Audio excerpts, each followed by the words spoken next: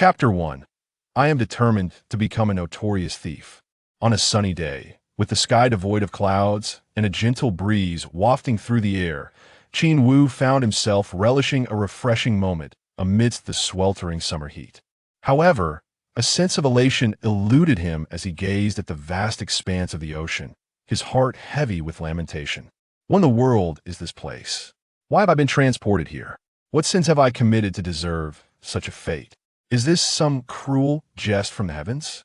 Once just an ordinary fourth-year college student, on the brink of embarking on an internship and entering the trials of adult life, he never anticipated that after a night spent watching anime, he would awaken to find himself inexplicably in this unfamiliar realm.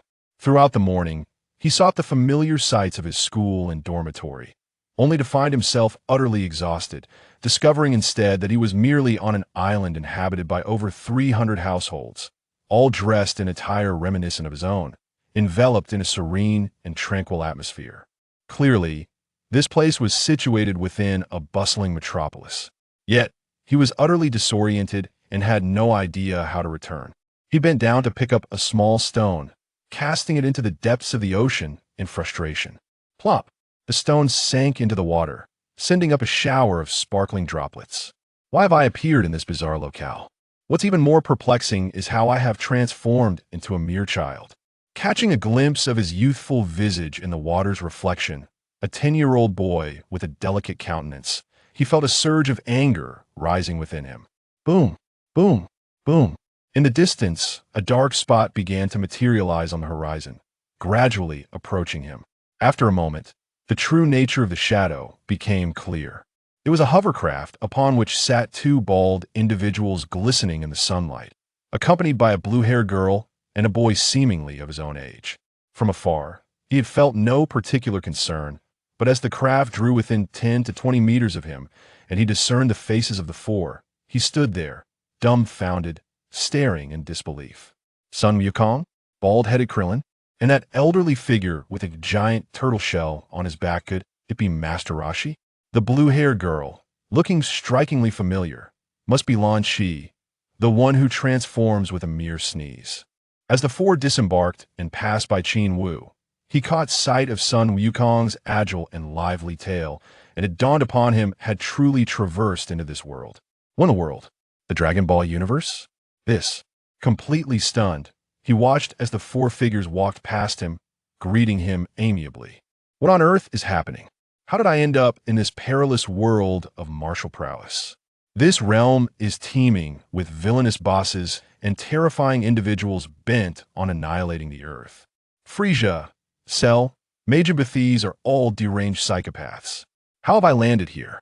In the latter stages of the Dragon Ball saga, the landscape is riddled with monsters capable of obliterating cities, planets, and even galaxies. To find himself in such a world filled him with overwhelming trepidation. Damn it, I want to go back. As dizziness threatened to overwhelm him, a sudden, cold metallic voice echoed in his mind, sending chills down his spine. Welcome, host, to the Dragon Ball world. You have successfully encountered a plot character. The thieving talent system is now activated, with a temporary skill familiarity of 0. A thieving talent system? What is that supposed to mean? Qin Wu exclaimed in shock. The thieving talent system is an advanced neural system from a future 9,000 years ahead, designed to enhance human capabilities through infinite software. The system explained. Wait, what? 9,000 years into the future? Qin Wu was taken aback, then asked incredulously, why was I chosen? Do I possess some innate talent for thievery? Qin Wu felt a surge of indignation wash over him. Could it be that I truly possess such a talent? Thievery is hardly a noble profession. No. The selection was random. It does not imply that the host possesses any remarkable thieving abilities. Qin Wu rolled his eyes, exasperated. So, the system from nearly 10,000 years in the future randomly chose me?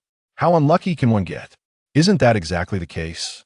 Chosen by a ridiculous system from a distant future and tossed into the Dragon Ball universe, what a stroke of bad luck. It must have been a fleeting moment when misfortune struck, an overwhelming wave of bad luck crashing down upon him. You should feel fortunate, as this system allows you to infinitely steal the abilities of Dragon Ball characters, whether it be their lineage, cells, or skills, all could be appropriated for your own use. The system proclaimed nonchalantly, "Wait, seriously? I can steal someone's lineage? Their abilities?" Qin Wu's eyes widened in disbelief, his mind racing. Indeed, as long as your proficiency is sufficient, you can steal the abilities of any target, provided they are living beings. The system replied coldly, "Incredible. It feels as if I'm playing an online game, honing my skills." Qin Wu was astounded by the system's power, his excitement growing exponentially. "Does this mean I can transform into an extraordinarily formidable entity?" As time passed, he continued to converse with the system. Once he had gleaned all the necessary information, his exhilaration lingered, yet he could not shake off a sense of despair. After a while, he summoned his personal attributes panel and was dismayed to find his current stats. "Am I really this weak?" Qin Wu. Potential, 8. Combat power, 1. Skills, none. Talent, thievery system included. A mere 4 attributes left him utterly speechless. The system clearly stated that the peak value for an ordinary person is 10 points, and aside from potential, his combat power was simply intolerable. "My combat power doesn't even measure up to the lowest of the low? Isn't this an insult? I must lodge a complaint." However, his protests fell on deaf ears, as the system merely urged him to utilize its capabilities to enhance his strength before fading away into silence. Through his discussions with the system, he understood that this thieving talent requires proficiency to activate its success rate. It could be used 3 times a day, or he could save the attempts for later, accumulating them without diminishing their count. Most importantly, the success of the thievery is contingent upon the disparity in strength between him and his target. The weaker the target, the higher the success rate. If the target's strength is equal to his own, the success rate is halved. Conversely, if the target's strength greatly exceeds his, even with extraordinary ability, success would be unattainable. At this juncture, proficiency became paramount. According to the system, the higher the proficiency, the greater the success rate.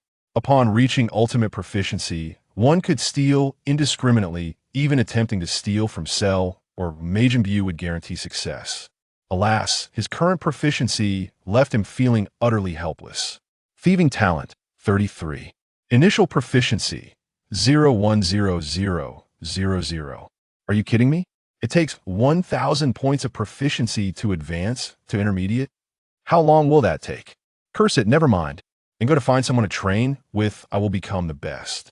Sun Wukong. Just you wait, I will claim the Saiyan lineage for myself. Chapter 2. Training with Little Wukong. Yet, just as he stood up, preparing to seek out the now-vanished figures of Sun Wukong and company, the system suddenly chimed in again. The host must be aware that when attempting to steal from a target, failure poses no significant issue. However, should you succeed, the target's perception of you will diminish instantaneously, which is what we refer to as goodwill. Diminishing goodwill? Qin Wu instinctively halted his steps, perplexed. Yes, the essence of the thieving talent lies in appropriating another's abilities for one's own benefit. When you succeed in thievery, the target will feel as though a piece of their very essence has been taken from them, which will inevitably affect your relationship. Although it does not strip them of their abilities, it does inflict a loss upon them, akin to drawing blood from them. Thus the host must proceed with caution. The system's explanation left Qin Wu exclaiming, "So, if I were to steal Sun Wukong's Saiyan lineage, would he instantly obliterate me?" In theory, yes. However, this is contingent upon the disparity in strength between you and the target. The more powerful the opponent, the greater the decline in their perception of you following a successful theft. Should you reach a point of mutual destruction, the consequences will be understood by the host. I see. Thankfully, in not planning to steal from a behemoth like Frieza, so I should be safe for now, Qin Wu reassured himself, patting his chest. However, the host must remain vigilant. The more times you successfully steal from a target, the worse their perception of you will become. The levels of perception are categorized as close friend, friendly, amicable, neutral, indifferent, wary, dislike, hatred, enmity, loathing, unending conflict. Thievery carries risks. The host must exercise caution. Once the system had finished its explanation, it vanished once more, leaving Qin Wu alone in contemplation. The stronger the opponent, the more perilous the situation.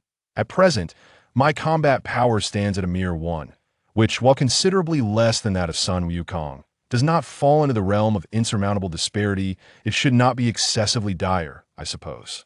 It is also possible that my initial act of theft might unexpectedly grant me a fragment of the other party's lineage, which in turn may not result in an unending feud, correct?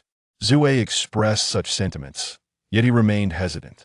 What if misfortune struck too severely, plunging him into a perpetual conflict with the other party?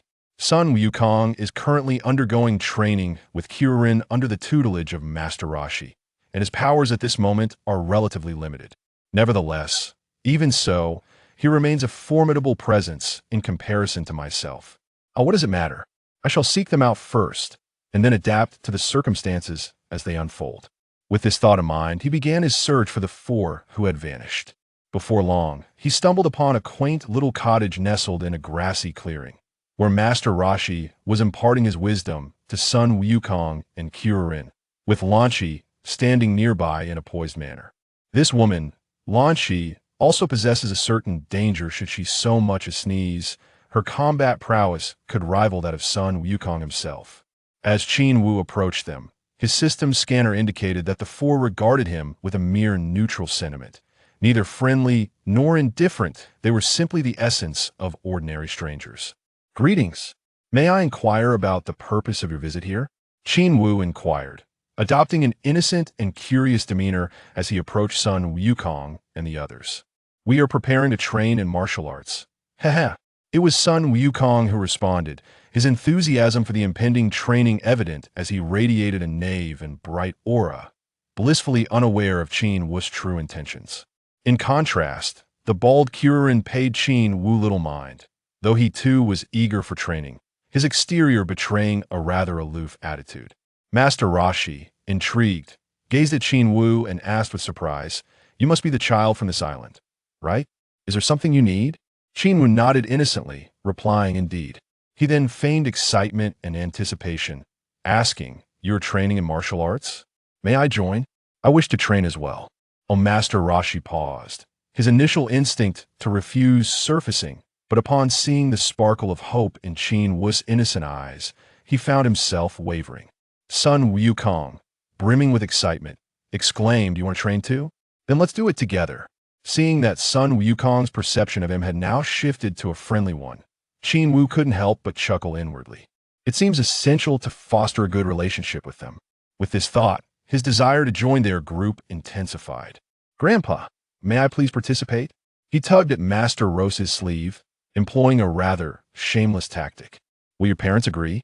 Training is quite arduous. You might find it too challenging." Master Roshi still wished to decline, envisioning Qin Wu's overly protective parents.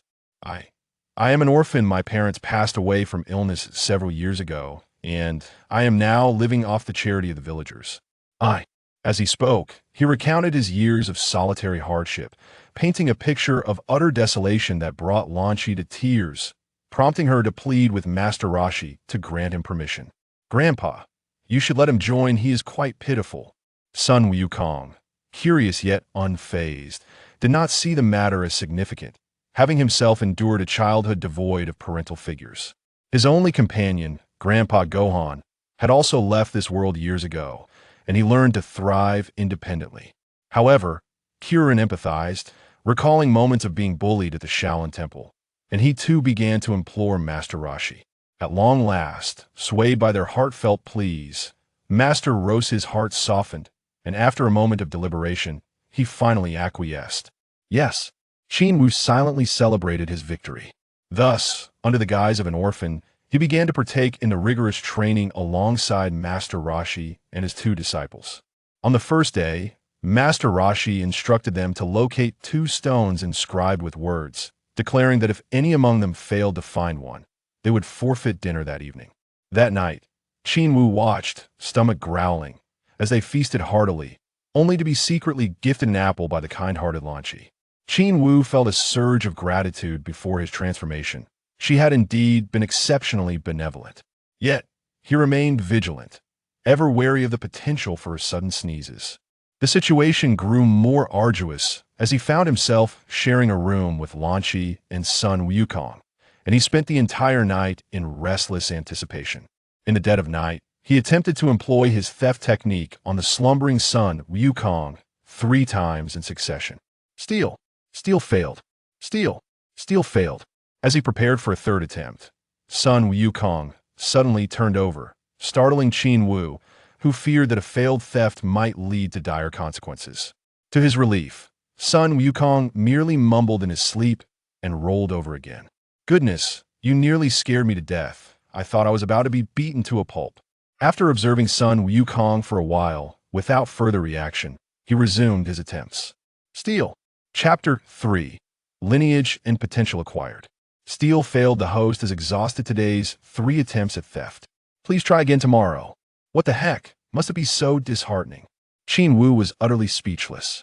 Having used the theft technique 3 times in a row, he had not only failed to gain anything, but had merely increased his proficiency by 3 points. The system is quite the letdown. It seems the success rate against Sun Wukong at this moment is dismally low. He lay down in a fit of indignation, intending to turn over and drift into slumber, when the sound of a clock chimed ding-ding. From downstairs, neither too loud nor too soft, had it struck 12. A new day had dawned. He activated the system and beheld his attribute panel, where his thievery skill had indeed restored to level 3, allowing him to proceed. That I refuse to believe that my grand thieving scheme will meet its demise at the hands of Sun Wukong. With an indomitable spirit, Qin Wu once again faced Sun Wukong, gazing at his serene and slumbering profile, pondering what might transpire should he succeed this time. Currently, there was a vast disparity in strength between him and Sun Wukong. A single blow could very well spell his end. He felt a twinge of anxiety, but was unwilling to let such a golden opportunity slip away. What the hell? Life is but a fleeting moment. One might as well seize the day. Thievery skill activated. Congratulations, host. Theft successful. You have acquired Sun Wukong's latent potential talent. However, Sun Wukong's goodwill towards you has diminished to indifference. What? So ruthless. Indifference, right off the bat. That's a straight downgrade. He pondered whether another successful theft might lead to an irreversible enmity. If that were the case, would Sun Wukong not simply turn on him in fury? His heart raced with trepidation, given his current weakness. A straightforward confrontation was unthinkable. Just then, the sleeping Lan Qi unexpectedly turned over, revealing her flowing orange locks, sinking back into deep slumber. She has transformed. Lan Qi has transformed. When did this happen? Qin Wu gasped. Wishing he could vanish into thin AI or die in that entire room. Lan Qi was the most perilous. Once transformed, she became a fierce warrior, capable of shooting down anyone in her path. In such a state, even the sturdy Sun Wukong would struggle to withstand her, let alone the feeble Qin Wu. Ultimately, he forced himself to remain calm and feign sleep. After a while, he opened his eyes to find that Lan Qi had not stirred. And he sighed in relief as he sat up. Goodness, I'm terrified. I shall continue with my thieving plans. Worst case, I'll die. With that determination, he stood resolutely and approached the edge of the bed, preparing to activate his thievery skill on Sun Wukong once more. Just then, however, the door creaked, prompting him to hastily return to bed and feign sleep. Just as he lay down, he heard faint footsteps. Qin Wu cautiously opened his eyes to discover Master Rashi, the old turtle hermit, leering at Lan Qi's back. What brings this old lecher here? Suddenly, a memory struck him. The old man had displayed similar behavior on the first night of training with Sun Wukong, igniting Lan Qi's wrath. He quickly executed a dramatic role, positioning himself at the edge of the bed, ready to evade at a moment's notice. As expected, his movement did not alert Master Rashi, who remained fixated on Lan Qi. His eyes glued to her. The moment he lifted the covers, however, and caught sight of Lan Qi's vibrant orange hair, he was taken aback. The sound he made roused Lan Qi from her slumber. Old man, what are you doing here? Upon spotting Master Rashi, Lan Qi wasted no time. She drew a submachine gun, her gaze filled with murderous intent. The atmosphere instantly turned electric with tension. Lan Qi, please calm down. I merely came to check if you two had kicked the covers off. Master Rashi stammered, raising his hands in a gesture of peace. But Lan Qi remained unyielding, her weapon trained firmly on him. Exuding an icy demeanor, gazing down the barrel of the gun, Master Rashi felt utterly helpless. Sun Wukong, awakening in a daze, greeted both Lan Qi and Master Rashi cheerfully. Meanwhile, Qin Wu had already rolled off the bed to hide. Once transformed, Lan Qi was an unreasoning force. Upon discovering Sun Wukong sharing her bed, she felt violated and screamed, unleashing a barrage of gunfire at him. Bang, bang, bang. She fired several rounds, startling the innocent and bewildered Sun Wukong, who retaliated with an unceremonious kick aimed at Lan Qi, displaying no mercy whatsoever. Seizing the moment, Qin Wu peeked out, and at the instant Sun Wukong leaped, he unleashed his thievery skill. Congratulations, host. Theft successful. You have acquired Saiyan bloodline. Sun Wukong's goodwill towards you has turned to hostility. Host must exercise caution. Upon hearing the system's notification of a successful theft, Qin Wu was rendered speechless. Another significant drop in goodwill, now to outright enmity. Oh no, he thought, contemplating whether to hide, lest Sun Wukong's wrath be directed at him. Unexpectedly, at the very moment his theft was successful, Sun Wukong seemed to have his strength sapped, collapsing onto the bed, where Lan Qi rained bullets upon him. Though it hurt tremendously, Sun Wukong could not muster the energy to fight back, allowing Lan Qi to continue her assault. Just then, Master Roshi swiftly struck Lan Qi on the back of the neck, rendering her unconscious and saving Sun Wukong. As Lan Qi slumped onto the bed, Master Roshi exhaled in relief. Sun Wukong, despite sustaining no significant injuries, began to drift into slumber due to the effects of Qin Wu's thievery skill. Qin Wu quietly straightened up, feigning a state of shock, glancing at Master Roshi, who immediately placed a finger to his lips, signaling for silence and urging him to sleep quickly. Although he found Sun Wukong's condition somewhat peculiar, he dismissed it, attributing it to sheer exhaustion from the gunfire. He exited the room, closing the door behind him. Phew, everything has settled down. Qin Wu sighed in relief, realizing that Sun Wukong's goodwill towards him had transformed into hostility. He abandoned the notion of continuing to sleep in their company and promptly vacated the room. As he reached the bottom of the stairs, Master Roshi, taken aback to see Qin Wu following him down, inquired curiously, "Why aren't you going back to sleep? You need your rest for tomorrow's training. It will be quite arduous, so don't stay up too late. I'm afraid of Lan Qi. She was terrifying just now, firing a weapon at someone. I dare not sleep in that room any longer." Qin Wu fabricated a perfect excuse, feigning concern. That makes sense that you're not as resilient as Korin or Wukong. You wouldn't be able to handle her. Master Roshi nodded in understanding.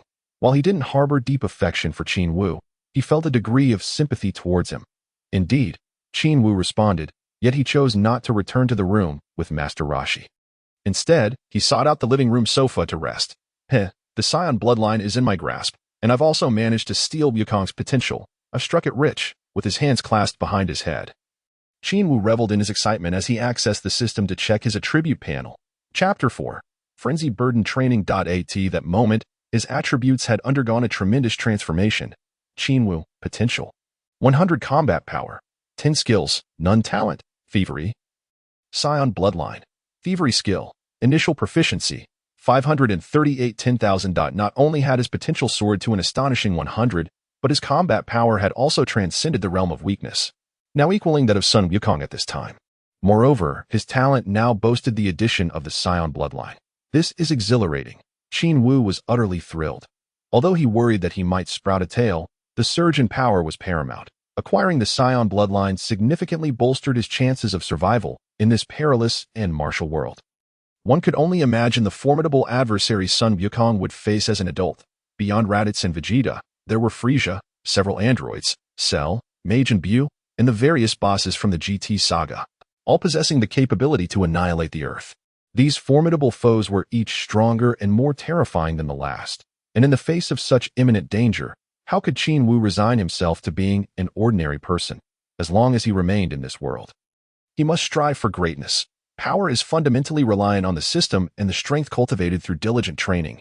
Only by enhancing one's capabilities can one secure a greater chance of survival. It is noteworthy that after successfully pilfering from Sun Wukong on 2 consecutive occasions, his proficiency surged remarkably, yielding an unexpected gain of over 500 points. When he was awakened the following day, he discovered Sun Wukong glaring at him menacingly, brandishing a Rui Bang. "What's the matter?" he inquired nonchalantly, masking his curiosity.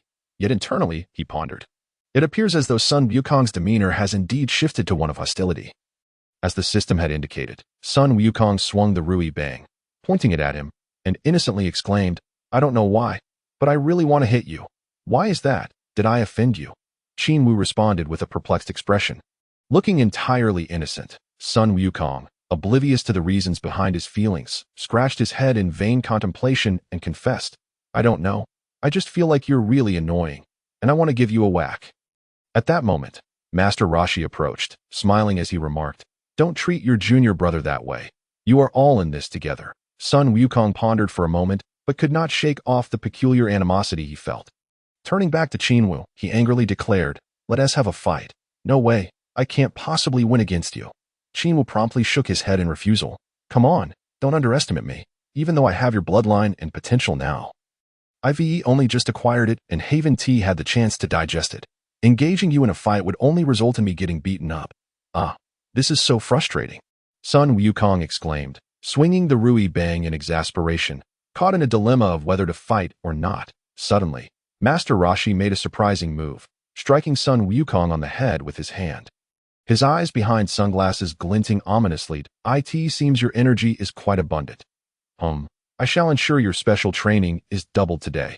Indeed, Master Roshi kept his word. After breakfast, he assigned each of them a turtle shell. Intensifying their weight training, this deviated from the original plot, which prescribed light training on the first day before gradually introducing weight. However, Qin Wu's involvement had altered the narrative slightly. Nonetheless, this alteration bore no significant impact on future developments. Master Roshi showed no leniency towards Qin Wu either, subjecting him to the same burden of a 20-kilogram turtle shell, alongside Sun Wukong and Korin. Upon shouldering the turtle shell, Qin Wu immediately felt an overwhelming heaviness. For someone without any martial arts foundation, it was a tremendous load. Fortunately, possessing Saiyan blood, he could temporarily endure the weight. Thus, their day of special training commenced. They began with delivering milk, running forward, and to extend the distance. Master Roshi had them run around the trees lining the roadside. After 2 or 3 hours, during their milk delivery, they overheard Master Roshi discussing the world's martial arts tournament with passers-by, generating great anticipation. While only Qin Wu silently contemplated whether to participate, that he held little interest in the tournament. Even with a grand prize of 500,000, it simply lacked allure for him, in his view. This tournament would not feature any remarkable individuals, offering no benefit for his personal growth, merely serving as a stage for Master Roshi's ostentation. Moreover, the 500,000 prize could easily be consumed by Sun Wukong's voracious appetite within a short span, hardly qualifying as a substantial reward. Throughout the training journey, Sun Wukong and Korin eagerly anticipated the tournament taking place in 8 months, while Qin Wu remained taciturn. Korin found his silence peculiar, especially since Sun Wukong had harbored animosity toward Qin Wu since morning and had not uttered a single word to him. Fearing that conversing might escalate into a fight, consequently, Qin Wu found himself isolated. Aside from Master Roshi's occasional attention, Korin engaged in light-hearted banter with Sun Wukong, sharing their mutual excitement. After completing the milk delivery, their second task involved plowing the fields with a hand plow. Master Roshi imposed a strict time limit without regard for their endurance. After plowing several hills, the three were utterly exhausted, resembling broken dolls. Following lunch, they were subjected to yet another round of what was termed cultural studies. Compared to special training, these cultural lessons were far more arduous for Qin Wu. For a university student, the material Master Roshi presented was exceedingly simplistic, and he believed it would be more beneficial to invest that time in special training. Resolute, he excused himself from Master Roshi and ventured out alone to continue his training. For the unconventional Qin Wu, Master Roshi found himself at a loss, recognizing Sun Wukong's aversion toward Qin Wu and surmising that the latter likely wished to avoid provoking Sun Wukong into a confrontation, hence his departure. However, he could not fathom that Qin Wu viewed the class as a waste of time. 2 months later, Qin Wu found the 20-kilogram turtle shell no longer uncomfortable. Rather, it felt as natural as ever. He was the first to propose an increase in weight. What? You've adapted so quickly? Master Roshi inquired, astonished. Qin Wu nodded, his gaze resolute. Having acclimated to the 20-kilogram shell, his combat power had risen to 21. Yet he still deemed this growth insufficient, especially in light of the formidable adversaries boasting combat powers in the hundreds of millions that he was bound to face. An overwhelming sense of urgency propelled him to strengthen himself further. Additionally, with Sun Wukong, who was eyeing him with apparent hostility and possessed a combat power 2 points higher, the prospect of a confrontation left him wary of potential defeat. Chapter 5, Farewell. Embarking on the journey of cultivation, Master Roshi had no further remarks to make. He welcomed the diligent student with admiration, equipping him with a 40-kilogram turtle shell. Initially, Master Roshi had not held high expectations for Qin Wu, perceiving him as rather frail and lacking the robust physique characteristic of Sun Wukong and Korin, who were both well-built. However, from the very first day of training, Qin Wu's performance exceeded all expectations. Not only did he complete all the training tasks alongside Sun Wukong, but he also outpaced Korin by a considerable margin. Displaying none of the traits of an inexperienced novice, his subsequent performances matched Sun Wukong's, leaving Master Roshi greatly impressed. The only source of concern for him was Qin Wu's persistent silence and minimal interaction with others.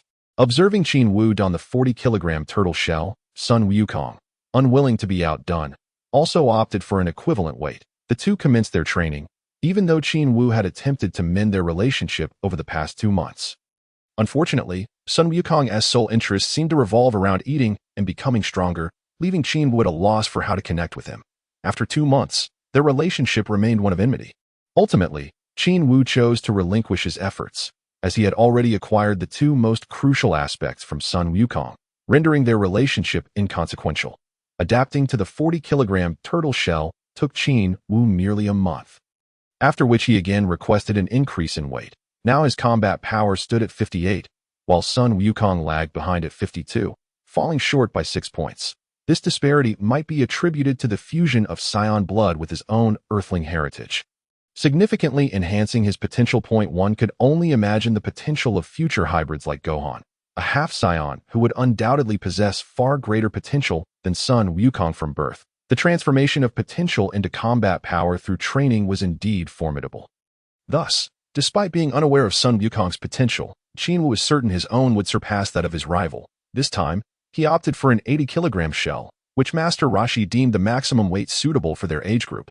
Yet, just a month later, Qin Wu made another request for an increase. This time, he chose a weight exceeding that of Master Roshi's own shell, reaching an astonishing 120 kilograms. He made the switch. And so did Sun Wukong, as this stubborn individual refused to concede. Only Korin, after donning the 40-kilogram shell, found himself unable to continue increasing the weight.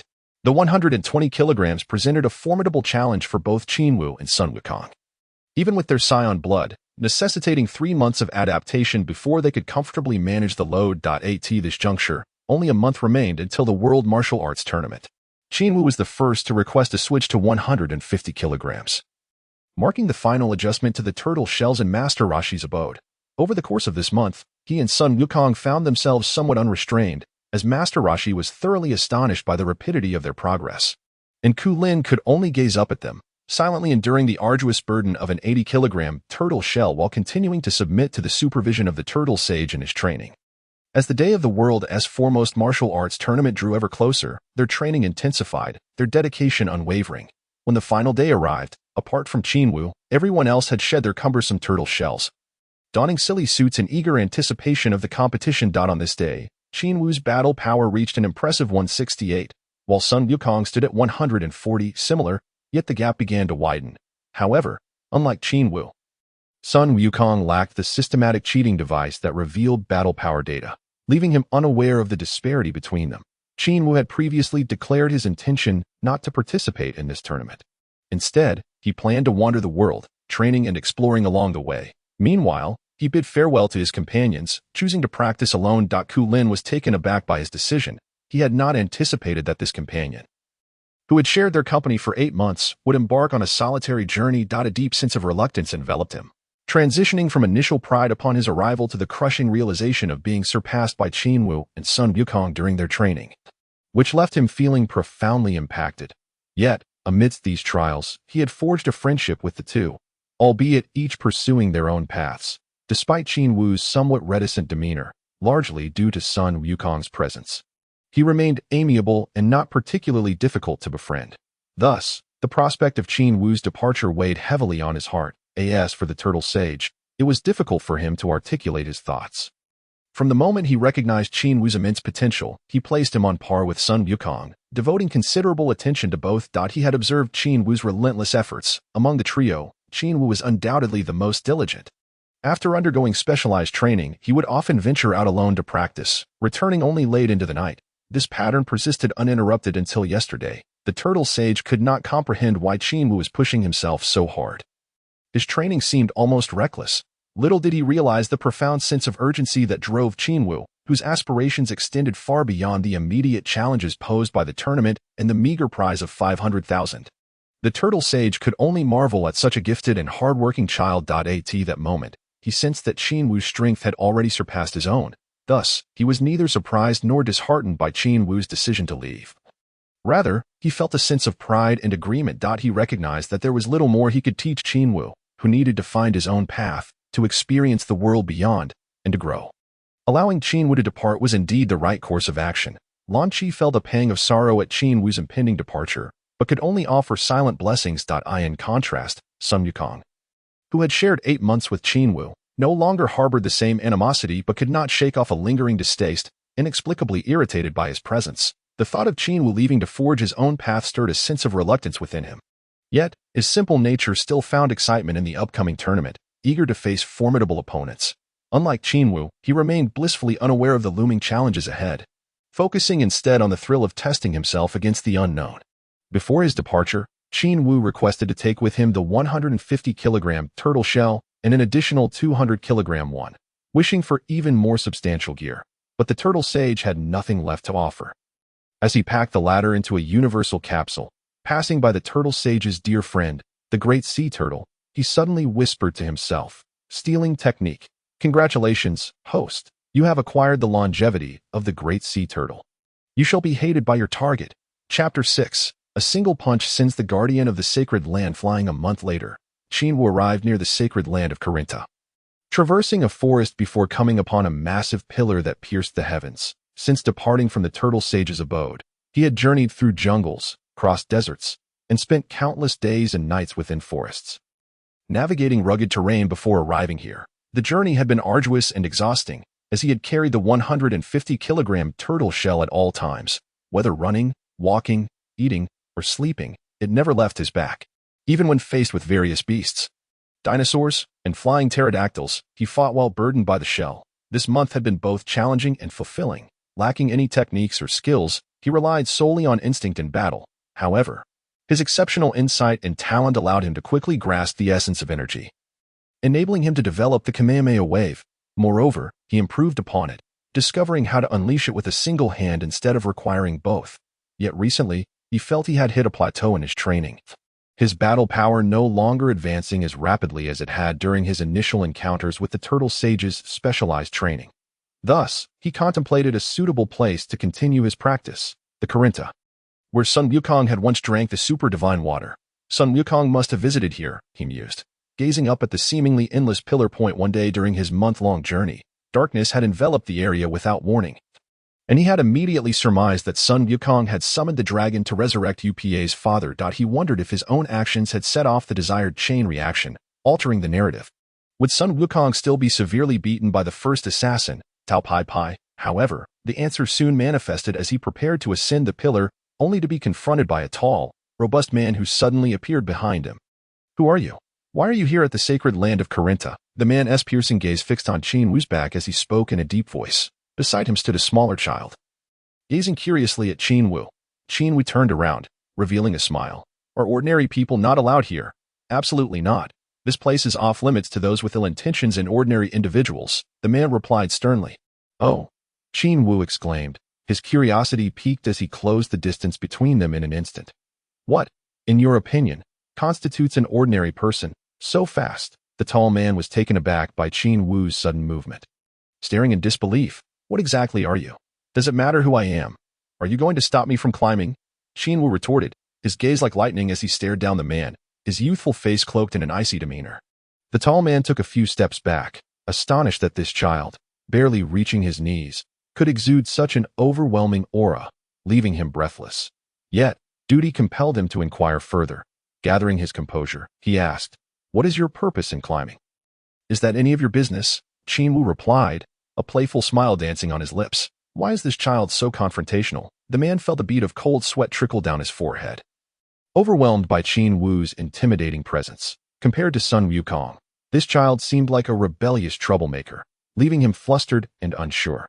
After a moment's deliberation, He insisted, "You cannot ascend, and I must know your intentions. It's my duty." "Is that so? What if I insist on going up?" Qin Wu asked nonchalantly. "Then I will stop you," the man declared resolutely. Qin Wu chuckled softly before suddenly delivering a punch to the man's abdomen.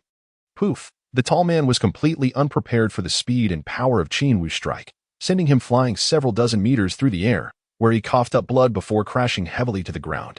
The child, UPA, watched in shock as his father was sent reeling by a single punch. However, upon realizing it was indeed his father, he clenched his teeth and charged at Qin Wu, crying out in distress. "Ha!"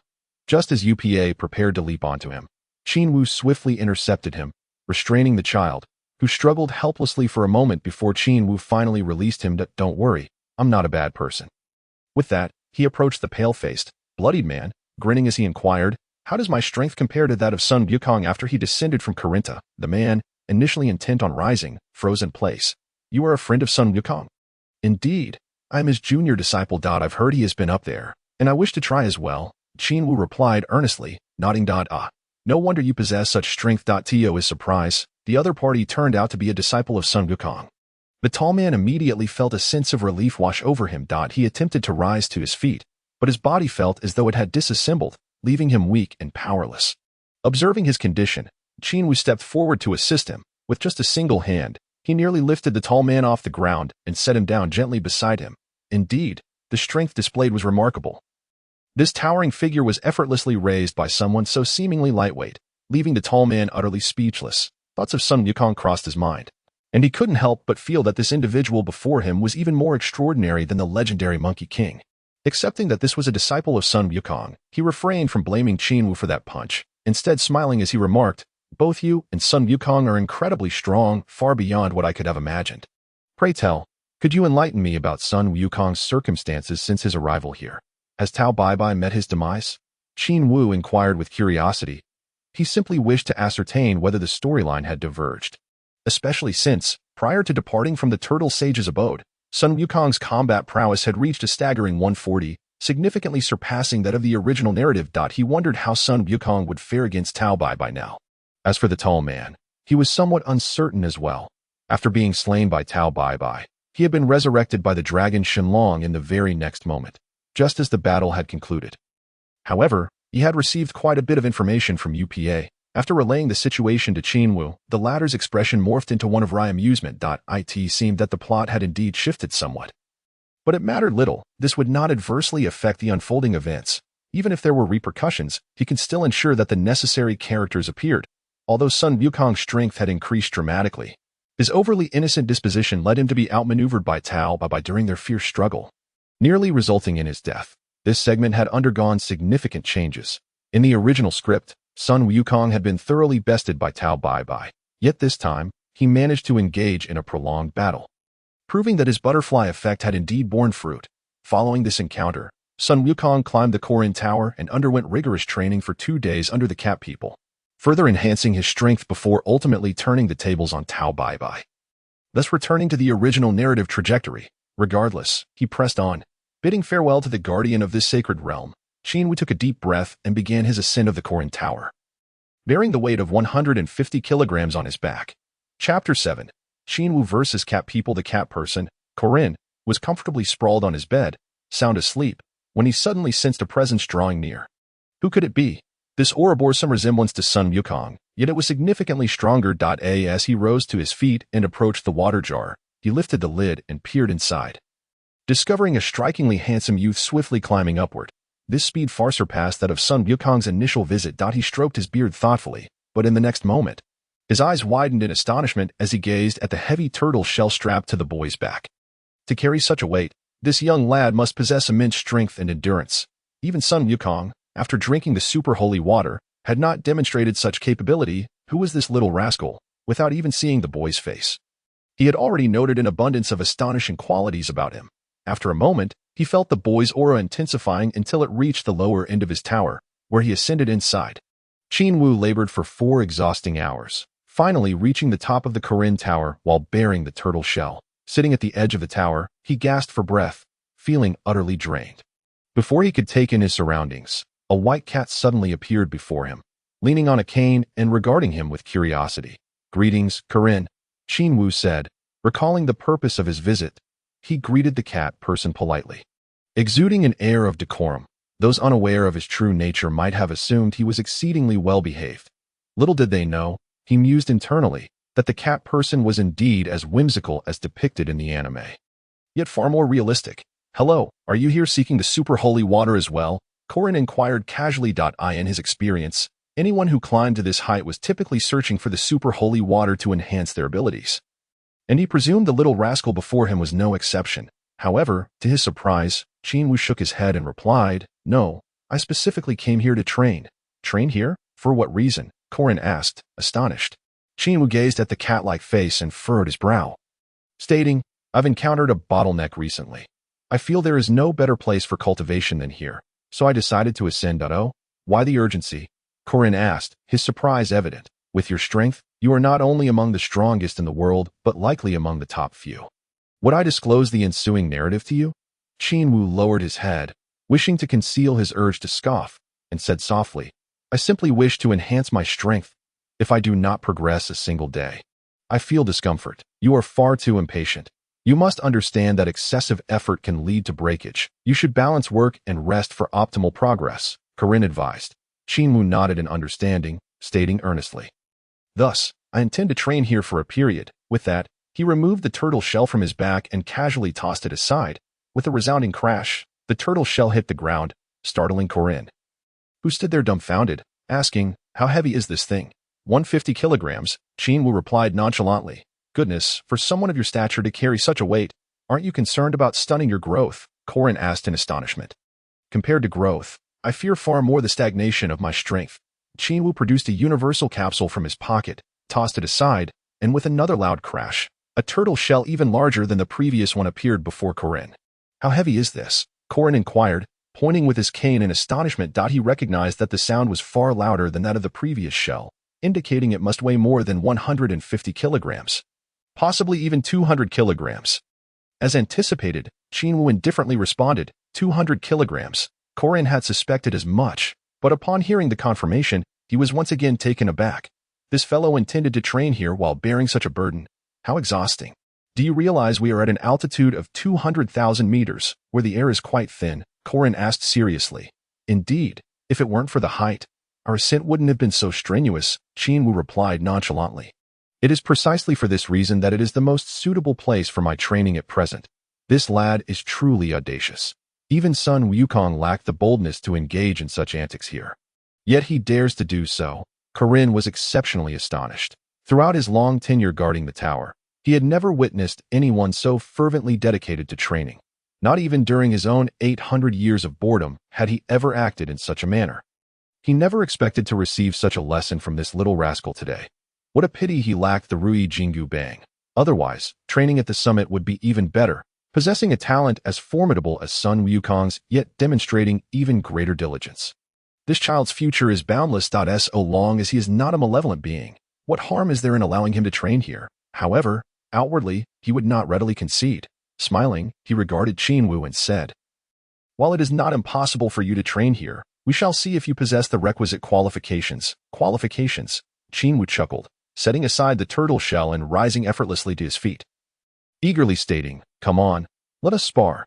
This lad is quite eager." Korin revealed a cryptic smile, pointing at the 200-kilogram turtle shell and stating, "Only after you bear it will I engage you in combat." This cat person is indeed cunning. Is he not seeking his own demise? The air here is already thin, and even running without added weight would leave one breathless. How much more so with that burden? Nevertheless, he did not refuse. He graciously hoisted the turtle shell onto his back and, with a rush, lunged toward Korin.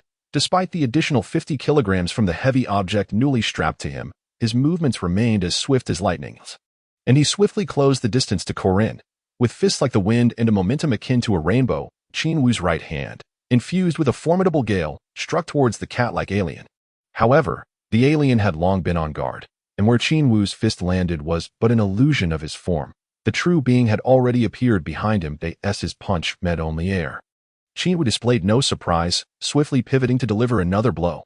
Yet again, he struck at mere remnants of the opponent's presence, while the real entity had inexplicably materialized above him. Casting a quick glance around, Qin Wu discerned no sign of the alien and abruptly leaped, aiming a kick upwards. Yet he found himself kicking into the void, as the alien vanished once more. For a considerable duration, Qin Wu unleashed a torrent of attacks like a tempest, relentlessly assailing the cat-like creature, but the latter moved with the swiftness of lightning, evading every blow. Observing the enigmatic smile that adorned his opponent's face throughout, Qin Wu eventually paused, panting in frustration, muttering, "If only I could shed this cumbersome shell. I swear I would make you regret it." The alien, noticing the animosity in Qin Wu's gaze, surmised his thoughts and replied with a grin, "Do you find it unfair? Wish to remove that burden? Very well." Chapter 8. Training atop Galinta. You said it yourself. In a flash, Qin Wu swiftly discarded the heavy shell, casting it aside with a resounding thud. He felt remarkably lighter, bounding a couple of times. He experienced a sensation akin to that of a soaring swan, as if he were about to take flight. Though he had previously felt this way, the release from the 200-kilogram shell made the sensation far more profound. Without hesitation, he dashed forth, launching an attack at the alien. This time, his speed reached its zenith, imperceptible to the naked eye. He had believed this strike would undoubtedly land on the creature, only to find it had once again evaded him. Stunned, Qin Wu pondered, does this fellow possess such extraordinary prowess? Having watched numerous anime, he had never perceived the alien as particularly formidable, but now, in direct confrontation, he found himself unable to land a single hit. His device indicated the alien's combat power was merely around 190, almost 200, similar to his own, but here he was, unable to connect even once. What could be the reason? Was his speed insufficient? Contemplating this, he charged forward again, only to be thwarted once more. With each successive attack missing its mark by mere inches, his confusion deepened. Despite his certainty in landing the blows, he found himself perpetually thwarted. It was utterly perplexing. Exhaustion began to set in, compelling him to cease his onslaught. The air here was so thin that he could scarcely exert his full strength. Upon noticing his pause, the sage Galen appeared before him with an air of leisure, remarking, "How do you fare? Even without burdens, you still cannot surpass me, can you?" "Why is that?" Qin Wu retorted, aware that something was amiss, yet unable to pinpoint the issue. Do you still not understand? Your attacks, though precise, rely solely on brute force and your vision to locate me. By the time your eyes perceive my presence, I have already sensed the direction of your assault. Do you grasp this? Galen's explanation left Qin Wu somewhat bewildered, struggling to comprehend its full meaning. Noticing his dazed expression, Galen grew somewhat exasperated and clarified, "You have yet to learn to use your energy to sense your target's existence. Furthermore, you expend all your strength with each attack, leaving no room for finesse. When your strikes fail, your response is too sluggish, making you vulnerable to counterattacks." With this revelation, Qin Wu understood entirely. His overly forceful attacks often caused him to miss his target, preventing effective reactions. "What should I do then?" he asked, determination lighting his features. As a novice in martial arts, he recognized the importance of humility and the wisdom of seeking guidance from his elders. Sun Wukong had similarly progressed through the tutelage of numerous masters over decades to achieve his eventual prowess. It was clear that self-study alone would never suffice, otherwise, he would merely become another brute like Vegeta, forever chasing after Sun Wukong's shadow. Impressed by Qin Wu's humble eagerness to learn, the alien nodded in approval. This child possesses remarkable potential. His foundation is solid. With a little guidance, he could become an extraordinary martial artist. Resolutely, he shifted his demeanor, suddenly serious, stating, "I am hungry. Let us eat first." "Wait, what?" Qin Wu exclaimed, taken aback by the sudden gravity of the alien's expression, expecting a lesson in energy manipulations, only to discover it was merely a matter of hunger. Thus, he watched as the alien leisurely prepared grilled fish, a bowl of soup, and a serving of rice, savoring his meal with great contentment. "What about me? I'm hungry too," Qin Wu lamented, patting his belly. "Here you go." The alien casually waved his hand, sending a small object shooting towards Qin Wu at great speed. Upon catching it, Qin Wu marveled at the seemingly inconspicuous item that resembled a tiny bean. Is this the legendary senzu bean? It appears quite unremarkable. Supposedly, consuming just one could sustain a person for 10 days. Without hesitation, he swallowed it, and in an instant his stomach felt full to bursting, followed by an involuntary belch. How satisfying! Truly, the senzu bean lives up to its reputation. Once the alien had eaten his fill, he summoned Qin Wu to a modest space upstairs, instructing him to sit down. "Is this where you teach me to harness my energy?" Qin Wu anticipated eagerly, Since beginning his cultivation, he had only practiced physical training with the turtle sage and had no experience with energy manipulation, relying solely on trial and error. Now, the prospect of learning from the reputed 800-year-old Galen filled him with optimism. Leaning on his cane, Galen scrutinized Qin Wu for a moment before narrowing his eyes and stating, "If you wish to grow stronger, mastering energy manipulation is essential. Strength alone is insufficient, without the ability to channel your energy. You are akin to a powerful truck that cannot navigate corners, ultimately leading to chaos and destruction. How do I manipulate my energy?" Qin Wu inquired, eager for knowledge. "Patience." Galen gestured for him to remain calm. Pausing before continuing, "First, you must relax. Clear your mind and feel the energy within your body. Then, attempt to control it, slowly." As Galen spoke, he demonstrated the process, while Qin Wu watched intently, immersing himself in the task of sensing his internal energy. Thus, a willing teacher and an eager student engaged in this enlightening exchange for 2 consecutive days, until Qin Wu adeptly controlled his energy. Only then did Galen permit him to don the heavy shell once more for further training. Despite Galen's perpetually weary expression, he exhibited unwavering dedication to teaching. Even supervising Qin Wu during his weighted training at an altitude of 200,000 meters, the air was thin yet not cold, day and night. The temperature remained constant. It took Qin Wu over a month to adapt to the thin atmosphere, achieving a comfortable equilibrium similar to that of the lower realm. Simultaneously, his progress accelerated remarkably.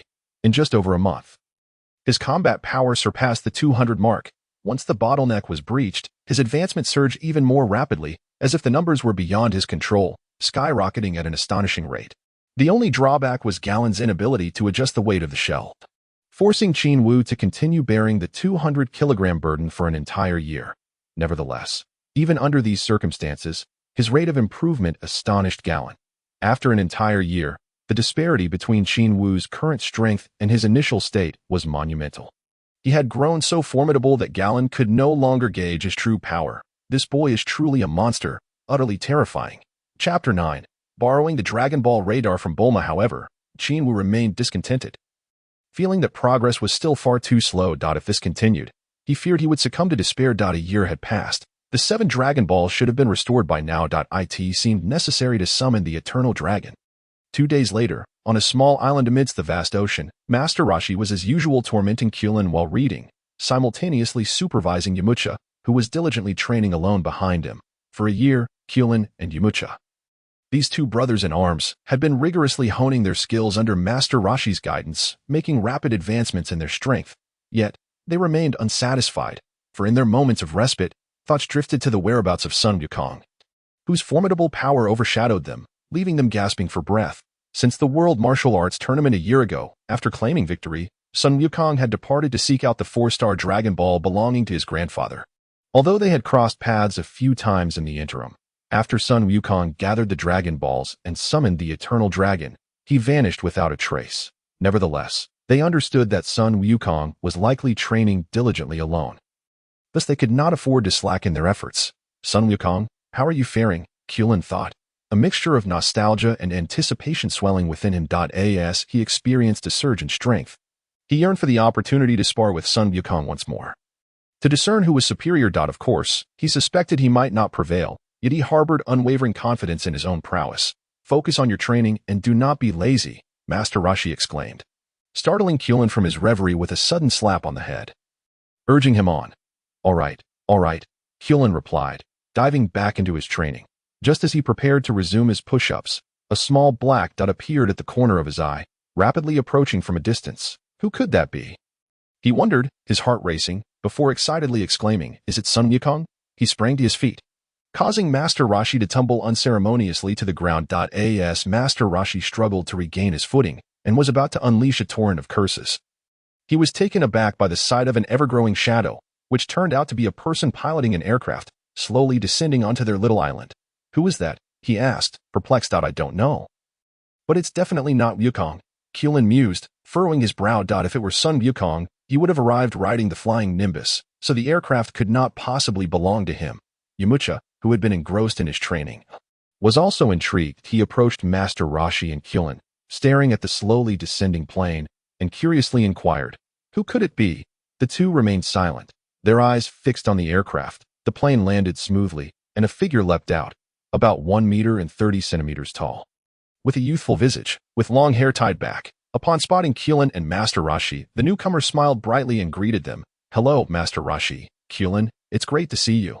Qin Wu. They immediately recognized the familiar face, which had been absent for over a year. Qin rushed forward, embracing him excitedly, while Master Roshi beamed, nodding in acknowledgement. He too recognized Qin Wu, but was surprised at how much his hair had grown in their time apart. After exchanging warm embraces, Qin Wu turned to Yamcha, perplexed, and asked, "Who is he?" "This is Yamcha, my training partner here," Qin introduced enthusiastically. Yamcha, intrigued, scrutinized Qin Wu and, noticing his friendly demeanor, nodded and said, "Hello, I'm Yamcha. I'm Qin Wu.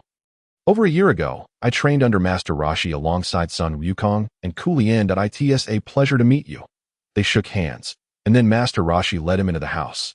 Inside, 2 young women were watching television, and Qin Wu immediately recognized them as Lanchi and Bulma. Upon seeing him, Lanchi became animated, embracing him joyfully before inquiring about his recent endeavors. Qin Wu chose to conceal his training atop the Korin Tower, merely stating that he had been training alone and felt a longing for them, prompting his return.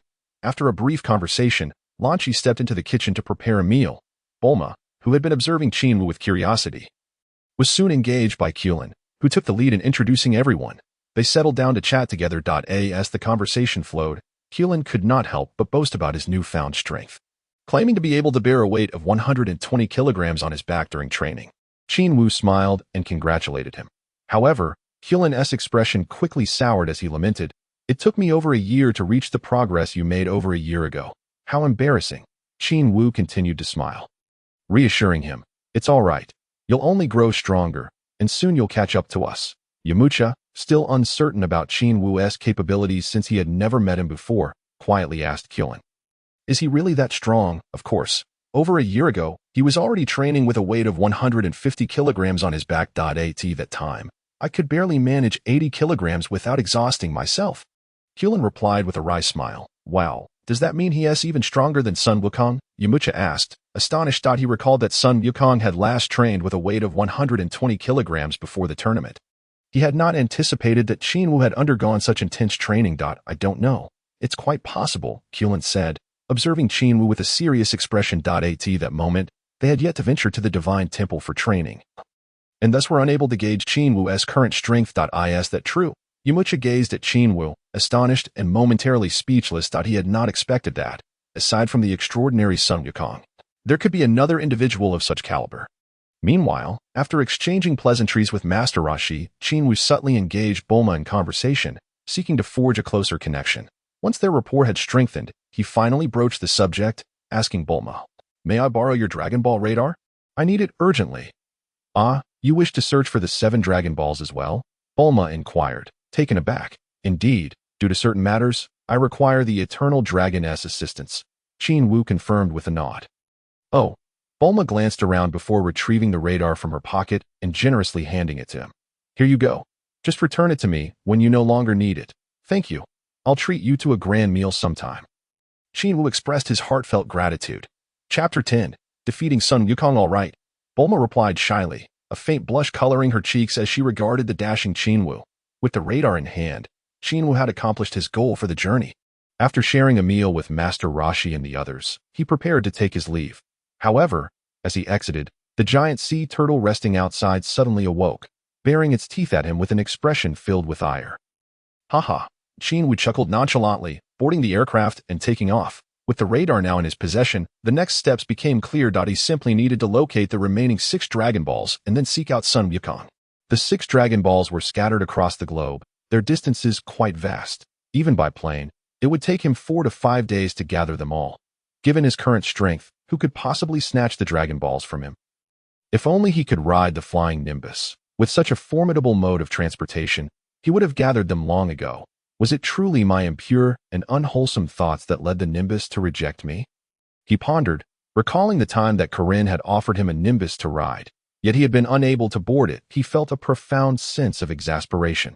After 2 more days, guided by the radar, he finally discovered the location where Sun Wukong had been training and playing. Sun Wukong, after a day of running, sat in a clearing, roasting meat, his eyes fixated on the dripping, succulent food, drool pooling beneath him.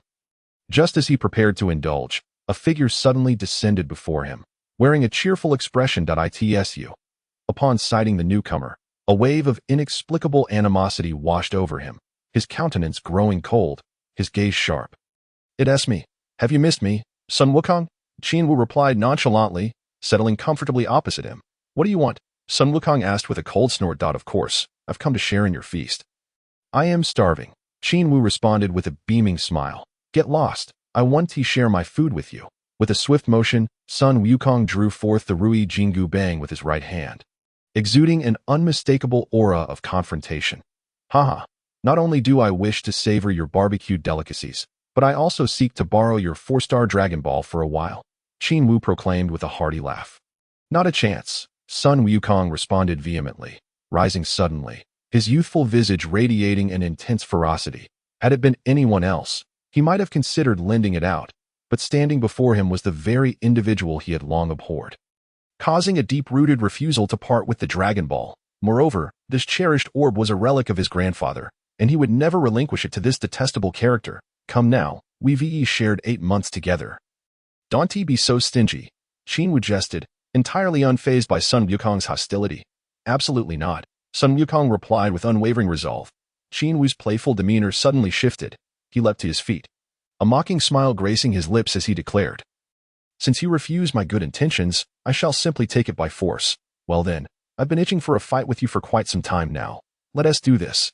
After the encounter with the Red Ribbon Army and nearly a year of solitary training, Sun Wukong had matured significantly in both strength and mindset. Though his heart remained pure, his perspective had undergone considerable transformation. He was no longer the naive boy he once was. It seemed to him that wielding the Rui Jingu Bang would be akin to bullying Qin Wu. So he cast it aside and assumed a fighting stance, his gaze fixed intently on his opponent. Qin Wu merely chuckled, standing casually with his arms relaxed, just as Sun Wukong thought Qin Wu would not engage. He suddenly vanished, reappearing instantaneously before him, launching a punch. How swift! Sun Wukong marveled inwardly, hastily raising his arms to block, only to find that Qin Wu had feigned the attack, retracting his fist and delivering a lightning-fast kick to Sun Wukong's abdomen instead. "Ha!" Sun Wukong quickly crossed his arms to shield himself, leveraging the momentum to leap behind his opponent, preparing to strike. Yet, Qin Wu, facing away, did not even glance back as he executed a sudden kick. Bang! Caught off guard, Sun Wukong was unable to evade, feeling the impact squarely in his abdomen, sending him crashing into a nearby tree several meters away. As he fell to the ground, clutching his stomach, he groaned in pain that hurt. Yet, within him stirred a profound astonishment at the force behind Qin Wu's blow. After landing a successful strike, Qin Wu chose not to pursue further but instead turned with a grin, asking, "So, Sun Wukong, how do you find my strength?" Internally, he reveled. "Thanks to your lineage, my progress has been remarkable." Once Sun Wukong's pain subsided, he rose, his expression grave. "It's been a year, and your power has grown immensely." Despite his disdain for his adversary, he acknowledged the potency of the hit. Had it not been for his robust defenses, he might very well have been rendered incapable of further combat. Qin Wu, radiating confidence, replied, "Of course, I've been far more diligent than you. While you were gallivanting about, I was tirelessly training. Now I understand, but I will defeat you," Sun Wukong asserted, brimming with unshakable confidence. "Very well.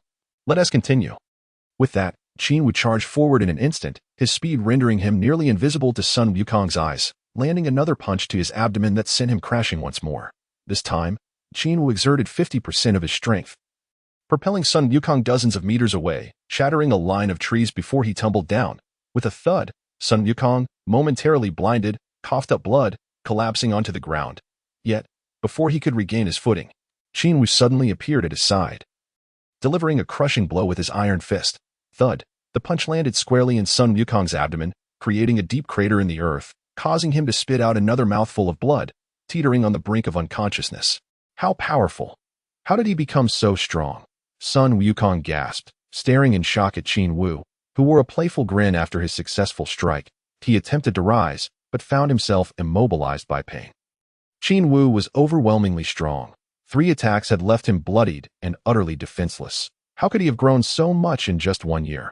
What kind of training had he undergone? Sun Wukong stared incredulously at Qin Wu, still grappling with disbelief. Seeing his opponent incapacitated, Qin Wu clapped his hands, cheerfully inquiring, "How does it feel?" "Not so pleasant, is it? We could have been good friends, but you insisted on harboring animosity towards me. Why?" Indeed, had it not been for the vexatious theft system, they might have formed a solid friendship.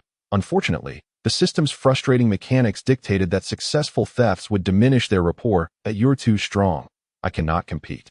"I concede," Sun Wukong said with a wry smile, suddenly widening his eyes in curiosity. "Could you share how you trained to have improved so greatly in just 1 year?" Chapter 11. Dragon, Arise. Qin Wu simply chuckled. Retrieving a magical bean from his pocket and placing it into Sun Wukong's mouth, "Consume this. You will understand. In but a heartbeat." Sun Wukong's injuries vanished entirely, and he stood, astonished, gazing at Qin Wu. "You also went to the Korin Tower?"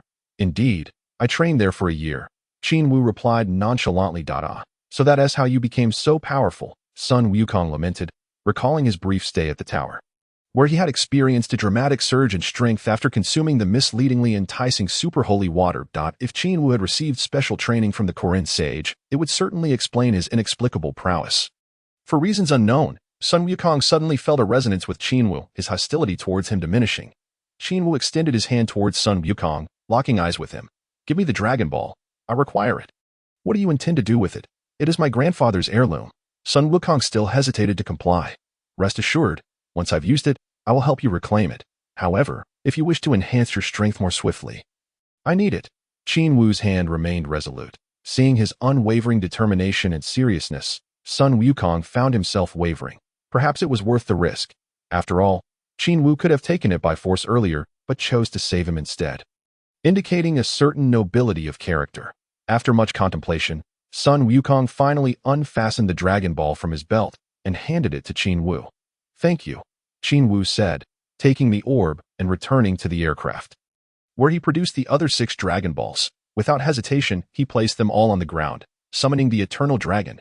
"Come forth, Shenron," Qin Wu bellowed, and the 7 Dragon Balls began to resonate, emanating a shimmering golden light.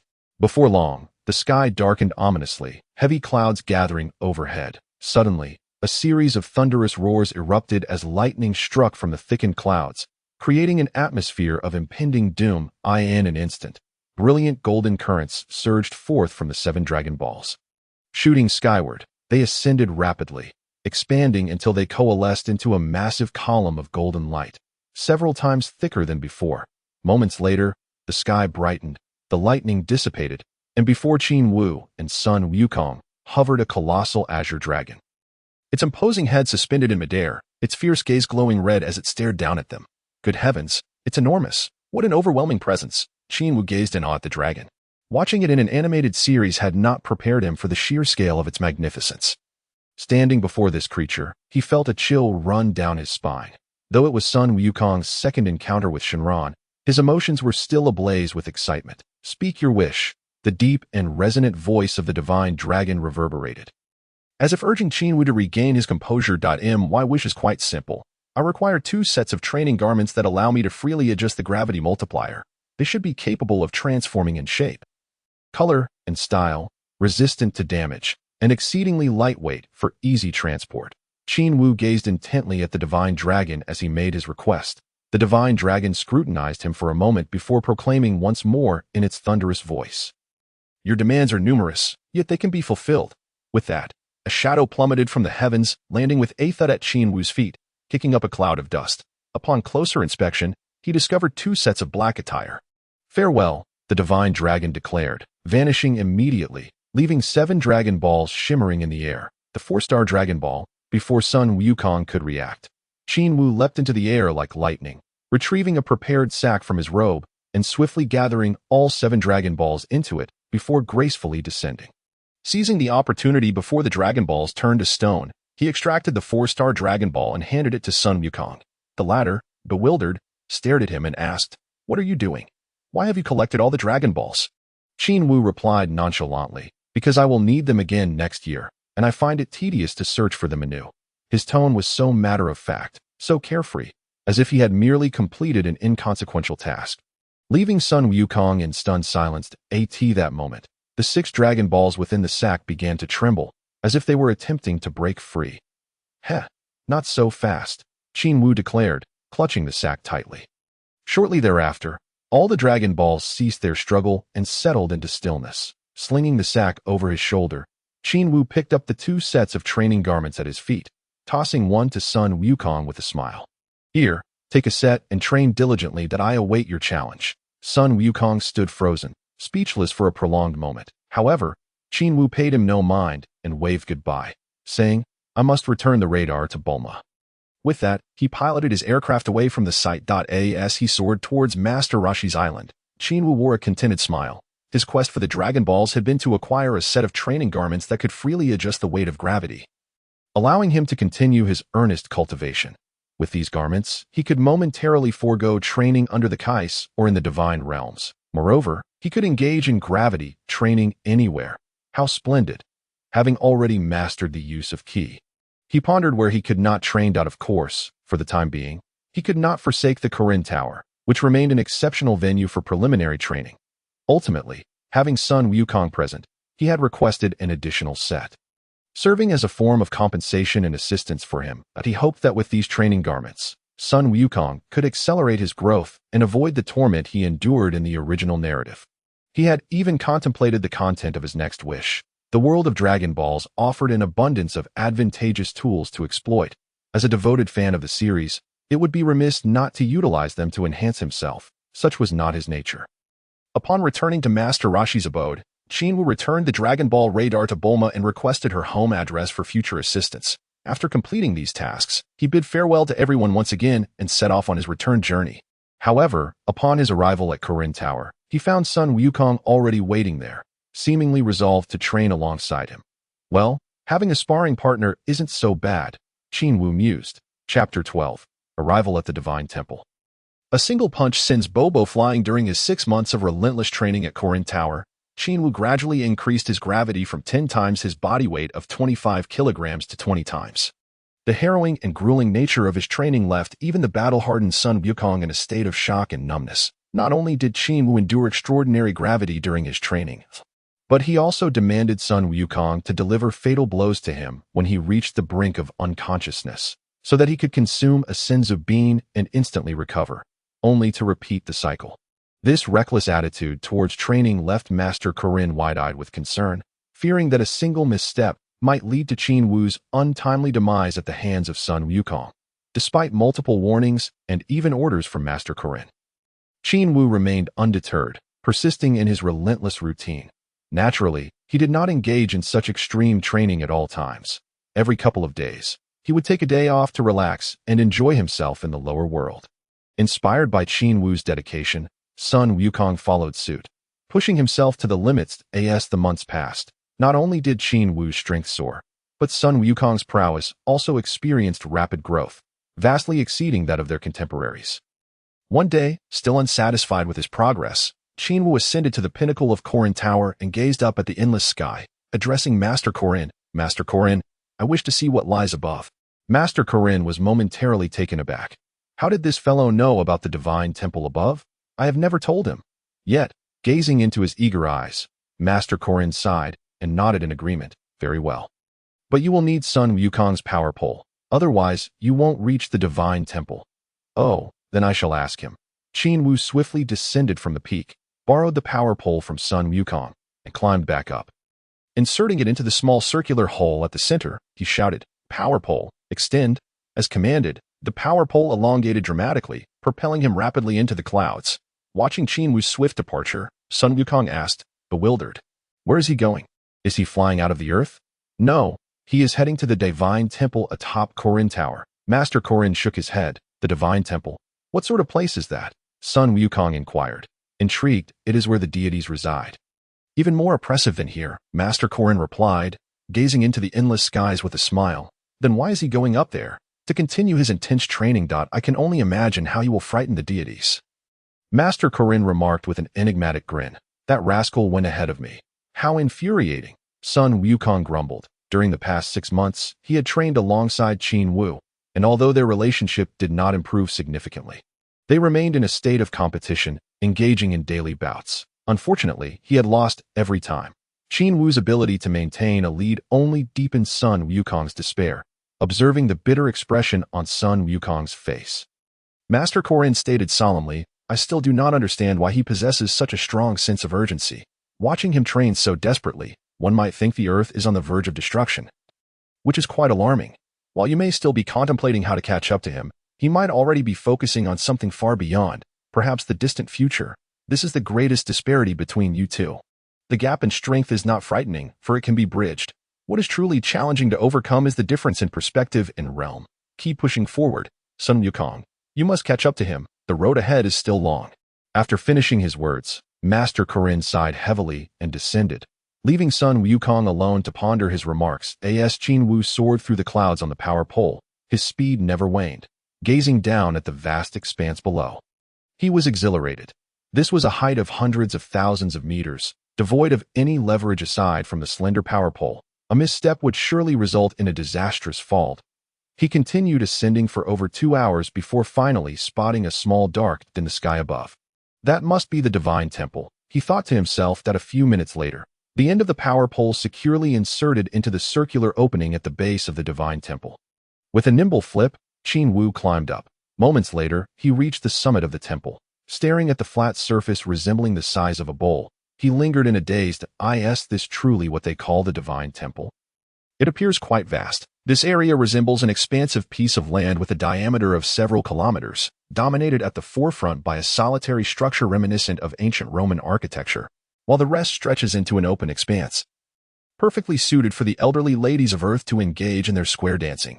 Remarkably, this locale boasts a commendable greenery as well. He took a step forward, and before long, a shadowy figure emerged from the building, approaching him with an expression devoid of any emotional fluctuation.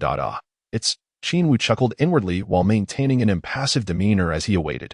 Adorned with an Indian turban, covered the distance of several dozen meters in less than 10 seconds. Seeming both near and far, quite impressive speed, Qin Wu silently praised, smiling amiably at the individual without uttering a word. Upon reaching him, with eyes seemingly circled twice with white ink, gazed at Qin Wu and inquired with astonishment, "Who are you? What brings you to the temple?" This routine interaction, reminiscent of an NPC, struck Qin Wu as endearing. This Indian fellow possessed a rather magnetic voice. Nevertheless, he politely responded, "Greetings, I am Qin Wu, here to cultivate." Scrutinized him for a moment before replying, "To cultivate at the temple? What a peculiar notion. Did the sage Galen inform you of this?" Qin Wu nodded, a friendly smile gracing his face. "Yes." "Is that permissible?" "Certainly, but I must assess your abilities. Should you fail to meet the standard, you will have to return," replied nonchalantly. "No problem, let us proceed." Qin Wu narrowed his eyes, his entire being radiating newfound confidence. Standing tall like a majestic mountain before, "Very well, you may attack. If you can land a hit on me, you will be deemed qualified," responded with a smile on his plump face. He held no belief that an earthling could strike him. Certain that Qin Wu would retreat in defeat, however, in the next moment, he was sent flying, landing clumsily some distance away. How could this be possible? Rising to his feet, watched in astonishment as Qin Wu remained in place, seemingly unfazed, wearing a benign smile. Chapter 13. Entering the spirit time chamber just a moment ago, the opponent had merely flickered, and he hadn't even had time to react before being sent sprawling. What tremendous speed! This individual is astonishingly formidable. How terrifying! Such lightning-fast agility and unparalleled strength. Could these truly belong to a mere child of 11 or 12 years? How about it? Did I pass your test? Qin Wu inquired. "Oh, you have indeed passed." Wiped the dirt from his clothes, and, feeling a sense of calm, approached Qin Wu with sincerity. "Since you are so powerful, even surpassing me, why seek to cultivate here? Is it acceptable to train in the spirit time chamber of the gods?" Qin Wu asked with a hint of anticipation. His journey to the celestial realm was primarily for this spirit time chamber. Renowned for its remarkable time dilation, one day outside equates to a year within. Alas, it seems one can only stay for 2 days, translating to just 2 years of training. While somewhat lacking, it would still suffice for his initial stage of significant power enhancement. Yet, he worried whether they would grant him access without prior arrangements. "How do you know of the spirit time chamber's existence?" inquired curiously. "Because the sage Galen informed me," Qin Wu divulged without hesitation. "Selling out the cat-like creature, I see. But to enter, you must obtain the approval of the gods," stated solemnly. Just then, an elderly figure resembling Piccolo appeared, his chest adorned with a circular emblem inscribed with the words "God of Heaven." With green skin and an age-worn demeanor, he emerged, gazing at Qin Wu with intrigue. Little fellow, you even know of the time chamber. Qin returned with curiosity, confirming the old man's assumptions. Indeed, I trained for over a year in the Gallon Tower. He told me everything. He mused internally. Though the cat-like creature possesses limited combat prowess, it is an expert in cultivating energy and likely only slightly weaker than these two deities, having trained under him for so long. He worried about facing as if he were Sun Wukong from the original story, being thoroughly defeated. However, merely defeating this Indian fellow would not suffice. He needed to enhance his strength swiftly. Thus, apologies, Sage Gallon. But I had no choice but to betray you. The god regarded Qin Wu with a composed expression, nodding. Your innate talent and cultivation are commendable. I can agree to this. However, the spirit time chamber has its time constraints and is not so easily endured. Do you still wish to enter? Yes, very much. Qin Wu nodded earnestly. The gravity within the spirit time chamber is tenfold that of the lower realms. Merely entering poses a significant challenge, particularly for a growing child like him. Yet he remained undeterred, as he was not yet satisfied with his strength. Very well, you may enter, but should you find it unbearable, you must exit immediately, lest it cause severe harm to your spirit. The god cautioned gravely. No problem. Qin Wu approached confidently. After all, if he could endure over a year in the Gallon Tower for training, what was there to fear in the spirit time chamber? He had brought plenty of divine beings specifically for the purpose of cultivating energy. However, after spending a day inside, he comprehended the true horror of the place. The chamber's space was boundless, equipped only with essential food, water, and basic living facilities. Nothing more.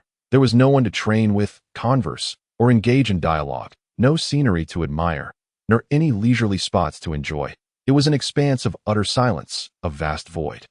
In such an environment, training became exceedingly monotonous and tedious. A moment's inattention could lead to negative thoughts and a descent into darkness. Nevertheless, he gritted his teeth and persevered, quietly meditating to refine his control over energy and adapt to the gravitational force of the space. During the first 3 months, under the tenfold gravity, he further increased the weight of his training attire by 5 times. Once he fully adapted, he transitioned to the tenfold. Upon reaching this stage, he bore an astonishing 100 times the gravity and intensity that would undoubtedly terrify any onlooker. Yet, it took nearly 9 months of rigorous training to fully acclimate to this 100-fold gravity. Once adapted, he spent the remaining week not increasing the burden nor cultivating energy, but rather focusing on relaxation. Doing nothing at all. When he finally emerged from the spirit time chamber, he had transformed entirely, serene as still water, devoid of desires, had it not been for the robust life force emanating from within. One might mistake him for an inanimate object, a mere ornament. This state left both the god and in silent awe. This lad had achieved such a level. It was remarkable, truly remarkable. They suddenly felt a sense of aging. As he stood there with a smile, utterly motionless, yet the invisible pressure he exuded nearly rendered them breathless, despite having ascended to the status of a god, no longer a combatant of his kind. The god was nonetheless profoundly shaken by Qin Wu's current demeanor. It was as though Qin Wu stood as a mountain, so imposing that one would hesitate to climb. Noticing their stunned expressions, Qin Wu smiled and said, "Thank you both. I shall return next month." The god nodded numbly. "Until we meet again." Qin Wu waved farewell and then leaped from the edge of the temple, soaring downwards like a swift swallow. Over the course of more than a year, he not only adapted to the 100-fold gravity but also mastered his energy control to its utmost limits, reaching a level of finesse. Consequently, he naturally acquired the art of flight. Meanwhile, within the Gallon Tower, Sun Wukong had been training under tenfold weight for an entire morning and was already panting heavily. Unable to rise from the ground, the cat-like creature watched him anxiously and advised, "Do not solely focus on strenuous training. Such tension of the mind yields no benefits to your growth and strength." "I cannot relent. I must continue training to catch up to that fellow." Sun Wukong's gaze was filled with unwavering determination. Perhaps that fellow was up there engaged in some astonishing training. If I slack off for just 1 day, I lose a day of opportunity to catch up. Even when he is here training, he isn't as anxious as you. He would still find time to relax. Garen, the sage, let out a faint chuckle. He intended to speak further, but suddenly sensed a powerful aura rapidly approaching from above, targeting the very Garen tower they occupied. This kid has grown so formidable in just 1 day. He was taken aback and looked up in astonishment. Sun Wukong also noticed, raising his head, his face a mask of shock. Chapter 14. Want to leave? Leave the life money first. Swish, Qin Wu appeared before them without warning, having not seen them for a year. He felt a twinge of nostalgia for these two. Good morning, gentlemen. He greeted cheerfully. Oh, hello, Garen the sage replied, momentarily taken aback, his eyes fixed on Qin Wu. This kid's appearance remains unchanged. Yet how has his aura become so potent? What kind of training has he undergone?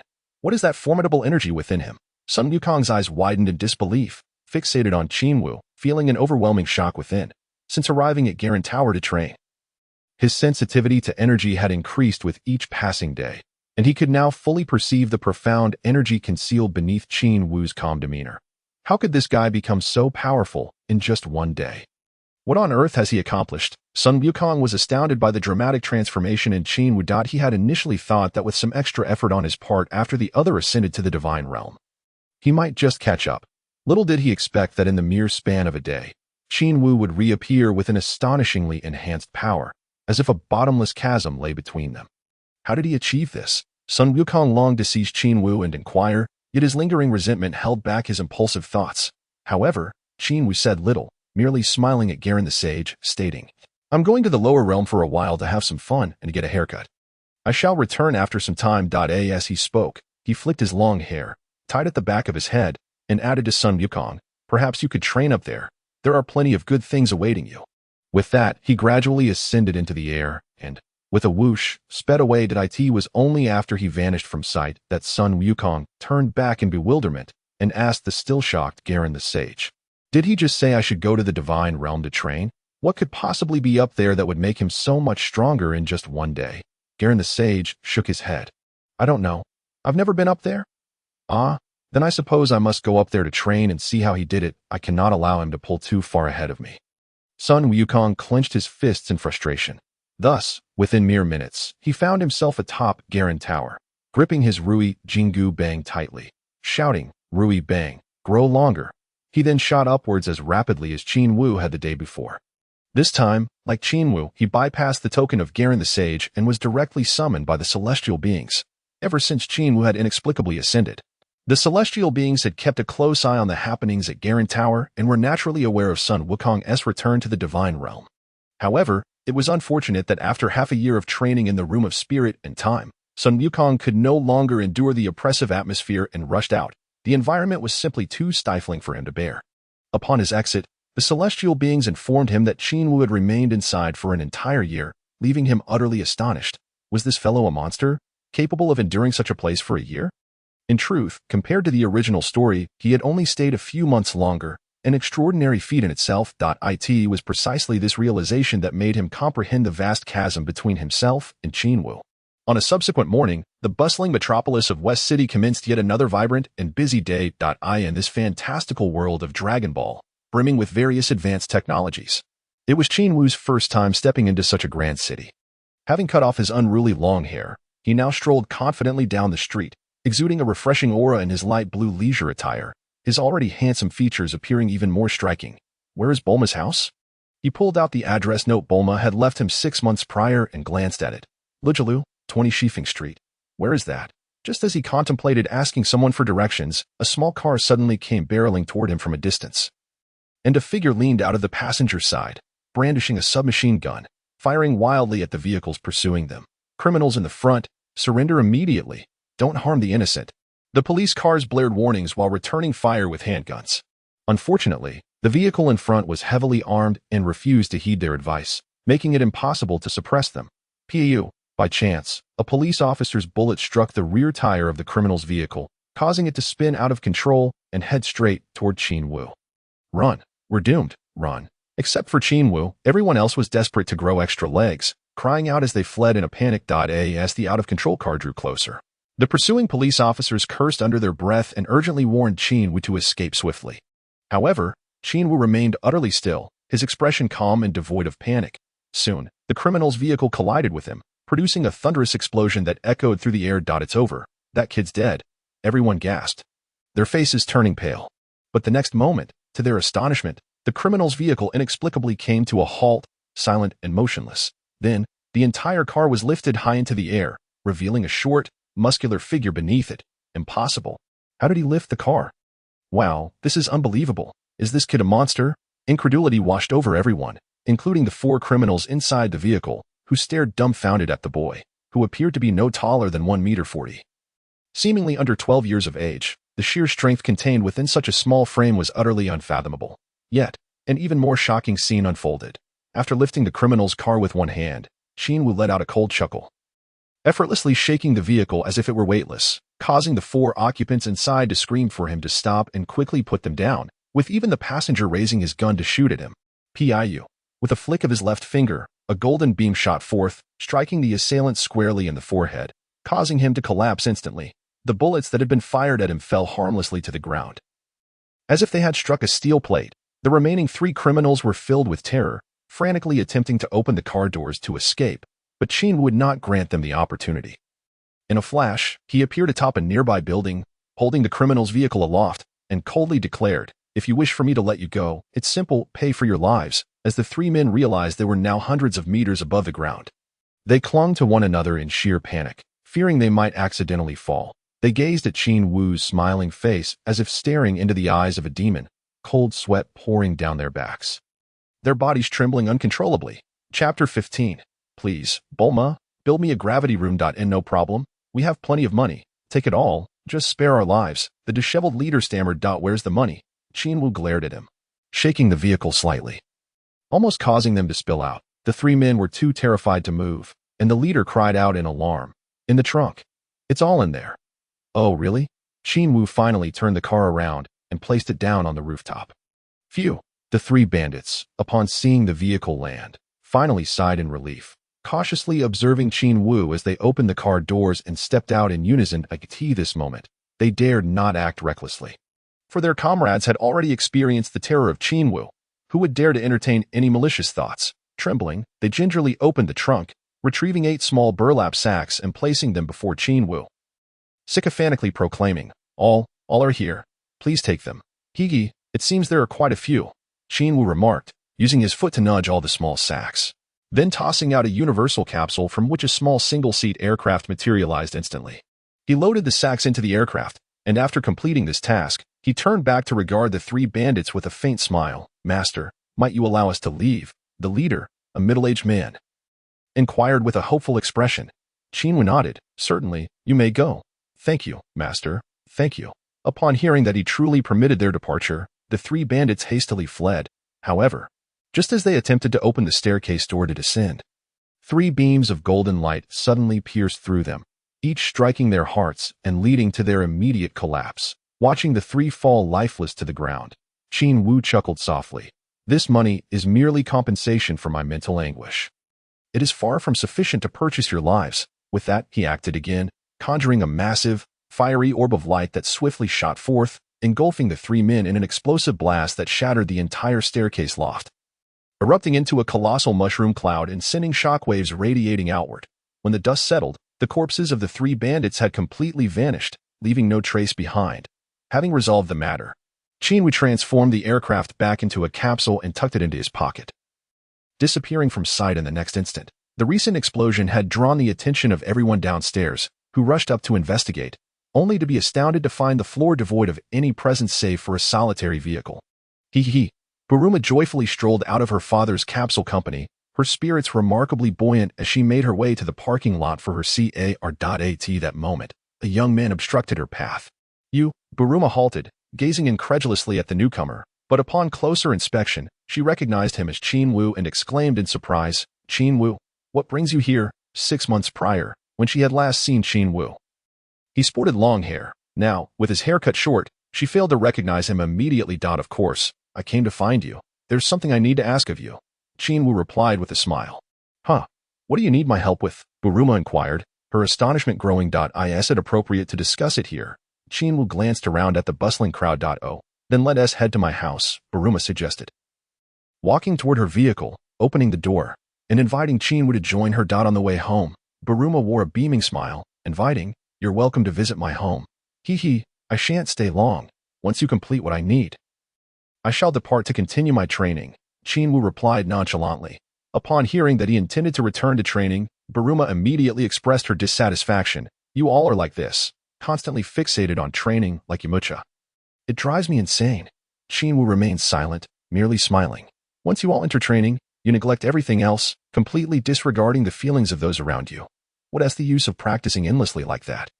In the end, you'll end up like that old turtle hermit, alone and miserable." Buruma continued her complaints, Venting her frustrations regarding Yamcha, Qin Wu chose not to respond, internally shaking his head. Women are often like this.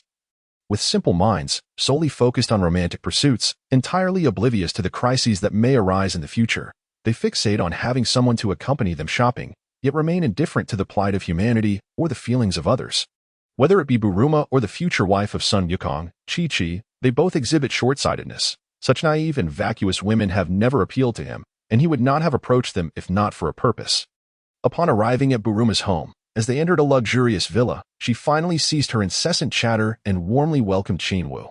Seated in the courtyard, Qin Wu observed Buruma's young mother tending to her flowers with leisurely grace. Sipping juice in silence. "Now, what is it that you require my assistance with?" Buruma inquired curiously as she took a seat. Qin Wu pondered briefly before stating, "I need your help to construct a gravity chamber. Starting with 100 times the gravity, with no upper limit, and it should be easily portable in capsule form. He had initially considered using the Dragon Balls, but he had already devised his next wish and could not afford to wait too long. "A gravity chamber? This will take considerable time," Buruma replied, nodding thoughtfully. "No worries. If you can manage it within a year, that would be ideal." "I'm rather urgent," Qin Wu smiled once more, adding, "Also, it would be preferable if it could be configured as a time chamber." "A time chamber? What is that?" Buruma asked, intrigued as she had never heard of such a thing. It is a space where the passage of time differs from the outside world. One could train for a year inside while only a day elapses externally. "Is such a gravity chamber feasible?"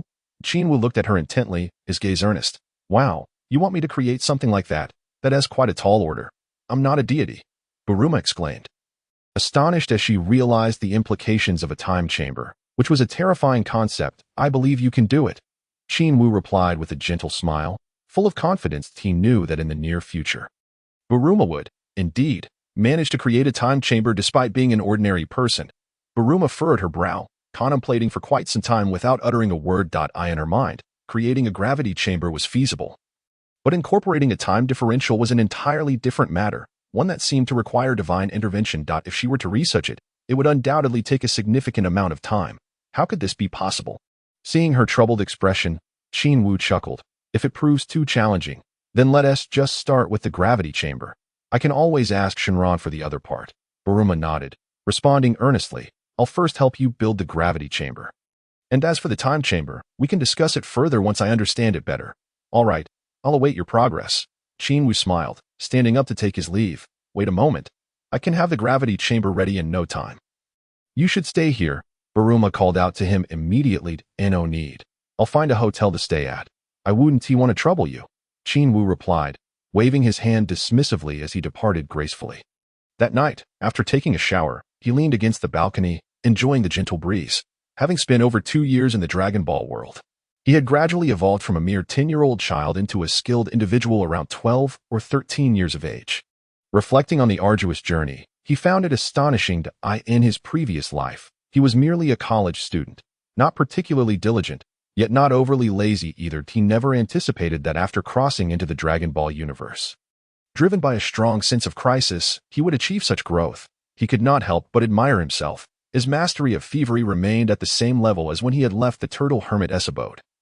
Over a year had passed, and he had focused solely on training, neglecting to continue enhancing his skills, and of course, he had no specific targets to improve upon. Thievery skill 6661000. The skill level of 666 was quite impressive. After stealing the longevity ability from that large sea turtle, it had even increased by several points. Each successful theft would yield a significant boost in points, which brought him a sense of satisfaction. However, since that incident, his opportunities for theft had not diminished. Excluding the 6 attempts over 2 days, he had accumulated over 2,000 attempts in just over 2 years, nearly reaching 1,000. Upon realizing this count, he was taken aback. With over 2,000 attempts, even if he were to face opponents of higher levels, he should still manage to succeed, right? Yet, the individuals he encountered were either unsuitable for thievery or held a disdain for it. Those with considerable abilities, yet inconvenient to steal from, included the Supreme Kai, Korin, and the formidable Launch, who transformed into a fierce warrior upon her transformation. The first two were manageable, after all. There had been some time spent together, making it difficult to act. Should the theft succeed, not only would he be unable to enter the Korin Tower, but he also would not gain access to the temple, resulting in a loss that outweighed any potential gain. The divine powers of the deities were undeniably tempting. Yet even if he managed to steal them, he lacked the energy to harness such abilities. However, the future potential of Bic intrigued him. The very cells or bloodline of this individual could be worth exploring, particularly given his unique ability to lay eggs and nurture his subordinates, an impressive power reminiscent of Cell's vegetable forms. Yet, the crux of the matter remained the success rate, which required a staggering proficiency of 10,000 to even against an opponent of equal strength. The probability of success was a mere 1%. Sun Wukong's previous success likely stemmed from his opponent's focus being directed elsewhere, particularly on Lan Chi. Regardless, he needed to swiftly identify a target to hone his skills.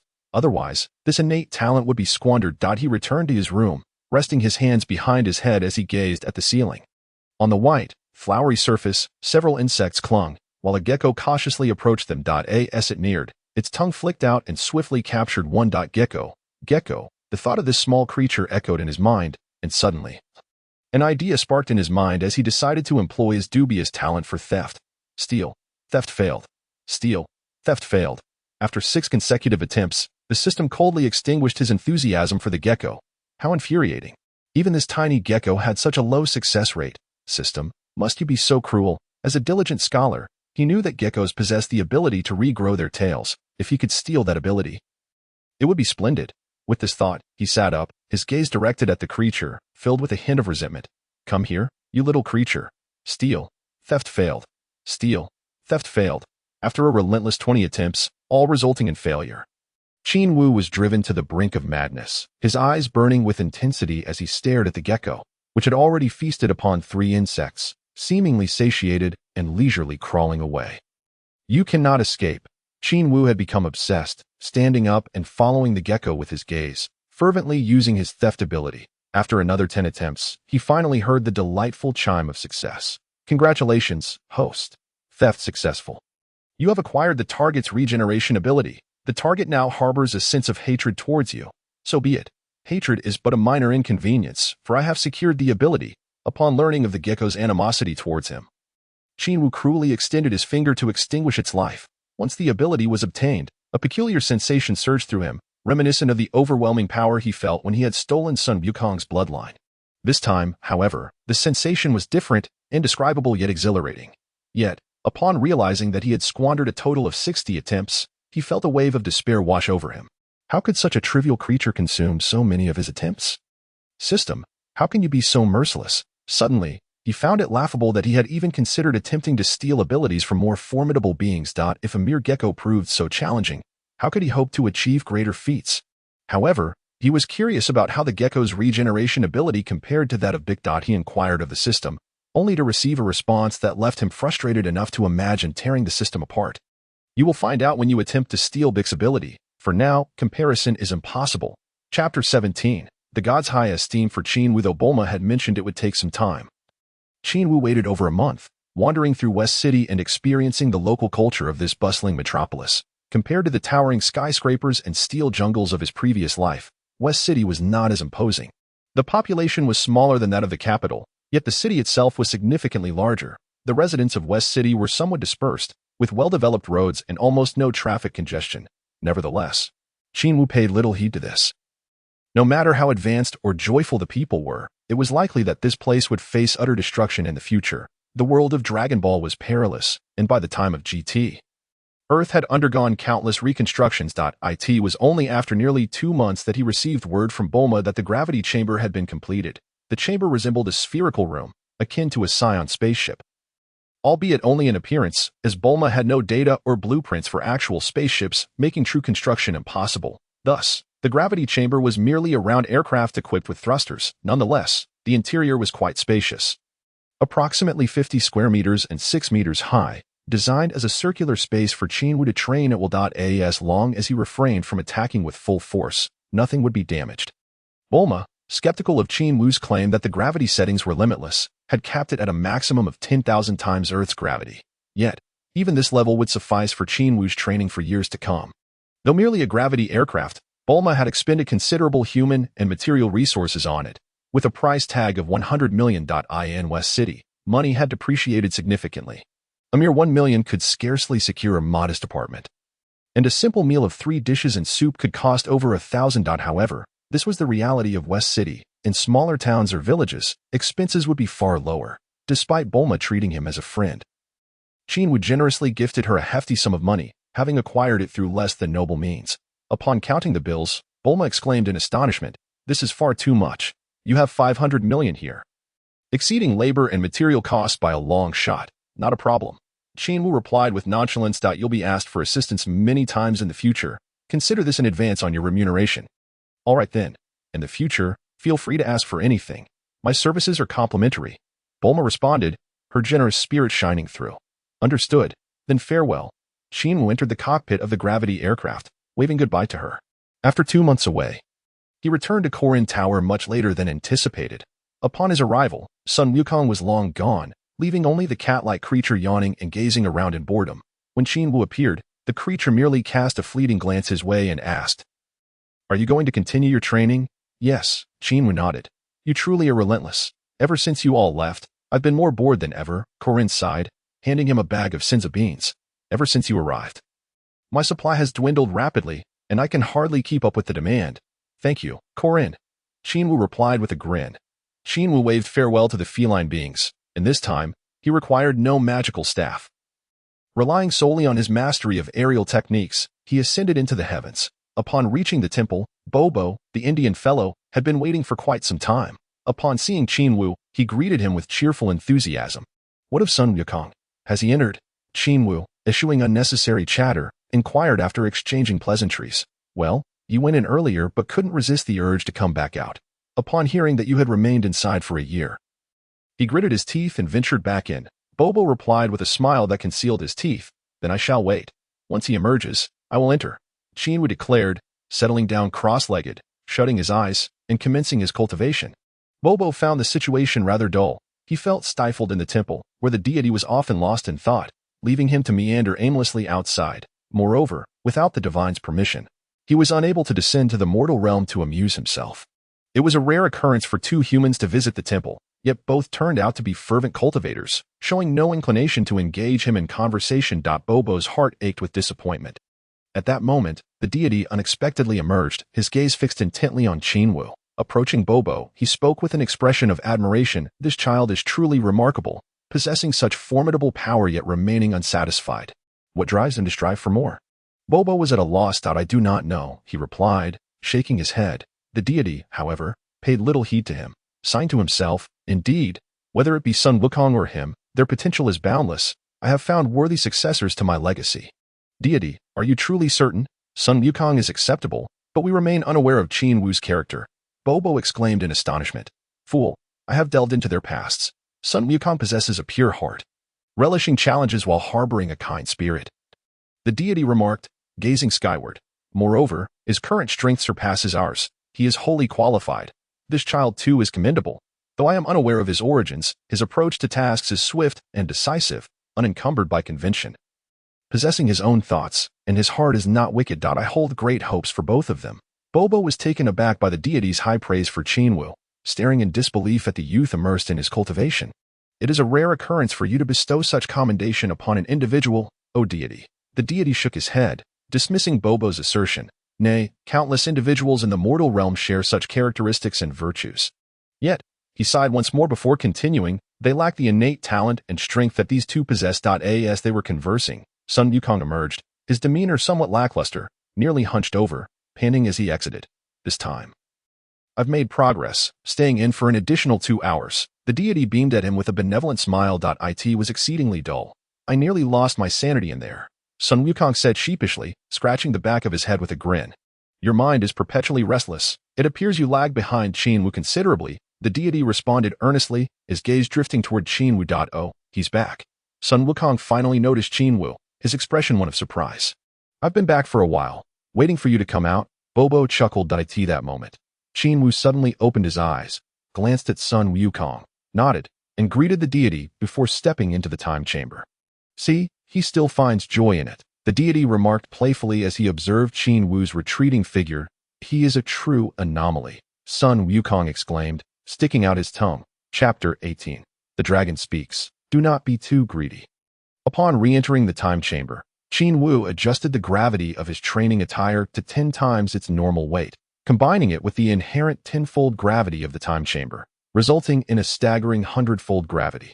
He had grown into a not-so-small youth, and with the passage of time, his weight had increased as well. Currently standing at 1.40 meters, he weighed 35 kilograms, under a 100-fold gravity that equated to nearly 220 pounds. An unimaginable burden for one still in their youth. Though he had previously acclimated to the 100-fold gravity during stationary training in the time chamber, this time he engaged in dynamic exercises, push-ups, sit-ups, martial arts, and running within half an hour. He found himself gasping for breath, utterly exhausted. Indeed, remaining stationary was no longer within his capabilities to sustain his training. He had no choice but to reduce the gravity of his attire to 5 times its weight. This 50-fold gravity was somewhat more manageable. Yet it only allowed him to extend his training by 2 hours, still falling short of his expectations. Reluctantly, he adjusted it to 3 times and began anew. In the first month, he quickly adapted to 3-fold gravity. By the second month, he returned to 5-fold gravity, but this time it took him 3 months to achieve a state of effortless ease, where lifting felt light as a feather. Only when he no longer perceived any weight burden upon himself did he, in the final 6 months, revert to 10-fold gravity, thus returning to a total of 100-fold. When the year had passed and he emerged from the time chamber, he exuded an aura of tranquility and serenity. Every movement devoid of any detectable energy. Had it not been for the bright daylight revealing his presence, the deity, Sun Wukong, and Bobo might have believed the door had opened of its own accord. With a deep breath, Qin Wu stepped into the open space of the temple, inhaling the fresh air of the outside world. As he filled his lungs and exhaled, a latent, formidable energy surged forth, erupting from his nostrils in 2 powerful jets, accompanied by a series of explosive sounds. This was the violent collision between the energy expelled from within and that of the external world. What is this? The deity's eyes widened in astonishment as he gazed at Qin Wu, rendered speechless by the sheer magnitude of his cultivation. Has this child truly reached such a level? This is astonishing. The mere act of exhaling reveals such power. What strength must he harbor within? Qin Wu stood before him, yet the deity felt as though he were facing a colossal beast poised to pounce. An overwhelming pressure that was terrifying. Not only he, but even Bobo, the Indian fellow, and the innocent Sun Wukong felt the immense aura emanating from Qin Wu, all of them sweating profusely, staring in awe at the young man before them.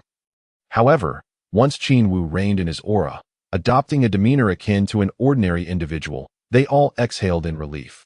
Qin Wu walked toward the deity with ease, bowing respectfully as he sincerely expressed, "Thank you, deity, for facilitating my training in the time chamber.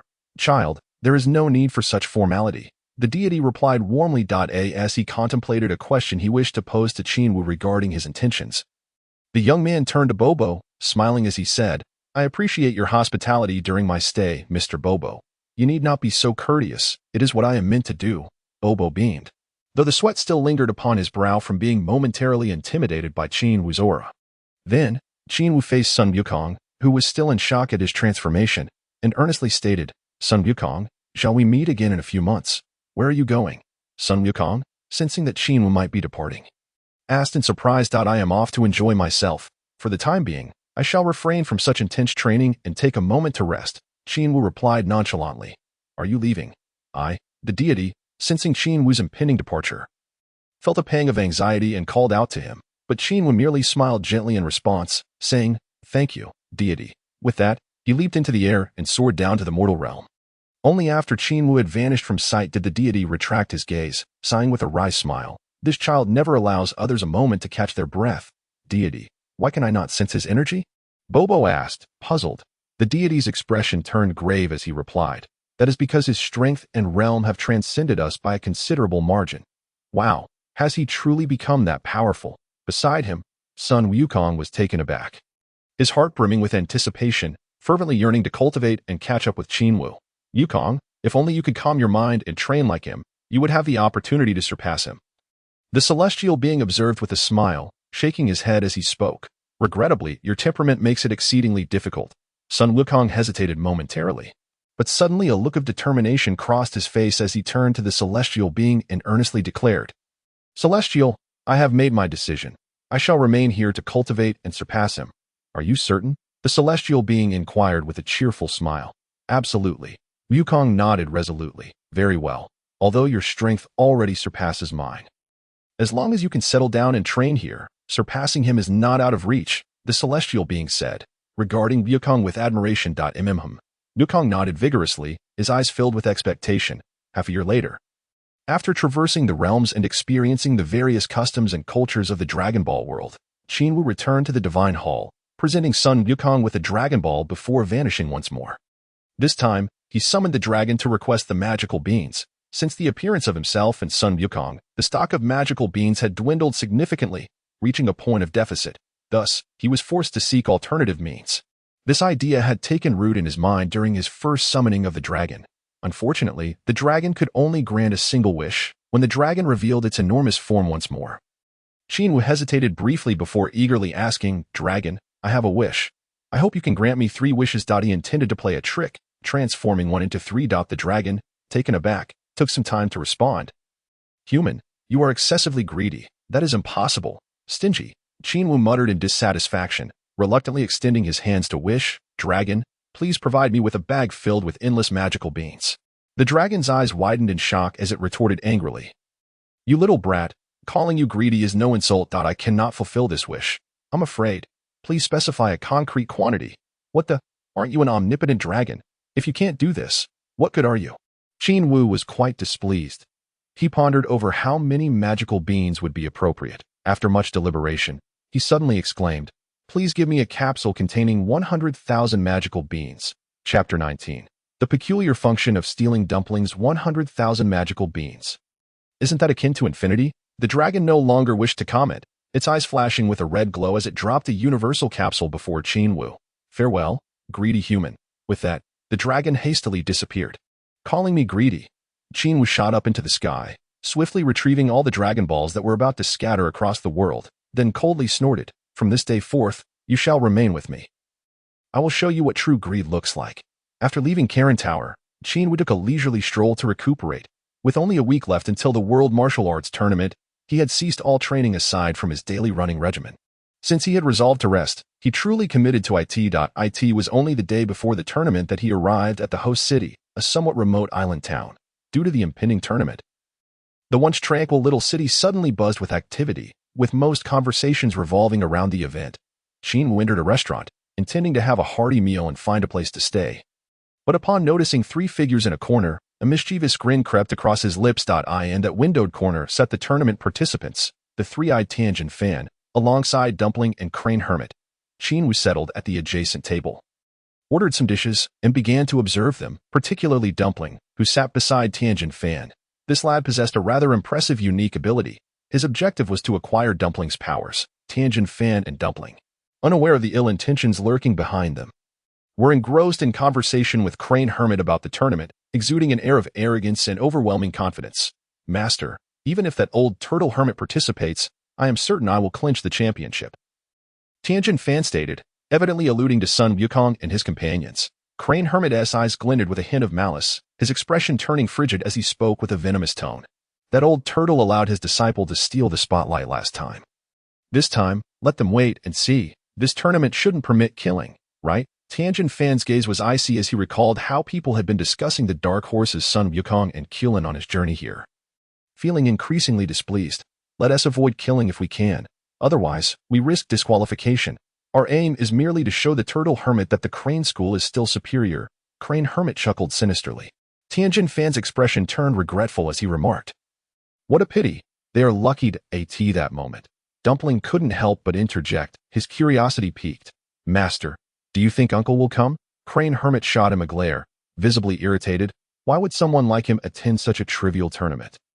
"If it weren't to teach that old turtle a lesson, I wouldn't even allow you to participate." Oh, Dumpling, slightly intimidated by his master's fierce gaze, stuck out his tongue and responded apologetically. Meanwhile, Qin Wu behind them wore an enigmatic smile. "Likewise, were it not for Dumpling among you, I would not bother with this trivial tournament," he mused, fixing a chilling gaze on Dumpling. Steal technique. Steal failed. Steal technique. Steal failed. As Qin Wu repeatedly attempted to use his steal technique on Dumpling, the latter seemed to sense something, glancing back at Qin Wu. "What's wrong, Dumpling?" Tianjin fan asked, noticing the puzzled expression on his companion's face. "This guy keeps staring at me. It's strange," Dumpling replied, looking at Qin Wu with suspicion. His brow furrowed in confusion. He couldn't fathom why this stranger was eyeing him as if he were some treasure. Tianjin Fan stood up, his eyes cold as he asked, "Do you want me to chase him away?" Dumpling initially felt indifferent, but for some reason, at that moment, he felt an intense wariness toward that individual. "Congratulations, host. You have acquired the ability of Iron Head skill. The target's favorability towards you is wary." After numerous failed attempts to steal from his target, Qin Wu finally heard a success notification echo in his mind. However, he furrowed his brow, feeling dissatisfied. "What the hell? I ended up with Iron Head skill. The system is seriously a scam. After dozens of attempts, I got a useless ability. How ridiculous. Forget it. I must continue. I must steal your unique ability. Steal technique. Congratulations, host. You have acquired the ability of telepathic communication. The target's favorability towards you is loathing. What the? Is this some kind of joke? What use is this ability? I don't want to communicate with others telepathically." Fuming with anger, he prepared to cast the steal technique once more when he noticed Tianjin Fan approaching him with a sinister glare. Tianjin Fan confronted him, exuding an air of dominance as he asked, "Kid, will you leave on your own? Or should I make you?" "Heh, I hope you come and make me." Qin Wu chuckled, finding the situation amusing. A peculiar expression on his face. Where does this guy get such confidence to think he can drive me away? He remained oblivious to the fact that as he meticulously controlled his internal energy, the formidable power hidden within him lay undetected, making him appear just like an ordinary person to outsiders. Tianjin Fan sensed no martial aura emanating from Qin Wu either, seeing that the latter was not only refusing to leave but also confronting him nonchalantly. He coldly snorted, "Kid, once I kill you, there will be no room for regret. Come on, let's see if you have the ability to kill me." Qin Wu scoffed, disregarding the increasingly intense killing intent emanating from Tianjin Fan as he continued to employ his theft technique on Jiaozi. Even while engaged in conversation with Tianjin Fan, he relentlessly siphoned off Jiaozi's abilities. In the span of a mere minute, he had invoked his theft technique 60 times. Finally, just as Tianjin Fan gathered his energy with one hand, preparing to deliver a fatal blow, the system's success notification chimed in. "Congratulations, host. You have acquired the extraordinary ability to manipulate the movement of objects. The target's affection towards you is one of hatred." As the notification faded, an enraged voice from Jiaozi echoed ahead, "Tianjin Fan, quickly help me kill him." "Hey, kid, if you descend into hell, don't blame us," Tianjin Fan declared, transforming his hand into a blade and striking towards Qin Wu with lightning speed. Chapter 20. Piercing through the crane hermit with a single finger. Have you gained some strength and become so arrogant? If it were not for the slight fondness he held for Tianjin Fan, who had recently undergone a shift in mindset, Qin Wu would have relished the opportunity to obliterate him. Qin Wu's speed was so swift that it became nearly imperceptible to the naked eye. He extended 2 fingers as if holding a cigar, effortlessly grasping Tianjin Fan's incoming palm, rendering him unable to escape despite his futile struggles. "Impossible!" Tianjin Fan exclaimed, pulling with all his might, but to no avail. The 2 fingers felt like iron pincers, unyielding and solid. Shocked, he retaliated with a kick of tremendous force, aimed at severing Qin Wu's head. Ha! Qin Wu chuckled coldly, releasing Tianjin Fan's hand. To him. The blow that Tianjin Fan believed was certain to land seemed painfully slow, almost inducing drowsiness, and the force felt utterly feeble, failing to rouse any sense of urgency within him. "Get lost!" Qin Wu bellowed, unleashing the immense energy concealed within him. In an instant, it erupted, creating a shockwave that reverberated throughout the entire restaurant, shattering all the glass in the vicinity. Tianjin Fan, caught in the blast, staggered backward, tumbling helplessly. Simultaneously, Jiaozi and the crane hermit faced the same fate, with most of Qin Wu's overwhelming force bearing down upon them, sending them retreating dozens of steps, crashing against the wall in a disheveled manner. Who is he? Who on earth is he? They could hardly fathom that a seemingly harmless 12 or 13-year-old boy could repel all 3 of them with nothing but a roar, effectively nullifying Tianjin Fan's attack. Their incredulous gazes were filled with horror as they stared at Qin Wu, especially Tianjin Fan, who lay amidst the shards of glass, feeling the surge of qi and blood within him. Unable to suppress the urge to spit out blood, his face pale and drawn, Qin Wu approached them, coldly stating, "From your earlier conversation, it seems you intend to make a move against Sun Wukong? You hold Master Rashi in such contempt? I'm afraid I must inform you that I, too, am one of his disciples." With that, he suddenly pointed into the air, unleashing a blazing white energy blast that struck the crane hermit's mouth, instantly knocking out all of his teeth and causing blood to flow profusely as the latter clutched his mouth in agony, letting out a pained scream. "Were you not so audacious before? Let's see how you carry on from here. Qin Wu shot a cold glance at him, and then turned to face the still reclining Tianjin Fan, mocking, Just because you possess a modicum of strength, you think you can kill at will? Once more, he pointed into the air, aiming at Tianjin Fan, releasing an energy sphere that shot forth like a bullet, striking Tianjin Fan in the abdomen and propelling him several meters away. Rolling out of the restaurant and landing on the sidewalk, Qin Wu's overwhelming aura exuded a palpable pressure, enveloping Tianjin Fan and his companions, rendering them immobile, which explained their failure to evade his attacks. When he faced Jiaozi, the latter's eyes reflected sheer terror. Had it not been for his inner pride, he might have knelt in supplication. You still wish to kill me? Qin Wu kicked Jiaozi, sending him flying like a drenched dog. Before coldly stating, what a bunch of absurd crane hermit followers, nothing more than a rabble. His series of actions had left the few patrons in the restaurant utterly astonished that a mere child possessed such formidable strength. Effortlessly subduing the trio, an occurrence that seemed almost surreal. This child is truly a monster. He has reduced an adult to such a state of powerlessness. Indeed, what terrifying strength. Is he also participating in the World Martial Arts Tournament? How intriguing. This is no child. He is nothing short of a monster. The three of them have no capacity for resistance against his onslaught. It's utterly unbelievable. How has he achieved this? All around. Whispers filled the air as patrons pointed at Qin Wu.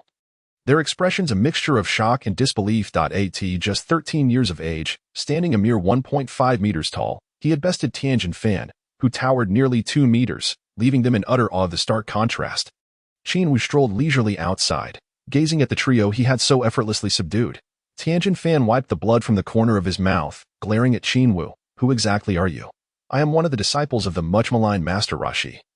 Qin Wu. So, how do you feel about revenge? Qin Wu replied with a cold chuckle, stroking his chin thoughtfully. I originally had no intention of killing you, for in my eyes, you are merely weaklings with a combat power of 5. However, for the sake of precaution, to prevent any future retaliation, I have decided to eliminate you. Upon hearing this, Tianjin Fan and his companions were struck with disbelief. They had not even participated in a single match of the World Martial Arts Tournament. And now they faced annihilation here, an outcome they found utterly unacceptable. The crane hermit displayed a look of sheer terror, kneeling before Qin Wu.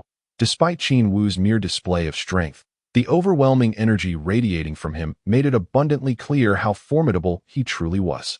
Aware of their inferiority, the crane hermit could do nothing but plead for mercy. I apologize for our lack of discernment in offending you. Please grant us a reprieve. Only Tianjin Fan, witnessing his master kneeling in supplication before Qin Wu, felt an inexplicable surge of revulsion. Frowning, he uncomfortably asked, Master, why do this? Let him kill us instead. Get lost. I have no such disciple like you, the crane hermit retorted, incensed by Tianjin Fan's desire to sacrifice their dignity for a fool's pride. Master, you. Tianjin Fan was taken aback. Qin Wu found it amusing that the crane hermit was displaying the same cowardice as his disciple, Tao Bai, eager to kneel and surrender in the face of adversity.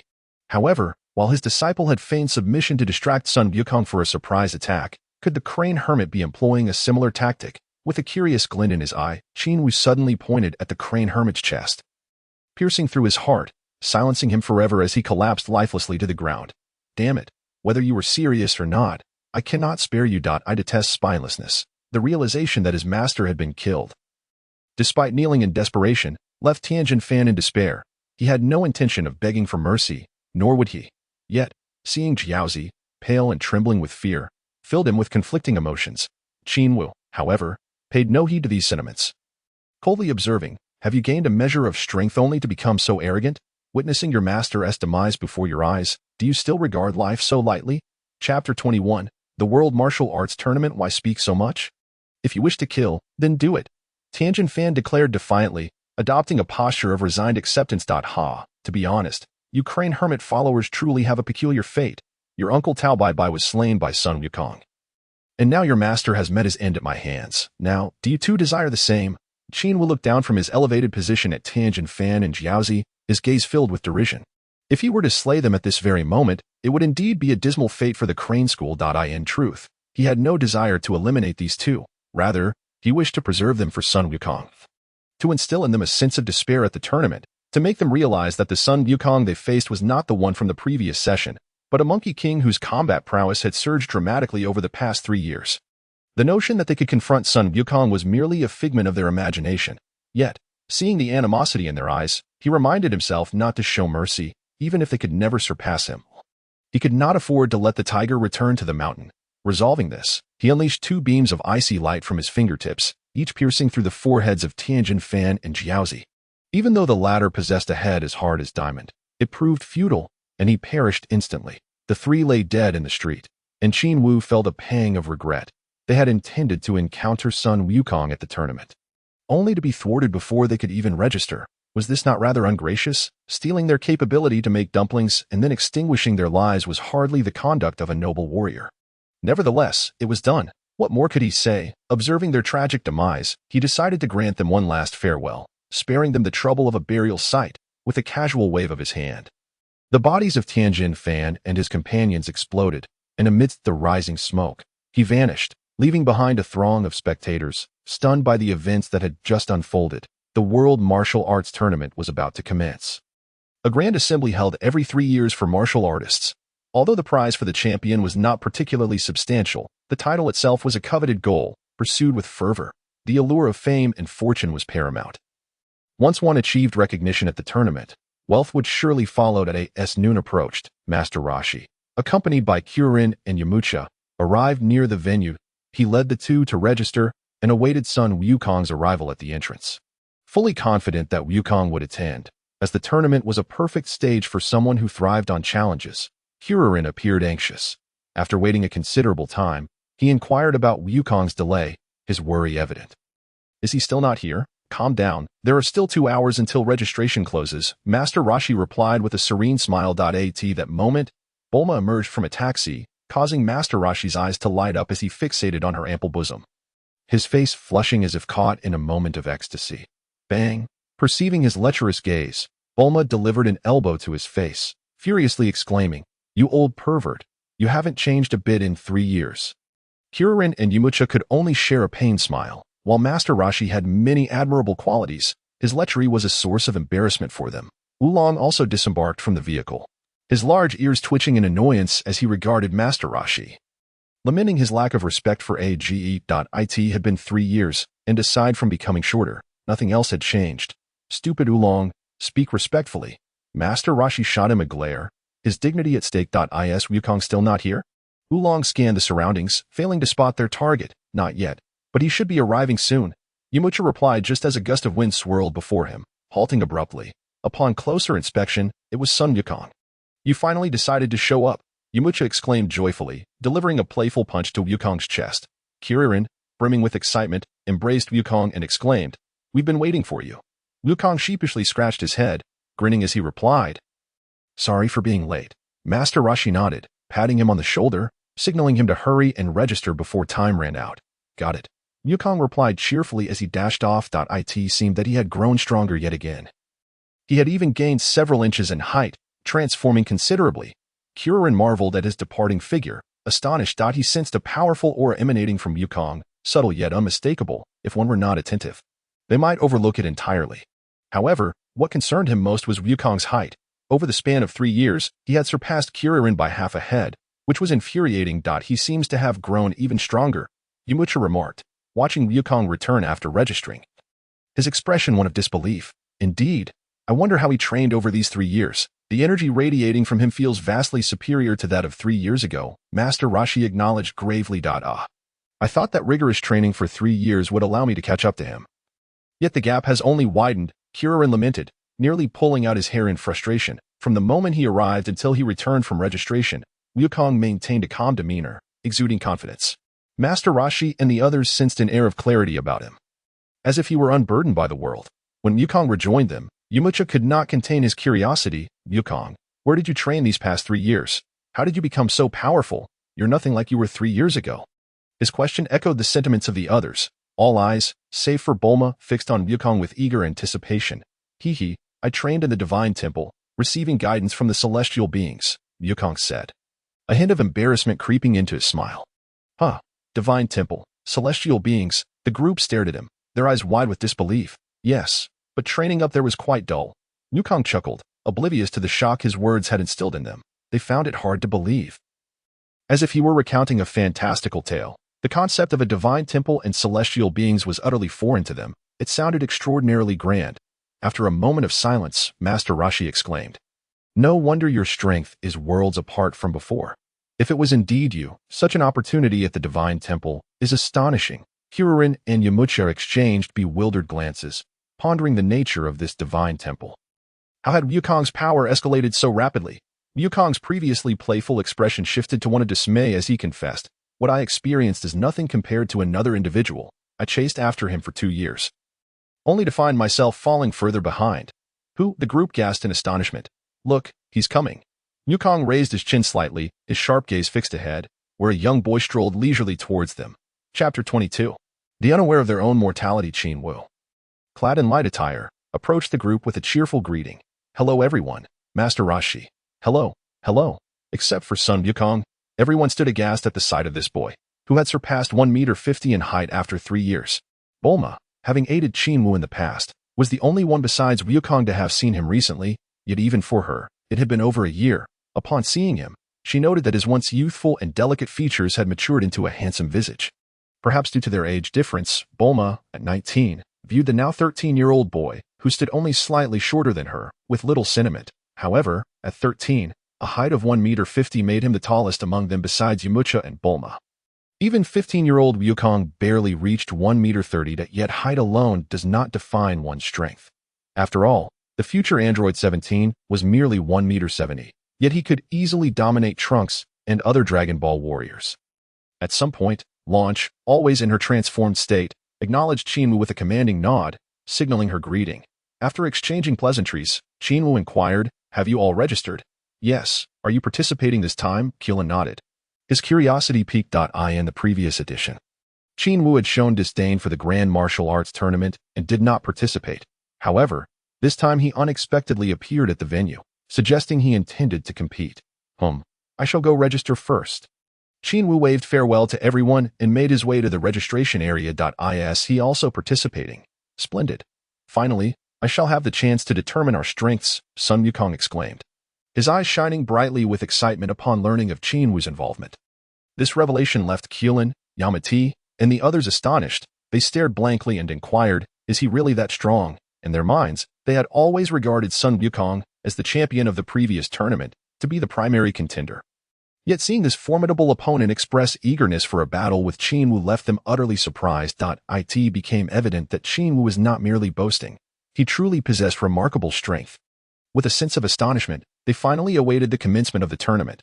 This edition of the tournament, propelled by Sun Wukong's unexpected rise, saw him emerge as the champion in a stunning display of prowess. Consequently, there was a great deal of anticipation surrounding this tournament, with hopes for more dark horses to emerge. Among the more than 100 contestants, most had competed in 2 or 3 previous editions. And those who still vividly remembered Sun Wukong's triumph in the last event pointed at him, who was leisurely preparing for his match, expressing their dismay at the prospect of facing him once more. Are they really back? We come in vain again. Indeed, the creature named Sun Wukong displayed such formidable strength in the last tournament. I wonder how he fares now. Damn, it's them again, had I known. I wouldn't have come. It seems they are brimming with confidence. Is this tournament going to be yet another foregone conclusion? Enough talk. Let us prepare quickly. Qin Wu and his companions drew significant attention due to Sun Wukong's presence. Meanwhile, Master Rashi, having lost to Sun Wukong in the previous finals, had no intention of competing this time. At that moment, he expressed a keen interest in the formidable Qin Wu, who was said to be even stronger than himself. As the contestants began to draw lots, Qin Wu drew number 88. A fortuitous number that conveniently allowed him to avoid familiar faces. The preliminary rounds were held indoors, with 4 stages divided into upper and lower halves. Qin Wu was placed in the upper half of the second bracket, where his first opponent was a remarkably large red-haired man. Qin Wu vaguely recalled that this individual had been Kulin's first opponent in the original storyline. It seemed his arrival had indeed set off a butterfly effect. The red-haired man stomped onto the stage, each step echoing loudly, startling many onlookers, upon reaching the platform and seeing his opponent, who barely reached his knees. The red-haired man displayed a scornful expression. What a little brat. This will be a piece of cake. Piece of cake. Had it not been for the referee's call to start, I would have sent you flying with a single kick. Qin Wu thought silently, standing there unfazed by the contemptuous gaze directed at him. Little brat, what's wrong? Are you too scared to speak? Hurry back to your mother for milk. Ha ha ha. The red-haired man boasted arrogantly. Completely disregarding Qin Wu, the others shared similar sentiments. Qin Wu was not clad in the traditional turtle school training attire, leading many to assume he was merely a newcomer, thus lacking any expectations for him. On the contrary, they regarded him with skepticism, believing the man had drawn an easy match. That guy got lucky. This first round is too easy for him. How could that little brat possibly be a match? They dismissed the battle as one devoid of excitement. Yet, Sun Wukong, Qin, and Enmity held great expectations for him. Let the match begin. Let us witness your strength. Throughout his journey, aside from Sun Wukong, Qin Wu had never showcased his abilities to anyone, which only fueled their anticipation further. With a clang, the gong sounded, signaling the commencement of the matches in Qin Wu's bracket. Little brat, you can still admit defeat now. Don't wait until you have no chance to even cry. The red-haired man continued to taunt. Unaware of his own fate, Qin Wu merely raised his hand slightly, a sharp aura flickering at his fingertips, without granting the red-haired man any time to react. He launched his attack, striking the opponent squarely on the forehead. The once smug red-haired man's expression froze, disbelief filling his eyes as he was sent flying. Boom! The sound of impact resounded as the red-haired man crashed heavily to the ground, tumbling out of the ring and leaving the audience in shock. How is it possible that he won with a single blow? Incredible! Is that sheer force? They marveled at the sight of the once proud giant now reduced to a pitiful state. Realizing he had encountered a monster akin to Sun Wukong. As the crowd erupted in astonished cries, the referee declared Qin Wu the victor, while the red-haired man lay unconscious. Qin Wu descended from the stage, and both Qin and Enmity expressed their joy, rushing forward to congratulate him. Indeed, Qin Wu, you are formidable. Absolutely. This tournament is bound to be more thrilling now, with the absence of Tianjin Fan and Dumpling. The atmosphere had certainly improved. Chapter 23. A single strike defeats Qin. Everyone congratulated Qin Wu for his first victory in the tournament, which had come as no surprise, yet they extended their well wishes nonetheless. Qin Wu remained unusually composed, failing to see the significance of his achievement, and responded to each congratulatory remark with a smile. Before Sun Wukong took the stage, he locked eyes with Qin Wu, brimming with anticipation. Qin Wu, I look forward to seeing you in the finals. Very well. I shall await your arrival. Qin Wu replied with a nonchalant smile. Following this, Sun Wukong swiftly secured his first victory as well. And Qin and Enmity, regardless of facing larger and stronger opponents, dispatched theirs with a single blow. It seemed as though fate was intent on stirring the pot, as all the formidable contenders in the preliminaries were funneled into Qin Wu's opponents. In the second round, he faced the notorious King Japa, a dark-skinned man with a head of curly hair. Having witnessed Qin Wu's first match, he bore a grave expression, refraining from making any bold declarations. Nevertheless, Qin Wu had no inclination to engage in banter. With a flick of his finger, he instantly appeared before Japa and sent him flying out of the ring with a single, swift jab, rendering him unable to retaliate. Wow, he is astonishing. Even the previous two champions, the Eight Directions Hand King Japa, are no match for him. Yet another dark horse. Alas, I am destined to fall in the preliminaries again. What terrible luck to encounter such monsters. The crowd gasped in unison, their eyes wide with disbelief as they regarded Qin Wu. The third round brought another so-called formidable opponent, Namu, the very man who had once knocked Sun Wukong unconscious with a cross-punch. After receiving a universal capsule filled with water from Master Rashi and resolving the drought in his village, he had come to reclaim his name. Regrettably, fortune did not favor him, as he found himself pitted against the strongest contender. Qin Wu. With a bang, regardless of his opponent's prowess, Qin Wu dispatched him with a single blow, never needing a second strike to in the fourth round. Qin Wu faced a werewolf, a martial artist who transformed into a wolfman under the full moon. By this point, no one dared to utter threats in Qin Wu's presence. Thus, as the match commenced, the werewolf was swiftly met with the fate of being defeated in one blow. Thus, Qin Wu surged through the tournament, advancing to the top 8, where he was set to face Qin. Upon realizing that his opponent in the quarterfinals was Qin Wu, Qin's expression fell, and he stared blankly at his rival, lamenting, "My fate is so tragic." Haha, Qin, don't worry. I want to go easy on you. Qin Wu laughed heartily, giving Qin a reassuring pat on the shoulder. Just because you won T, I am even more concerned. What terrible luck to run into you. Qin replied with a wry smile. You wouldn't fare any better against Sun Wukong. Stop overthinking it. Qin Wu chuckled cheerfully. You two are quite the oddballs. I find myself devoid of confidence, utterly shattered by your relentless criticism.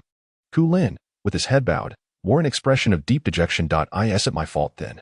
Qin Wu rolled his eyes, offering no further consolation. In the face of such a disparity in strength, any comfort would merely be self-deception. After Yamu Cha secured his victory in the final preliminary match, he exuberantly approached, only to burst into laughter upon seeing the matchup between Ku Lin and Qin Wu, reveling in Ku Lin's misfortune.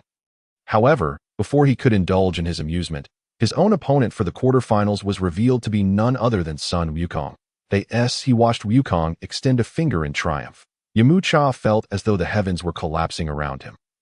At this moment, it was Ku Lin's turn to return the mockery. He pointed at Yamu Cha, laughing until tears streamed down his face. This is karma. You were just laughing so merrily, and now look who's unable to chuckle. Yamu Cha wore a crestfallen expression, casting a resentful glance towards Sun Wukong.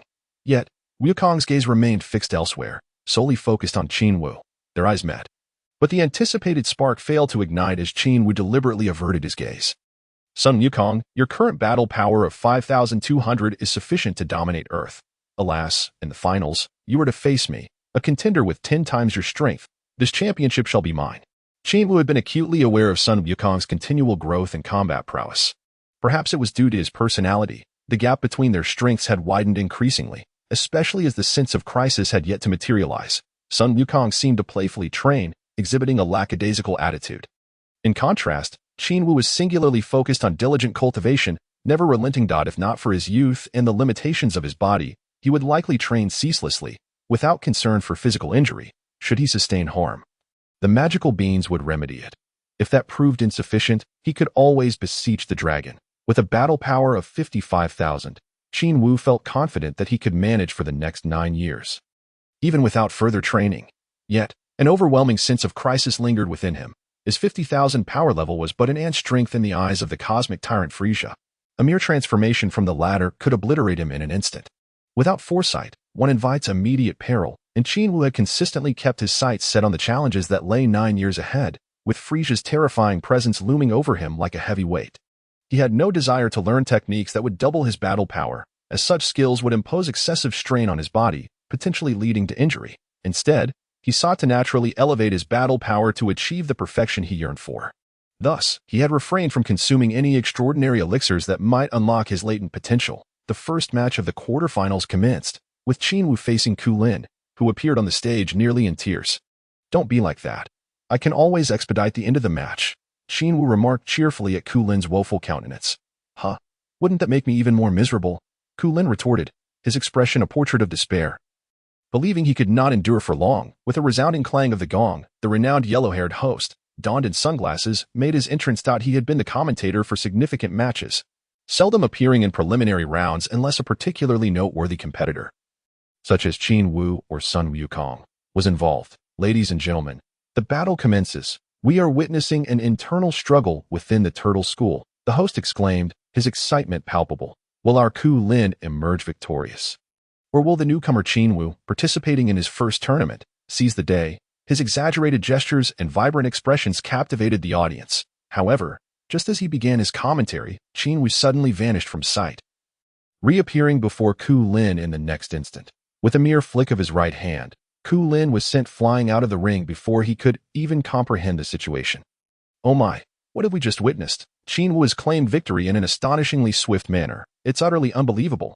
The audience erupted in astonished murmurs, having anticipated a fiercely contested match, only to witness last year's semi-finalist Ku Lin defeated in a single blow. They pondered, when did the standards of the world's martial arts tournament rise to such heights? It was exhilarating yet lacking in the expected thrill. Qin Wu effortlessly advanced to the semi-finals and, upon descending from the stage, consoled the nearly tearful Ku Lin. Why are you so upset? It's not the end of the world. How can you say that? It's utterly humiliating. I couldn't even withstand a single strike. Ku Lin lamented, gazing at him with a bitter expression. Qin Wu smiled, patting Ku Lin's shoulder, and said meaningfully, do not despair. Yamu Cha will soon follow in your footsteps. You are not alone in this. Dejected, Ku Lin trudged back to the audience, where he was met by Master Rashi, Bulma, and others, who expressed their sympathy and offered words of encouragement. Don't worry, Ku Lin. You just faced a monster. Strive to train harder and surpass them. Damn it. Knowing he's a monster, how am I supposed to surpass him? Is that even achievable for a mere human? He saw hopelessness reflected in Qin Wu's nonchalant demeanor. He had barely managed to make a move before being sent flying. Not even catching a glimpse of his opponent, The chasm between his strength and Qin Wu's felt insurmountable. Don't lose heart. They too trained diligently for 3 years to reach their current level. You can do it, Kulin, Master Rashi urged earnestly, though inwardly he doubted. Kulin, resign yourself to the truth. You will never catch up. Not to mention Sun Wukong. Qin Wu is a complete training fanatic. His 8 months of intensive training revealed him to be a relentless machine. While they consoled Kulin's wounded spirit, the match between Sun Wukong and Yu Cha commenced. Qin Wu noted that Wukong had not removed his weighted training gear and remained composed. Even against his formidable opponent, Yu Cha. Though feeling the pressure, Yu Cha defiantly proclaimed, Sun Wukong, under Master Rashi's guidance over these past 3 years, I have trained just as hard, although I see no hope of victory. I shall do my utmost to challenge you and ensure you don't advance too easily. Come on, Yu Cha, let me witness the fruits of your labor over the past 3 years. Sun Wukong took up a combat stance, awaiting his opponent's readiness. Prepare to see the results of my training. Yu Cha assumed a wolf fist stance, furrowing his brow as he charged forward with a fierce shout. However, his wolf fang fist struck only air. Sun Wukong had already vanished from his original position. Did he anticipate my move? Yu Cha's heart raced as he frantically searched for Wukong's elusive figure. But the arena felt eerily empty. Where could he be? In the sky. No, where is he? The host grabbed the microphone, launching into another fervent commentary, but the audience remained bewildered, glancing around the arena and sky. Unable to locate Wukong, only Qin Wu sensed the intense fluctuations in the air. Sun Wukong was moving at an astonishing speed, darting around Yu Cha in near supersonic bursts, with his superior abilities. Qin Wu's gaze caught glimpses of Wukong's form, but Yu Cha, with his meager battle power of around 200, could not hope to match Wukong's speed of over 5,000. Suddenly, Sun Wukong appeared behind Yu Cha, delivering a swift chop to the back of his head, rendering him unconscious. Sun Wukong has materialized behind Yu Cha, and with a single strike, he has knocked him out cold. The competition has concluded, and Sun Wukong has advanced. It was only after Sun Wukong defeated Yu Cha that the judges finally recognized his presence. Gasping in astonishment, a wave of disbelief swept through the crowd as they stared wide-eyed at Sun Wukong effortlessly overcoming Yu Cha. He hoisted his opponent's body and descended from the martial stage, placing him beside Master Rashi. Then, turning to face Qin Wu, he exclaimed with eager anticipation, Qin Wu, I can hardly wait to face you in battle. With a calm smile, Qin Wu replied nonchalantly, come on. Having both triumphed over their respective opponents, Qin Wu and Sun Wukong now found themselves as spectators. The other 2 pairs of competitors were evenly matched, locked in a fierce struggle that only resolved after a considerable duration. Following this, the semifinals commenced, with Sun Wukong and Qin Wu each pitted against the remaining 2 competitors. The stakes were high, as only the victors would advance to the finals. At this juncture, the competition reached a fevered pitch. Whichever of the 2 triumphed would undoubtedly elicit thunderous applause from the audience. At this moment, Kulin had cast aside his previous despondency and joined in the cheers for Sun Wukong and Qin Wu. Yu Cha, having been revived by Master Rashi's pinch to his acupoint, was greeted with a rueful smile upon awakening. To his dismay, he found himself eliminated without even managing a single attack. Much like Kulin, you 2 are far too formidable for them. Now, just appreciate their duel. Master Rashi sighed, offering consolation to his 2 disciples. It appears we can only support them now. Go, Sun Wukong. Go, Qin Wu. Yu Cha, surprisingly, had come to terms with his defeat and turned to cheer for the 2 competitors now standing on the stage. As the critical moment approached, the referee, donning sunglasses, entered in exhilarating commentary mode. Ladies and gentlemen, what you are witnessing is the finals of the 22nd World Martial Arts Tournament. Contestants Sun Wukong and Qin Wu have risen above hundreds of adversaries to claim their places here. Their strength is unparalleled, having crushed all opponents en route to the finals. None have survived even a single exchange with them. Are they simply too powerful, or are their opponents too weak? Regardless, this confrontation between the 2 will undoubtedly be a fiercely thrilling contest.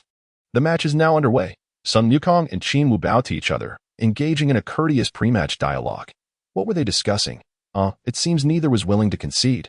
Sun Wukong, brimming with excitement, declared that he believed he had encountered the most formidable opponent in history, Qin Wu. Chapter 25. Qin Wu versus Sun Wukong. As the host and referee bellowed the commencement, the audience erupted into cheers, chanting Qin Wu, Qin Wu. In their eyes, Sun Wukong was the previous champion, lacking novelty, while the sensational underdog Qin Wu had stormed into the finals with undeniable prowess. Facing Sun Wukong added an element of drama. They viewed Qin Wu as the underdog, yearning for him to topple the reigning champion, igniting their passions and fervor. The cacophony of their cheers was deafening, nearly overwhelming the venue. Yamcha and Kulin, along with Master Roshi, were left astounded, while the transformed queen, Lan Chi, was electrified, shooting into the air in a frenzy, as if only such fervor could bring her satisfaction. Finally, the match commenced. Yet, in a bid to showcase his seriousness towards the contest, Sun Wukong removed the weighted suit he had been wearing. What was Sun Wukong doing? Did the venue feel overly warm? It appeared so, as Mei's heat had become oppressive after such a prolonged competition. Naturally, he would feel the heat. Thus, shedding his garments was a wise decision. But what was that? A piece of clothing had apparently created a pit in the ground beneath the martial stage. Was his attire truly that heavy? The host's eyes widened in disbelief as he approached the discarded garment, attempting to lift it to verify its weight. However, he found himself blushing, straining with all his might to barely lift it, and was left astounded. It was simply too heavy, feeling as though it weighed around 100 pounds. This would indeed be his undoing. He hastily set it down and raised the microphone, exclaiming excitedly, "Let me tell you the truth. Contestant Sun Wukong has been wearing this suit weighing over 100 pounds throughout the competition. This is utterly astonishing. Is he some kind of monster? How does he manage it?" The audience gasped in unison. Had the walls of the venue not been present, they would have rushed to test the weight of the suit themselves. Kulin stared at Sun Wukong, wide-eyed, and asked in disbelief, "He has been wearing such a heavy suit all this time. Truly remarkable, to wear such an outfit yet remain so agile. My loss is not in vain." Yamcha mused ruefully. Master Roshi nodded, his eyes sparkling with insight, remarking, "It seems Wukong has indeed been training diligently. He is undoubtedly far superior to you both." Sun Wukong's penchant for the extraordinary was simply unfathomable. Bulma nodded in agreement. On stage, Qin Wu focused intently on Sun Wukong, observing his favorite character from the Dragon Ball universe. With a grin, he remarked, "Did you forget to adjust the gravity?" I became so excited at the thought of battling you again that I completely forgot." Sun Wukong sheepishly scratched the back of his head. With a suit weighing over 100 pounds, coupled with the gravitational effect, that equates to 12 times the gravity, your strength has certainly increased. Qin Wu sincerely noted. However, it was still no match for you. Just look at you, still wearing it without removing it. I still feel your speed and strength surpass mine by far. Sun Wukong waved his arm, loosening his muscles in preparation, his expression brimming with anticipation. It has been a long time since I've had a good, spirited battle. Well, the last time we fought over the Dragon Balls, you were thoroughly trounced. Are you seeking revenge now? Though he thought this to himself, Qin Wu maintained a calm demeanor as he replied, "Enough chatter. Let us begin." "All right." Sun Wukong nodded in agreement, his previously easygoing gaze suddenly sharpening. In the next instant, he vanished without a trace, reappearing before Qin Wu, delivering a punch aimed at his abdomen. Bang! Qin Wu effortlessly blocked the attack with a raised knee, then executed a swift backflip, creating distance between himself and Sun Wukong. The match had commenced. Sun Wukong initiated the attack, but it was quickly thwarted by Qin Wu, who appeared remarkably at ease. The host, displaying commendable enthusiasm, immediately began narrating the unfolding battle as the two combatants clashed. Yet, as he spoke, Sun Wukong charged again, unleashing a flurry of punches and kicks at Qin Wu, his speed so great that the audience could only perceive after images that moment. The spectators collectively held their breath, their eyes glued to the two fighters. Bang! Bang! Bang! Sun Wukong's onslaught was relentless. Within a minute, he had unleashed over 100 strikes upon Qin Wu, each one landing with the ferocity of a tempest. However, Qin Wu remained composed, deftly countering each blow with fluid movements, his hands a blur, nullifying Sun Wukong's ferocious assault. Despite one attacking and the other defending, the intensity of the scene was palpable. Yet the audience was left bewildered, unable to track the movements of the two warriors. Their speed was astonishing, traversing the stage and soaring into the air, only to descend again. Each time they appeared, the next moment they had vanished, re-emerging in different locations. The sheer velocity of their confrontation was dizzying. Often, the only sound audible was the whoosh of air as they sped past, their forms obscured. Kulin and Yamcha were drenched in sweat, exchanging awestruck glances, both wearing expressions of shock. Is this speed even possible? My eyes can't keep up, Yamcha exclaimed. This must be their true strength, right? Incredible. Yamcha, we are so far behind them. Kulin lamented. At that moment, Lan Chi suddenly shouted, "Be quiet and watch the match." In an instant, the attention of both individuals was drawn back to the arena. Sun Wukong's relentless assault continued, resembling a ferocious tiger pouncing upon its prey as he persistently attacked Qin Wu. Yet, Qin Wu maintained a nonchalant expression throughout, which drove Sun Wukong to the brink of frustration. Kamehameha, as he closed the distance, Sun Wukong fiercely unleashed his energy wave towards Qin Wu. However, the latter merely leaped back lightly, casually gesturing with his hand, and with a radiant orb, effortlessly dispersed the energy wave sent his way. Boom! The two energy waves collided, producing a tremendous sound that reverberated throughout the venue, conjuring a mushroom cloud in the air. At this moment, Sun Wukong relinquished any thoughts of pursuit and gracefully descended onto the stage, while Qin Wu simultaneously landed, the two standing opposite each other, both exuding an air of relaxed confidence.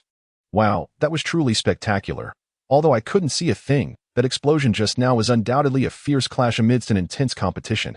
Chapter 26. Dominant defeat of Sun Wukong. The competitors, Sun Wukong and Qin Wu, engaged in their initial round of combat, seemingly evenly matched. As they stood still, the host, in a fervent outburst, began to commentate excitedly. What a thrill! Truly exhilarating. Battling with you has been the most enjoyable experience of my life. And the most invigorating. Sun Wukong clenched his fists, his expression one of pure enjoyment. I'm on the defense while you're on the offensive. Of course, it's delightful, Qin Wu replied with a roll of his eyes. Observing Qin Wu's pained expression, Sun Wukong chuckled. I know you're concealing much of your strength, but I'm unafraid. I am here to fight. Then bring it on. This time, I won't hold back, Qin Wu replied with a beaming smile. I'm ready. I certainly hope you don't go easy on me. Sun Wukong's expression turned serious, his voice sharp. The mention of holding back struck a nerve within him. Here I come, as Qin Wu's words fell. His figure vanished suddenly, reappearing before Sun Wukong in a flash, his right fist surging with a powerful gust as it struck towards Sun Wukong. So fast, this fellow's speed is utterly astonishing. In an instant, he was upon him, causing Sun Wukong's heart to race as he instinctively raised both hands to defend. However, the force behind Qin Wu's punch exceeded all his expectations, the thunderous blow launching him into the air, hurtling him away at great speed. Simultaneously, the impact of this punch made Sun Wukong's blood surge, throwing him completely off balance as he soared far away. Qin Wu then flickered, disappearing once more, only to reappear midair to deliver another blow, sending Sun Wukong spiraling back. But the onslaught did not cease there. As Sun Wukong spiraled uncontrollably back toward the stage, Qin Wu reemerged, his fists crashing down with ferocity, striking Sun Wukong's abdomen squarely. Sun Wukong coughed up a mouthful of blood, resembling a shrimp as he plummeted rapidly toward the stage. Bang! With a thunderous crash, Sun Wukong was driven several meters deep into the stage by Qin Wu's formidable force, becoming buried beneath the wreckage. Wow, Qin Wu is countered. In just a few strikes, he has sent Sun Wukong into the stage. His strength is truly remarkable. But the bad news is, the event organizers will have to spend a fortune to repair the venue, which has been battered time and again. Qin Wu is simply unstoppable, demolishing a significant portion of the stage with a single attack. The host gasped in astonishment, his sunglasses nearly slipping from his face due to the shock. Quickly adjusting them, he resumed his commentary. Now, Sun Wukong has been driven into the stage and has yet to rise. Has he lost? Or has he perished? If he's dead, according to the rules, Qin Wu would be disqualified. Everyone's gaze fixated on the pile of rubble where Sun Wukong lay, the area having been smashed into a crater several meters wide by Qin Wu's strike. Such destructive power left them wondering what injuries Sun Wukong might have sustained. Is Sun Wukong all right? Qin asked anxiously, fearful that something terrible had befallen him. He should be fine. At their level, they should be able to withstand such blows, the turtle sage reassured, though his own worry lingered. Regardless, both Qin Wu and Sun Wukong were his beloved disciples, and he wished for neither to come to harm. Suddenly, with a rustling sound, Sun Wukong rose, a look of exhilaration on his face. He assumed an attacking stance, wiping the blood from his mouth, and exclaimed, "Yes, just like that. Don't hold back. Otherwise, the fight won't be satisfying." He was indeed a warrior at heart. Be it against foes or friends, combat ignited his fervor. Sun Wukong had risen, and from his demeanor, it appeared he was uninjured. The host's sunglasses sparkled as he exclaimed in awe. If it were an ordinary person, an attack like Qin Wu's would surely be fatal. Yet, Sun Wukong stands unharmed. The match was exhilarating and intense, yet we could see nothing. Their battle had transcended humanity, moving faster than the naked eye could follow. I believe the organizers should arrange for a tracking camera next time, so we can review it leisurely later. Oh my! Sun Wukong's expression is quite spirited after standing up. It seems that last strike had little effect on him. Wait a moment. Qin Wu has vanished again. He's gone. Why must they do this? Do they not consider our feelings as ordinary spectators? With such speed, how can we relish the battle? As he continued his commentary, Qin Wu reappeared in an instant before his opponent. And Sun Wukong's exuberant expression froze as he was once again struck by Qin Wu's fist. Boom! Following this, Qin Wu unleashed a barrage of energy waves, each one crashing down upon Sun Wukong, who was propelled backward, enduring a relentless stream of attacks. Boom! Boom! Boom! The successive explosions erupted around Sun Wukong, each strike like a jolt of electricity, battering his robust upper body, leaving him dazed and bloodied, entirely unable to mount any form of defense. The audience watched in shock as Qin Wu unleashed a flurry of attacks, each resembling a baseball-sized luminous orb, relentlessly pursuing Sun Wukong. They were left astounded, their faces reflecting sheer disbelief as they beheld the explosive energy waves enveloping Sun Wukong. I could see that moment. Qin Wu leaped into the air, disappearing once more. Bang! In an instant, he materialized above Sun Wukong, delivering a hammering blow with both fists, leaving Sun Wukong utterly devoid of control as he plummeted rapidly. Boom! A deafening sound erupted, unleashing a fierce gust of energy that swept across several hundred meters, creating a magnificent mushroom cloud. Sun Wukong, too, was sent crashing into the ground, leaving a crater 10 meters wide, unresponsive. Oh no.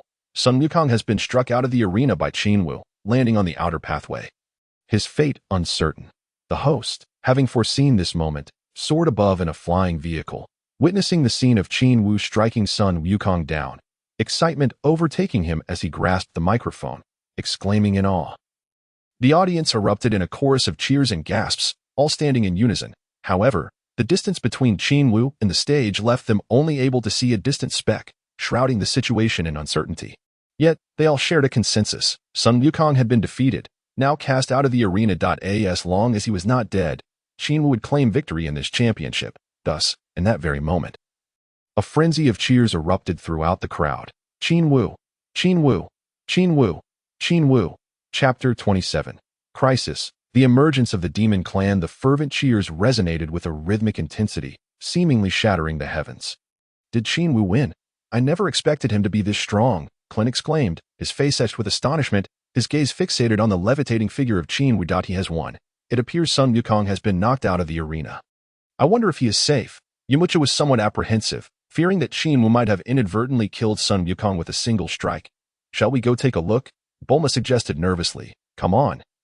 Let us move, Lan Chi exclaimed, her beautiful eyes narrowing as she raised her submachine gun once more, unleashing a barrage of fire upon the densely packed crowd behind them.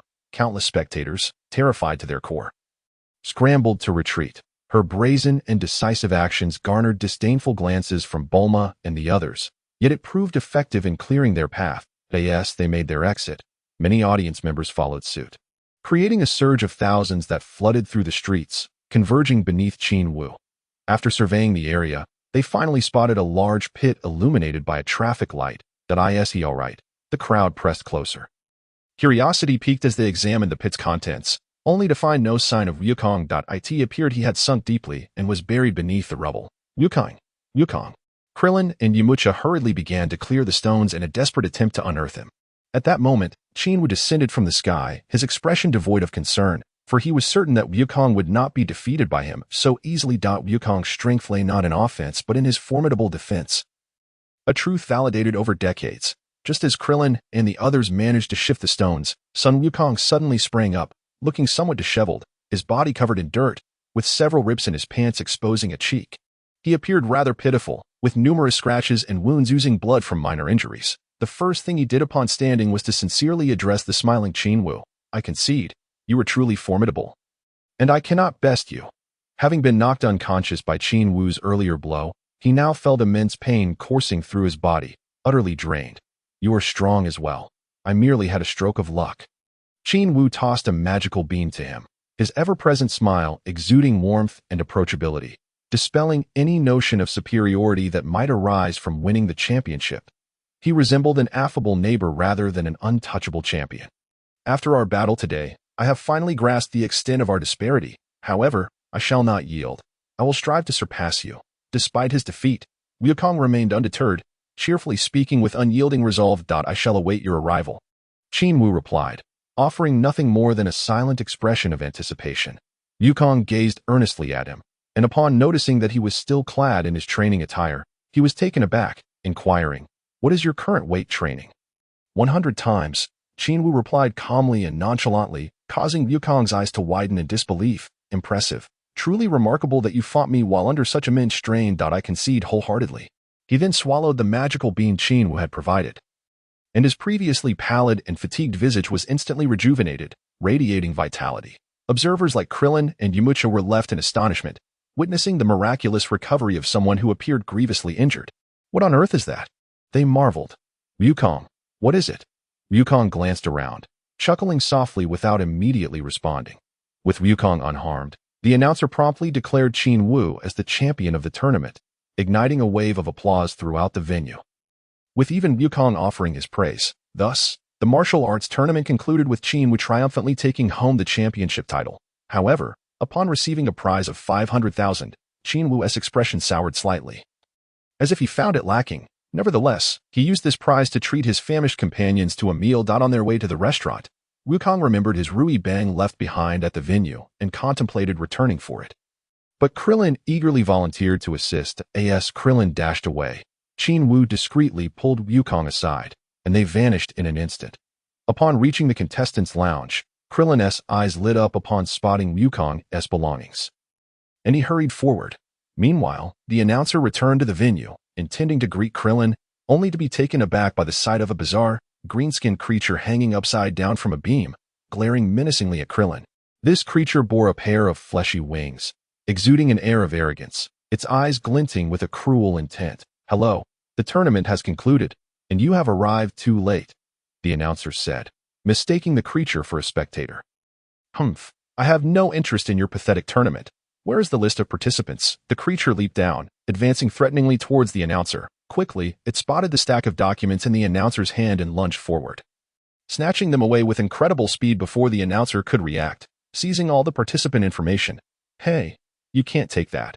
It's crucial for our records," the announcer exclaimed, alarmed and attempting to pursue. However, the creature glared fiercely and, in a swift motion, seized the announcer by the throat, tossing him aside. Bang! The announcer crashed to the ground, unconscious. Watching from the sidelines, Krillin was enraged, unable to believe that a creature had appeared, seized the tournament's participant list, and assaulted an ordinary announcer. He sprang forth, demanding, "Who are you? Why are you doing this? Get lost, or I will kill you too," the creature hissed, its large eyes glimmering menacingly. "You?" Krillin was provoked by the creature's brazen demeanor and swung a punch. Yet, the creature's strength was astonishing, effortlessly countering his attack while sneering, "I see you are also a participant in the tournament. How convenient." As it spoke, its right hand shimmered with a chilling light, a potent energy rapidly coalescing. What does this creature intend to do?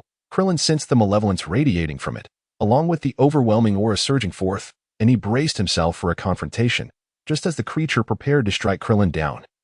A flash of golden light streaked by, piercing through the creature in an instant. Thud. The creature's expression morphed into one of disbelief as it collapsed. In its final moments, it beheld two young figures approaching with an air of calm. And then, there was nothing more. Chapter 28. The Wrath of Old Piccolo. Krillin stared in astonishment at the approaching Qin Wu and Sun Wukong, asking, "What are you two doing here?" Qin Wu's gaze remained fixed on the creature's lifeless body. And suddenly, a beam of golden light shot from his fingertips, obliterating the corpse in a burst of energy. "I sensed you were in danger, so I came running," he explained with a faint smile. Sun Wukong approached Krillin, assessing him with concern as he asked, "Are you all right, Krillin?" "I'm fine." Krillin brushed off the dust, nonchalantly replying, "He couldn't do anything to me. If you hadn't come, I would have dealt with him." "No, you don't realize how formidable he truly was. I sensed his power surpassed yours, and you could have been killed," Qin Wu countered, recalling how, in the original storyline, Krillin had met his demise at the hands of the creature. Had it not been for Krillin's insistence on retrieving Wukong's belongings, he might have forgotten about the threat entirely. Thankfully, he had remembered just in time, or Krillin would have faced a tragic fate. Wukong nodded in agreement with Qin Wu's assessment, perplexed as he asked, "Who was that guy? Why did he attack Krillin?" "He aimed to steal the tournament participant list, and I intervened. Fortunately, you arrived just in time." Krillin expressed gratitude towards Qin Wu, adding, "If what you say is true, and his strength exceeds mine, it truly was dangerous." "Thank you. Qin Wu, no need to mention it. We are partners," Qin Wu replied with a genuine smile. Partners. Wukong pondered, recalling the memories of their 3 years together, as well as his inexplicable feelings of animosity and resentment towards Qin Wu. What could be the reason for such emotions? How could he harbor such sentiments? He truly could not fathom it. But today, after hearing the words of the other party, he suddenly loathed himself for harboring such emotions. Qin Wu had not done anything wrong to himself, yet he repeatedly felt displeasure towards the other. They could have been good friends. Why did he have to jeopardize their relationship? As he pondered, the shadows of animosity within Sun Wukong's subconscious began to dissipate. He reevaluated Qin Wu, reflecting on his own past. And somehow, in that fleeting moment of direct eye contact, the feeling of disdain vanished. Qin Wu, thank you for saving Qin, and I also appreciate your tolerance towards my unfounded negative thoughts about you. Sun Wukong gazed intently at Qin Wu, his words imbued with profound apology. It's nothing at all. We are partners. Qin Wu replied sincerely, embracing him. A partner is a friend who helps and supports each other on the journey of life. Yet, within his heart, he felt an undeniable sense of triumph. For just at that moment, the system suddenly chimed with a notification, indicating that the relationship between him and Sun Wukong had warmed, instantly reversing from loathing to goodwill. Although he was unsure why this had occurred, he could not help but feel joy. For over 3 years, since he had surreptitiously stolen Sun Wukong's bloodline, the latter had harbored intense animosity towards him. And he could not find a way to ease the tension. The system's settings had truly been a source of distress. Now, for reasons unknown, Sun Wukong had proactively sought to mend their relationship. What more could he say? Well, I used to feel inexplicably annoyed by you, almost to the point of wanting to eliminate you. Sun Wukong nodded, continuing with a bitter smile. I too am at a loss as to why I felt that way. However, it seems to have vanished now, so thank you for your understanding. All right, enough of that. Have you noticed there are 2 other presences nearby that feel similar to this guy's? Qin Wu waved his hand dismissively and inquired. Sun Wukong nodded, furrowing his brow. Yes, not far from here, there exists a sinister, detestable aura. Let us go take a look. Qin Wu suddenly beamed with a smile and vanished from sight, after informing Qin to return home. Sun Wukong too disappeared that moment, approximately 100 kilometers above the venue of the world's foremost martial arts tournament. A small to mid-sized aircraft was steadily progressing into the distance, inside the cockpit.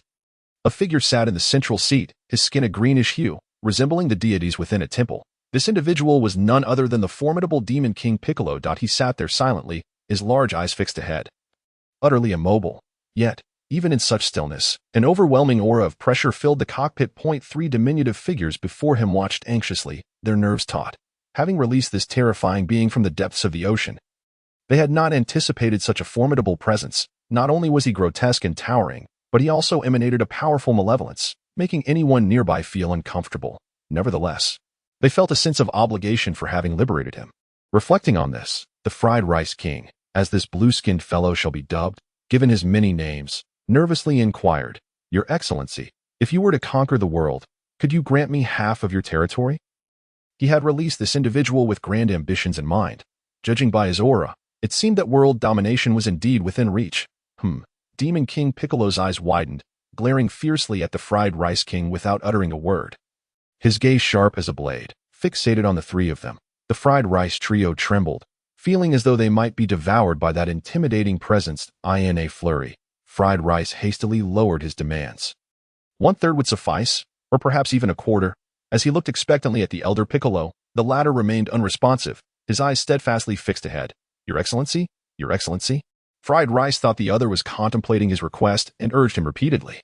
Just then, Piccolo's heart suddenly jolted, as if pierced by a dagger, causing him immense pain. Clutching his chest, drenched in sweat, he was filled with bewilderment.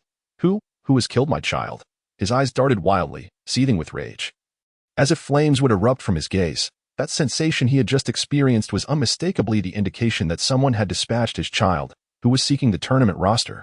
Yet, more astonishing was the thought that someone possessed the power to slay him. Contemplating the possibility that the perpetrator could be a formidable martial artist, he cast a furious glance at the rice cooker beneath him, an inferno of wrath surging within. Who could it be? At that moment, 2 youthful figures suddenly appeared before the transparent glass of the cockpit, gazing intently at him. Chapter 29. The elder Piccolo is instantly overwhelmed. Piccolo sprang to his feet, charging forward, shedding the frailty he had previously exhibited. Who are they? Since the glass shield hindered his voice, he naturally directed his inquiry at the Fried Rice King and his companions. However, before they could respond, the girl beside him pointed at Sun Wukong. Wide-eyed, "It's that long-tailed fellow, Fried Rice King. What do we do now?" Fried Rice shot her a glare, then glanced at Piccolo, quietly hissing, "What are you panicking for? Isn't he here?" Oh. Only then did the girl seem to relax. Although Fried Rice spoke with bravado, he too felt a twinge of anxiety. They had suffered greatly at the hands of Sun Wukong, and their closest brush with ambition had been thwarted by him. Otherwise, he would have long since occupied the throne of world dominion. Just seeing Sun Wukong's face ignited his ire. Despite his trepidation, he grimaced at Piccolo, declaring, "Your Excellency, that brat possesses a Dragon Ball." Dragon Ball? The orbs capable of summoning Shinron? Piccolo inquired, intrigued. He had previously heard these three mention that gathering all 7 Dragon Balls would summon Shinron to grant any wish. He was quite fixated on these Dragon Balls. Yet they had only provided him with this information without offering any, which left him both furious and helpless.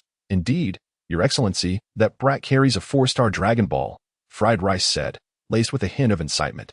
He now envisioned aligning with Piccolo to eliminate Sun Wukong, thus assuaging his pent-up resentment. While he speculated about the Dragon Ball being with Sun Wukong, it was merely conjecture. Presently, with Shinron just summoned by Qin Wu, the 7 Dragon Balls remained in their stone forms, rendering his radar useless. Nonetheless, this mention successfully captured Piccolo's attention. His expression turned icy, and his eyes shimmered with frost. Extending a finger, a beam of frigid light shot forth, shattering the glass shield and targeting Sun Wukong. However, with a mere wave of his hand, Sun Wukong effortlessly deflected the attack. "What? I never expected my strike could be so easily neutralized," Piccolo exclaimed in astonishment. Seizing the opportunity presented by the shattered glass, Sun Wukong and Qin Wu strode into the cockpit, the former locking eyes with Piccolo, disregarding his towering stature and the overwhelming aura that enveloped him. "Are you in league with the one who attacked Qin?" Before Piccolo could respond, Qin Wu interjected, "What do you want with the tournament roster? What are your intentions?" He was well aware of Piccolo's motives, but he aimed to clarify for Sun Wukong that the other was not a benevolent character. Even though it might seem redundant, as a friend, he deemed it necessary to caution Sun Wukong. Despite the latter's nature of sparing all he encountered, Sun Wukong, in his remarkable mercy, has even spared terrifying foes such as Frieza, and has shown clemency towards Vegeta, who was responsible for the death of his friends. This speaks volumes about the purity of his heart. Old Piccolo, with a hint of a cold smile, cast a disdainful glance at Qin Wu, his demeanor brimming with arrogance as he proclaimed, "I shall eliminate all you so-called martial artists. Only then will my heart's resentment find peace. And if you eradicate us, what then?" Qin Wu's visage was shrouded in frost, his murderous intent palpable. "Who then can thwart my ambition to dominate this world? I shall transform the entire realm into a hellish nightmare." Old Piccolo laughed with a haughty bravado, his audacity so pronounced that even the innocent Sun Wukong could not bear to witness it. Frowning in response, old Piccolo, in his unrestrained arrogance, paid no heed to Qin Wu and Sun Wukong, turning to the former with a murderous glare, demanding, "Hand over the Dragon Balls, and perhaps I shall spare your life." Sun Wukong shook his head in refusal, unreservedly stating, "I cannot give them to you. The Dragon Balls are not with me," but with him. He pointed at Qin Wu, who was momentarily at a loss for words. Why be so foolish? Even if the other party poses no threat, one should not reveal such information so candidly. They then witnessed old Piccolo extend his hand towards Qin Wu, commanding, "Boy, deliver the Dragon Balls." Qin Wu, internally criticizing Sun Wukong's naivety, offered a slight smile and provocatively replied, "You desire the Dragon Balls. On what grounds? Just because I am capable of ending your life right now." Old Piccolo's eyes widened in fury, his hand morphing into a blade as he lunged at Qin Wu without a moment's hesitation. What a grand fool! Qin Wu erupted into a thunderous laugh, seizing old Piccolo's hand and forcefully wrenching it downward with a resounding crash, sending old Piccolo crashing through the deck of the spacecraft. In an instant, he appeared behind the plummeting old Piccolo, delivering a powerful kick to his back, causing the latter to spit blood midfall. A tremendous sound reverberated as Qin Wu's foot struck the ground, creating a vast crater and shattering the surrounding trees for dozens of meters. Yet, this was merely the beginning. He pointed again, unleashing a beam of energy that pierced through old Piccolo's chest. Having completed these actions, he returned to the spacecraft. At this moment, the vessel, severely damaged, swayed precariously on the brink of crashing down. Meanwhile, the trio of Fried Rice clung to one another, trembling in fear. They had witnessed Qin Wu's overwhelming display of power over old Piccolo. And now, seeing him return, they were paralyzed by terror. Sun Wukong had intended to rescue them, but upon Qin Wu's return, he hesitated. Had he killed old Piccolo? Uncertain, Qin Wu shook his head, indicating his lack of knowledge. His gaze swept across to another figure, one resembling a vulture, trembling in fear at the same spot where old Piccolo had Saturday. Without hesitation, he pointed and pierced through the creature, ending its life instantly. Within the span of a single minute, he had slain 2 individuals, including the previously formidable old Piccolo, leaving the trio of fried rice utterly terrified, unable to even look at him, drenched in cold sweat. Qin Wu regarded them calmly, remaining silent. Observing his demeanor, Sun Wukong furrowed his brow and inquired, "Are you also going to kill them?" Qin Wu nodded, as if imparting wisdom, stating, "These 3 are more trouble than they are worth. They will only bring you greater complications in the future. Eliminating them will remove future threats." With that, he did not afford Sun Wukong the opportunity to retort and ruthlessly took action. Chapter 30. The regeneration cells of new Piccolo in midair. Gazing at the spacecraft exploding like fireworks, Qin Wu and Sun Wukong exchanged silent glances. Sun Wukong felt discomfort at Qin Wu's excessive bloodlust, though he believed in the necessity of eliminating enemies without leaving any remnants. His inherently pure and kind-hearted nature felt troubled. Noticing Sun Wukong's gloomy expression, Qin Wu smiled, fixing his gaze on him, and spoke deliberately, "I understand you perceive me as cruel, but remember, while these individuals may pose no threat to you, what about those around you? Your companions, Bulma, Launch, Oolong, and even Krillin and Yamcha? What if one day they were to fall victim to them? At that moment, what will you do? Feel guilt, regret, but will it be too late? Isn't there the dragon to bring them back to life?" Sun Wukong could not help but retort, "The dragon, it can only resurrect once. What if the next time they are killed by these same individuals? What then? Will you not resent your own leniency today?" Qin Wu regarded him sternly, his tone carrying a gravity beyond his years. Kindness is not inherently wrong, but it must be discerning, like that green-skinned creature from earlier. If you do not eliminate him, he will not only spare you, but will also ensnare your companions, inflicting harm upon you. When that time comes, will you choose to take your own life, or watch them perish? But those events have not occurred yet, Sun Wukong protested, though he began to grasp the truth in Qin Wu's words, still feeling a twinge of compassion. Foolishness, by the time it happens. It will be too late. Do you understand?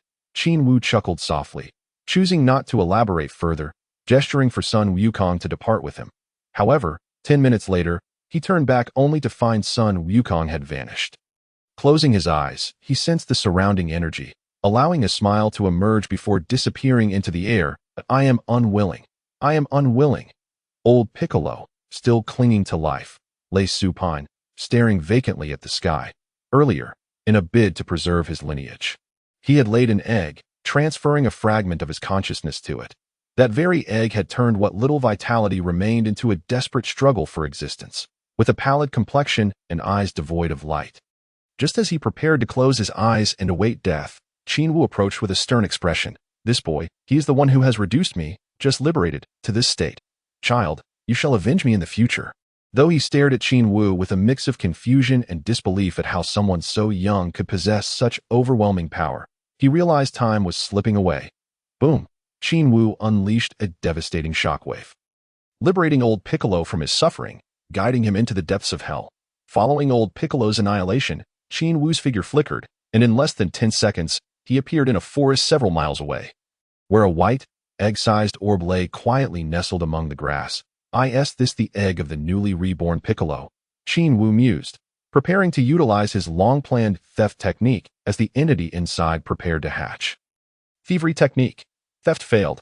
After a series of attempts at theft, until the 60th failure echoed in his ears, the system finally delivered its notification. "Congratulations, host. You have acquired the telepathic abilities of a non-combatant Namekian. The target's favorability towards you is discussed." What is this? Telepathy? This seems to be a unique skill of non-combatants like the gods, yet why does this combat genius Piccolo possess such an ability? Could it be due to his divine nature? Pondering this conundrum, he decided to set it aside to avoid the new Piccolo hatching prematurely. Thievery technique. Theft failed. Thievery technique. Theft failed. In a frenzy, Qin Wu executed countless thievery attempts, only to be met with the cold sting of failure, leaving him quite vexed. After numerous consecutive attempts, he finally heard the system's prompt, though its contents left him speechless. Congratulations, host. You have acquired the language of the Namekians. The target's favorability towards you is hatred. Are you kidding me? Even the language can be stolen? This thievery technique is formidable. System, you are invincible. Qin Wu mused silently, continuing his attempts. Ultimately, after countless efforts, the system finally revealed the coveted item. Congratulations, host. You have acquired the regeneration cells of the Namekians. The target's favorability towards you is enmity. Enmity? Next comes an unending cycle of vengeance. System, are you leaving Piccolo a sliver of hope? Alas, it seems that the future incarnation of Piccolo will not mirror his father, fully immersed in instilling terror upon the world. Rather, he shall transform into a benevolent figure, relinquishing the notion of directly extinguishing his foes. This character, a significant supporting role in the Dragon Ball universe, has contributed immensely to the protection of Earth in later developments. Farewell, though I am uncertain when we shall meet again. I am grateful for your cells, he murmured with a smile. And then, with a resounding boom, he shot off into the sky. As he soared back to reunite with Goku and the others, Qin Wu engaged in a delightful exchange with the system mid-flight. How does the regenerative cell of a Namekian compare to that of a gecko? Naturally, it is of a far superior caliber. No way. What accounts for this? Is it not the same regenerative effect? The gecko's ability merely allows for tail regeneration, yet the newly formed appendage lacks the natural appearance of the original, rendering it rather ineffective. In contrast, the Namekian's regenerative cells are entirely different. Despite sharing similar effects, their efficacy remains unaltered and can be invoked countless times. Qin Wu, astonished, could hardly fathom the extent of Piccolo's prowess. It appeared that he need not worry about severed limbs in the future. Upon returning to his companions, he found them already indulging in food and drink. As they noticed his return, greetings were exchanged, and Lan Shi's gaze towards him brimmed with an assertive curiosity. Where have you been? Goku inquired, his mouth full of meat, his words somewhat garbled. I was in the restroom. Qin Wu replied nonchalantly. Hurry and eat. You're treating us this time, and if the host goes without food, we would feel quite embarrassed. This remark came from Bulma, who observed him with an inquisitive expression, marveling at how this usually quiet individual could possess the strength to defeat Goku, something she had never imagined before. Qin Wu merely smiled and began to focus on his meal. Once everyone had satisfied their appetites, they began to disperse. That moment, Goku unexpectedly invited Krillin and Yamcha to join him in training at the Sacred World. The two, initially puzzled, felt a surge of excitement at the prospect of Goku's post-training power, which had previously rendered them utterly outmatched, and they readily agreed without questioning further. Chapter 31. My journey across the Sea of Stars. It turned out that ever since the old Piccolo emerged and was vanquished by Qin Wu, the wary Kaioshin had been secretly communicating with Goku via telepathy, deeming it necessary for his companions to undergo special training together at the Sacred World. For the ever-helpful Goku, this was an easy commitment, as enhancing the strength of his allies was undoubtedly a positive outcome. That night, Qin Wu finally shared a room with Goku, though they occupied separate beds. After a refreshing wash, Qin Wu lay on his pillow, gazing at the ceiling, suddenly feeling a lack of challenge. With 9 years remaining until the Frieza saga unfolds, and even with the earlier antagonist, Vegeta, making his debut only a year after Raditz, he had previously aimed to steal Piccolo's abilities during this tournament, diligently honing his skills. However, now that this goal was accomplished, a sense of emptiness washed over him. Though Frieza was formidable, his appearance was still far off, and the pressure was not immediate. What if he became complacent in his training, lapsing into laziness? Would he need to trouble Goku again? Would he revert to the original storyline? He did not desire such a fate. A man should act purposefully, living life to its fullest, regardless of the world he inhabits. Qin Wu, his name seemed destined to resonate within the Dragon Ball realm, a testament to diligent martial cultivation. It was time to find himself a new endeavor. As he contemplated setting a short-term training goal, Goku emerged from his wash, noticing Qin Wu with his legs crossed, lost in thought, and curiously inquired, Qin Wu, what are you thinking about? Thinking about the future. Qin Wu instinctively replied, the future?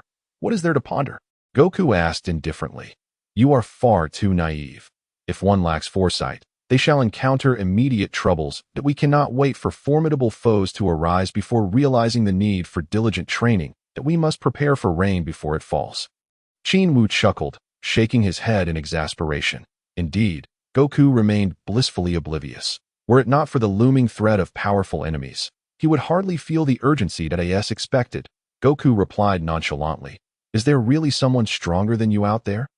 My current goal is to surpass you. My mind is solely focused on defeating you." Upon hearing this, Qin Wu suddenly envisioned the future Vegeta, who, after being defeated by Goku, became utterly obsessed with training. Driven by an overwhelming pride that turned his practice into mere mechanical repetition. No matter how hard he tried, he could never quite reach Goku. Even when he occasionally surpassed him, Goku would soon reclaim the lead and widen the gap. Goku had become his greatest affliction. His relentless training was solely aimed at surpassing Goku, leaving him disinterested in everything else. This starkly contrasted with Goku's adventurous spirit, which enriched his journey with experiences. Throughout his endeavors, encountering setbacks and challenges allowed him to reflect and refine his training, elevating him far beyond Vegeta's mechanical approach. Vegeta's ludicrous pride shattered upon realizing he could never catch up to Goku, ultimately leading him to willingly fall under the control of Babidi, all for the chance to engage in a thrilling battle with Goku. Despite his formidable pride, he could not fully succumb to control. Yet it was undeniable that Vegeta's life was steeped in tragedy. However, now Goku seemed to be transforming into a similar entity, fixated solely on surpassing Qin Wu. Was this a good thing or a bad thing? Qin Wu sighed. In the early stages, designating oneself as a target, while useful, was detrimental to future growth. Lost in thought, he suddenly sat up, facing Goku with a knowing expression. I now believe Earth has no worthy opponents. I intend to venture out. Venture out? To another country? Goku asked, bewildered. In his mind, the notion of leaving Earth was utterly foreign, a concept that would only crystallize after the arrival of his brother Raditz. Seeing Goku's perplexed expression, Qin Wu couldn't help but chuckle, shaking his head. No, I'm referring to that vast expanse of starlit sky outside. He gestured towards the brilliant night sky. That I wish to leave Earth and explore what lies beyond. Ah, Goku exclaimed in astonishment, unable to fathom Qin Wu's absurd ambition. Can one even leave Earth? His mind struggled to grasp the idea. Noticing Goku's bewildered demeanor, Qin Wu earnestly replied, "Indeed, I believe my perspective must expand beyond Earth. I must venture forth to witness the broader world. There may lie stronger adversaries, and I relish the challenge. I relish the challenge. The broader world." Goku suddenly experienced a moment of enlightenment, excitement coursing through him. "Take me with you. I wish to explore the outside world too." However, Qin Wu shook his head, firmly declining. "No, you should seek your own path. If you continually follow in my footsteps, you shall never surpass me." Oh, that makes sense. Although Goku felt a twinge of disappointment, he ultimately accepted Qin Wu's reasoning. What should I do then? Qin Wu smiled, meeting Goku's gaze with an expression imbued with profound implications. "You might consult the Kaioshin. He should know where is best suited for you." Very well. Goku resigned himself to the fact that he could not join Qin Wu, feeling a sense of melancholy wash over him. After all, someone who had been his rival for years and had become his target for surpassing was now poised to depart, and the thought of parting weighed heavily on his heart. Qin Wu looked up, stroking his chin as he contemplated. "I must find an appropriate time and means of transport." Goku nodded, a hint of reluctance lingering in his heart. He was uncertain when they would meet again, and it was even possible that they might never see each other again. In such a situation, he felt utterly despondent. His thoughts, once simple and carefree, were now clouded with sorrow for the second time since the passing of his grandfather. Sun Wukong. Upon observing his dejected state, Qin Wu found it somewhat amusing and remarked, "What are you so upset about? I'm not disappearing forever. In less than 10 years, I shall return. By then, I hope to see a formidable version of you. Someone who has surpassed me. So, give it your all." Would he truly return? Looking at Qin Wu's serene smile, Sun Wukong's spirits lifted instantly, and he eagerly replied, "All right, let's both work hard. I promise to astonish you when the time comes." Yes, let's do our best. Chapter 32. The incredible power of Qin Wu. 2 days later, in the plaza of the temple, a thunderous roar echoed throughout the entire sanctuary as the surrounding air surged chaotically, forming a colossal whirlpool akin to a tornado, erupting with a deafening blast. Qin Wu, enough. Do not elevate your power any further. The temple is about to explode. The celestial being was filled with dread, as the elements in the air made it impossible for him to open his eyes, and his divine robes threatened to fly away. The Indian man clung to a coconut tree like a black flag, suspended in midair, swaying in the wind. Krillin, Yamcha, and Sun Wukong all huddled inside the grand hall of the temple, staring in terror at Qin Wu in the center of the plaza. Even at the pinnacle of the temple, The face of the feline Garen sage was filled with horror, his fur standing on end from the overwhelming gusts of energy. Was this the aura of Qin Wu? How could it be so powerful? Ah! With all eyes fixed upon him, Qin Wu clenched his fists tightly, veins bulging across his body as he roared mightily. Unbeknownst to him, a thick aura began to envelop him, intensifying as he fervently drew upon his inner energy. The friction between the golden aura and the air generated a powerful vortex above everyone's heads, and under the immense pressure, the entire temple was filled with a tempestuous energy radiating from him. Suddenly, Qin Wu's roar ceased, and the air around him exploded with a resounding crack, shaking the entire temple. A visible shockwave rippled outward for hundreds of meters, causing the very structure of the temple to creak ominously. Once the chaos subsided and tranquility returned to the temple, everyone beheld Qin Wu, who appeared as a divine warrior, enveloped in a faint, colorless glow. His hair billowed in the wind, his expression stern, and his gaze fierce, evoking a sense of reverence. Has it finally ended? Impressive. Sun Wukong wiped the sweat from his brow, utterly astonished. This guy a monster. Just by elevating his energy for us to feel, he reaches this level. It's utterly terrifying. Krillin stared blankly at Qin Wu, filled with overwhelming awe. Yamcha was so astounded he could scarcely find his voice, yet he sensed that even a casual strike from Qin Wu could obliterate him without leaving a trace. The celestial being finally dared to approach. Examining Qin Wu closely, he opened his mouth to express something, but found himself at a loss for words, merely clicking his tongue in amazement. Incredible! Incredible! I never imagined you would cultivate to this level without me noticing. You truly astonish me. Bobo descended from the coconut tree, walking while continuously gazing at Qin Wu with wide, round eyes. Celestial, can you gauge the destructive power of his aura? Cough cough. The celestial being hesitated, unable to estimate, and could only cough to mask his own inadequacy. It could probably destroy half the temple. Really? The temple was constructed from meteoric materials by ancient mighty beings. It is far sturdier than ordinary bricks. Has he truly become this formidable? Bobo was flabbergasted. Perhaps. You should ask him directly. The celestial being shook his head with a wry smile. At that moment, Qin Wu turned around, his immense energy still coalescing around him. With a faint smile, he arrogantly declared, I could obliterate the entire temple in an instant. Gasp. Everyone was astonished. He claimed he could destroy the temple. What immense destructive power! Yet, none doubted his words. The sheer aura he emanated made it evident that he spoke the truth. Qin Wu smiled confidently, surveying the crowd, and inquired, So, how was that? Did you feel it? We felt it. We felt it. Please, calm it down. The celestial being replied hastily, fearful that if Qin Wu increased his energy further, the temple would be lost. The others nodded vigorously, their gazes never leaving his form. With a sigh of relief, Qin Wu retracted his energy, transforming back into an ordinary person devoid of any aura. Sun Wukong approached alongside Krillin and Yamcha, with Krillin exclaiming, Qin Wu, you are incredible. You've left us far behind. Not at all. If you all strive alongside the celestial being, you too will grow immensely strong. Qin Wu replied nonchalantly, Grow immensely strong. But we could never catch up to you. You monster. Krillin and Yamcha exchanged bemused glances, shaking their heads that it had only been a little over 3 years, and Qin Wu had transformed from a mere child into this formidable being. It was truly astonishing.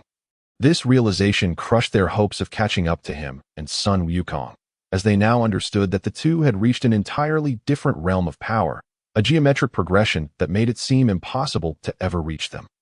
Sun Wukong had yet to fully recover from his shock, his gaze fixed on Qin Wu, feeling the overwhelming pressure even after he had removed his weighted clothing.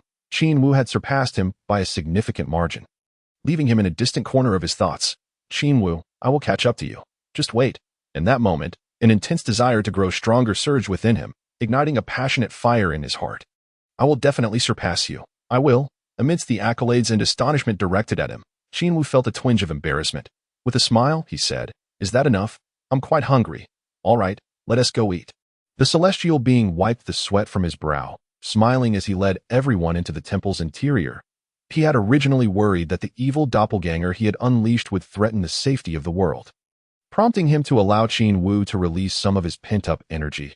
He had long sensed the wild strength emanating from Qin Wu, which far exceeded that of Sun Wukong.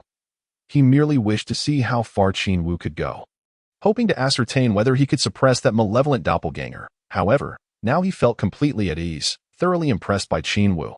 Under Bobo's generous hospitality, Everyone feasted heartily, patting their bellies in satisfaction. The food Bobo prepared was unlike anything from the mortal realm. It was entirely vegetarian and very mild in flavor, yet, despite its simplicity, it whetted their appetites, and they relished every bite. After resting for a while, Qin Wu suddenly pulled the celestial being aside and communicated telepathically. "Celestial, you are not from Earth, are you? May I know where your spaceship is currently located?" Chapter 33. The celestial spaceship. The celestial being gaped at him, stunned. How did he know? Did tell him. Yet, he maintained a composed demeanor and replied, "Yes, that is correct. But what do you intend to do?" Qin Wu glanced at the celestial being and then toward the horizon, stating calmly, "I feel as though I have reached a bottleneck in my training and wish to leave Earth to explore the vast expanse of the cosmos." His expression of concern left the celestial being utterly astonished. In the current mortal realm, it was rare to comprehend that beyond Earth lay an even broader universe. How did this child come to know? What manner of being is he? The celestial being was taken aback for a moment before regaining his composure and pondering. "Well, I don't know how you came to learn of these matters. Are you truly certain you wish to depart?" "Yes, I am certain. There is nothing left on Earth that challenges me. I seek to venture into the broader cosmos." Qin Wu extended his arms, speaking with fervor. "Do you know about my circumstances?" The celestial being furrowed his brow and continued, "In my childhood, I suffered a blow to the head, causing me to forget many things. If you truly intend to board that spacecraft, I cannot predict where it might take you. Of course, I am aware of your situation. Your hometown lies on Namek, does it not? That spacecraft must certainly be equipped with coordinates to return there, making it quite manageable." However, despite this knowledge, Qin Wu could not openly express his thoughts. He smiled and replied, "No matter where I end up, it matters little to me. What I truly care about is the challenge and encountering formidable opponents." "Oh," the celestial being gazed at him, perplexed. What crisis could possibly drive this child to such relentless training? Such ceaseless pursuit of power is indeed terrifying. After a moment of contemplation, the celestial being fixed his gaze upon Qin Wu and said, "Did you know? The demon king you previously vanquished, Piccolo, is but my malevolent doppelganger. I was unaware." Qin Wu feigned surprise in response, though internally he scoffed, dismissing the notion. How could he consider that little rascal Piccolo a worthy adversary? Sun Wukong could dispatch him at any moment. Even without Sun Wukong, after 3 years of training in the temple, Krillin and the others would likely be capable of holding him at bay. It should be noted that Krillin and Yamcha had arrived at the temple a full 3 years prior, although there may be challenges in advancing too rapidly, which could yield adverse effects. He firmly believed that the celestial being would undoubtedly assist them in overcoming such hurdles. Indeed, the celestial being expressed concerns regarding the newly reborn Piccolo, fearing his potential to wreak havoc upon the world. He worried that once the strongest Qin Wu departed, there would be no one to suppress the threat. He could also surmise that Sun Wukong would not remain in the temple, but would venture elsewhere in pursuit of new challenges. Much like Qin Wu, once these two departed, Earth would be in peril, and he himself would find it inconvenient to intervene. Fear not, simply inform Wukong in advance to keep a watchful eye, and should anything arise, you can contact him. You celestial beings possess means for long-distance communication, do you not? It is quite convenient. Sun Wukong will surely arrive in time, Qin Wu remarked nonchalantly. In truth, he already had an inkling of Sun Wukong's next training location. It was likely the King Kai's realm. At this moment, with a battle power exceeding 5,000, Sun Wukong would make swift work of traversing Snake Way, easily arriving in time. The celestial being found himself at a loss for words, gazing quietly at Qin Wu, managing a wry smile before finally asking, "When do you anticipate your return?" Qin Wu sighed and replied, "I cannot say for certain. Perhaps in 5 years, perhaps 10. The celestial being smiled ruefully once more, inquiring, "Are you truly prepared to leave everything behind?" "There is nothing I am particularly attached to. My sole focus is on training. Everything else is of little consequence," Qin Wu replied with a hint of indifference. "Oh," the celestial being nodded, gazing skyward with a deep sigh. Seeing this child so resolute in his departure, he pondered who would take his place. After a moment of frustration, the celestial being continued, "I am uncertain if that spacecraft is still operational. Let us first take you to inspect it." Suddenly, he recalled something and turned to Qin Wu, asking, "Do you understand our language? The settings on the spacecraft are in our unique tongue, which most individuals cannot comprehend." "Not to worry. I can always have Bulma modify it," Qin Wu replied after a brief pause, inquiring, "You know Bulma, right? The girl with an exceptional talent for machinery." The celestial being nodded, recalling her with a hint of curiosity. Subsequently, Qin Wu conversed with Sun Wukong, Krillin, and the others for a while before departing with Dot was already aware of the location of the celestial being's childhood spacecraft and led Qin Wu there on a magic carpet. However, Qin Wu was taken aback to discover that the destination was so far, nearly on the opposite side of the Earth. Had it not been for his magic carpet, he would have expended considerable energy just to reach the location. The destination was a desolate expanse, devoid of forests or any vegetation. The wind howled fiercely, making it nearly impossible to keep his eyes open. Fortunately, with his formidable strength, Qin Wu merely gathered his energy. And the obstacles vanished. As dusk approached, he finally spotted a large, dark spacecraft nestled in a hollow. Its design was angular, supported by 4 legs. The vessel was not particularly large, seemingly capable of accommodating a dozen or so individuals. He had approached the craft, and with a chant from, a circular passageway suddenly opened in the hull, and a circular staircase gently descended to the ground. The two ascended silently, and soon the entrance sealed snugly behind them. Inside the ship, Qin Wu surveyed the interior, finding the arrangement and design much as he had envisioned. However, the most significant difference lay in the experience of being there in person, which felt profoundly distinct. After spending considerable time together, had become familiar with the Namekian language and proceeded to issue commands, causing the spacecraft to ascend gradually before soaring at incredible speed toward Bulma's residence. In truth, Qin Wu did not require Bulma's assistance for modifications, as he had already gleaned the Namekian language from Piccolo during their encounters, had it not been for the need to maintain discretion. He would not have sought Bulma's help. Upon arriving at Bulma's estate in West City, she happened to be home, staring in astonishment as a massive object descended from the sky above her house. "What is that?" she wondered, gazing at the rusted exterior of the spacecraft, filled with curiosity. When the craft landed, Qin Wu, accompanied by, appeared before her, prompting her to exclaim in surprise, "Who is this dark figure?" Chapter 34. Becoming Stronger for Better Protection. Greetings. I am, the servant of the celestial being. Despite Bulma's impudent inquiry, remained unfazed and greeted her cheerfully. "Oh, hello," Bulma replied, intrigued. "A servant of the celestial being. Does he even have servants? Why not choose someone more presentable? How could he bear to face such a dark and shadowy figure daily?" Despite her many unspoken thoughts, Bulma maintained her composure and warmly invited them inside. Once seated, Bulma turned her curious gaze to Qin Wu, asking with a smile, "What brings you here this time? You must have a significant request to arrive in such a grand manner." Qin Wu smiled, recognizing Bulma's perceptive nature. She could often guess his intentions without him having to articulate them. "That large object is actually a spacecraft capable of traversing outer space." "What? A spacecraft?" Bulma exclaimed in astonishment, pointing at the vessel outside. "It looks so dilapidated and ancient. Is it truly a spacecraft? Does such a thing even exist on Earth?" "Hee. It belongs to the celestial being and is a relic from centuries past. However, since its internal command language is unique to them, I require your assistance in modifying it and converting the interior into a gravity chamber." Qin Wu explained with a smile. "You intend to train inside? What is this gravity chamber?" Bulma was taken aback, feeling that Qin Wu was even more fervent than Yamcha, who was always consumed with training. She had been resentful of Yamcha for neglecting her in his relentless pursuit of strength, and now found herself contemplating separation.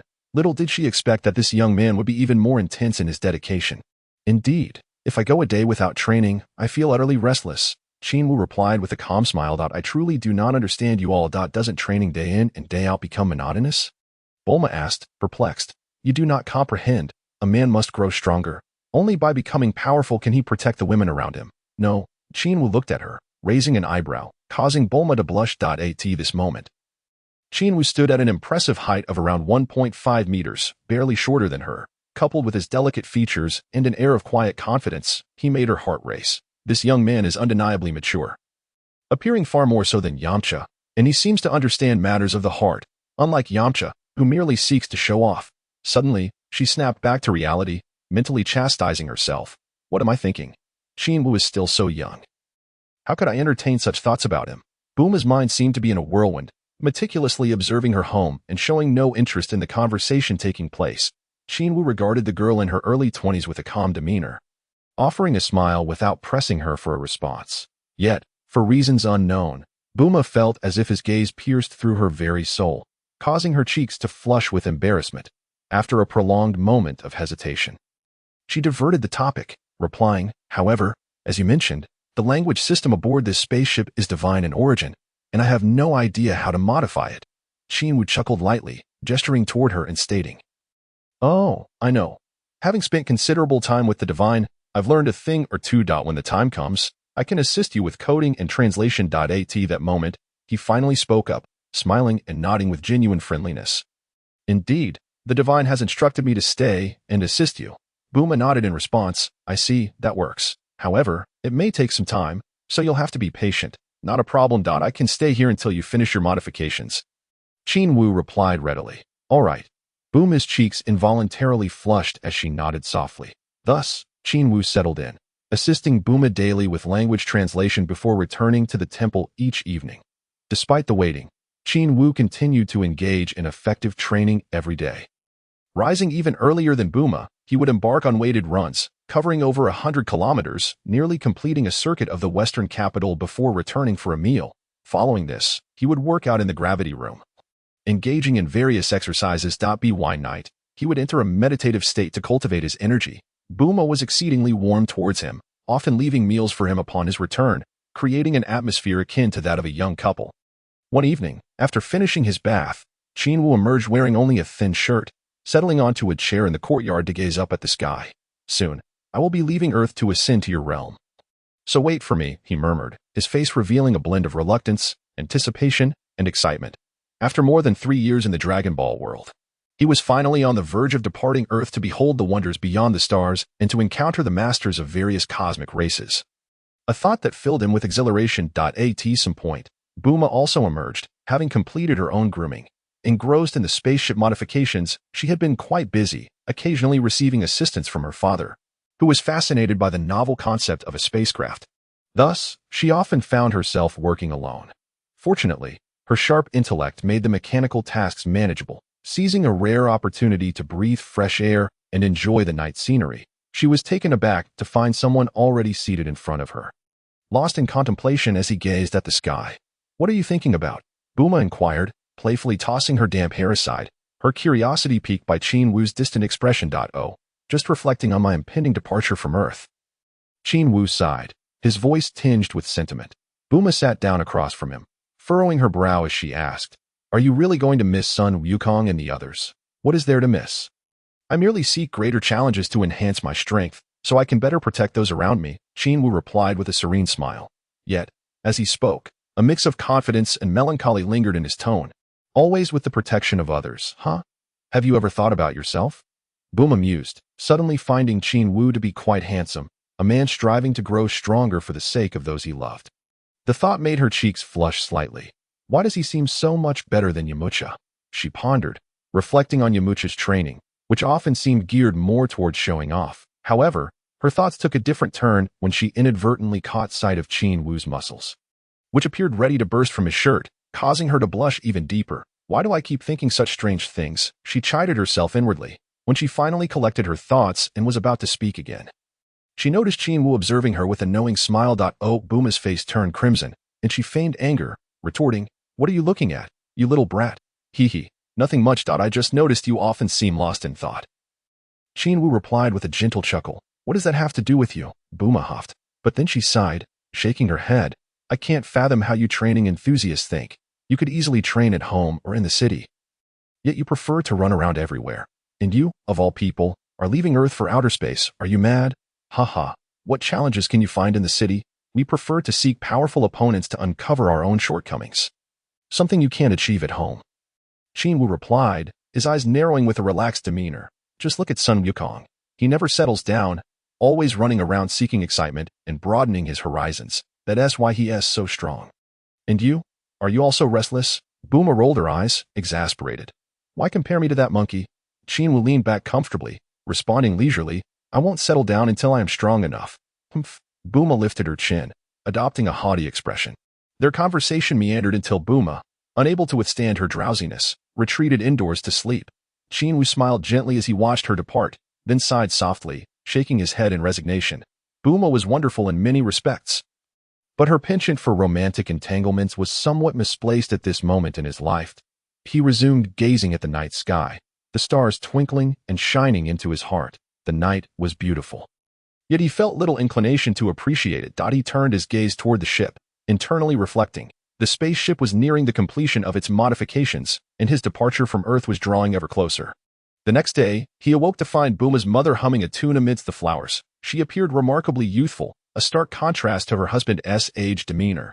While watering the plants, she smiled brightly, fully savoring life. Upon seeing Qin Wu, she greeted him warmly, sharing light-hearted banter before returning to her gardening. As Qin Wu stepped outside to begin his run, Buma's father was also preparing to leave. Spotting Qin Wu, he nodded before departing in his vehicle. The old man was not particularly loquacious, only engaging in conversation about topics that piqued his interest, embodying the essence of a true scientist. As Qin Wu jogged through the streets, he meticulously observed every corner, noting the smiling faces of passers-by. From their expressions, it seemed that everyone was content with their lives. A sharp contrast to the hurried individuals he had encountered in his previous life. The Dragon Ball world was a realm imbued with fantastical colors. While not every individual lived in perfect harmony, there was a noticeable absence of conflict. These people led self-sufficient lives, free from the worry of where their next meal would come from. Of course, this was merely the surface. The hidden complexities were not of concern to Qin Wu. His routine run, though burdened with a weight of 100 times his own, felt effortless and devoid of strain. Meanwhile, at the temple, Krillin and Yamcha had begun their training under the Divine's guidance, diligently honing their skills. Sun Wukong, however, was idly yawning, waiting for the Divine to finish instructing the two before seeking some answers of his own. After a while, the Divine approached Sun Wukong, his expression serene as he asked, "Wukong, what brings you to me?" Sun Wukong stood, his eyes glimmering with anticipation as he replied, "Divine, I wish to train on a higher stage to broaden my horizons. Do you know of such a place?" Here it comes again. The Divine, upon hearing his request, did not respond immediately but silently reflected. He hadn't expected the moment to arrive so swiftly. What about the newly reborn Piccolo? Would he truly need to call Sun Wukong back as the child suggested? Sighing, the Divine gazed intently at Sun Wukong, his demeanor turning serious as he inquired, "Are you truly resolute in your decision?" "Yes, indeed." Sun Wukong nodded solemnly, aware that the individual was preparing to depart from Earth to embark on solitary cultivation. He could not afford to lag behind. "Very well, follow me." The celestial being furrowed his brow and led Sun Wukong away. A few hours later, they found themselves before the imposing figure of King Luo, who towered with horns far larger than that of the Ox Demon King. Upon encountering such a formidable entity, the celestial being appeared rather restrained, timidly inquiring, "King Yin, this child wishes to journey to the Kaiwang for training. May he pass?" "Oh, the Kaiwang, you say? He is rather preoccupied." King Luo replied in a deep, resonant voice. "Preoccupied? If Qin Wu were here, he would certainly give him a sound thrashing. Is he busy sleeping then?" Yet, the response from King Luo indicated his reluctance. "Is he truly so busy? I spoke with him recently, and he consented." The celestial being stammered. As a mere deity of Earth, he was well aware of the deception yet dared not confront it. That rotund fellow agreed. King Luo's face flushed with embarrassment as he cleared his throat and said, "Since he has time to receive you, then go ahead. However, let it be understood, I am quite busy here, and there shall be no transport provided. I shall not go. Merely this child will proceed, so no trouble for you." The celestial being replied meekly. Sun Wukong, intrigued, observed King Luo's immense stature, silently marveling at his size. Upon hearing that he could pass through to train with the Kaiwang, he instantly felt invigorated. Without further delay, Sun Wukong was guided by a minor spirit to the entrance of a narrow path, warned not to fall below, lest he never return. Nodding in acknowledgement, Sun Wukong curiously surveyed his surroundings, noting that aside from this serpentine pathway, there were only wisps of yellow clouds. Once the minor spirit departed, Sun Wukong leaped forward, swiftly navigating the serpentine route. "Qin Wu, await my arrival. I shall surely surpass you." Meanwhile, the celestial being returned to the temple, where Krillin and Yamcha gazed at him, bewildered. "Where is Sun Wukong?" they asked in unison. Having left together but now only seeing the celestial being return, "He has gone to train with the Kaiwang." The celestial being replied gravely. "The Kaiwang?" Krillin and Yamcha exclaimed in astonishment. Sun Wukong had once again departed from the group, seeking a higher realm for his cultivation. Why was he so restless, much like Qin Wu? Wasn't staying behind sufficient? One sought the Kaiwang, while the other departed Earth for outer space. Truly infuriating. Chapter 36. Gazing at the stars, cultivating the inner organs. A week later, Qin Wu's mode of transport was finally complete. At Bulma's residence, Krillin and Yamcha had returned specifically to bid farewell. Zhu Beiji, Wulong, and his kindergarten companion Up, along with Master Rashi, all made an appearance. After sharing a meal, They reluctantly watched as Qin Wu boarded the spacecraft. "Take care, Qin Wu. Remember to return. Qin Wu, do not forget to come back." Though their bonds with Qin Wu were not particularly deep, they nonetheless expressed heartfelt farewells. "Farewell, everyone. We shall meet again." Qin Wu waved to the group, his gaze sweeping across all present. Upon spotting up, a thought suddenly struck him, and his eyes gleamed. Thieving technique. The theft failed. Thieving technique. The theft failed. Until the spacecraft's circular door began to rise, nearing closure.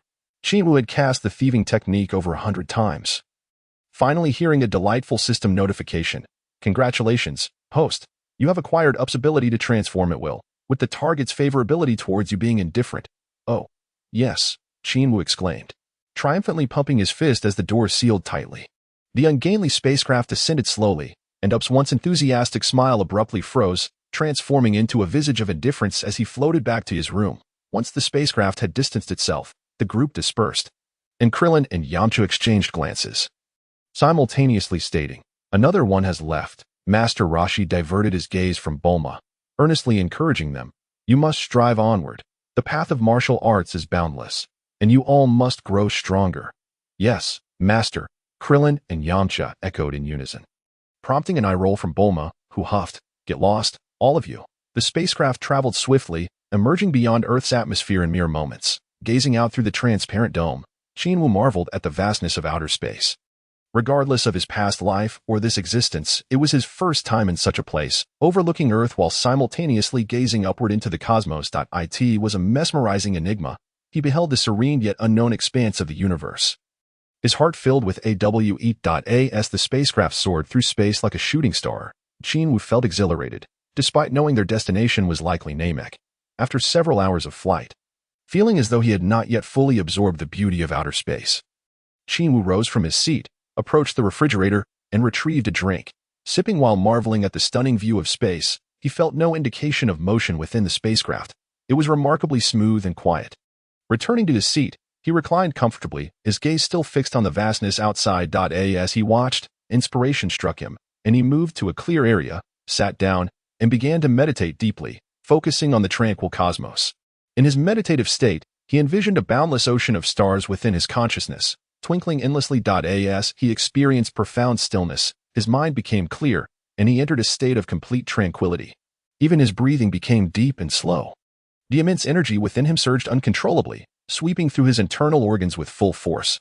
After each cleansing wave, the vast energy gradually repaired the damage left in its wake, becoming denser. However, just as the repairs were completed, another wave came, even more powerful, crashing through. Once that onslaught subsided, an even greater energy returned to restore balance once more. Cleansing, strengthening, cleansing, strengthening. This was the first time Qin Wu had unconsciously strengthened his internal organs through the imagery of the starry sky. It bore semblance to performing a certain technique based on the celestial map. Yet, Qin Wu was unfamiliar with any techniques, nor did he possess any incantations. Instead, he was more attuned to the celestial map, which triggered the massive inner energy within him to engage in a unique conflict, one of destruction and one of restoration. This was a scene never before witnessed previously, whether through dynamic cultivation or static meditation. His first inclination was always to use energy to enhance his physical form, forging his body into an impenetrable fortress. Were not Sun Wukong and Vegeta the very embodiment of this philosophy? It is perhaps due to his familiarity with numerous martial arts novels and television dramas from a previous life that Qin Wu suddenly experienced a moment of inspiration, contemplating the use of a star chart to gain insight into certain matters. This idea was entirely his own initiative, a mere experiment, especially considering the profound energy he had cultivated over many years of training. Remarkably, he indeed managed to grasp something, prompting the spontaneous circulation of energy within him. The starry sky, a vast, boundless, and profound expanse, resembles a human body. Whether it be a small planet like Earth or an immense universe, it constitutes a complete whole.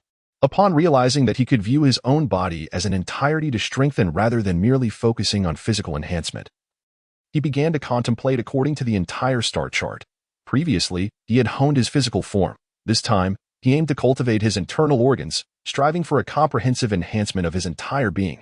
After this epiphany, he became increasingly tranquil, his breathing elongating to the point where it was nearly inaudible. He entered a state of profound clarity. A month later, on planet Namek, beneath a colossal, oddly shaped structure, Several youths were diligently training under the guidance of a towering adult. These individuals, all possessing green skin and two antennae atop their heads, bore a striking resemblance to a youthful Piccolo. They were, in fact, Namekians. As an adult warrior, Maza was tasked by the elder to oversee the training of these youngsters. He was a serious instructor, deeply committed to his teaching responsibilities, particularly when it came to those with exceptional talent, whom he nurtured with great care. Among these youths, he held particular regard for a small fellow named Nilu, who exhibited remarkable potential even among thousands of combatants. Under Maz's stringent tutelage over the years, Nilu had shown impressive growth, exuding the demeanor of a seasoned warrior. Observing the diligent efforts of these youths, Maza nodded in satisfaction. Just then, the elder summoned him for an audience. He entered the enormous, bizarre building, ascended the stairs, and respectfully approached the elder, who sat with eyes partially closed, seemingly asleep. Maza, I sense an approaching presence. Go investigate who it is and their purpose for coming here. A presence, Maza pondered, yet he promptly set off to fulfill the command. Chapter 37. The elder, quite a stout figure. Maza exited the building and approached the group of youths, gazing skyward to spot a small black, gradually enlarging from afar. It was evidently a spacecraft. As it drew nearer, it finally captured the attention of the practicing youths, who gazed at it with curiosity. A strong whooshing sound filled their ears, and upon closer inspection, they were astonished to find that the vessel appeared quite dilapidated, with numerous visible damages and even some areas where the exterior had peeled away. Such an old craft must have been in existence for hundreds of years. Who could be aboard it? The youths speculated among themselves. Maz's expression turned grave and serious. The arrival of an unknown entity on their planet could either bode well or ill for them.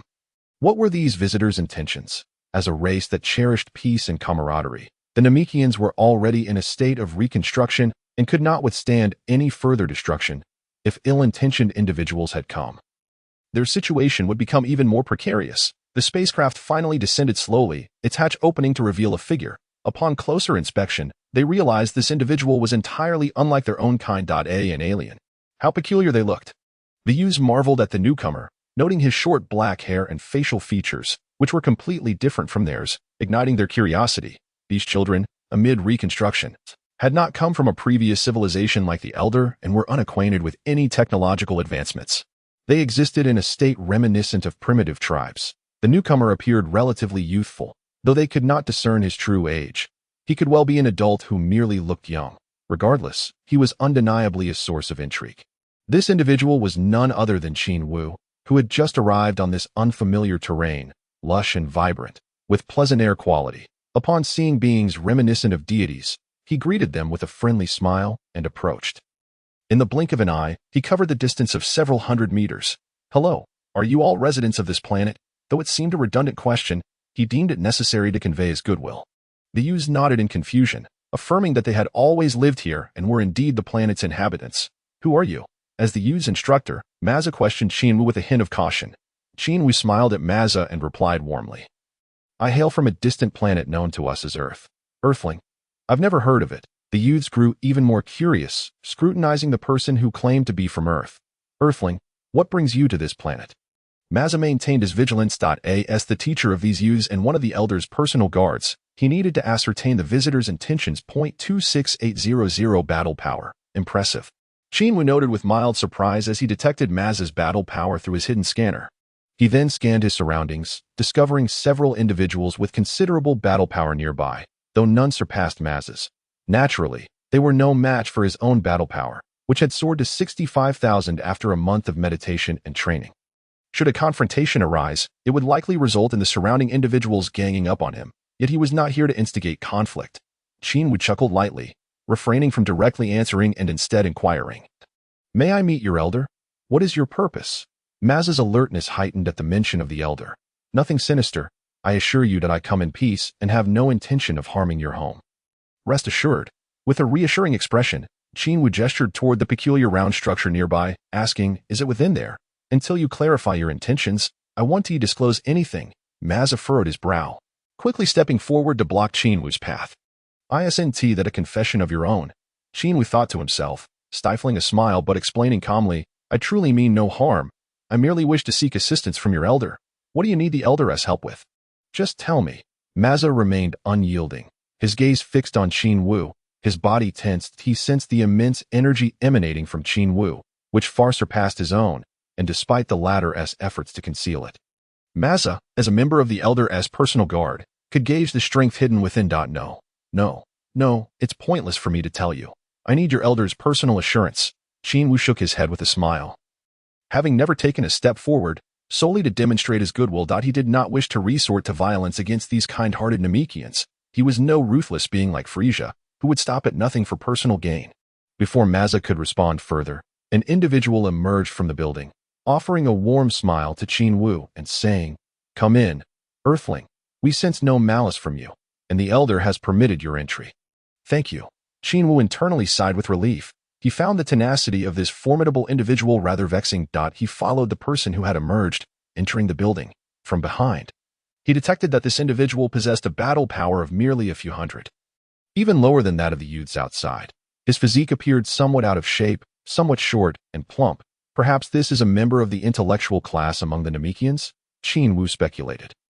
He was aware of the Namekian racial classifications, which included not only warriors but also intellectuals, healers, and others. The individual who just obstructed my path is of the combatant type, while in the future, Dandy, the next deity, belongs to the healer category.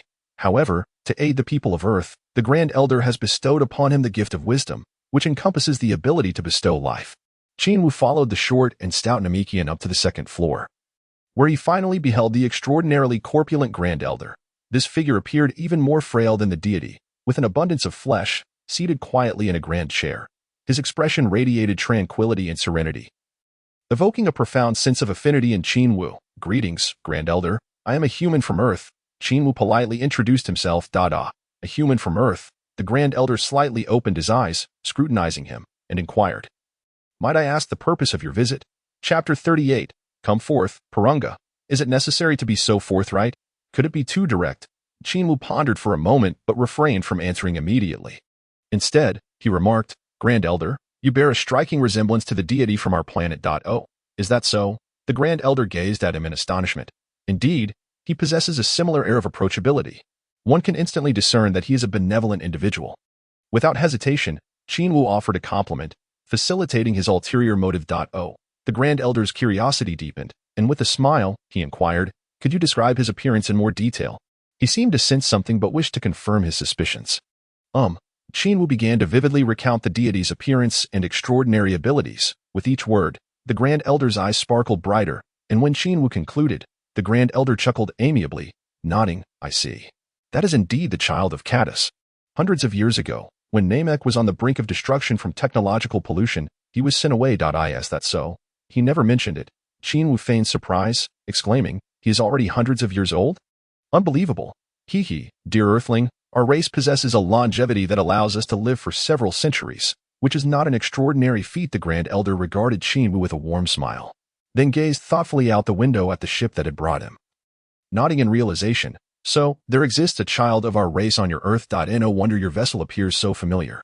"Indeed, it is borrowed from our deity," Qin Wu replied with a smile. The Grand Elder regarded him with an amiable glance and inquired, "Let us not dwell on pleasantries. What is your true purpose for coming here?" "Oh, must I be so direct?"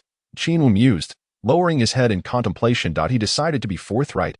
"I wish to borrow your Dragon Balls." "Indeed, our Purunga has been made known, hasn't it?" The Grand Elder's expression grew solemn, a hint of worry creasing his features. Yet Qin Wu, attempting to reassure him, smiled. "There is no need for concern, as I am the only one aware of it for now." The Grand Elder suddenly turned to face Qin Wu, his gaze piercing as he sighed heavily. "Earthling, do you understand the profound suffering our people have endured? We have faced countless adversities, verging on near extinction. I created Purunga to instill courage and hope within my kin. It symbolizes our future." His countenance darkened, etched with the weight of sorrow and loss. "Nevertheless, as a powerful entity, it attracts the covetous eyes of outsiders, and we risk annihilation. Therefore, I have endeavored to remain hidden, to provide my people a chance to survive and thrive. Alas, it seems the secret has escaped, and calamity must inevitably follow." The Grand Elder's brow furrowed deeper as he fixed his gaze upon Qin Wu. "Earthling, what do you propose I do?" Qin Wu found himself at a loss for words. The principle of having wealth brings misfortune is universally acknowledged. Most individuals conceal their riches to avoid disaster, in the original narrative. Namek faced devastation due to the existence of Dragon Balls, attracting the nefarious Frieza, leading to its catastrophic end, where the planet was ultimately reduced to cosmic dust. However, such an outcome appears unavoidable, despite efforts to conceal. There will always be a moment of exposure, and the universe is rife with ambition. Should I simply return empty-handed? Qin Wu queried, a sense of helplessness creeping into his voice from the moment he boarded the deity's ship. He had envisioned leveraging Purunga, far superior to Earth Shinran, to acquire certain advantages. Yet now, the Grand Elder seemed hesitant to lend him the Dragon Balls out of concern for his kin's safety, which was quite vexing. Surely, he could not emulate Frieza's blatant acts of theft. The Grand Elder suddenly broke into laughter, his face alight with mirth. Earthling, are you not aware of my true concerns? I can sense the immense power that resides within you. At this, the Grand Elder paused, as if in contemplation, and asked, should I agree to lend you the Dragon Balls, would you offer your assistance in return? How might I assist you? Qin Wu asked, perplexed. Are you concerned about annihilation and require my aid? As if reading his mind, the Grand Elder nodded. When the time comes that we need your support, I hope you will not refuse. That is within my capabilities. I pledge to you. Qin Wu replied resolutely. Thank you, Earthling. You possess a heart of compassion and kindness. The Grand Elder expressed sincerely, his joy evident. Let us dispense with such trivialities, Qin Wu thought to himself, smirking internally. Externally, he maintained a broad smile, stating, assisting others is my forte. Grand Elder, you need not worry. Good child, this gives my people hope for survival. The Grand Elder nodded in satisfaction. Qin Wu smiled, contemplating, if it is merely extending a helping hand, not playing the role of a caretaker, then I have no qualms. If I eliminate Frieza and his ilk, the plight of the Namekians will be significantly alleviated. Moreover, as long as I am sufficiently powerful, vanquishing these ambitious foes will be a mere trifle. This is the home of the deity, after all. While others may choose not to assist, I certainly shall. Thus, with the Grand Elder's endorsement, he set forth, accompanied by the Elder bearing a single Dragon Ball, towards the other tribes, with Mazza leading the way. Under the Grand Elder's intentional arrangement, the Namekians were divided into 7 major tribes, each comprising approximately 10,000 individuals. The 7 Dragon Balls were safeguarded by the elders of these tribes. Thanks to the Grand Elder's provision of passage, each tribe welcomed him warmly, readily presenting the Dragon Balls. Once he had gathered all 7 Dragon Balls, each larger than his own head, he stood beside the ship and began the summoning of the dragon. Come forth, Purunga, Purunga. The Namekian dragon was indeed superior to Earth's Shinran, despite the limitations on the number of revivals to prevent wishmakers from cheating. Additionally, it could resurrect individuals countless times. And most importantly, it could grant 3 wishes, which was a considerable advantage over its earthly counterpart. Upon his exclamation, the 7 enormous Dragon Balls erupted into a brilliant radiance, soaring into the sky. A massive stream of golden lightning shot upwards, piercing the heavens. Namek was suddenly shrouded in a dense layer of ominous clouds, and bolts of lightning cleaved through the skies, striking downwards. Before long, a long, plump dragon emerged. State your 3 wishes, Earthling. Chapter 39. Departing Namek to describe it as a gigantic frog would be an understatement, for it bore a lengthy dragon tail, adorned with 4 sharp, dark horns upon its back. Its visage resembled that of a crocodile, with a pale underbelly and a green back, closely mirroring the colors of the Namekians. It appeared far more majestic and colossal than Earth's dragon, though it lacked the imposing aura that instilled fear. Nonetheless, it was still a massive beast. 3 wishes, you say? Allow me to ponder. In truth, he had already formulated his wishes but wished to ascertain if there were any flaws in his plans. Speak your wishes, Earthling. I can fulfill any desire, that you are limited to 3. As Pirinja observed his hesitation, he could not help but urge him, is it truly possible for any wish to be fulfilled?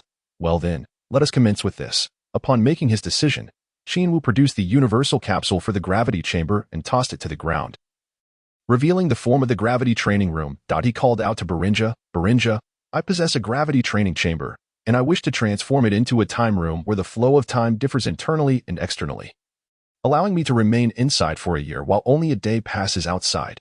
Moreover, there should be no restrictions on the number of entries. The time room, an endeavor unattainable by the Dragon of Earth, as it was a power belonging solely to the deities, which they could not overstep. However, Pirinja should be capable of achieving it. Pirinja's crimson eyes flared with intensity as if he were contemplating the request. After a considerable pause, the brilliance faded, and his gaze returned to its original state. While beads of sweat appeared on his brow, he shook his head and said, the time room can indeed be created. But the entries cannot be boundless. You may enter once every 3 months. At all other times, you will revert to your usual state. Oh, come on, you don't even blink, Qin Wu remarked, somewhat disdainful. However, upon reflection, he considered it acceptable, for the time room in the temple allowed for only 2 entries in a lifetime. Compared to that, this arrangement was quite impressive. Very well, let us proceed with this, I beg of you. Berenja, Qin Wu said, a hint of dejection in his tone. He nodded, and Berenja's eyes ignited once more, only to revert to their original form in the next moment. Now, state your next wish. Another wish, Qin Wu pondered once again before raising his voice to declare. I wish for the ability to understand all languages in the universe. Since he had resolved to traverse the cosmos, the mastery of language was undoubtedly of paramount importance. It was his ticket to passage. Now, state your next wish, Berenja efficiently prompted after fulfilling each request, never slowing down for unnecessary words. As they approached the final wish, Qin Wu suddenly turned to the curious Namekians who had been with him all afternoon and waved goodbye. Farewell, everyone. If fate allows, we shall meet again. The crowd realized what was happening and responded in kind, wishing him good fortune on his journey. Among them, Maza, who had spent the afternoon with Qin Wu, waved more vigorously, as if eager for him to vanish immediately. You better believe that the next time I see you, I will give you a good thrashing, Qin Wu thought to himself, speechless, thus, beneath the watchful eyes of the green-skinned audience. After making his wishes, Qin Wu's form suddenly vanished. At the very moment of his disappearance, Berenja followed suit, transforming into 7 round stones that returned to the hands of their respective tribal elders. Once all was settled, Maza began to disperse the crowd. Dismissed, dismissed. After clearing everyone away, he cast a complex glance at the spaceship that Qin Wu had arrived in before turning back to the Grand Elder. He's gone? The Grand Elder squinted at the now bright sky outside and inquired. Maza nodded. Yes, Grand Elder. He hesitated, suddenly at a loss for words, and after a moment's thought, the Grand Elder noticed his reluctance and asked, Maza, is there something troubling you? Maza looked up at the Grand Elder, furrowing his brow as he questioned, Grand Elder, is it truly wise to allow this earthling to make wishes with Berenja? Might he reveal our secrets? Could this pose a danger to our people? Foolish child, do you think I cannot discern the character of that boy? After living for centuries, I can perceive a person's nature and whether their thoughts are pure. The Grand Elder replied with a smile that he held no apprehension that Qin Wu would divulge their secrets. Despite having known him for only a short time, he could already see certain qualities within him, a testament to the Grand Elder's vast experience. Moreover, he could ascertain Qin Wu's character from the wishes he had made with Berenja, noting that he had not wished for immortality, nor for dominion over the world, nor even for immediate enhancement of his own power. Instead, he had requested things that would facilitate his training and exploration. Even his final wish was simply for transportation. Can one truly claim such a child possesses a corrupt character? Surely not. The Grand Elder felt a sense of reassurance, believing that entrusting the salvation of his clan to this individual was a wise decision. However, for Maza, who was primarily concerned with the Grand Elder's safety and the training of the children, this understanding was somewhat elusive. But Grand Elder, if he were to be captured by a power-hungry individual, the risk of exposure still remains. It is never entirely safe, Maza expressed, his brow furrowed with persistent concern. Maza, you must trust him. Our Namekian tribe must forever place our faith in friends and not judge solely based on conjecture. The Grand Elder's gaze sharpened as he spoke. I see potential in that boy. He possesses a combat talent rare in this universe, one that is formidable and fearsome beyond our imagination. At this juncture, he was reminded of a certain race, from which a super genius had emerged long ago. One that had instilled fear in countless cosmic beings. Such a race would never be easily controlled or humiliated by others. Yet, he deemed it unnecessary to burden the children with such knowledge. Oh, Maza nodded in agreement, then pointed towards the spaceship outside and asked, what shall we do with this? Shall we destroy it? No, no, no. I wish to keep it for future use, to facilitate your explorations and broaden your horizons. The Grand Elder replied with a smile, let the children venture forth. We shall remain here to ensure your safety. Maza smiled at this. Indeed, you must endeavor to guide them well, particularly Nelu. That child shows great potential and should be sent out to gain experience. The Grand Elder affirmed, nodding in agreement. As for Nelu, there is little more for him to learn from me. I believe the sooner he ventures out, the better, Maza remarked, gazing at Nelu, who was diligently training below. The Grand Elder squinted lazily and said, then do as you see fit. Yes, Grand Elder. Chapter 40. combat power of a weakling on an unnamed planet, amidst a region filled with rolling hills and grassy plains. Two outsiders appeared. Clad in battle attire, they donned purple, form-fitting protective suits with soft armor on their upper bodies, and their shoulder pads protruded sharply as they flew swiftly to scout the area. Each wore a device over their eyes to detect the strength of unknown foes and other unidentified entities. The two figures differed in height, one tall and one short, both slender in build. With brown skin speckled with small protrusions, their flying speed was not particularly swift, approximately 100 kilometers per hour, intended to ensure they missed no corners or enemies. One of the taller individuals, exuding confidence, addressed his companion. Frieza, Lord Nez is about to arrive on this planet. If we do not hasten to ascertain whether this area is safe for landing, we shall meet a grisly fate. The shorter one, named Cardos, furrowed his brow, feeling a surge of anxiety. Lord Nez is eager to achieve great results to gain Lord Kula's favor and join the guard. It will surely be a stern challenge. What shall we do? Others have completed numerous area checks, yet we remain at a loss. Cursed be it. We have pursued for so long, only for that wretch to escape. If we do not locate that garbage soon, we will be doomed once Lord Nez arrives, Frieza lamented, his complexion pale and cold sweat beading on his forehead. How can such a weakling with a battle power of only a few thousand move so swiftly? Where could he possibly be hiding? He must be within this area. Search thoroughly. Where the hell is that garbage? The two continuously turned their heads, scouring every nook, cranny, and even the water's surface, leaving no stone unturned. At that moment, a native with spiky hair resembling a rooster's comb, clothed in tattered, coarse fabric, and with yellow eyes, trembled inside a nearby cave. He was filthy, his garments in tatters, and his expression was a mixture of fear and hatred. Who are these people? Why have they appeared on this land? Their strength is formidable. What should I do? The enmity of the parents, the entire tribe of villagers, perished at their hands. How terrifying it was. As this individual recalled the blood-soaked scene from merely half an hour ago, where the village was awash with blood and corpses lay scattered, an overwhelming sense of panic engulfed him. Those two were like gods of slaughter. Merciless and callous, the villagers' resistance was nothing but souls claimed beneath their blades. Every man, woman, and child in the village had been ruthlessly slain, and yet the perpetrators did not even flinch. What could possibly be the reason? Tears streamed down his face, filled with a profound sense of grief and indignation. Suddenly, a shadow appeared at the cave's entrance, watching him with a chilling, sinister smile. Fortune or misfortune, one cannot escape fate. The man with the rooster comb hair felt a fierce fire ignite in his eyes. Gritting his teeth as he charged at the shadow. I shall fight you to the end. However, what awaited him was a searing white light that pierced through him in an instant. Trash is indeed trash. How dare you attempt to resist? Ha ha ha. The shadow was none other than Cardos, who had been hunting the man with the rooster comb. After dispatching his foe, he raised a triumphant hand towards the sky of Frieza. Let us move on, Cardos. We still have other areas to survey. Frieza urged him loudly. To him, the slain man with the rooster comb possessed a combat power barely exceeding 5,000, hardly worthy of pride for warriors like them, whose prowess was around 20,000. Cardos flew close to him, his mood buoyant as if he had accomplished something monumental, suggesting, let us split up for a quicker reconnaissance. Lord Nez will arrive shortly. Very well. Frieza responded, his face growing serious as he departed. Despite their cruel treatment of the rooster comb people, they paled in comparison to Lord Nez.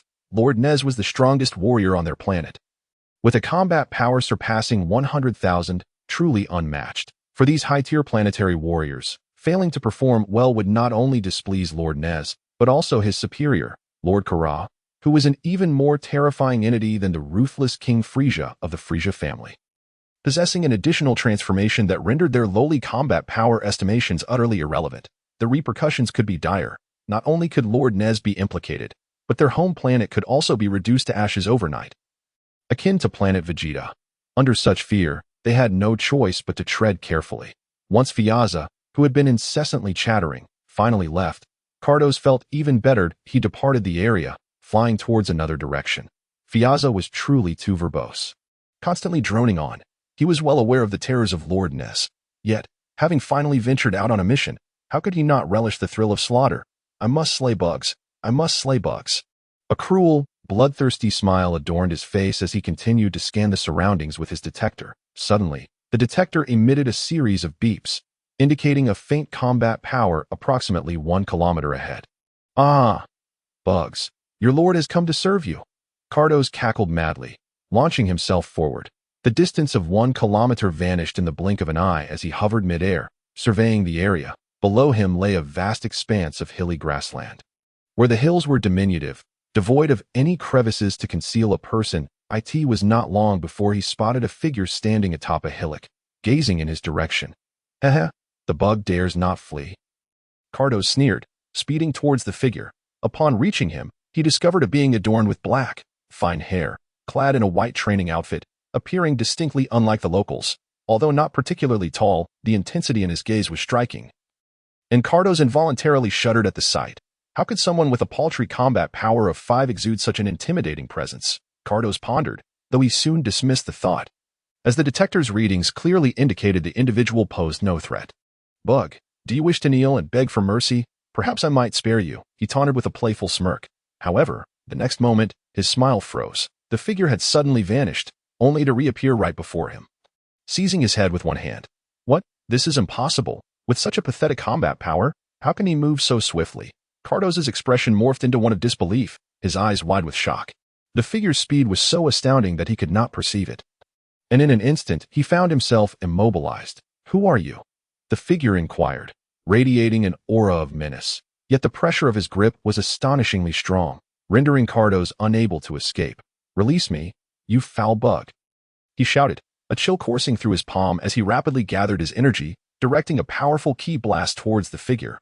With a muffled thud, the figure merely waved a hand, effortlessly dispersing Cardos's attack. Impossible. This cannot be happening. Cardos cried inwardly, perspiration beading on his forehead. How could a mere weakling with a combat power of 5 possibly nullify his assault? It had to be an illusion, a mere figment of his imagination. Regaining his composure, he unleashed a flurry of attacks, furiously striking at the figure. Yet, the figure countered each blow with ease, his hand movements so swift that Cardos struggled to comprehend them. You need not tell me. I shall discover for myself, the figure retorted with a cold laugh, exerting tremendous force upon Cardos's head. As Cardos continued to frantically bombard the figure, he was oblivious to the fact that his entire past was flashing before the figure's eyes. As if playing out in cinematic snippets. A mere 2 seconds later, the figure's fingers tightened again, and Cardos's head exploded like popcorn, his lifeless body plummeting to the ground. The figure then unleashed a shockwave towards the corpse, causing it to detonate violently, scattering remnants everywhere, leaving no trace of what once was 100 kilometers away. Frieza, while surveying one side, suddenly heard a cacophony of warning beeps from his detector. What has transpired?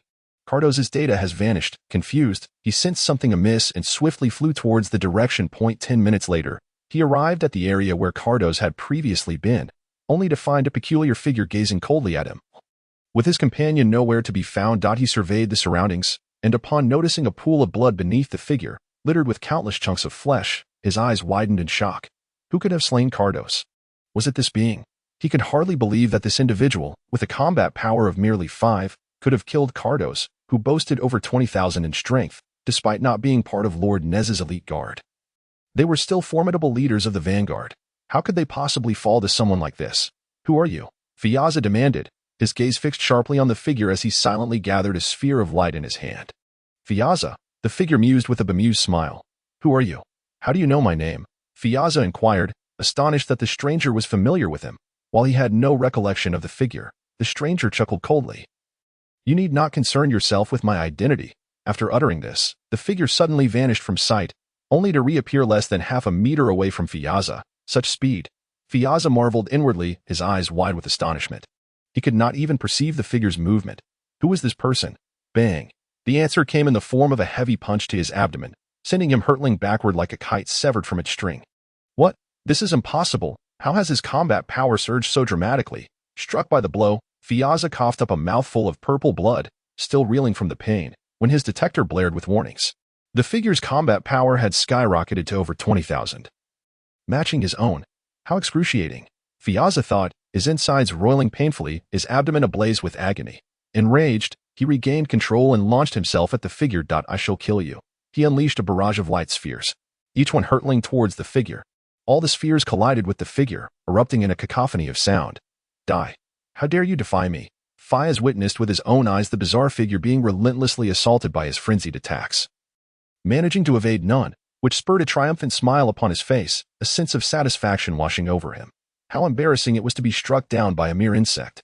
Yet, in the next moment, his smile froze. A cloud of smoke enveloped the area, and to his astonishment, the grotesque figure emerged unscathed, not a single hair out of place, appearing as though it had suffered no damage whatsoever. How could this be? It was inconceivable. Fiaz felt a surge of horror within. He had presumed that after enduring the full brunt of his assaults, even a being with a power level of 30,000 would not emerge unscathed. Let alone this insect-like creature, whose combat prowess had surged momentarily only to return to its original state, that it should have been obliterated, reduced to naught. Yet, the entity stood before him, wholly intact. What manner of being was this? How could such an oddity exist here? With these thoughts racing through his mind, he boldly launched another attack, this time closing the distance to confront the creature directly. Unleashing his most formidable power and sending forth colossal orbs of light that aimed to engulf the figure. Just as it seemed all his assaults would connect, the creature suddenly vanished, completely eluding detection, leaving Fiaz's strikes to meet empty air. Had it fled? Amid the cacophony of explosions from his repeated attacks, Fiaz glanced around in confusion. Where had it gone? Scanning the vicinity yielded no sign of the creature, and when he glanced down, the ground remained unchanged. However, upon inadvertently looking skyward, he was struck by a jolt of fear. The grotesque being had appeared several meters above him. Observing with a twisted sense of amusement, "Die," it uttered coldly, extending a hand towards him, unleashing a powerful golden energy that struck him squarely on the head. Boom! The golden light erupted like fireworks, obliterating his head in an instant, reducing it to mere fragments. Following this, the creature launched yet another attack, striking the falling corpse, which exploded violently. Who truly was the weakling with a combat power of 5? The creature let out a disdainful snort, a chilling smile gracing its features. This peculiar being was Qin Wu, transported here by Borna's teleportation. Little did he expect to encounter such adversaries immediately upon his arrival, providing him with a long overdue opportunity to stretch his muscles. However, he was taken aback to discover that his wish had led Borna to teleport him into the territory controlled by the Frieza family. Kula, the one reputed to possess a fourth transformation and an even more formidable power, Frieza's brother. It was astonishing that he had been transported here. He felt a sense of unease. This moment. His several tens of thousands of combat power appeared insignificant, akin to a mere weakling, easily crushable at a whim, and he found himself in the domain of his foes. Adding to his anxiety was the knowledge that Nez, a member of Kula's mech squad, was merely a week away from arriving on this planet. Nez, as gleaned from the two individuals he had just dispatched, was a formidable figure boasting a combat power exceeding 100,000. This was indeed a troubling predicament, and Qin Wu felt a throbbing headache. Chapter 42. I only want to kill you several hundred kilometers away, in an indigenous village, a throng of natives huddled together. Trembling with fear and trepidation, before them stood several brown-skinned individuals clad in protective gear, coldly observing their plight. Hurry up, form a line. One of the figures barked at the natives. This command, the indigenous people, gripped by terror, complied and arranged themselves in a line. Hovering above them, at a height of several meters, were two individuals who, unlike the brown-skinned figures, possessed pale blue skin and dark hair, equipped with detectors. They gazed down upon their subordinates with disdain, a smirk playing at the corners of their mouths. Low-tier combat personnel are indeed low-tier. They can't even manage this simple task. One of the pair, slightly shorter and stockier, turned to glance back, his expression shifting to one of surprise as he said, "Crow, those two worthless ones have vanished without registering any data. What is happening? Aren't they supposed to be the strongest duo on their planet?" Aside from Lord Naz, Crow, the taller figure, inquired with a tone laced with skepticism. Who knows? There's no indication of any combat power sufficient to eliminate them. How peculiar. Could they be hiding? Kryas, the shorter individual, replied with confusion. No need to bother with them. They possess merely 20,000 in combat power. They prattle on about wanting to become Lord Naz's personal guard. Mere clowns. If they are dead, then so be it. Crow chuckled derisively, clearly unimpressed by the missteps of their allies tasked with pillaging this planet. Kryas nodded in agreement, responding, "Indeed, with your power surpassing 30,000, you remain low-key. While they are merely in the low 20,000s, they cannot possibly compare to you. Had it not been for their kinship with Naz, they would have long since been eliminated." Crow mused, contemplating further before sneering. What right does such an ugly, repulsive race have to contend with us? Were it not for Lord Dre's full roster of retainers, I would never lower myself to collaborate with such an abhorrent species. Kryas laughed, haughtily declaring, "Yes, I believe Lord Dre is held in higher regard by Lord Kula. His status only beneath Lord Shavizad. If we could serve under Lord Dre, I would be disinclined to even glance at these wretches. Crow remained non-committal, but as he observed below, he noticed that his subordinates were still struggling to organize the indigenous people. Anger flared within him, and he descended abruptly. Are you all trash? You can't even handle this simple task? Crow kicked one of the nearest subordinates, sending the unfortunate soul flying, and glared at the others, berating them incessantly. How long will it take you to get these vermin in line? Do you wish to wait for Lord Nez's arrival to conduct an inspection? He unleashed the pent-up rage stemming from his feelings of insignificance under Nez's command upon his subordinates. Kicking each one in succession, the indigenous people looked on in horror, their faces paling at the brutality displayed. Trash, insects.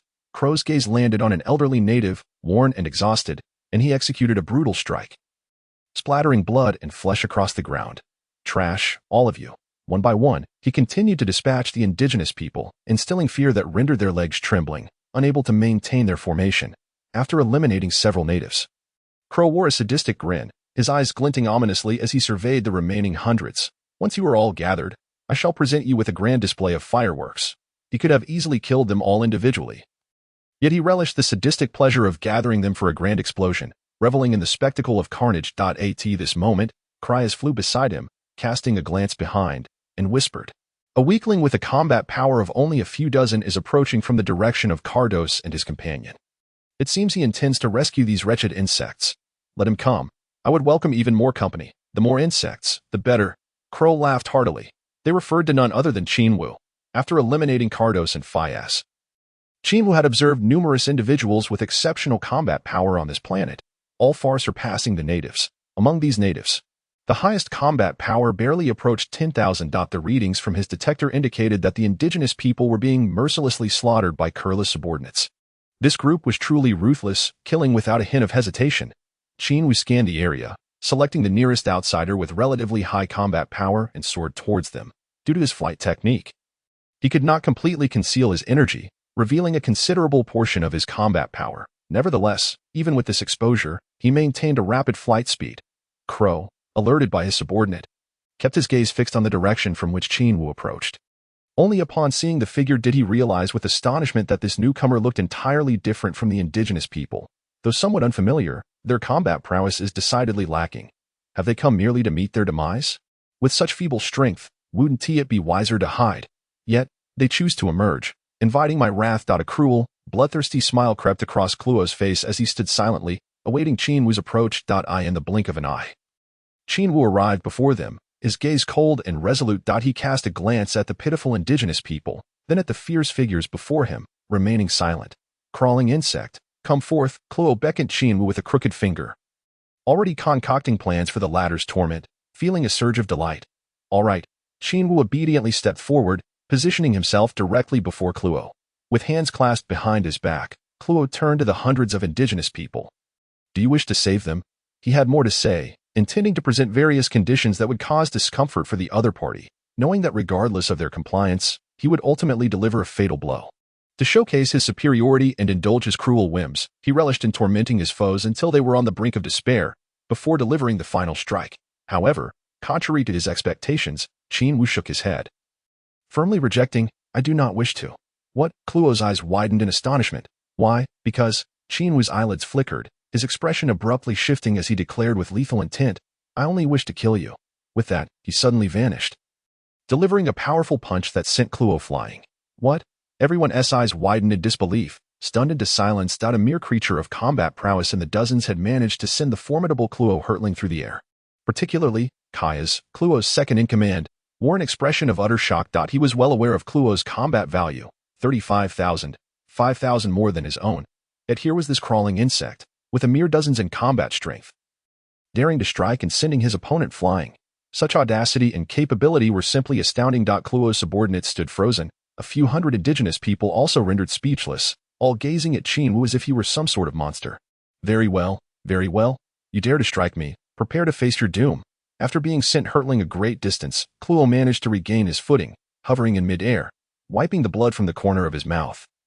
His eyes burned with fury as he bellowed, charging towards Qin Wu. Yet, just as he surged halfway, Qin Wu reappeared before him, launching another fierce punch. Bang! The sound echoed as Qin Wu's formidable fist struck Kluo's head, brutally slamming him downwards, creating a crater several meters deep upon impact. At that moment, Shock transformed into sheer horror among the onlookers, their faces reflecting disbelief, as if their eyes might fall from their sockets. If the first strike was a fluke, this was an undeniable display of dominance. Who was this individual to possess such terrifying strength? It was utterly astonishing. Just look at Qin, who had once held himself with such arrogance. Now buried in the earth, struggling to rise, Kaias had abandoned any thoughts of intervening. After all, the one who had just obliterated Qin was not someone to be trifled with. Qin Wu stood coldly in midair, his gaze sweeping over the surrounding crowd, not sparing a glance at Qin's fate. His demeanor resembled that of a fearsome war deity, instilling an unshakable chill within their hearts. Qin finally managed to rise. Having been sent flying twice, his fury reaching a boiling point, a powerful aura erupted from him, shaking the ground and creating a shallow pit beneath his feet. Filthy insect, I shall end your life. He roared, launching himself upwards, countless projectiles gathering in his hands, aimed at Qin Wu, determined to obliterate him. However, all his attacks missed as Qin Wu vanished from sight. Boom. A cacophony erupted as the multitude of projectiles detonated, creating a massive shockwave that reverberated over a 10-mile radius, leaving the surrounding spectators unable to open their eyes against the forceful gust, their garments rustling violently, while many indigenous people found themselves helplessly pushed backward by the intense winds. Bang! Another resounding thud echoed as Qin Wu suddenly reappeared before Qin, delivering yet another devastating punch that sent Qin sailing through the air. Seizing the momentum, Qin Wu pursued Qin, his right hand coalescing into a radiant, blinding sphere of light, which he hurled at Qin's abdomen. Boom! Qin was sent careening in a diagonal trajectory, crashing into the distant woods, shattering countless trees in his wake. Qin Wu surged forward once more, his hand transforming into a blade, plunging directly into Qin's chest, piercing through you. Qin, already dazed and disoriented, stared blankly at Qin Wu, his eyes filled with despair. I cannot believe I am being killed by an insect. How can this be? I refuse to accept this. With a silent scream, he succumbed. After vanquishing Qin, Qin Wu nonchalantly withdrew his hand, disdainfully shaking off the blood. Disgusting. He then casually approached Kaias, fixing him with a cold gaze. Do not kill me. Do not kill me. Kaias, panicked, retreated at the sight of him. Qin Wu let out a soft laugh, glancing over the remaining subordinates of Qin, all of whom bore expressions of sheer terror. Instinctively retreating, his demeanor, so casually indifferent, rendered him a harbinger of death in their eyes, and this harbinger had effortlessly dispatched their strongest warrior with seemingly trivial effort. It was utterly terrifying. This man was beyond frightening.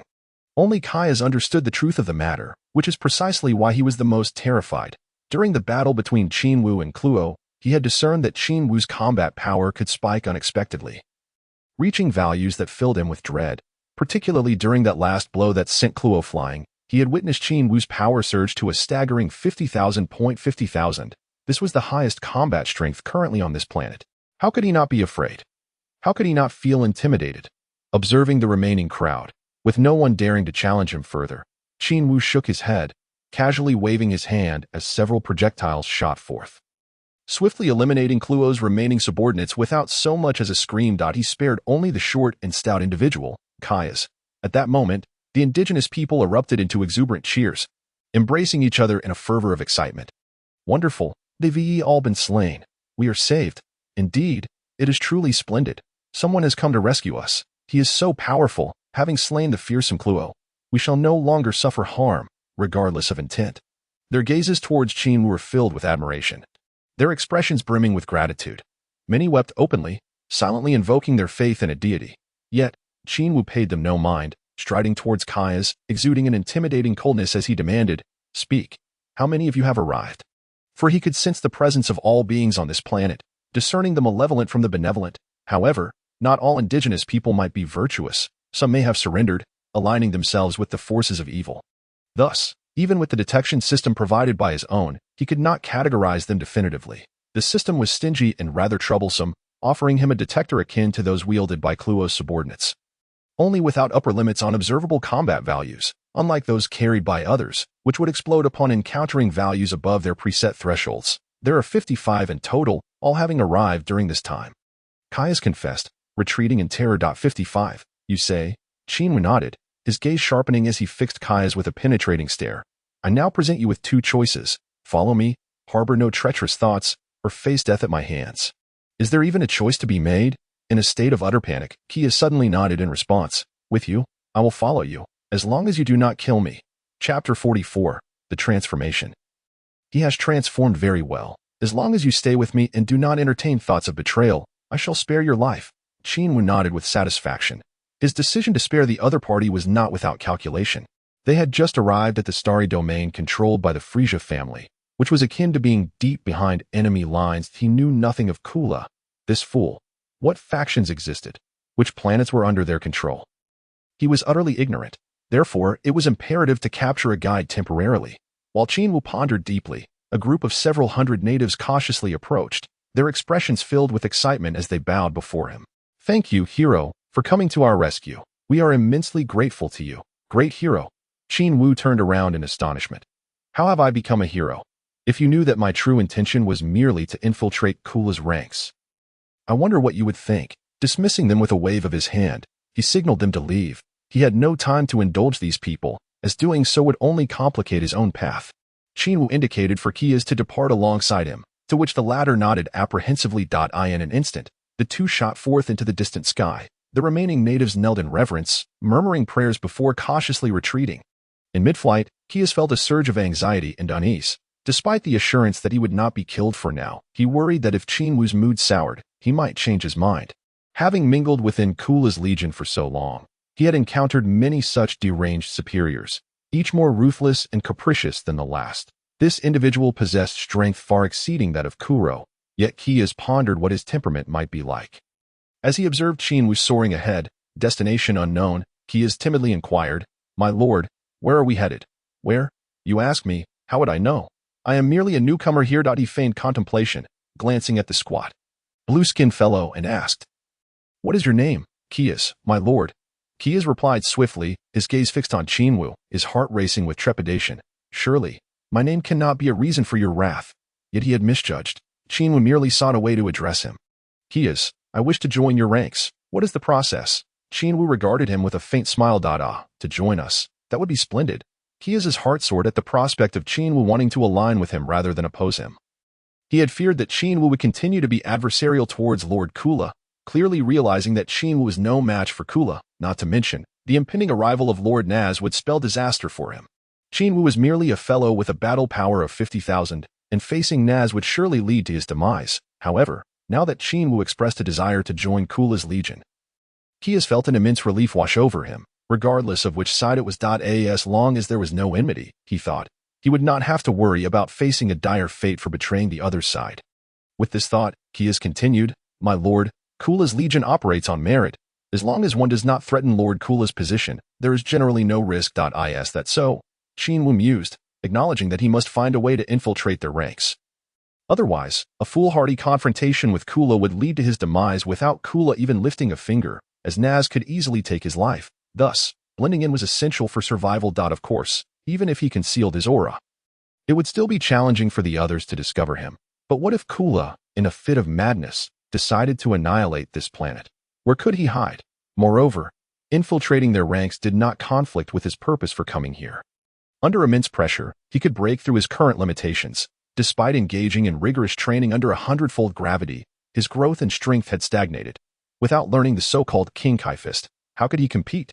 Even a foe with over 70,000 in battle power could obliterate him, let alone someone like Naz with battle power exceeding 100,000. Suddenly, an idea struck him, a clever scheme to infiltrate Kula's legion. With a slight smile, he transformed before Kias's eyes, taking on Kuro's appearance. With the same black hair and a resolute face, he bore a striking resemblance to Kuro, with no discernible differences in skin color or attire. "My lord, what is this?" Kias gasped in shock, unable to fathom how the individual before him possessed such a remarkable ability to change form. The transformed Qin Wu, now resembling Kuro, smiled and said earnestly, "From now on, please call me." What was that fellow's name again? Qin Wu had no recollection of Kuro's name, as it had never come up in Cadis's consciousness, just as he was about to instruct Kias to refer to him as Kuro. He suddenly remembered. "His name is Kuro, my lord." Kias replied, still stunned. Qin Wu nodded, fixing his gaze on Kias. "From now on, please call me Kuro. Do you understand? You must never reveal my true identity to anyone." Understood." Kias immediately nodded obediently. It was no jest. With such transformative abilities and hidden strength, betraying him could lead to his own demise. If the other party could effortlessly morph into anyone's likeness, how could he discern who he was? Even if others sought to hunt him down, they would be powerless. It was truly terrifying. This individual was beyond what he could have anticipated. Just imagine, if he were to betray him, Qin Wu could easily escape. And with a mere transformation, no one would know his identity. The most frightening aspect was his formidable power, making him nearly impossible to counter. Betraying him would only invite calamity upon oneself. Kia shuddered at the thought. Qin Wu was exceedingly pleased with the results of his transformation, relishing Kia's respect and trepidation even more. The transformation ability he had pilfered from Yu was not like Oolong's, which could only last 5 minutes. Yu's capability could be maintained indefinitely as long as he wished. He inquired, "Now you can tell me, what should I be aware of? What is Kuro's status? Who are the opposing factions? Who possesses formidable strength?" Chapter 45. A respite, yet trouble approaches that night. Having learned from Kia's that this planet was called Bracts, Qin Wu began his first night of sleep on an alien world. Originally, Kia's had arranged for him to stay in Kuro's former room. But Qin Wu was unwilling. After all, he had dispatched Kuro with such ease. Why would he willingly sleep in the space of one he had so easily vanquished? Instead, he chose a simpler room. Far less opulent than Kuro's, but Qin Wu found no fault in his humble accommodation. Throughout the night, he engaged with Kia's to understand more about Kula. As a member of the Frieza family and the elder brother of Frieza himself. Kula's power was undeniable. However, merely considering the vastness of the domains he controlled revealed that he surpassed his brother significantly. Frieza was known to command over 100 planets as the Cosmic Emperor. Yet Kula had seized control of over 150, transforming half of them into veritable hells. This individual commanded 5 chief generals, each seemingly possessing battle powers exceeding 100,000. Which was an extraordinarily daunting prospect for Qin Wu in his current state. That is hardly anything. He also possesses a specialized strike force akin to Frieza's, known as the Kula Mecha Squad. Of course, Kula exhibits far greater intelligence than Frieza, as he selects his team members based on quality rather than quantity. Each member boasts a combat power exceeding 100,000, which is significantly superior to that of his brother's Jinyu force. The strongest among the Jinyu force, their captain Jinyu, possesses merely a combat power of 120,000, rendering him utterly inferior when compared to any member of the Kula Mecha Squad. From Kyu's words, it is revealed that one member of the Mecha Squad was executed by Kula for failing to fulfill a task. And preparations are underway to recruit the strongest and most intelligent fighter from the Legion to fill the vacancy. The Kula Mecha Special Forces is a symbol of honor, representing those who can accompany Kula in his conquests. Always by his side, this status holds significant prestige within the vast army of over 1 million, granting the privilege of being above one while below thousands. Countless individuals vie for this position, often resulting in fierce competition and bloodshed. Among these competitors is Naz, who is fully committed to showcasing his abilities in hopes of being summoned by Kula. As for Qin Wu, his purpose for coming here is not to enlist in such a chaotic squad. He is naturally disinterested in that. His true aim is to utterly annihilate the entire Frieza family, which serves as a mere byproduct of his training, providing him with worthy adversaries. Late into the night, he finally gestured for Kia's to depart, and he lay on his bed, contemplating deeply. Kula and his legion are undeniably formidable, akin to a Frieza army magnified by 2, in the presence of such a colossal force. He currently feels like an ant, unable to stir any significant waves. To swiftly enhance his power, he must diligently train beneath the nose of such a tiger. The following day, upon seeing Qin Wu, who appeared invigorated, Kia's wisely refrained from burdening him with any tasks, instead watching him with a tinge of anxiety. However, Qin Wu seemed to be in high spirits, offering a cheerful demeanor that put Kia's at ease. Qin Wu initially desired breakfast, but upon spotting an array of unrecognizable, dark-hued dishes on the table, his appetite vanished instantly. Noticing his furrowed brow, Kia's timidly inquired, "Lord Kuro, are you not eating? Can this stuff even be consumed?" Qin Wu coldly pointed at the glue-like, sticky substance. "This is how we usually eat," Kia's responded, visibly unsettled. "What do you prefer? I can fetch it immediately." Seeing Qin Wu's displeasure, Kia's felt a chill run down his spine. Wiping the cold sweat from his brow and cautiously asking, "Never mind, I'll find it myself." By the way, are there any wild animals on this planet? Qin Wu paused at the door before turning back to ask. Concerned that this planet might differ from Earth. "Yes, Lord Kuro," Kia's earnestly nodded in response. "Then I shall take my leave." In a flash, Qin Wu vanished from sight. Kia's, taken aback by his abrupt departure, found himself momentarily dazed. This individual acts decisively, seemingly disinclined to issue commands and preferring to take matters into his own hands. a stark contrast to the superiors he had encountered previously an hour later, after having thoroughly satisfied his hunger.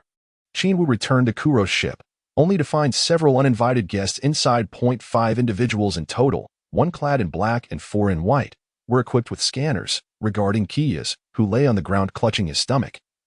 With disdainful expressions, the leader, a towering figure with skin as dark as ebony, sported a shock of white hair and stood approximately 2 meters and 45 centimeters tall. He stood upon Kias, wearing an arrogant expression, a smirk curling at the corner of his mouth as he applied pressure, causing Kias to sweat profusely in pain yet unable to retaliate. Kias, why did your squad allow those indigenous reptiles to escape? Are you unaware that Lord Naz has commanded us to eliminate all threats and deliver the planet to Lord Kula? Why yes, my apologies, Lord Pandru. Yesterday, Kuro suddenly fell ill and was unable to complete the task promptly. Please forgive me. Kiyu's forehead glistened with sweat, indicating the pain had reached an intolerable level. Despite this, he maintained his loyalty, refusing to betray his comrade, which suggested a degree of fidelity. Qin Wu silently observed from the back. Noting the formidable power of the imposing figure, the readings indicated a combat power fluctuating between 45 and 46,000. No wonder Kias dared not resist. His own power was merely 30,000. A disparity of over 10,000 in combat power creates a considerable pressure, not to mention the greater gap in this instance. The 4 individuals accompanying Pandru each possessed combat powers in excess of 20,000, resembling an elite squad, which explained their brazen demeanor.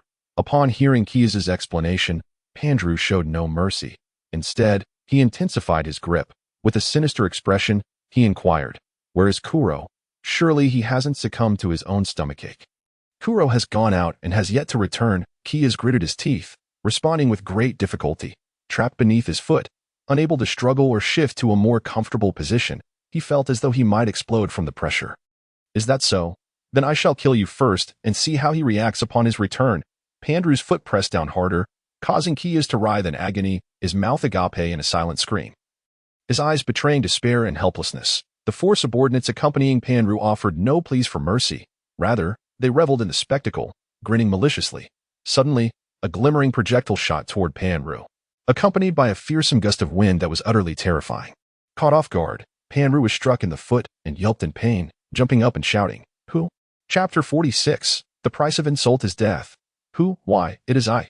Qin Wu stepped forward, regarding him coolly. Pandru's 4 subordinates instinctively stepped aside.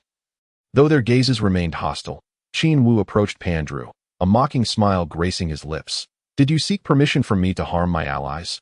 Pandru erupted in laughter, as if he had heard the most amusing joke. "Permission? From you? A defeated foe." A defeated foe? Qin Wu recalled Kia's mentioning that Kuro had many adversaries, and this one, named Pandru, was among them. They had once clashed fiercely over a coveted spot in an elite squad. But Pandru's superior strength had led to Kuro's defeat. However, in the end, neither had been selected and were relegated to various squads as vanguard leaders. Their enmity persisted, though it was merely Pandru's unilateral humiliation of Kuro, who had chosen to endure. But Qin Wu was not Kuro. His strength far surpassed that of his adversary, and his mindset was worlds apart. Qin Wu would not stand idly by and allow himself to be humiliated. "Care to test me?" Qin Wu asked, a faint smile playing on his lips. "Wow, you think your pathetic combat power can stand against me again?" Pandru replied, astonished, before his expression turned derisive. "If you're seeking death, don't blame me. I won't blame you." Qin Wu chuckled, suddenly launching his attack. With lightning speed, he appeared before Pandru and unleashed a powerful punch. Bang! To everyone's astonishment, Pandru reacted with remarkable swiftness, as if he had anticipated the sudden assault, raising his foot to block. Yet, Qin Wu abruptly halted his momentum, pivoting to deliver a sweeping kick that struck Pandru's neck with tremendous force and blinding speed. Pandru, taken aback by Qin Wu's incredible velocity, was unable to react in time to the second strike, crashing to the ground with a resounding thud, landing in a disheveled heap. The onlookers gaped in disbelief, certain their eyes were deceiving them, rubbing them vigorously in disbelief. Only Kias, who recognized Qin Wu's combat prowess, smiled in satisfaction. After sending Pandru flying with a single blow, Qin Wu refrained from further assault, instead standing with his hands clasped behind his back, exuding an air of superiority. "How was that? Did you enjoy the experience?" Pandru rose, glaring at him with intense rage, muttering through clenched teeth, "I let my guard down. Otherwise, how could you have struck me?" Is that so? Then let us continue. Qin Wu let out a scoff, gradually closing in on his opponent. Suddenly, he launched into action, raising his hand to unleash a shockwave that sliced through the air like a laser. Hurtling towards his adversary, with a thud, Pandela raised his hand to shield his chest, successfully blocking the attack, just as he was about to lift his gaze and declare that it was nothing remarkable. Qin Wu's next strike arrived. Bang!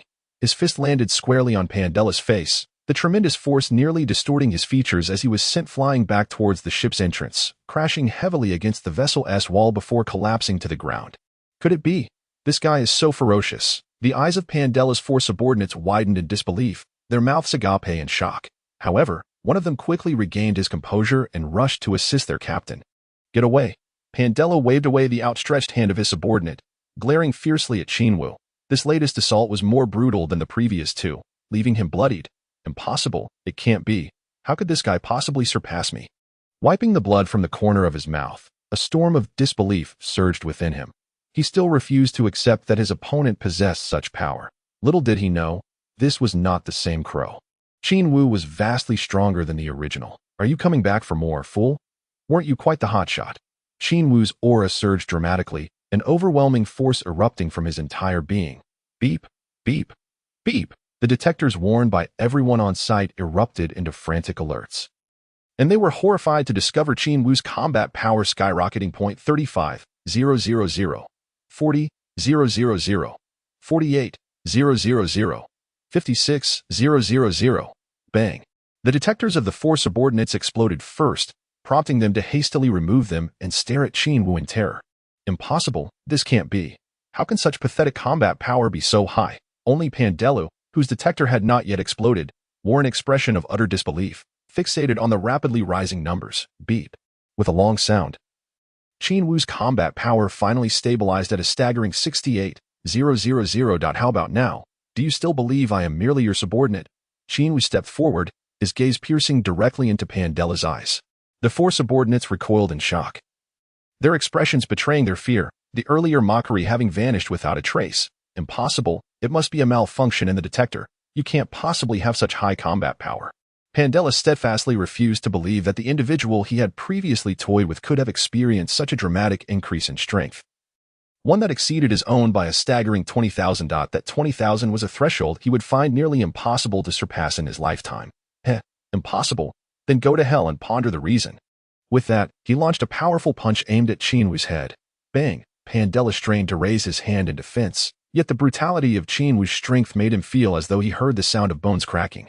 Hiss! The pain forced a sharp intake of breath from him, cold sweat pouring down his face. However, in the next moment, his abdomen was struck with unprecedented force, not only breaching the iron wall of the ship, but also sending him hurtling out into the void, where he plummeted several meters before crashing down. Qin Wu relentlessly pursued, his form vanishing from the sight of the onlookers, and in the blink of an eye, he caught up to the already unconscious Pandela, delivering another devastating blow to his skull. Thud.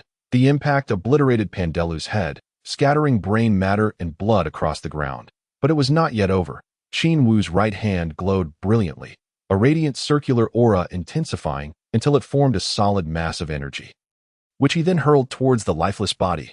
Boom! An explosive sound reverberated, creating a colossal mushroom cloud. Pandela's four subordinates stared blankly at the distant figure of Qin Wu, their expressions void of emotion, only to be horrified moments later as the smoke cleared, revealing that their captain had been reduced to nothingness. Lord Pandela was killed. He was actually killed. The one who dispatched him was none other than the individual he had previously held in contempt. Lord Crow. Indeed, they could now only refer to him with respect, rather than the derision they once held. Qin Wu gazed coldly at the ground where not even a remnant of a corpse remained, a sneer escaping his lips as he silently declared, "Though I am not the true Crow, as long as I bear this name, you shall not sully it. The price for such an affront is death." Chapter 47. Power Surge. Nez arrives. Will you follow me or perish? Back inside the ship, Qin Wu regarded Pandela's remaining subordinates with a chilling demeanor. "We shall follow you, Lord Crow." The four men were quite astute, promptly nodding and bowing in agreement as soon as he posed the question. It would be foolish to reject, given that Lord Crow's current strength had made him the most formidable being on this planet. Qin Wu nodded indifferently, then inquired, "How long until Lord Nez arrives?" "According to the transmission, he will arrive in 5 days. One of the four subordinates replied without hesitation. Oh. Qin Wu glanced outside the ship, signaling for the four to retreat. 5 days. An overwhelming sense of pressure washed over him, akin to a dark cloud looming ominously overhead, stirring unease within him. Although he was aware that his opponent possessed combat power exceeding 100,000. He had no precise figure. Yet, even if it were merely 100,000, it still far surpassed his current capabilities. He despised the feeling of having his fate dictated by another. It seemed prudent to enter the time chamber for training without delay. After informing the 5 temporarily recruited individuals that he would be absent for a day, he flew several hundred kilometers to a mountain with a cave, where a gentle stream flowed within. Venturing deep inside, he discovered a spacious area, perfectly suited for concealment, save for a few protruding stalagmites. After shattering the stalagmites, he produced the time chamber, and, upon witnessing that it appeared unchanged from before, he stepped inside. As he entered, the door sealed automatically without leaving a single gap. He surveyed the surroundings, noting that the interior resembled a makeshift version of the time chamber. Without further contemplation, he immediately began adjusting the gravity multiplier on his combat suit. Beep, beep, beep. The gravity incremented steadily, rapidly reaching 15 times. When multiplied with the original 10 times of the time chamber, it resulted in a staggering 150 times. This was a gravity level he had never experienced before.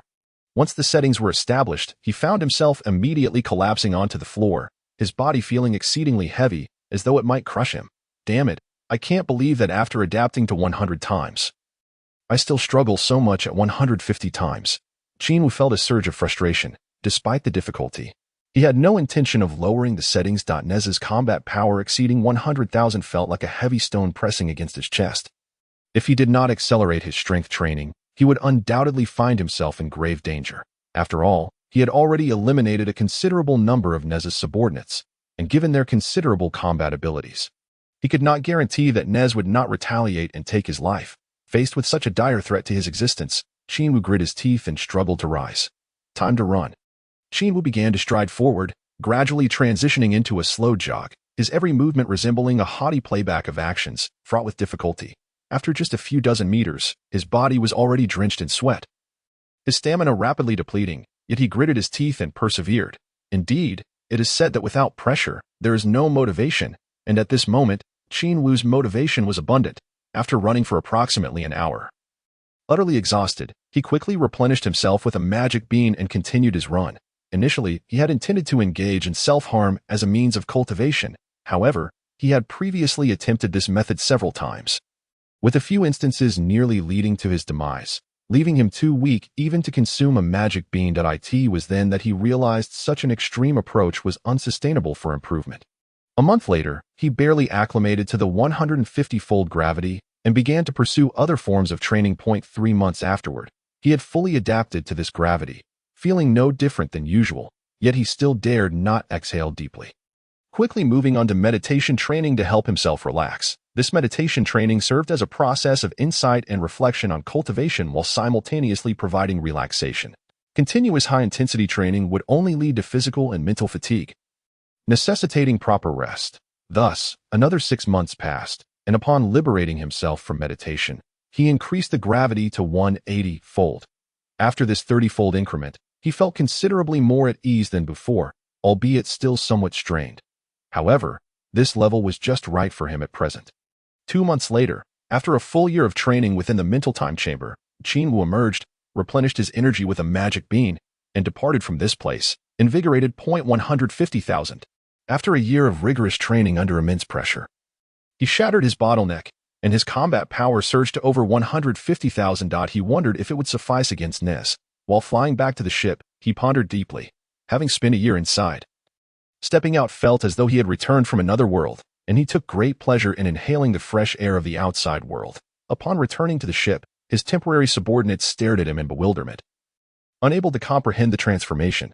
Lord Kluro seems changed. They could not pinpoint the nature of this change, but sensed a subtle shift in his aura.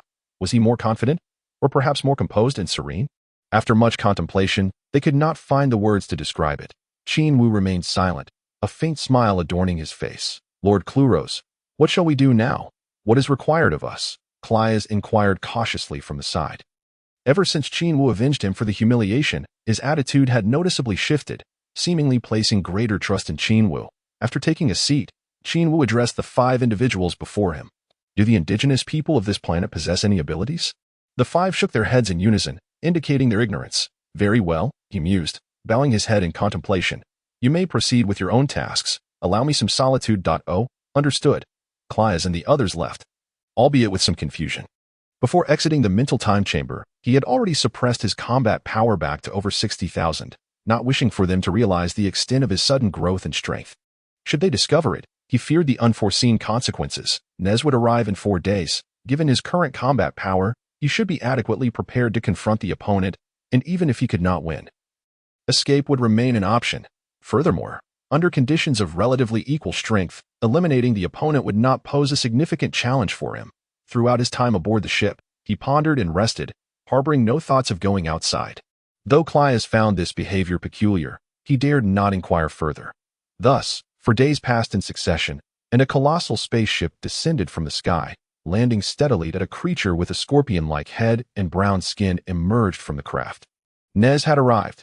Qin Wu felt a flutter in his heart as he directed his scanner toward the newcomer. Chapter 48.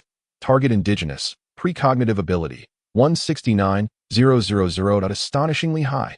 Qin Wu's heart sank. He had anticipated that he might at least match Nez, but he was astonished to find the latter possessed nearly 20,000 more than him. In battles where combat powers were close or equivalent, the outcome depended on willpower, endurance, and nuanced details. However, such a significant disparity would undoubtedly lead to a certain level of suppression. The tension upon Qin Wu increased once more. The mental time chamber would not allow re-entry for another 3 months, leaving him reliant solely on his regular training to make up for lost time.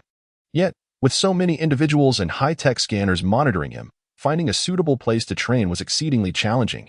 Would he have to endure for another 3 months? Qin Wu internally frowned. He did not wish to place his life and death in the hands of others.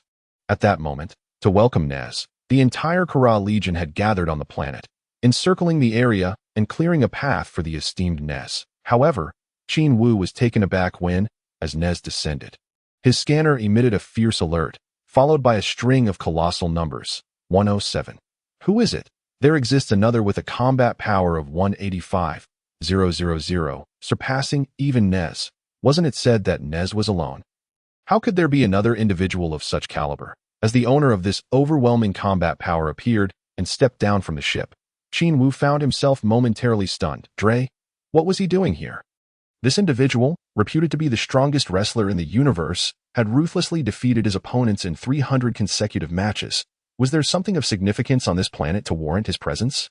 Clearly, several team leaders who had gathered recognized Dre, greeting Nez while also expressing their utmost respect to the latter, except for Qin Wu, who found himself in a dilemma. Initially, Nez, the Scorpion Man, posed enough of a challenge. But now a more formidable foe, Dre, had suddenly emerged. He suddenly felt the urge to leave, yet departing would undoubtedly attract attention. In that moment, the decision to stay or go became a perplexing predicament. Qin Wu, lost in thought, fell into silence. As Nez walked past him, he inadvertently glanced over, snorting disdainfully before continuing on his way. What? Qin Wu snapped back to reality, staring blankly at Nez's retreating figure, suddenly realizing that he had not joined the welcoming party. Appearing overly somber. It seemed he had unwittingly drawn Nez's ire. He lowered his head, contemplating the situation. From Clias, he had learned that Kluros, being of a different race than Nez, had displayed a certain arrogance, regarding Nez's subordinates with disdain, hence not thinking highly of Kluros, often relegating him to the fringes. That earlier moment likely deepened Nez's unfavorable impression of him. Just then, Dre also passed by, ostentatiously ignoring him, walking with his head held high, exuding an air of superiority. What was this guy so arrogant about? Why the air of superiority? If it weren't for my temporary inability to defeat you, I would surely put you in your place. How dare you act so grand in my presence? Nez moved ahead, gazing at the clear sky before him, yet his expression was one of utter disdain. This planet is rather nice. It could fetch a good price.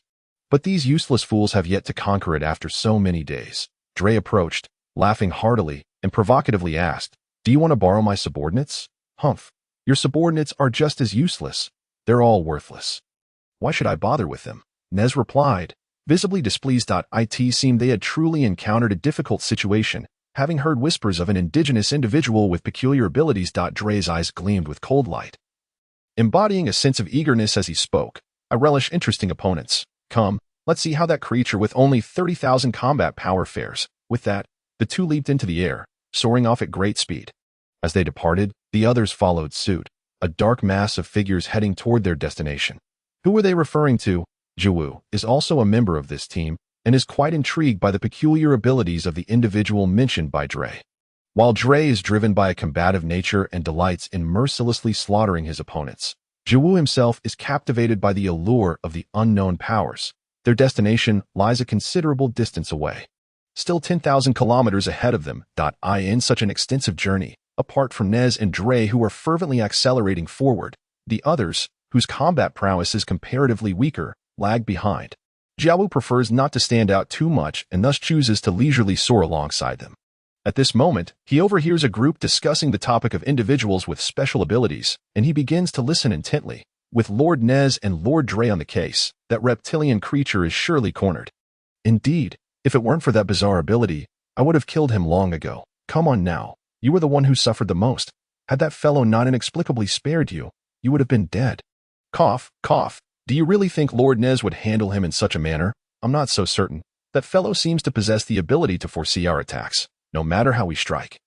He manages to evade, which is quite strange. True, but such an ability shouldn't pose a challenge to Lord Nez. I have observed that native for quite some time, and it seems he can only foresee a second or two ahead. It's infuriating. After Lord Nez deals with that creature, I wonder how he will perceive us. Let us avoid him as much as possible to steer clear of unnecessary trouble. The two continued their conversation, and the other 4 or 5 individuals around them nodded in agreement. Qin Wu probed further and discovered that these individuals possessed commendable combat abilities. They were indeed the so-called elite team of Nez. Each of them exhibited combat power ranging between 40 to 50,000, making them among the most formidable on this planet, aside from Qin Wu and the newly arrived Nez and Dre. However, he held little interest in them.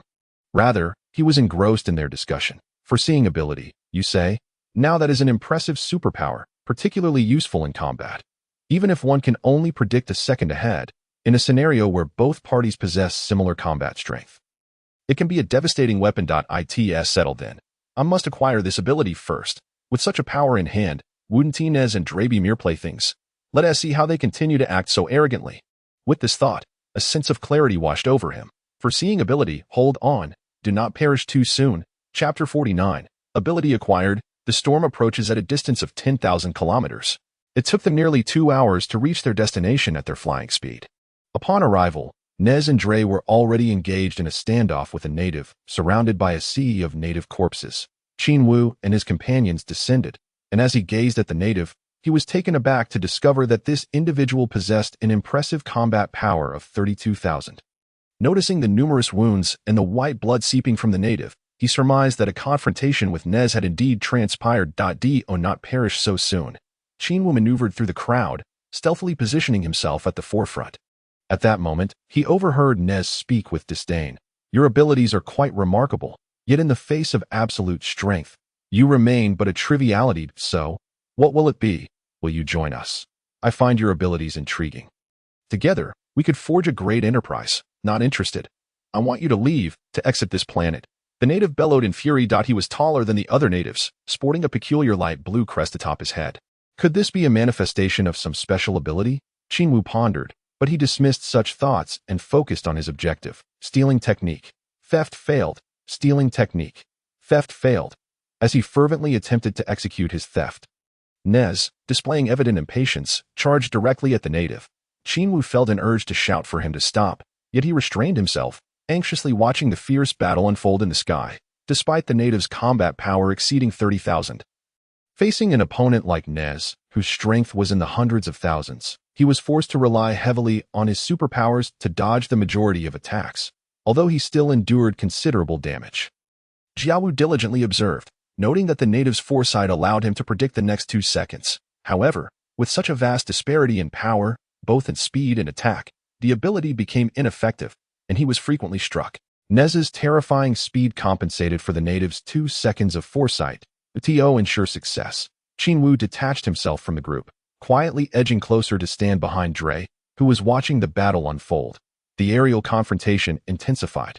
as Nez unleashed wave after wave of attacks upon the native, who struggled to evade. Dre, seeking to avoid damage, stepped back, inadvertently stepping on Qin Wu's foot. Enraged, he shoved Qin Wu aside, interrupting his ongoing theft attempt. Get lost. Faced with Dre's brutish behavior, Qin Wu seethed internally but silently retreated. His gaze remained fixated on the native, and he continued to attempt his theft, yet after countless attempts, he still met with failure. Is the system truly this unforgiving? Just a 30,000 combat power individual, and the success rate is so dismally low.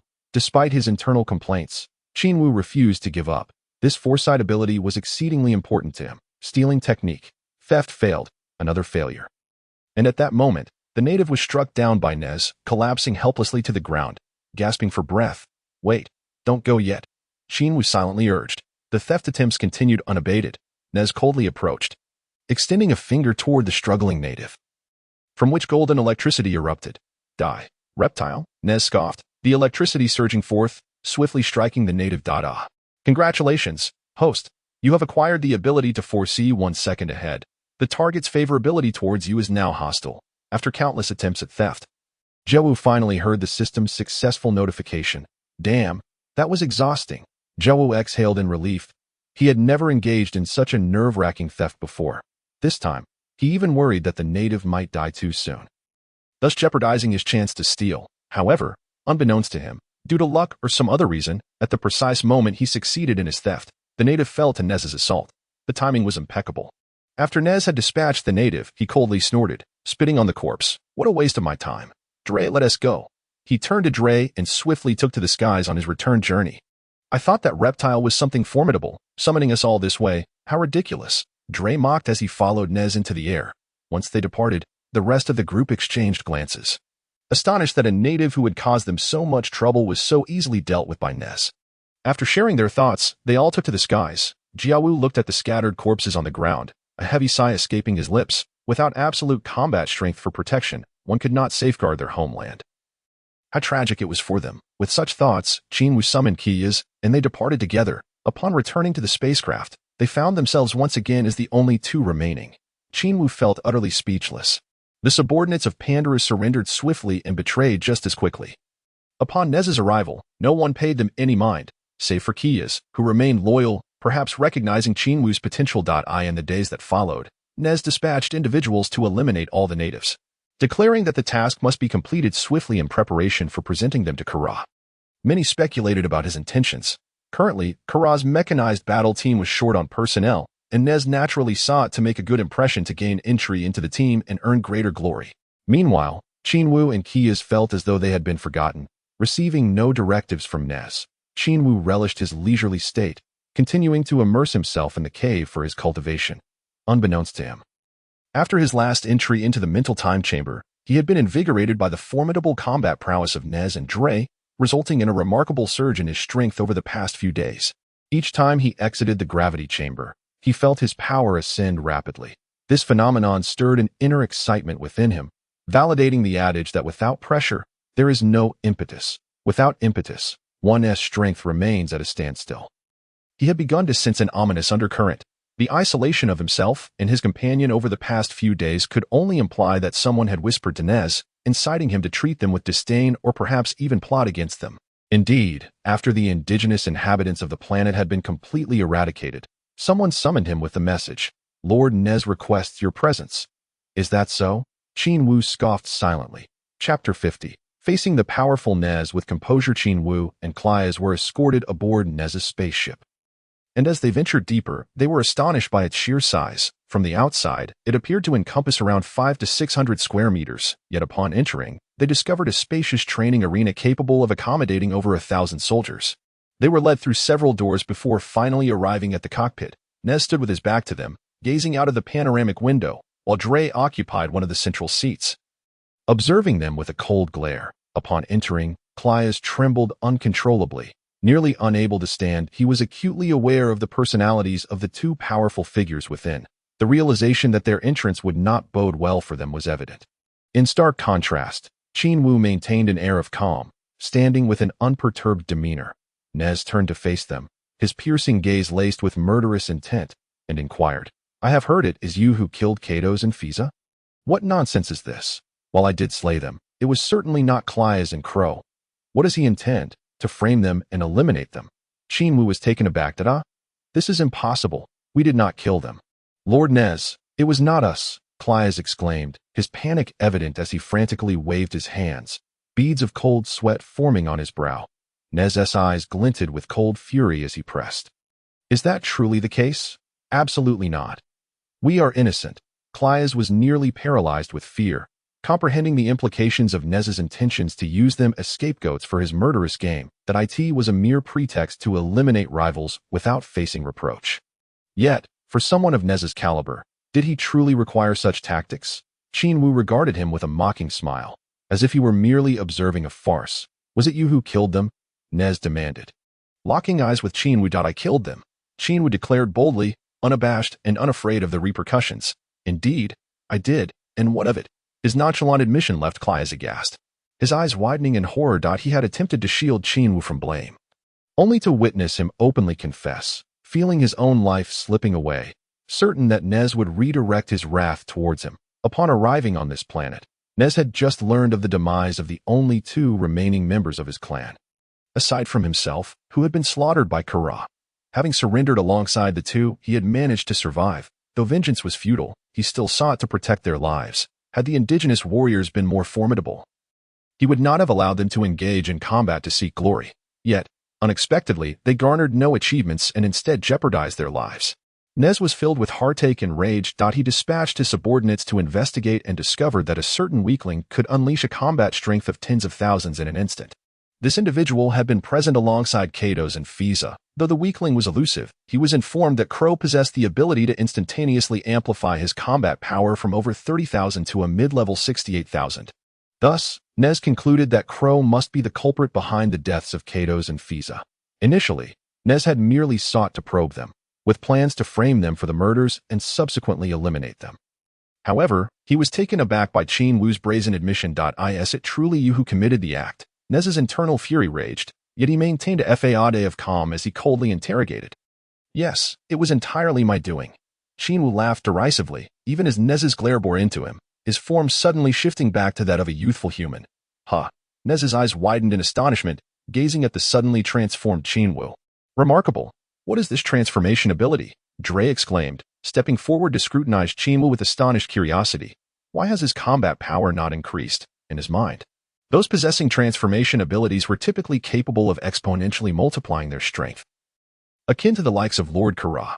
Yet, this human had merely shifted from one visage to another without any change in power.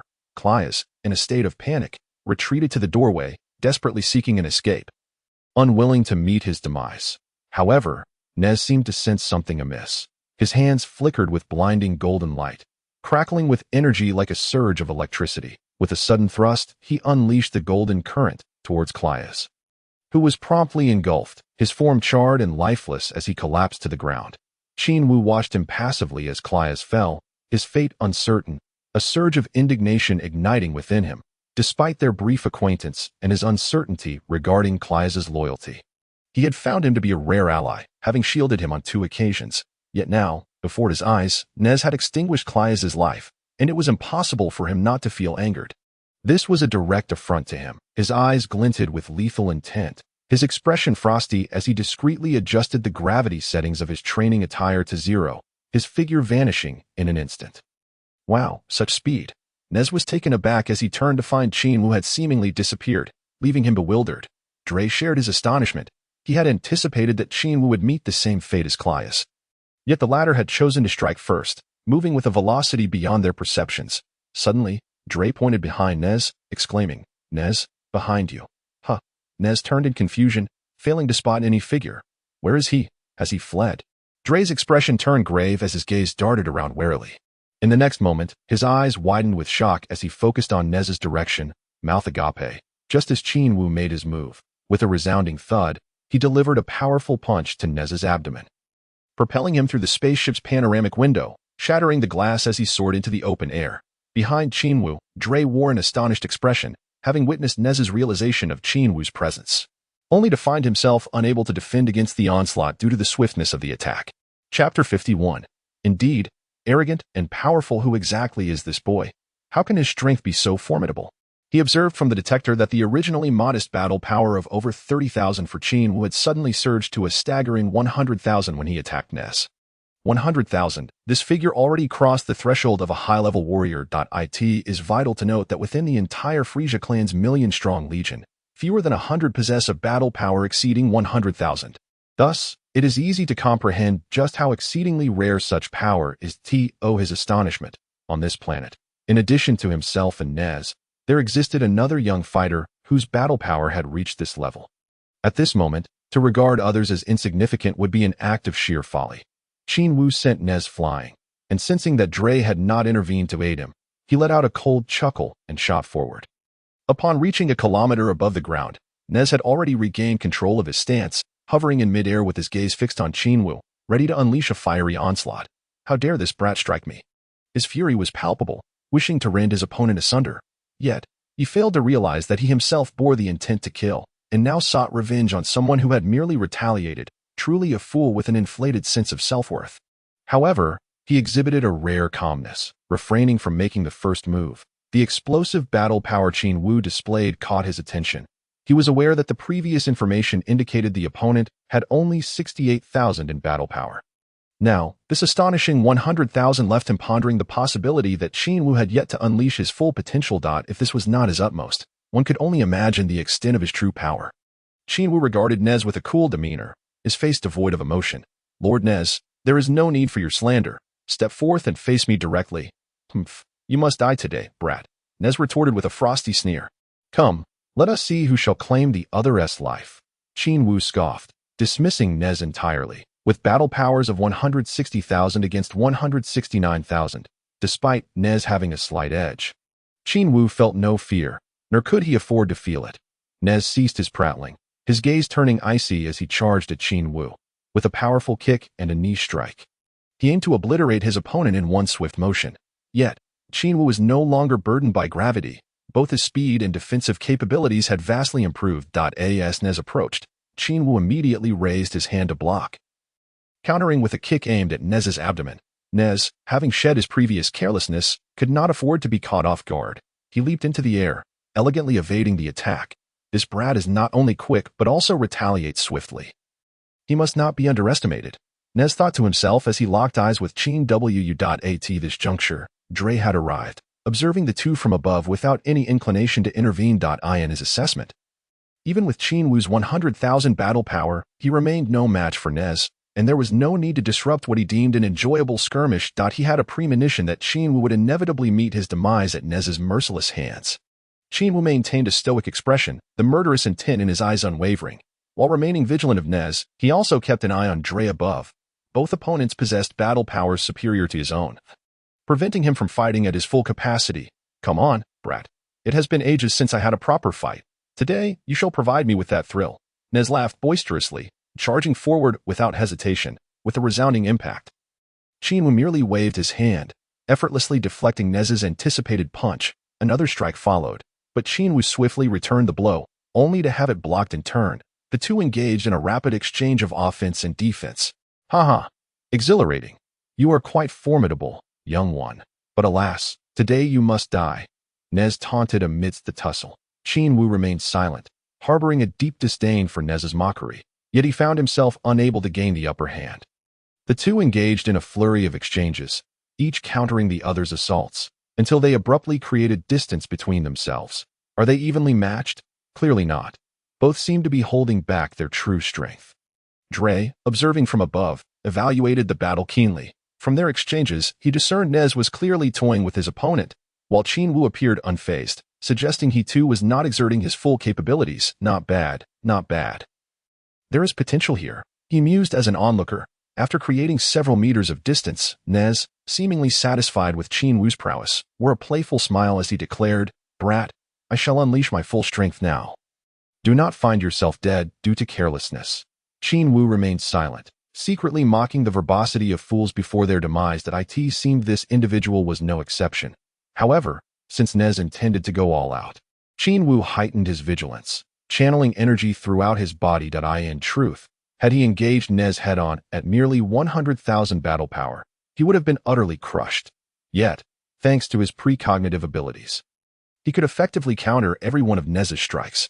Indeed, this ability exceeded his expectations. In a scenario where powers were equal or nearly so, it was nothing short of miraculous. As Qin Wu remained on guard, Nez suddenly vanished from sight. The air around him filled with a whistling sound as he seemed to surpass the speed of sound itself. Here he comes. Qin Wu suddenly swung his fist to the left.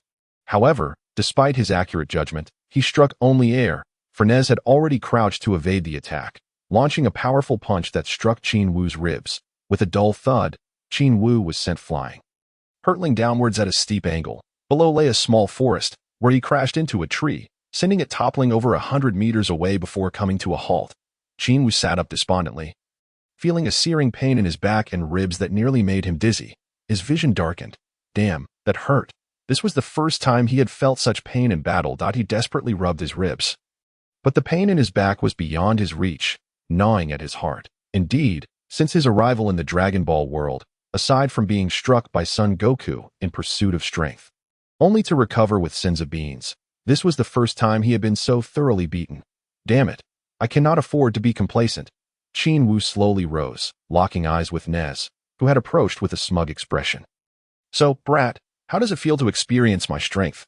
Are you now at my mercy, allowing me to slay you with ease, or shall I continue to torment you until your end? Nez asked with a mocking tone. Chapter 52. The Desperate Resurrection. I choose neither, fool. Qin Wu seethed inwardly, though on the surface, he merely smirked. Bring it on. Very well. Nez grinned, suddenly darting in front of Qin Wu for another strike. Bang! This time, Qin Wu not only anticipated the attack, but also remained as immovable as a mountain, sensing Nez's energy and successfully predicting his movements, blocking the blow with precision. You actually blocked it. Nez was taken aback, but quickly followed up with a punch aimed at Qin Wu's abdomen. To his surprise, he struck only air, as Qin Wu had vanished from his sight. Bang!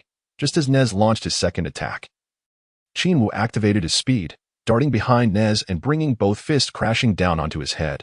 Ugh! The impact left Nez momentarily dazed, losing control of his body as he slammed into the ground, creating a shallow crater. Following this, Qin Wu leapt onto him, delivering a knee strike to Nez's back. Nez let out a cry, the impact driving him deeper into the ground, accompanied by a spurt of black blood. The attack completed, Qin Wu retreated to his previous position, fully aware that such an assault would not be enough to eliminate his opponent. Indeed, though he had inflicted significant pain, the resilient Nez rose once more, fury igniting in his eyes. You are quite skilled, having caused me considerable discomfort. And what now? Qin Wu sneered. I will kill you. Nez let out a furious roar, lunging at Qin Wu with reckless abandon. This time he appeared to be genuinely enraged, his attacks accompanied by a fierce, whistling wind, striking with relentless ferocity. Bang! Thud! Wu managed to block the initial blow, yet was sent hurtling backward by a powerful kick to his chest, crashing a considerable distance away. Without pause, Nez closed in with blinding speed, delivering another whip-like kick that drove Qin Wu directly into the ground, creating a deep crater. But the onslaught did not cease there. Nez charged forward, his eyes wide with exertion, and with a tremendous effort, he knelt forcefully onto Qin Wu's back. A resounding crash echoed as Wu was driven over a meter deep into the earth. Gasping, Nez let out a cold grunt, gracefully retreating to his original position, his gaze imbued with arrogance and cruelty. Exuding an air of superiority, he believed that after enduring his onslaught, there was no way his opponent could still be alive.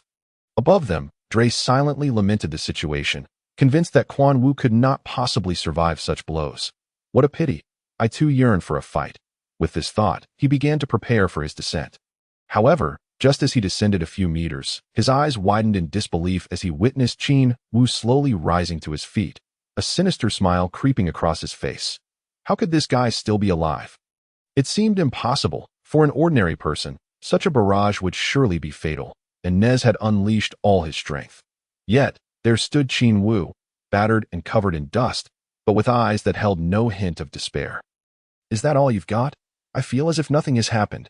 Qin Wu laughed boisterously at Nez, appearing unfazed.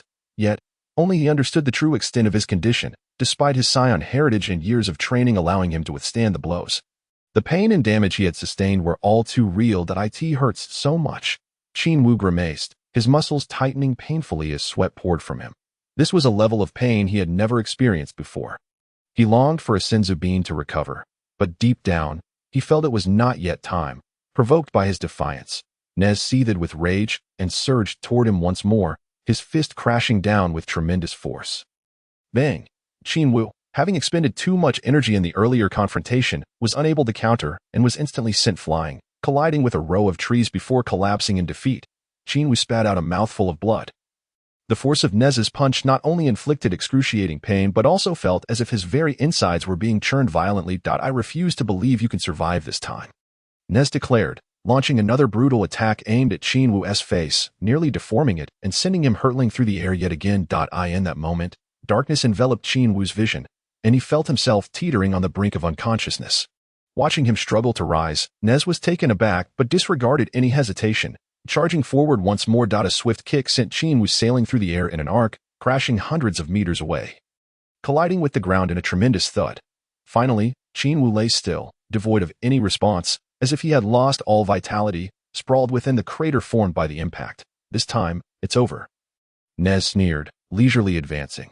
His previous strikes had been delivered with full force, intent on delivering a fatal blow. As he approached, his hands began to gather a blinding golden energy, a multitude of electric particles swirling together.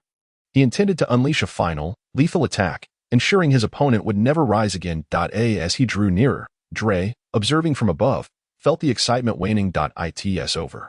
This performance has reached its conclusion. He no longer believed Qin Wu could survive, especially with Nez poised to deliver the coup de GRC. Yet, just as Nez was 10 meters away, Qin Wu's fingers twitched, as if awakening from a deep slumber, a minuscule yet significant movement unnoticed by either combatant. At that moment, gravely injured, Qin Wu appeared devoid of any fighting spirit, utterly exhausted. It was not until Nez was a mere 10 meters away that Qin Wu suddenly opened his eyes, swiftly producing a senzu bean from his pocket and consuming it in haste. What? How can this guy's life force be so resilient? Nez's eyes nearly popped from their sockets as he observed Qin Wu, seemingly rejuvenated and ready to move again. Forgetting his previous nonchalance, he lunged forward, unleashing a premeditated electric assault. Oh no. A surge of electricity erupted from where Qin Wu stood, enveloping the area in a dazzling display of energy. This time, he had to be dead, right? Yet for reasons unknown. Nez found himself doubting that certainty. As he approached the site, he was struck with terror upon realizing that Qin Wu had vanished. What? He really didn't die? Nez looked around in confusion. Suddenly, without warning, Qin Wu materialized above him, his fists falling like thunder. Now it's my turn. Chapter 53. How about a wheel battle? No mercy to be spared. Boom. The first sound was Nez caught off guard, struck squarely by Qin Wu's blow. The second sound followed as he was sent crashing to the ground, sinking several meters deep. Unbeknownst to him, a golden sphere of light had appeared in Qin Wu's right hand. Its purity astonishing and its brilliance blinding, poised to strike Nez with unparalleled might. Nez was left dazed, unable to recover from the previous blow. Before he could react, he was hit again. Boom, boom. 2 consecutive explosions sent debris flying as a massive mushroom cloud erupted from Nez's location, reverberating with such force that it echoed for miles. High above, Dre was utterly astounded, not only by Qin Wu's miraculous revival but also by the explosive surge in his combat power following that revival. What in the world is this child? How can he be so formidable? Dre had witnessed the numbers reflecting Qin Wu's battle power. 180,000. An astonishing leap from the previous 100,000, climbing to 180,000 in an instant. If he had known this was merely a consequence of Qin Wu's deliberate suppression of his abilities, he would have been left speechless. Indeed, after consuming a senzu bean, the near-fatal injuries Qin Wu had sustained transformed into full vitality, effectively doubling his battle prowess. This was a perilous gamble. Had Nez's power not been closely matched to his own, Qin Wu would never have dared to take such a risk. Not everyone possessed the extraordinary fortune of Son Goku, who could withstand repeated assaults without succumbing, regenerating entirely with just one bean. However, fortune favors the bold, without risking it all. One cannot gain. To face Dre above him, Qin Wu had no choice but to fight with all his might. In contrast, Nez was merely a tool for enhancing strength. As the dust settled, Qin Wu's eyes widened in shock. Nez too had risen, his gaze ablaze with fury. Nez was seething, his eyes bloodshot, a terrifying sight. His clothing lay in tatters, revealing his bulging muscles, his fury palpable. You insolent brat, I am truly furious. I am truly furious. He gazed skyward with a primal roar. Akin to that of a mighty gorilla, his fists clenched tightly, producing a series of sharp cracking sounds. Hee, Wu scoffed coldly. At this moment, no matter how furious his opponent became, he remained unperturbed. Neeson lunged forward with reckless abandon. His speed astonishing, reaching Qin Wu in an instant, wielding a dazzling golden energy. However, to his astonishment, Qin Wu effortlessly kicked him away. Simultaneously, Qin Wu sensed a gust of wind behind him. Without a glance, he tilted his head and seized the suddenly appearing hand, hurling it forward with great force. Bang! Feeling threatened, Delia attempted a stealthy assault, only to be forcefully thrown to the ground by Qin Wu. As both men rose, they turned their astonished gazes towards Qin Wu. Particularly Neeson, who was stunned to find that his full-force strike had been effortlessly neutralized, followed by a counterattack that sent Delia reeling. Delia, adorned with a helmet-like apparatus, observed the combat power reading on his scanner, which remained at an astonishing 180,000. Impossible. With nearly equal combat strength, how could this individual react so swiftly? I had executed my attack at maximum speed, yet I was countered. He refused to believe it, deeming it mere coincidence. Allow me, he called to Neeson, who still harbored intentions to attack. As he stepped forward briskly, he yearned for a personal encounter with Qin Wu, craving a chance to engage in battle. It was rare to find someone with comparable strength. If he didn't fight, he would feel an unsettling void within. All right, you must be cautious. This fellow is peculiar. Neeson nodded. After exchanging blows with Qin Wu for so long, he was astonished to witness his opponent seemingly rejuvenate, as if he had consumed some extraordinary elixir, transforming into an unstoppable force. A battle of attrition. Qin Wu mused with a silent chuckle, standing resolutely as they prepared to switch opponents. It mattered not who stepped forward. He possessed ample confidence in facing both adversaries, having taken a risk that yielded results. His combat power surged as long as he did not encounter Kula or Frieza. He felt entirely assured. In that instant, the Saiyan's combative nature ignited with fervor. Delia roared, swinging his fist towards Qin Wu, his palm the size of a cauldron, swiftly descending upon Qin Wu's face with a resounding crash. Suddenly sensing the oncoming wind, Qin Wu's pupils contracted as he tilted his head aside, swinging his arm to grasp Delia's massive form, executing a grand circular motion before flinging him away, dazed and disoriented. Delia lost all control of his body, hurtling outward with great force. Neeson stood in a state of shock, his eyes wide with disbelief. He could hardly fathom that someone with a combat power exceeding his own by 20,000 could be so ruthlessly dominated by Qin Wu, shattering his worldview. Was this young man a monster? His strength had escalated to such an extent. With the scanner having been destroyed earlier, Neeson could not accurately gauge Qin Wu's true power. After numerous stomps, his opponent remained unable to struggle, allowing him to unleash his full might. At that moment, he cast a glance at the still-dazed Neeson, his right hand suddenly extended, nails sharp as blades, aiming directly at Delia's throat, piercing through with brutal force, emerging halfway through his palm. Then, with a swift motion, he severed Delia's head from his body, which rolled away lifelessly. Simultaneously, Delia's breath ceased.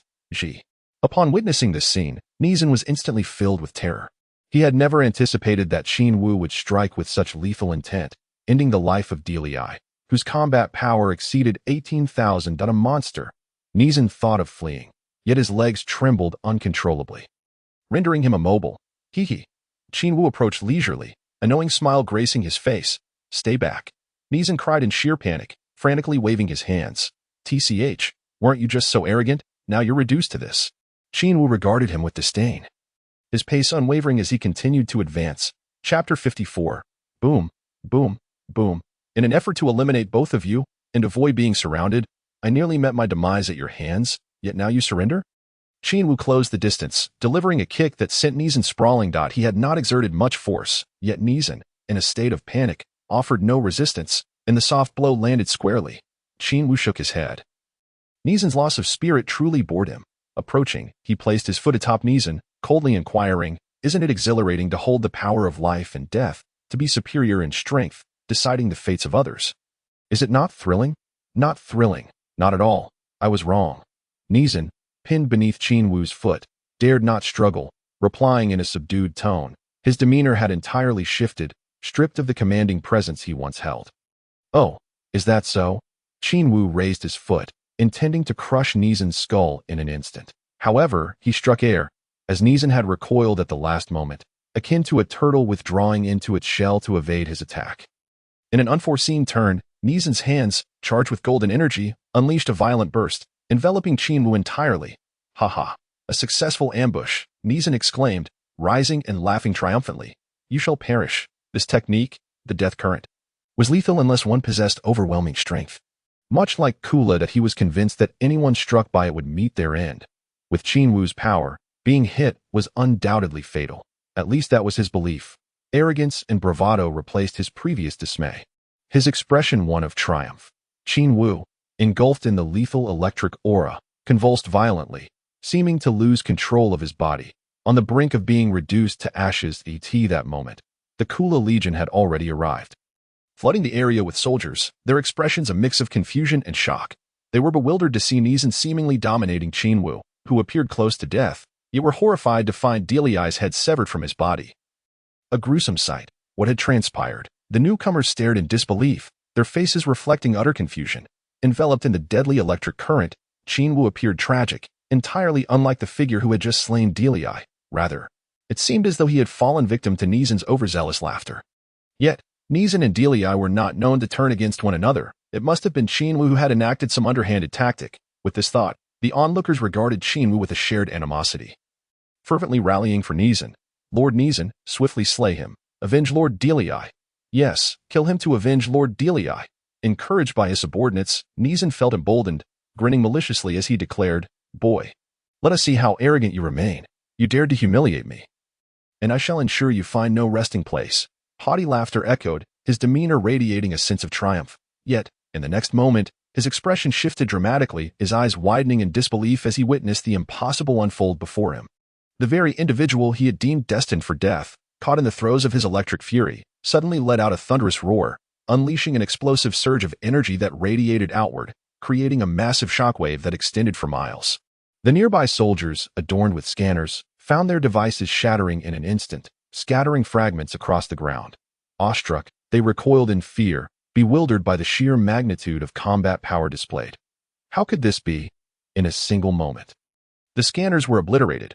All present were left in stunned silence, gaping at Qin Wu. At that moment, Qin Wu had successfully dispelled Neesan's lethal electric current with a single, resounding shout. Yet, it did not end there.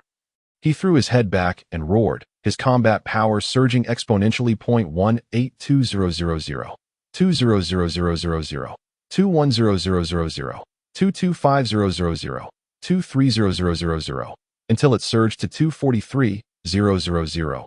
It finally came to a halt. At this moment, his entire demeanor underwent a complete transformation. His body emanated a faint white glow. Standing in midair with an imposing presence, his expression one of chilling severity, and a mocking smile curled at the corners of his mouth. "This is impossible." Nez's heart was utterly astonished, as his seemingly inevitable attack was unexpectedly dispelled by the opponent. From the calm and composed demeanor of his adversary, it appeared that his lethal electric strike had left no impression whatsoever. How could this be? Nez remained unwilling to accept this reality. Suddenly, Qin Wu's figure flickered, appearing before Nez in an instant, delivering a fierce punch. With a resounding bang, after all his power erupted, both his speed and the force of his attack multiplied several times over. Nez had no time to react before he was sent flying by a single blow. In that same moment, Qin Wu followed up with a knee strike, directly causing Nez to spit out a mouthful of dark blood, plummeting downwards. Qin Wu's figure flashed again, now hovering above him, clenching his fists together before crashing down with tremendous force. A spine-chilling impact reverberated through the onlookers, as Nez seemed to be struck by a cannonball, accelerating towards the ground, creating an enormous crater upon impact. Debris flew in all directions, and trees were completely uprooted. Crashing down with a thunderous roar, what followed was a blinding white energy sphere that struck Nez with lightning speed, resulting in a deafening explosion that echoed throughout the realm. The energy sphere expanded, forcefully displacing countless rocks and soil, forming a vast chasm at the center of this chaos. Nez was utterly obliterated, leaving only a charred expanse of blackened earth. The collective gasp resonated through the crowd, their eyes fixed on Qin Wu, who appeared like a vengeful deity. They were utterly stunned. How formidable, truly formidable. Lord Nez was vanquished in an instant. How terrifying. This individual was beyond comprehension, having rendered Lord Nez completely defenseless, annihilating him in the blink of an eye. Chapter 55 concludes, as the shadow of Kula looms ominously, This individual is indeed fearsome. The expressions of all present were filled with terror. Qin Wu turned back, his gaze like lightning, sweeping over them, his overwhelming presence causing them to retreat in fear. Terrifying, utterly terrifying. The sheer force of his aura nearly suffocated them, and panic set in as many turned to flee. Attempting to escape, Qin Wu flicked his fingers, unleashing beams of light that shot forth with incredible speed, instantly catching up to them. They pierced through their chests, sending them crashing to the ground, lifeless. The remaining individuals, terrified and trembling, dared not move an inch. Qin Wu descended as if a divine being had arrived, approaching them step by step, his gaze piercing through them with an aura that instilled dread. "Do you wish to die, or do you wish to die? Spare us, my lord. We wish to live," they stammered in fear, dropping to their knees in supplication. Heh, Qin Wu's eyes narrowed, a cryptic smile gracing his lips. "Are you letting us go?" They wondered silently, uncertainty clouding their thoughts. "I shall let you go." Qin Wu's smile suddenly turned icy, his voice cold as he declared, "But your destination shall be the underworld." With that, his fingers glimmered with a flash of light, shooting forth beams that penetrated through their heads, extinguishing their lives in an instant. A minute later, all the bodies he struck exploded one after another with a series of deafening blasts. Echoing like firecrackers in the air. That moment, in a distant starry sky, 10 light-years away from this planet, an immense spaceship's main control room stirred to life. A figure shrouded in a chilling aura sat in the central seat, his eyes sharp and electrifying, fixated on the scenery outside the ship. He sat in silence, yet the frigid aura emanating from him left his subordinate shivering in fear. After a while, someone stepped forward, reporting with trepidation, "Lord Kula, an unknown occurrence has transpired. All data on Dre and Bracta has vanished completely." Upon hearing this, Kula's eyes widened, nearly leaping from his seat. But then he seemed to recall something and coldly inquired of his subordinate, "What about that anomaly?" "Nez, he has also disappeared, along with all the soldiers on Bracta." As soon as the man finished reporting, he was pierced through by a violet beam, collapsing lifelessly. Who on earth is responsible?" Kula's eyes burned with fury, radiating a terrifying aura that nearly suffocated everyone in the control room, instilling a deep-seated fear that rendered them incapable of meeting his gaze, lest they incur his wrath. That moment, a blue-skinned individual with a curly fringe approached Kula, asking, "Lord Kula, shall I go investigate? What use would that be? Do you really think your strength surpasses Dre's?" After killing the messenger, Kula vented his anger, finally calming down slightly. He said coldly, "Whoever can eliminate both Dre and Nez possesses formidable strength. I must personally investigate." With that, he turned to the operator, his voice icy as he commanded, "Turn the ship around. Head for Bracta." After issuing the orders to his subordinates, Kula gazed at the starry sky, his inner fury refusing to subside. Dre, like the blue-skinned youth before him, was a member of his elite special forces. Despite some disdain for the name of his own Kula Mecha squad, they remained his personal guard. Nez was a candidate he had already decided to recruit in a few days, yet now both he and Dre had been killed. How could he not be enraged? This was a direct affront, a provocation, a slap in the face. Thus, the colossal spaceship altered its course and sped towards the planet Bracta. After Qin Wu had annihilated everyone, he returned to the spaceship, gazing at the desolate expanse around him, feeling a sense of melancholy. This planet was now utterly lifeless. Not only had the natives been wiped out, but Kula's soldiers had also been exterminated, along with their superior Nez and Dre in his eyes. The entire planet, save for the fauna and flora, was devoid of human presence. Yet, he could not afford to relax. Rather, the pressure intensified. With the deaths of Dre and Nez, Kula would undoubtedly be furious. And it was not impossible for him to personally come to this planet to investigate. This Kula was far more powerful than Frieza, not only possessing numerous fierce subordinates, but also exceeding Frieza in strength as time passed. Kula's imminent arrival loomed ever larger, bringing with it an overwhelming sense of pressure. Like a storm cloud rolling in. I cannot stay here, I must flee. This Kula is not someone I can simply evade by retreating into the room of spirit and time. The disparity in power is far too great. With that thought, he surveyed Kuro's ship, realizing it was no longer usable, and thus turned to depart. Kuro's ship had been damaged long ago when he had battled Pandaru, leaving him with no choice but to select another vessel. Nez's imposing ship was certainly out of the question. Kula would undoubtedly have tracking devices aboard. Therefore, the smaller ships belonging to the foot soldiers became the primary option. Thus, Qin Wu circled for half a day, passing by over a dozen ships, ultimately choosing the smallest one, equipped with the simplest facilities to ensure safety and prevent Kula from tracing him after his arrival. He systematically sabotaged each of the other ships, reducing them to heaps of scrap metal. Having completed this task, he boarded the small vessel, familiarized himself with the controls, and then took off, soaring into the sky, rapidly departing the planet Bracta. Just as he left, Kula's massive ship thundered onto the planet. Upon disembarking, Kula surveyed the landscape, noting not only the pleasant climate but also the overall environment, which appeared quite suitable for habitation. In his heart, he secretly acknowledged Nez's choice of him as an apology. However, when he witnessed Nez's spacecraft transform into a mere ruin, he erupted in fury. Find out who did this. We must uncover the culprit. Chapter 56. Searching for information on teleportation within the territory controlled by the Kula Legion. In a southeastern direction, there lay a colossal planet, divided into a southeastern sector which served as a logistics base for the Legion. Yet, this so-called logistics was far from benevolent. There was no food supply, no material exchange. Everything was forcibly seized. More often than not, they donned mere defensive armor without any leisure attire. The mutated Kula race had no need for clothing at all. Material possessions were utterly irrelevant to them. Thus, this base existed more as a symbolic presence, or rather, a hub for information reception and transfer. Deputy Officer Bokji emerged from Lord Neil's lounge, letting out a sigh. He had just been thoroughly berated for disclosing Nez's whereabouts to Lord Dre, who had pursued him merely to flaunt their companionship. Ironically, both were subsequently slain by unknown assailants. Although Lord Kula had not chosen to hold them accountable, Lord Niels lived in constant dread, fearing that one day Lord Kula might seek retribution upon him. Stepping outside, Bokji sighed again, his expression heavy with anxiety. What misfortune had befallen him? He felt utterly powerless. Gradually ascending into the air, he made his way to his residence. Just as he approached a small building, a shadow suddenly plummeted from above with a thunderous crash, creating a sizable crater not far from his house. Who, upon realizing that the shadow was a small spacecraft bearing his faction's insignia, he flew closer to investigate. Important figures would never board such a diminutive vessel, and it infuriated him that this ship had nearly demolished his home. Thus, a flicker of anger ignited within him. How dare this troublesome creature appear at such an inconvenient moment?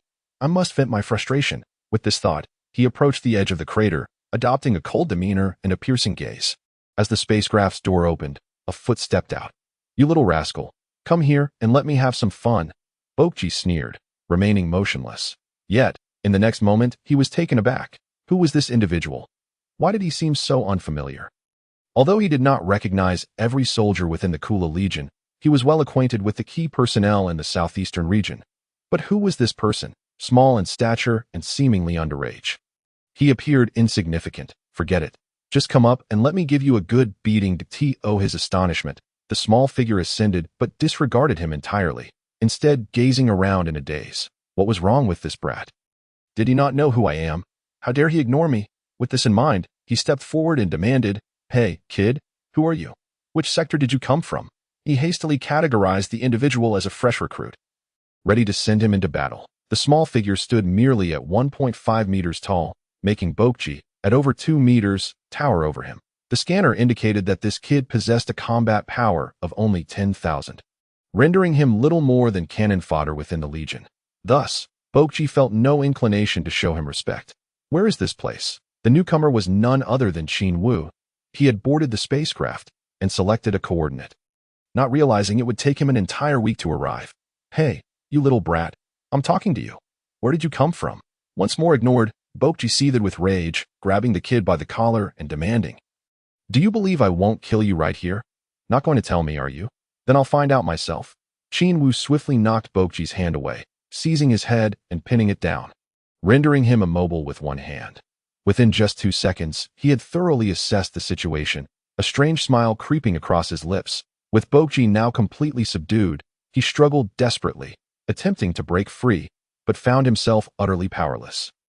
A wave of terror washing over him. Upon being released, Bokji, now infuriated, swung his hand at Qin Wu once more, only to have it caught as though ensnared by iron pincers. No matter how he struggled, he could not escape.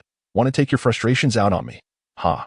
Qin Wu effortlessly lifted Bokji, raising him high into the air, a towering figure of 2 meters and 45 centimeters. Put me down, you little brat, or I'll kill you, Bokji yelled, struggling futilely. Just then, He heard a sickening squelch as pain radiated from his chest. Looking down, he saw Qin Wu's left hand glowing with a dark light as it pierced through his torso. His eyes widened in sheer terror as he knelt, trembling in panic. Another squelch followed, and his body was cleaved in two. Trash. Anyone from your Kula Legion is cut from the same cloth. After executing his grim deed, Qin Wu wore a cold smile, his right hand unleashing a shockwave that obliterated Bokji into nothingness. Then, he transformed, assuming the guise of the deceased. Barely taking a step outside, several patrolling soldiers arrived. Astonished at the sight of the small spacecraft in the crater and the cold gaze of Bokji. "My lord, what happened?" they inquired, bewildered. Having been nearby during Qin Wu's arrival, they had noticed him but refrained from approaching upon seeing Bokji present, with a combat power of 10,000 against 40,000. What was there to fear? However, just 2 minutes later, an explosion reverberated through the air, prompting them to investigate for safety's sake. Relieved to find Bokji unharmed, they let out a sigh of relief. Nothing to worry about. "That little brat angered me, so I killed him," Bokji casually stated, embodying his usual demeanor. "Very well, my lord. If there's nothing else, we'll take our leave." Upon hearing that the little brat had merely provoked Bokji and was subsequently killed, the soldiers shivered in trepidation and hurriedly departed. Qin Wu watched their retreating figures, a cold smile forming within him. It seemed the Frieza family's hierarchy was exceptionally strict. Once one held power, no one dared question them. Next, I must seek out clues regarding teleportation. What was the name of that planet again? Yadrith. Yes, that seems to be it. As he pondered, Qin Wu took on the role of the rightful owner of Bokji's small abode. Chapter 57. Destroying Kula's logistics base. Bokji's dwelling was so small that even his bedroom resembled a nutrient chamber, barely sufficient for a single person to lie down. Did this fellow never turn over in his sleep? Qin Wu found himself at a loss for words. The entire room was so compact that one could see everything within it at a glance. From Bokji's memories, Qin Wu gleaned some secrets, including the intelligence on Frieza's special forces, the Jinyu Force, which he deemed highly valuable. Moreover, it was evident that this individual had no knowledge of the planet where Sun Wukong had mastered teleportation. He opened a safe and retrieved the information on the Jinyu Force, perusing it meticulously. The roster remained unchanged, identical to what he was familiar with. However, a note on Jinyu stated that 10 years prior, he had contended with the commander of the Kula mecha team, Shavia, for the position of captain, only to lose spectacularly and subsequently settle for a role in Frieza's newly formed special forces. Frieza himself was indifferent to their internal affairs, directly naming the special forces after himself, which was rather ostentatious.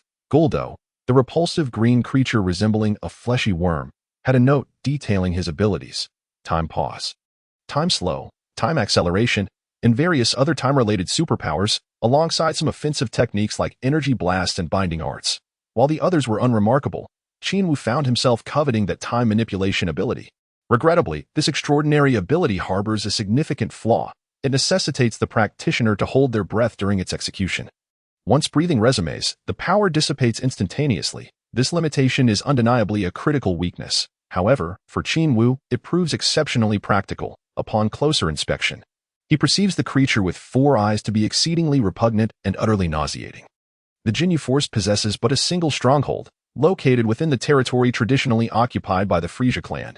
This fact leaves Qin Wu somewhat troubled, as that area is under the direct jurisdiction of the Ice family, rendering it perilously hazardous. Nevertheless, a surge of fervor ignites within him. The greater the danger, the more imperative it becomes to venture forth. The Jinyu Force not only possesses the abilities he covets, but is also likely in possession of vital information regarding Yadrit. Perhaps even its coordinates. Securing the intelligence close to his chest, he exited the chamber and stepped outside. With a flick of his right hand, he launched a white energy sphere, which instantaneously obliterated the house, erupting in a display akin to fireworks. The sound of the explosion once again summoned the patrol team. The bewildered soldiers gazed at the desolate remnants of the building and inquired, "Lord Borkich, what is the meaning of this?"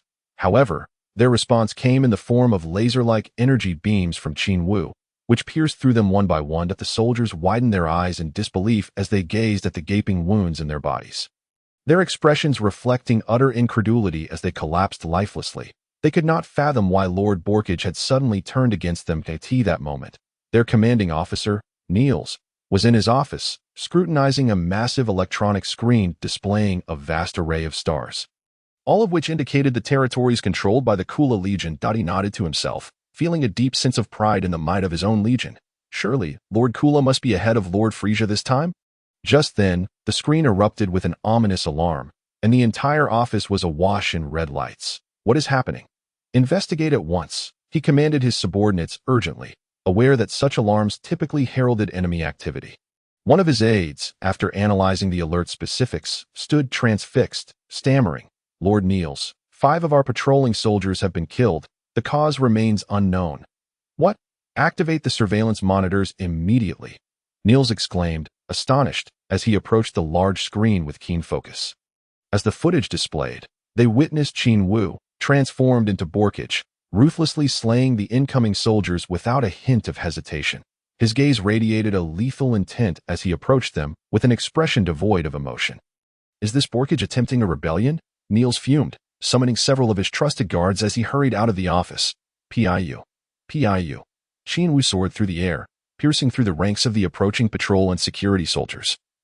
Having already eliminated dozens. As he neared Niels' office, a contingent led by Niels intercepted him. Borkage, are you staging a coup? Do you not fear death at my hands? Niels questioned. His brow furrowed as he surveyed the corpses strewn across the ground.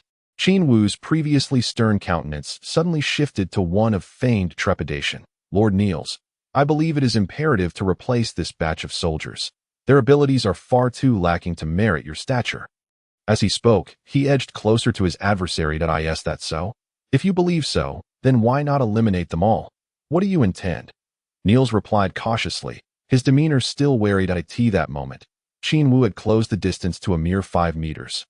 Appearing to hesitate momentarily, just as Niels began to relax his guard, Qin Wu's right arm elongated, striking towards Niels with lightning speed. His fingers morphed into sharp, elongated claws glinting ominously. Have you lost your mind? You dare to strike me?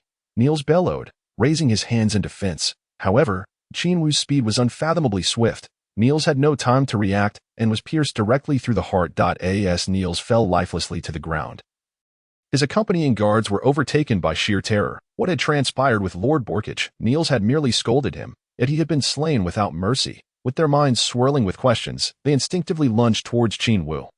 But their combat prowess, barely reaching 20,000, was no match for him. With a single, effortless leap, he evaded their encirclement, unleashing a volley of energy beams that struck down the assailants instantaneously. In a swift and brutal manner. 3 soldiers perished before they could react, while the others fled in panic. Yet, no matter how fast they ran, they could not outpace the beams, which dispatched them one by one with all adversaries eliminated. Qin Wu chuckled darkly to himself. Kula, not only have I pilfered your data, but I shall also sow chaos and infuriate you. 10 minutes later, as the entire base lay in ruins, Qin Wu departed from the planet. Chapter 58. Gildo of the Jinyu Force. After Qin Wu's departure, Kula, upon receiving news, rushed back only to find the base reduced to rubble. In a fit of rage, he executed 2 of his subordinates before managing to calm himself. Those remaining by his side quaked in fear, doing their utmost to distance themselves from him. Find him. Pursue him. We must locate him at all costs. Kula's eyes glinted with a fierce, murderous intent. The territories of the Frieza and Kula legions lay vast distances apart, separated by light years, creating a buffer zone to prevent conflict between the 2 factions. Over the course of a month, as he traversed through the cosmos, Kula took this opportunity to switch to a larger spaceship from the warehouse, which now offered ample space for his training regimen. Both the Kula Legion and the Frieza Legion were safeguarded by 2 powerful monarchs, whose might far surpassed his own. Entering the gravity chamber, he set the gravitational force to maximum and commenced his adaptation. The gravity of 20,010 proved to be a significant hurdle, taking him 2 weeks to acclimate. Prior to this, he had only managed to adjust to 18,010 gravity, illustrating that increasing gravity was no trivial matter. After 2 weeks of rigorous adaptation, he shifted his focus to honing his abilities, particularly the art of prediction, foreseeing imminent events and harmonizing that awareness with the presence of ki. Only through mastery of prediction could he diminish the likelihood of receiving blows. With a sudden burst of energy, Qin Wu unleashed a shockwave into the air, attempting to control its trajectory, and to his astonishment, succeeded. The shockwave curved dramatically and slammed back into him, sending him careening backward. After colliding with the chamber wall, he rubbed his aching body, cursing himself for becoming so engrossed in control that he neglected to evade the attack. Fortunately, he had not unleashed the full force of the shockwave. Clearly, I cannot multitask as of yet. He mused. To control the shockwave's trajectory while remaining attuned to incoming attacks, and making predictions requires unwavering concentration. How would he achieve this? Without a partner to train with, his practice would lack the element of surprise and unpredictability. He realized that honing his attacks alone would yield little progress. After some contemplation, he decided that he needed to find someone to collaborate with. Thus, he reverted to basic training while also employing the skills he had acquired, such as telekinesis to manipulate objects and the ability to foresee the next second's events.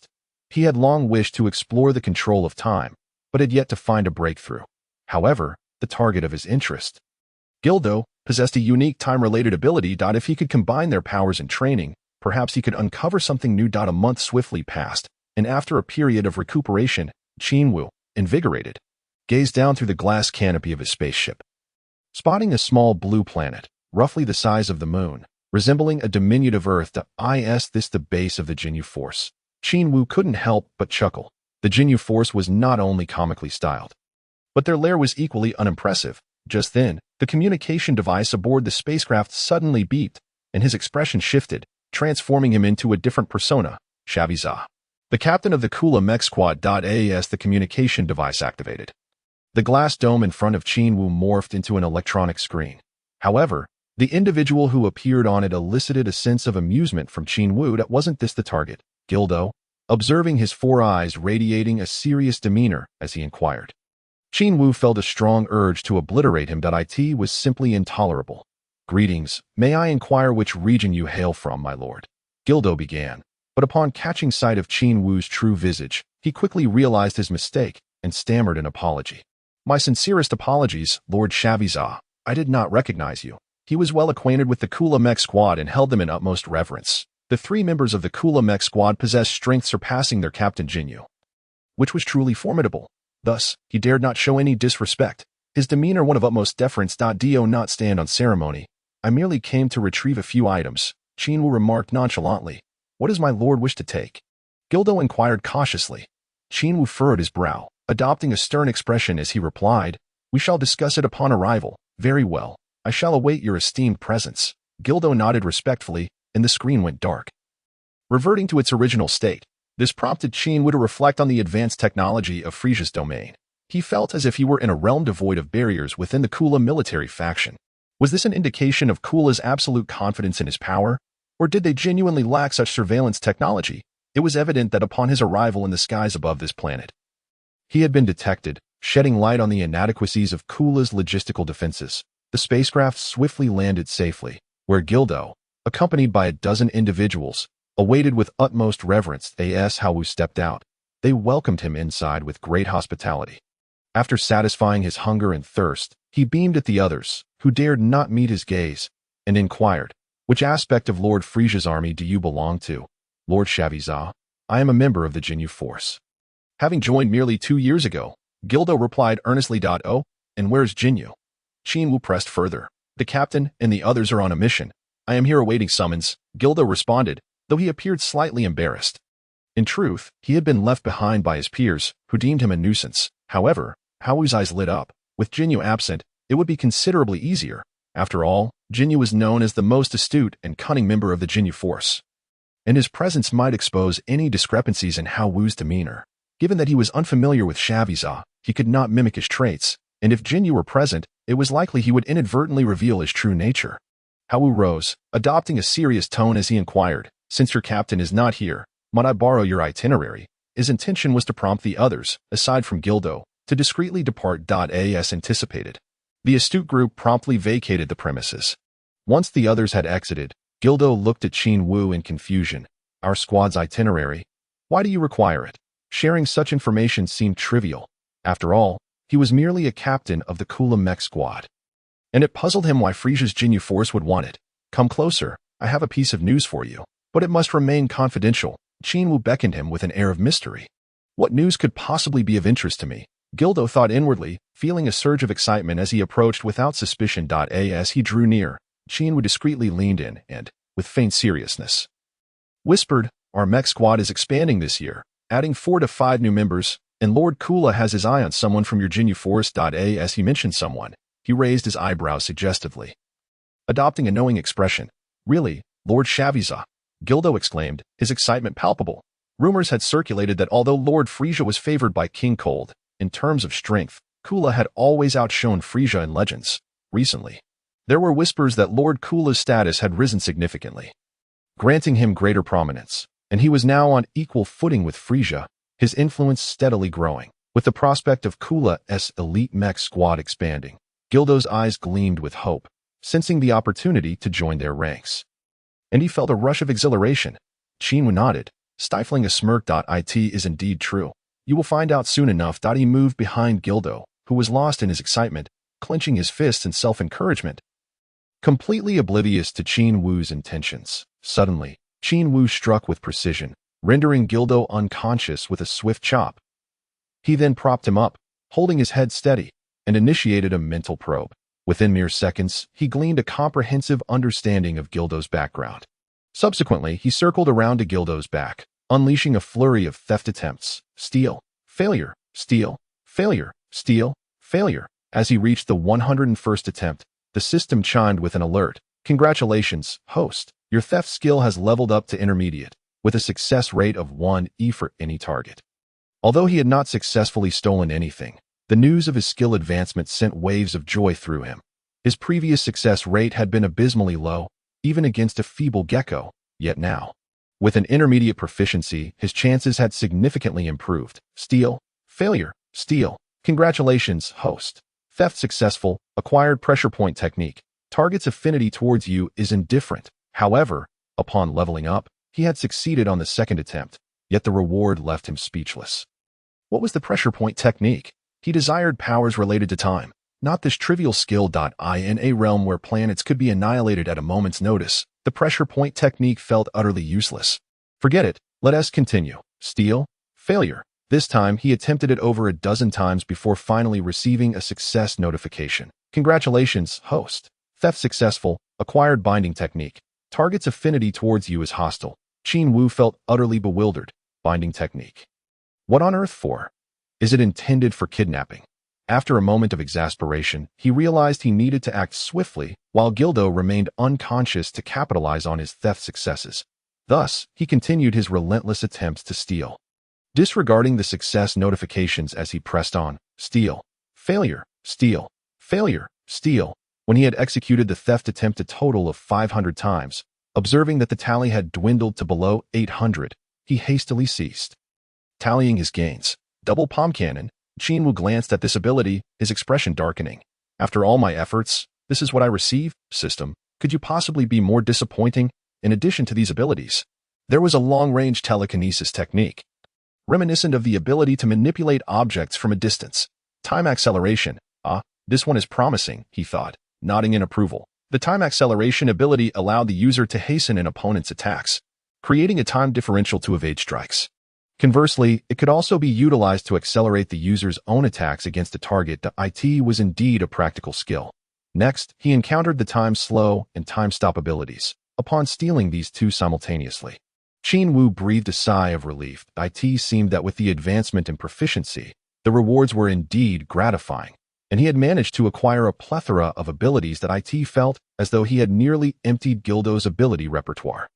What if, upon a successful theft, the target lost that particular skill? Estimating this wretched creature resembling a potato, he has undoubtedly fled. Upon witnessing the final 2 or 3 successful thefts, the target's favor towards you became a matter of life and death. With a scoff, Hao Wu found it exceedingly amusing that 3 consecutive life and death situations had unfolded. Fortuitously, you were in a state of unconsciousness. Otherwise, one could only imagine the desperate conflict that would ensue. Fortunately, he did not manage to steal the opponent's lineage, which he found utterly repulsive. After acquiring the target's primary abilities, he suddenly struck at Gildo's head, severing his neck with the ease of slicing a watermelon. Subsequently obliterating his cranium, transforming into Gildo's likeness, he swiftly exited, securely closing the door behind him. But as he made his way out, his subordinates inquired about Shaviza's whereabouts.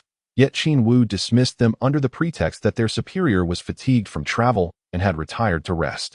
He then quickly summoned someone to deliver the information regarding the Yadalat star. The individual took quite some time, drenched in perspiration upon arrival, apologizing profusely. "My Lord Gildo, I sincerely apologize, due to the low combat capability of this planet. It has not garnered the Legion's attention, and thus the data has been buried for quite some time." Qin Wu nodded in acknowledgement, but just as his subordinate prepared to depart, he suddenly struck and killed him. Following this, he rapidly returned to the place where he had been received, transforming back into Shavija, hoisting Gildo's corpse and discarding it at the entrance where soldiers were stationed, promptly detonating it. "My Lord Shavija, why have you slain Lord Gildo?" Chapter 60. Journey to Yadalat Star. Boom, boom, boom. Qin Wu obliterated each soldier that approached, scattering pieces of flesh across the ground like fireworks, striding confidently. He continued his relentless slaughter, regardless of whether his opponents were formidable or feeble. None lasted more than a single exchange before being annihilated. The surveillance and detection devices across the planet recorded his combat prowess and visage in their entirety.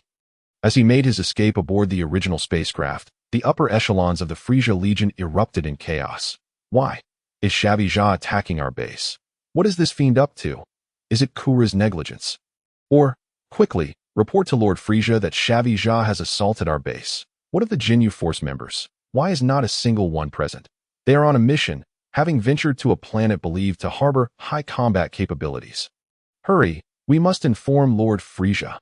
Wait, we need to ascertain the reason behind Shavija's actions, whether it is a consequence of Lord Kura's negligence or his own intentions. Indeed, we must uncover the truth." These high-ranking officials, through the information relayed from the Jinyu Force's permanent base, beheld the devastation of the planet, engulfed in flames, with all station soldiers mercilessly slaughtered. Cold sweat dripped from their brows, especially at the sight of Shavija's staggering combat power of 170,000. Even they, the upper echelons, dared not act rashly. When Frieza finally received this intel, he refrained from immediate comment. Once his subordinates departed, he promptly established a communication link with Qara. As Kura's cold visage appeared, Frieza's fury ignited, and he questioned sharply, "My dear brother, what is the meaning of this? Have you sent your subordinates to disrupt my affairs? What negligence is this?" Kura, irked by his brother's inquiry, glared with eyes blazing as if to unleash fire. "When did I send anyone to your domain? Are you seeking trouble? I am already in a foul mood, and you dare to disturb me. Do you wish for death, despite being sons of the same royal lineage?" The rivalry between Frieza and Kura was akin to fire and water. They were locked in fierce competition, their relationship far from harmonious. "Look for yourself. Your subordinate Shavija is quite formidable. He has not only slaughtered my soldiers, but has also left the entire Jinyu Force in utter disarray. Is this a display of contempt toward me?" Frieza ordered his subordinates to transmit the footage, his gaze icy, a frost enveloping his entire countenance, while the tips of his horns glimmered ominously. His tail lashed against the floor with every beat, creating an atmosphere within the spacecraft that felt as frigid as an ice cellar, a terrifying aura pervading the space, causing his subordinates to tremble in fear as Kura received the transmitted image. His eyes widened in disbelief at the sight before him, his mind swirling with confusion. What is the meaning of this? Wasn't Shavija dispatched to the 029 star region? How did he come to be there? What is he plotting? Coincidentally, Shavija had been on a mission for over 2 weeks, thereby providing him with an alibi. This stroke of fortune for Qin Wu was remarkable. He had perfectly timed his actions, or else he might have been exposed. Nevertheless, Kura swiftly initiated contact with Shavija. When Shavija's image appeared, he was situated within a spacecraft's cockpit. "Lord Kura," he exclaimed, immediately bowing in respect upon connection. Kura, bypassing any pleasantries, transmitted the footage with a stern expression. Despite his discord with Frieza, he had no intention of engaging in open conflict. Not only would their father disapprove, but the entire Frieza family would also not permit such actions. Naturally, the family consisted solely of the three of them. After viewing the footage, Shavija was left astounded, speechless for an extended period. "What are you doing? Do you wish for me to clash with Frieza?" Kura's gaze was piercing, his tone icy as he interrogated with the intensity of someone ready to rend the other asunder should he receive an affirmative. "Wait, Lord Kura, I am currently at," Shavija stammered, cold sweat cascading down his brow as he hurriedly reported his coordinates. Once Kura confirmed his location, he was left in astonishment. What is the meaning of this? Who is impersonating Shavija? His eyes grew increasingly frigid, an aura of malice thickening around him. "You better not let me catch you, or you will meet a most gruesome end." Meanwhile, the imposter, armed with a spacecraft, was en route to the Yadalat star. Situated several hundred light-years outside the Frieza-controlled zone, equally distanced from Kura's military domain, it would take nearly half a year to arrive. Half a year? Just enough time to enter the time chamber twice. Qin Wu's expression was one of delight. During his interactions with the Frieza family, the close proximity to such terrifying pressure had spurred rapid growth in his strength, allowing him to shatter his previous limitations. If he were to enter the time chamber again, his combat prowess would undoubtedly ascend to new heights. Thus, during these extraordinary 6 months, he observed the stars at night, immersing himself in a state of tranquil meditation. This time, he was not merely in a state of self-absorption. Within the sea of consciousness, he practiced the skills he had acquired through thievery and rehearsed the scenarios of combat against Frieza and Kura. Each time he emerged from this state, he would be drenched in sweat, and no matter how fiercely he fought, he could not surpass Frieza, let alone the even more formidable Kura. These two were insurmountable mountains looming over him. Meditation, training, Qin Wu once more plunged into a fervent state of cultivation. For the preceding month, he had maintained a meditative state, entering a realm of non-action where his entire being seemed to dissipate. Melding seamlessly with the spacecraft's interior, as if he were part of the tranquil cosmos outside. Within this state, his energy was entirely dispersed unless he engaged in conscious activity, continuously reinforcing every cell and organ within his body. As his physical form grew stronger, his internal organs underwent constant enhancement as well, imparting a sensation akin to being encased in an impenetrable fortress, as if he had imbued his entire being with the resilience of iron.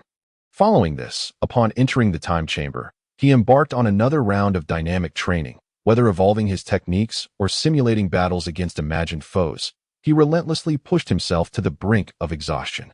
Refusing to relent until he had thoroughly exhausted himself, his combat strength was steadily on the rise. In the first month, it reached 250,000. In the second month, 280,000, and by the third month, it soared to 350,000. Chapter 61. Instantaneous movement achieved. Farewell. Upon emerging from the time chamber after 6 months, Wu experienced a profound transformation in his demeanor as he stood there in quietude. He seemed to merge completely with the surroundings. As if his very presence had vanished, his breath and aura entirely absent. However, once he set in motion, he surged forth with the swiftness of thunder and the rapidity of lightning. His state of mind mirrored the tranquil and serene expanse of the starry sky, while within him, a dazzling brilliance resided. Yadalat star was a planet of a muddy yellow hue, reminiscent of Saturn within the solar system of Earth, with scarcely a hint of greenery, and even the blue of water was a rarity. Gazing down from the outer space of this planet, it appeared as a lifeless orb. Could there have been a mistake? Was this truly Yadalat star? With such doubts in mind, Wu plummeted rapidly in his spacecraft. And upon landing, he cautiously opened a small window, only to be astonished to find that there was indeed air, albeit somewhat stifling. As he stepped out of the cabin, he was greeted by a vast expanse of desert and wasteland. The summer sun beating down, rendering the entire desert as if it were solidified, intensely arid. What discomfort! Wu wiped the sweat from his brow. Merely stepping out had caused him to sweat profusely, bowing his head.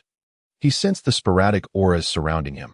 From the scanner, he observed that the combat power of the auras was merely 2,000 to 3,000, a stark contrast to his own power that had surpassed 1,000,000. Rendering them pitifully weak. Fixating on the strongest aura, Qin Wu shot forth like an arrow, propelled by a fierce whoosh of wind in the distance on this planet, at the heart of a city adorned with columnar structures. Several green-skinned beings, resembling goblins, convened to discuss their affairs atop a towering edifice. Just then, a burly figure with a somewhat fierce appearance furrowed his brow and gazed outside. Subsequently, the others sensed a formidable aura rapidly approaching, the overwhelming pressure causing them to momentarily choke, cold sweat breaking out. Who could it be? Such a powerful aura. This presence does not belong to our planet. It must be an outsider. What a terrifying aura. What could he want on our planet? I do not know, but this aura does not seem malevolent. He is likely not an evil person. My lord, you should hide quickly. We shall go and investigate. One suggested. Be cautious, replied the individual referred to as the Lord, who was slightly smaller and somewhat plump, adorned with a golden headscarf. As he retreated into a shadowy chamber, the others extended their right hands. Fingers poised, and one by one, They vanished without a trace. Qin Wu soared at high speed. He detected that the target's distance was closing in tandem with his supersonic flight. Suddenly, he sensed several powerful auras vanish. And while pondering the reasons, several figures emerged before him. Observing the green-skinned beings resembling goblins, Qin Wu halted, astonished as he scrutinized them. This instantaneous movement, remarkable. A distance of over 1,000 kilometers traversed in an instant. Truly impressive. With this thought, his interest in the ability of instantaneous movement deepened. Following the appearance of these few individuals, a group soon manifested, differing from the earlier ones as they bore weapons such as swords and guns. Their expressions vigilant and wary, these individuals seemed to belong to a military faction, clad in a uniformed attire that was distinctly peculiar, their gazes sharp and predatory. Among them, the apparent leader approached one of the earlier arrivals. Soliciting, Dandangia, this individual exudes an overwhelming aura. We may not stand a chance. Should we dispatch additional personnel? There's no need.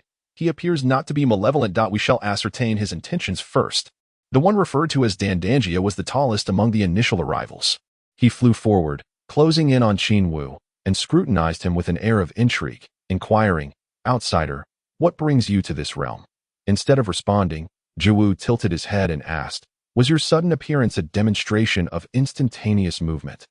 Dandangia regarded him with confusion, unable to grasp the reason behind such a query, yet he kindly nodded, saying, "Indeed, outsider. Our Sand people possess a unique affinity for spatial manipulation. This is our innate ability. I see." Qin Wu nodded, cutting to the chase. "I have come here to learn this ability. Might I have the fortune to study it?" Dandangia, perplexed by the outsider's immediate desire to acquire their ability, furrowed his brow and queried, "Why do you wish to learn? We have a dedicated school for this. If you wish to learn, enrollment is possible, but as an outsider, it would be challenging and inconvenient." "Challenging? Inconvenient. For me, as long as I wish to learn. There is nothing difficult about it." Qin Wu secretly chuckled to himself, but maintained a composed demeanor. He was unaware of what other unique abilities these individuals possessed apart from instantaneous movement. However, from their discourse, it was evident that mastering this ability was no simple feat, as even the naturally gifted Sun Wukong had taken considerable time to learn it, illustrating the complexity of their spatial capabilities. With a mindset of eager curiosity, he accepted their subsequent invitation to depart from the area. As night fell, the temperature on this planet plummeted drastically, the disparity between day and night almost akin to two different worlds. Fortunately, an individual as robust as Qin Wu was not overly affected by the cold, as he already possessed the resilience of both Saiyans and Namekians during a banquet held in his honor as an outsider. Qin Wu gleaned from the kingdom's sage that their race had a natural affinity for spatial manipulation. The stronger one became, the deeper their understanding of space. However, in Qin Wu's eyes, their strength seemed merely the result of aura cultivation taken to extremes. Their combat prowess not particularly formidable, as he could easily dispatch half of them with a mere flick of his hand. The banquet was lively, and Qin Wu exhibited great enthusiasm in his interactions with them.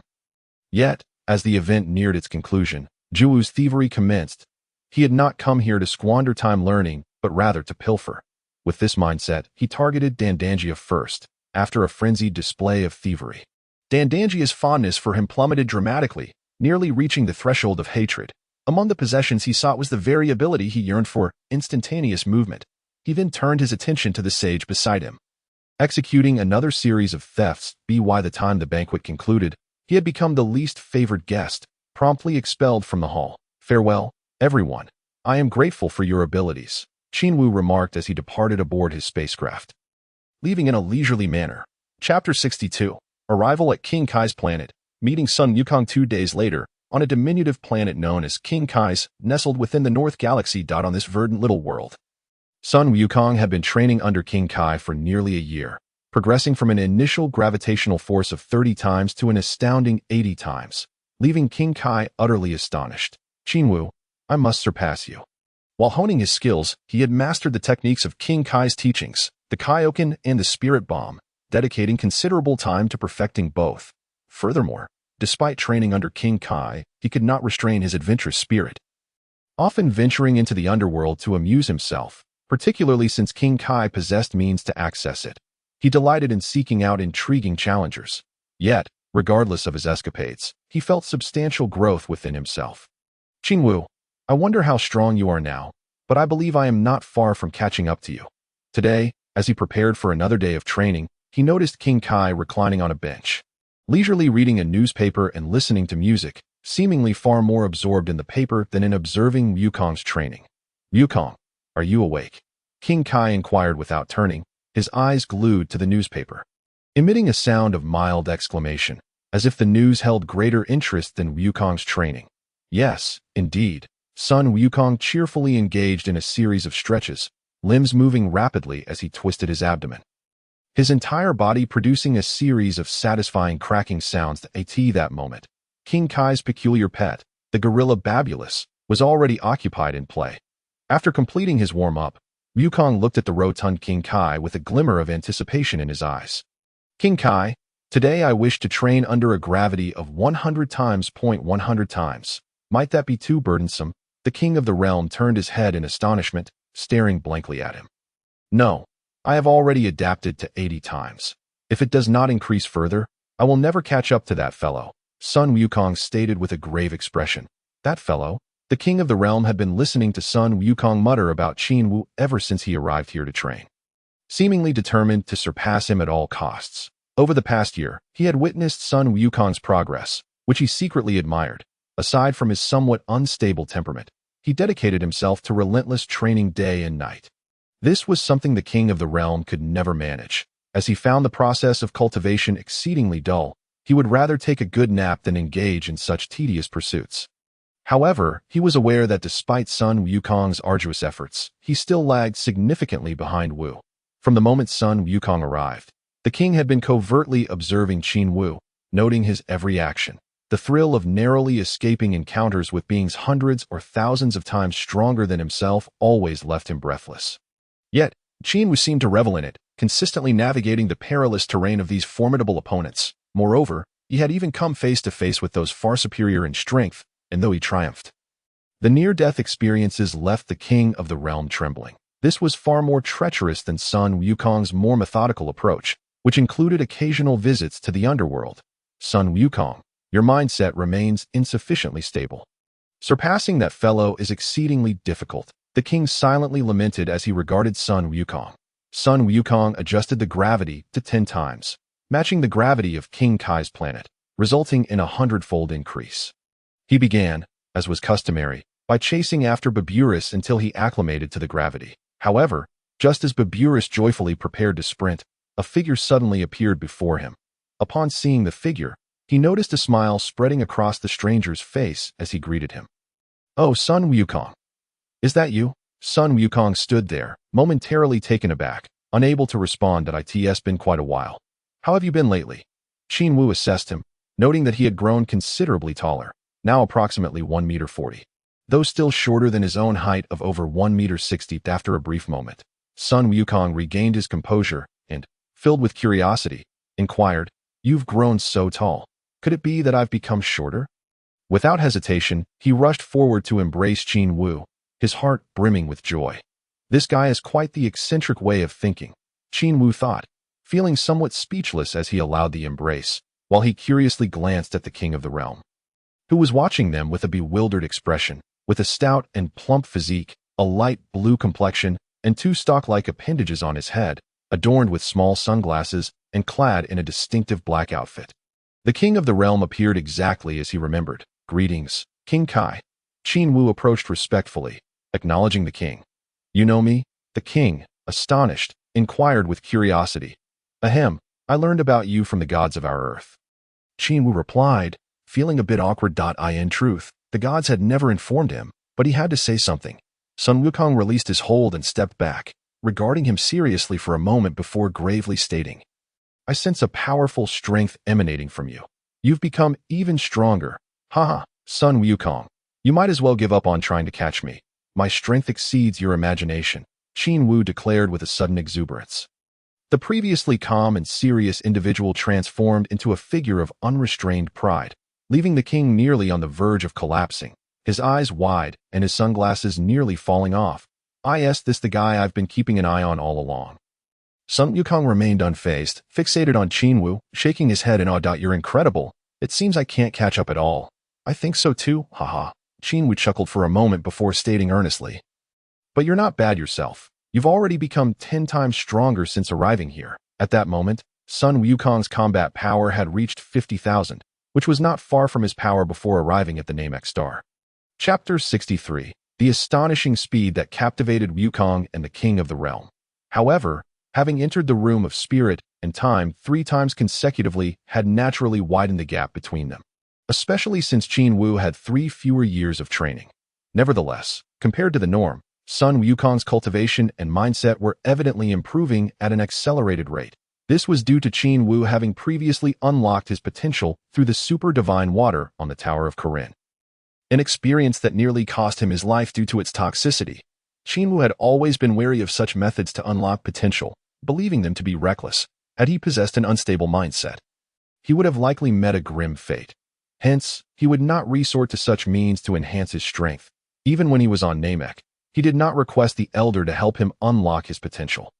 Qin Wu preferred to rely on training alone to achieve his goals, believing it unnecessary to exploit too many enhancement methods. For Sun Wukong to possess over 50,000 combat power was indeed remarkable. Noticing that Qin Wu was lost in thought, Sun Wukong curiously asked, "Where have you been during this time? I've heard nothing about me. I just went on a little trip through outer space, just to relax." Qin Wu replied, casting a meaningful glance at the King of the Realm that he knew the king must have been keeping tabs on him, as Sun Wukong was not particularly cunning, and his name would have certainly reached the king's ears. A person as formidable as himself was bound to attract attention. Indeed, the king wore a faint, bemused smile as their eyes met. After reminiscing with Sun Wukong, Qin Wu also engaged the king in conversation to familiarize himself with him. Just as Sun Wukong was about to resume his training, he suddenly turned to Qin Wu and pointed at perilous, asking, "Why don't you try catching him? Every time I adjust the gravity, it's a hassle to grab him." "Catch him?" Qin Wu glanced at the curious gorilla regarding him and hesitated.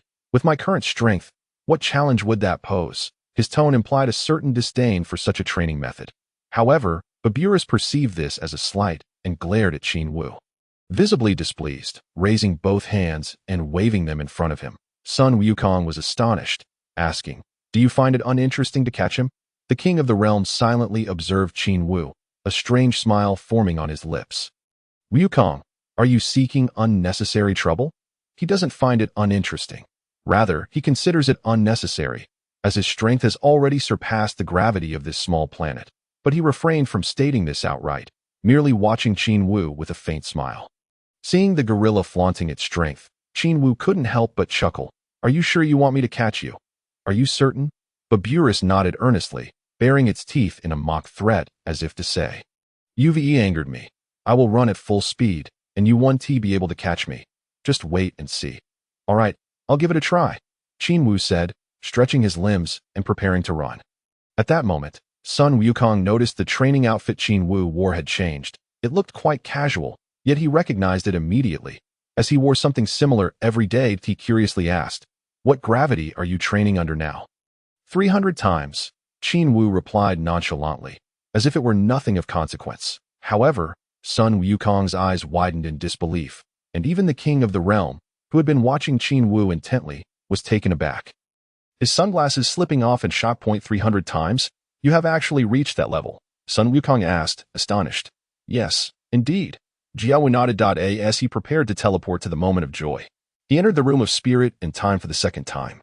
Having already trained under 300 times the normal gravity aboard the spaceship, for a whole year, he endured this gravity. Although he could have pursued a higher standard of training, he chose to forego it. Haste makes waste. The current version of himself can no longer rely solely on the augmented gravity to enhance his abilities. While it still has some effect, it is no longer as pronounced. He must take a break and simultaneously engage in some mental cultivation. Only by elevating his state of mind can his strength naturally increase. Mechanical training alone would only allow him to gaze up at Sun Wukong, much like Vegeta does. "You are truly remarkable. I am in awe. It seems I will never catch up to you," Sun Wukong sincerely remarked. However, Qin Wu nonchalantly responded, "Take your time. I have now hit a bottleneck. And you have a chance to surpass me." "Is that so? That sounds difficult." Sun Wukong chuckled wryly. Jiao Wu smiled. Choosing not to say much more, he turned to face perilous, who had been waiting patiently ahead, and cheerfully inquired, "Are you ready to begin?" "Ho ho, Baburis nodded, appearing eager to dash forward. Then let us commence. Qin Wu's expression shifted as he knelt, his gaze fierce. Ho-ho! Baburis immediately took off at a sprint. His speed was astonishing.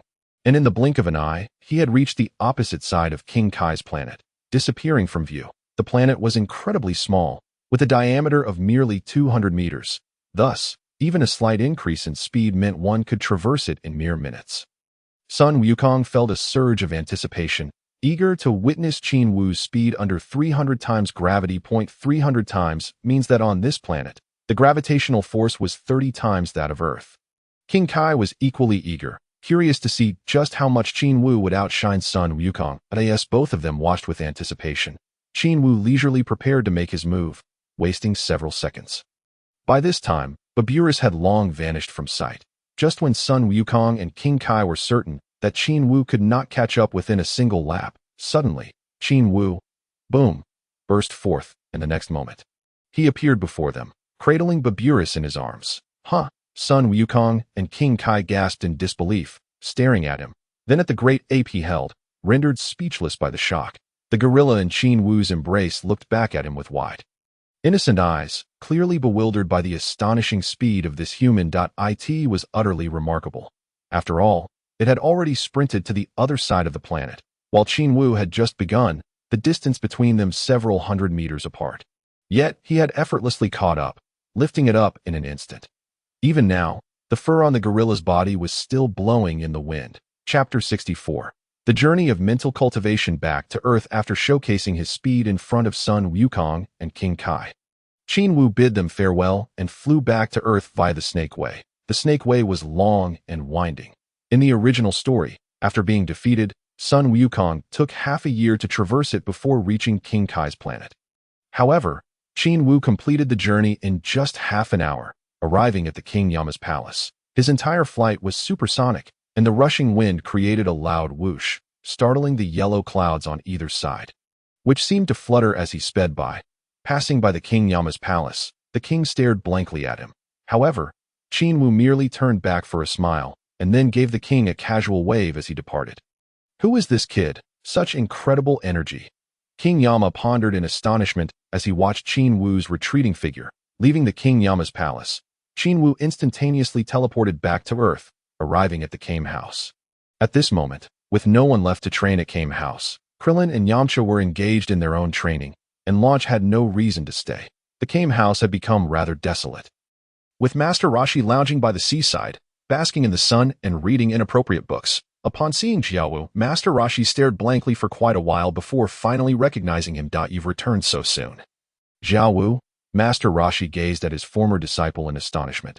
Qin Wu stepped forward, bowed respectfully, and replied earnestly, I've played enough and decided to return. I came to see you, and now I shall stay for a while. Focusing on my self-cultivation. It's good that you won't be leaving. There's nothing worthwhile outside. Earth is our home. Master Roshi nodded in agreement, secretly pleased, since several of his disciples had left one after another. He had been feeling quite bored. Naturally, he was delighted to see one return. Qin Wu reminisced with Master Roshi. The old turtle sat nearby, grinning widely, his expression quite fierce, yet he paid him no mind. Continuing their conversation, that evening, he caught a large fish, and the two of them enjoyed a hearty meal together, basking in a warm atmosphere. Throughout this serene moment, Master Roshi looked at him with a tender gaze. Just like a father would at his child, they chatted about the carefree days of their training, now scattered in pursuit of strength. This scene made Master Roshi unable to suppress a sentimental sigh. In the face of such nostalgia, Xiaowu merely smiled. Having lived 2 lives, he had grown indifferent to many things. In this world of Dragon Ball, the only person he truly cared for was this old pervert before him. On the second day, he quietly left Kame House without saying goodbye. When Master Roshi awoke and found him gone, he felt a pang of loss. Sigh, he has left after all. After departing from Kame House, Qin Wu turned to visit the Korin Tower, catching up with the cat-like Korin. Following that, he soared to the sacred world of the Kai, arriving at the training grounds where Krillin and Yamcha were diligently honing their skills. Seeing him, they were filled with surprise, but Qin Wu raised a finger to signal for silence, indicating not to disturb their training. In truth, the moment he appeared, Krillin and Yamcha had already sensed him. both opening their eyes with expressions of delight, particularly Krillin, who embraced his brother in arms. You've grown taller. Qin Wu, Krillin exclaimed, patting Qin Wu's solid shoulder in admiration. Qin Wu smiled modestly. You're taller too. I haven't grown as fast as you. I've become so short, Krillin lamented as he absent-mindedly stroked his bald head. Haha. Qin Wu and Yamcha burst into laughter. The Supreme Kai, sensing Qin Wu's presence, stepped out and kindly nodded at him, saying with warmth, You've returned. What do you plan to do now? Qin Wu pondered for a moment before replying. For now, I won't be leaving. I intend to travel in the lower realm and cultivate my state of mind. Ah, it seems that your journey has brought about significant changes, the Supreme Kai observed, surveying him with appreciation. Not too bad. Thank you for your previous guidance, Qin Wu replied with a smile. The Supreme Kai nodded. Chatting with him for a while before retreating into his house, he has returned. Now I need not worry. Qin Wu's return brought the Supreme Kai a sense of relief and comfort.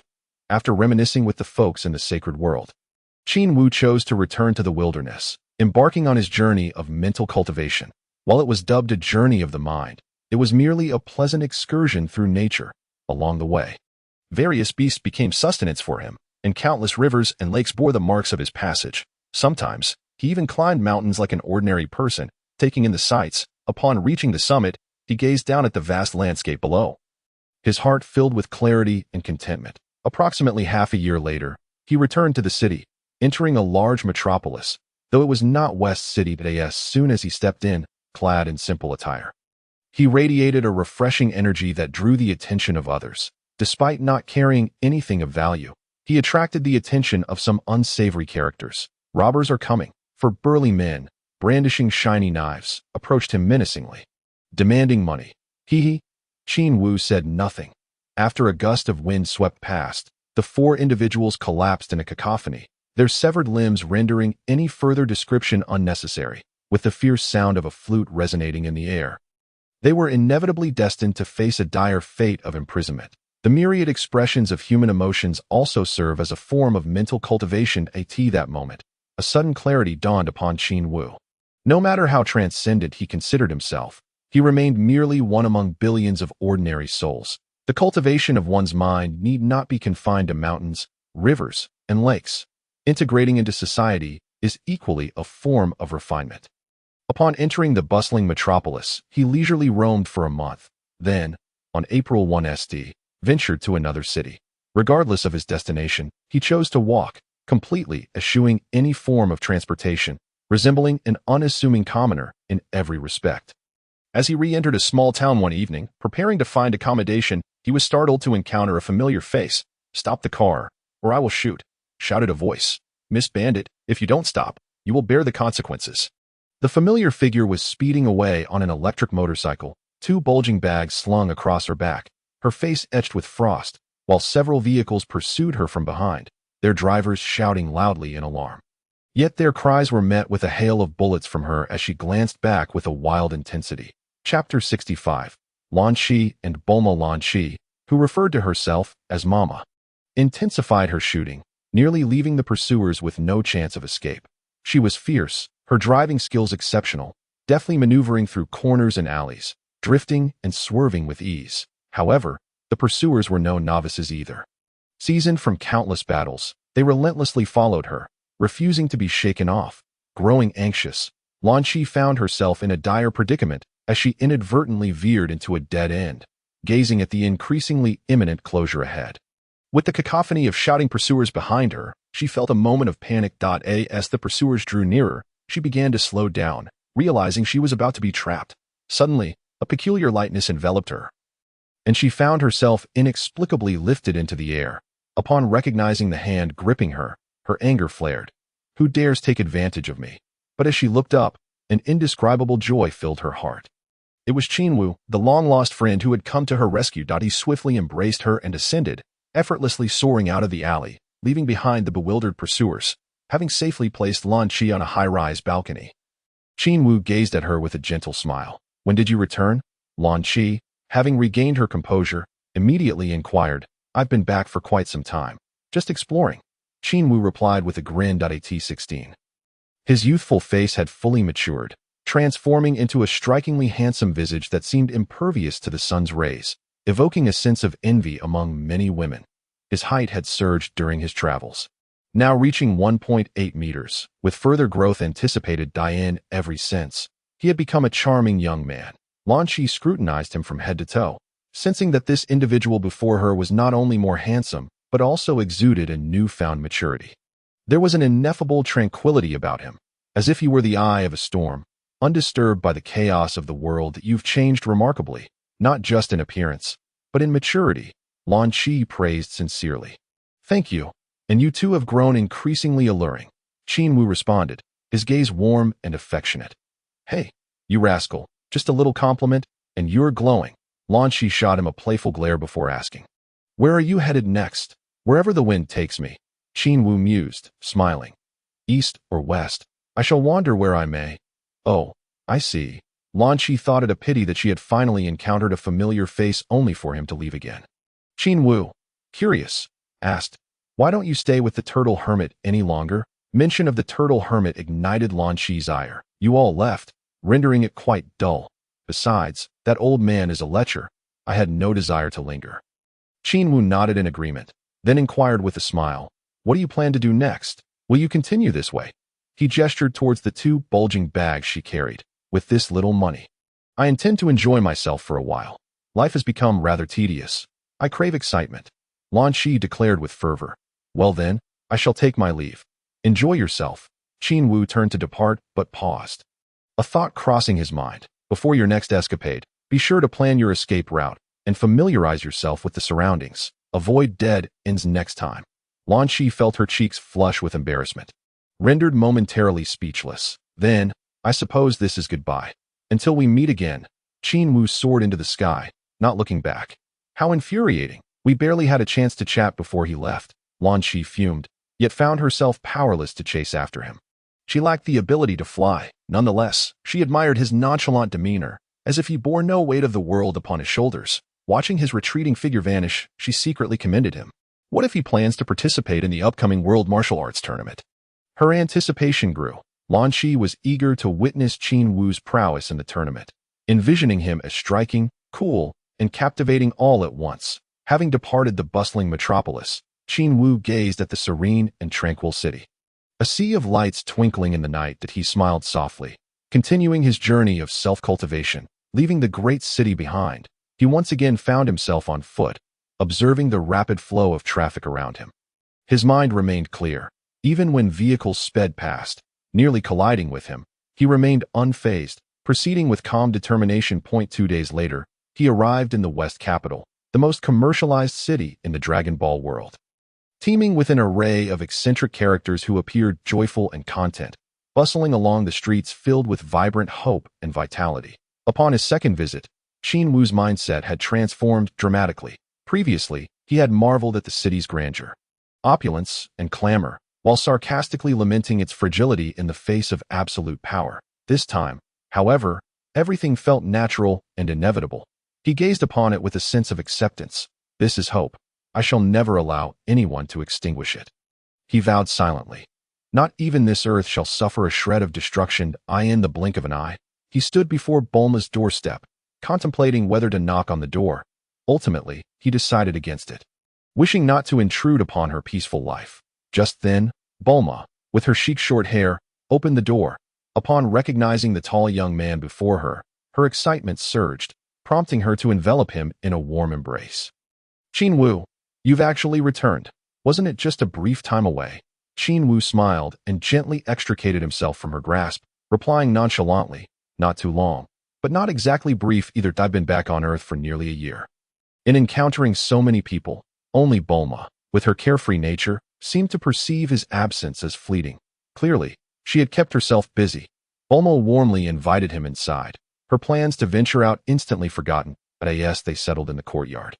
Her mother graciously served them drinks. So, tell me, how have you been during this time? Bulma inquired, her curiosity piqued about his interstellar journey. Chapter 66. The martial arts tournament begins again. How have I been? You wouldn't really understand, Qin Wu mused to himself, contemplating the tales of his adventures he would share with her, deliberately omitting the more harrowing experiences. Nevertheless, Bulma listened intently, her laughter ringing out. He. As he recounted his stories, in truth, the content is not particularly humorous. Rather, for a woman like her, who has spent years in a bustling metropolis, adventure is an exhilarating pursuit. As the night wore on, Bulma, unable to stave off her fatigue, decided to take her leave. Before departing, Qin Wu politely declined her offer to stay over, opting instead to check into a nearby inn for a restful slumber. The following day, Bulma arrived early, knocking on the door. When Qin Wu opened it, he found her dressed in a vibrant spring ensemble, her lips adorned with a striking red hue, inviting him to join her on a shopping spree. Although deemed an invitation, it was merely a guise to enlist him as her unpaid laborer. As they traversed several shopping malls, it became evident that Qin Wu had indeed assumed the role of a laborer.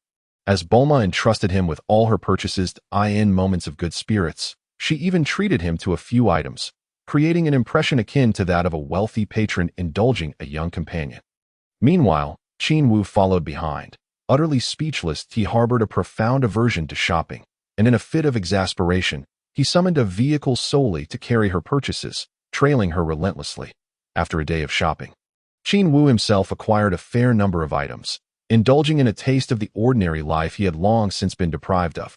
After forcibly compensating her for his expenditures, he departed once again. This time, he procured a versatile adhesive for his new abode, planning to establish a more permanent residence in the wilderness. Over the course of 2 consecutive days, he finally stumbled upon a serene little island, where he made camp.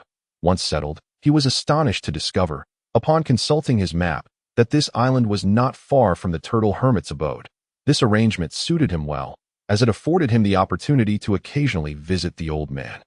Thus began his tranquil life of cultivation on the island. By day, he would fish and gather wild game to prepare his meals, and by night, he would gaze upon the stars, immersing himself in meditation. Once the cool-down period of the time chamber elapsed, he would enter to further his training. This harmonious blend of activity and stillness allowed him to enjoy a solitary, yet leisurely existence.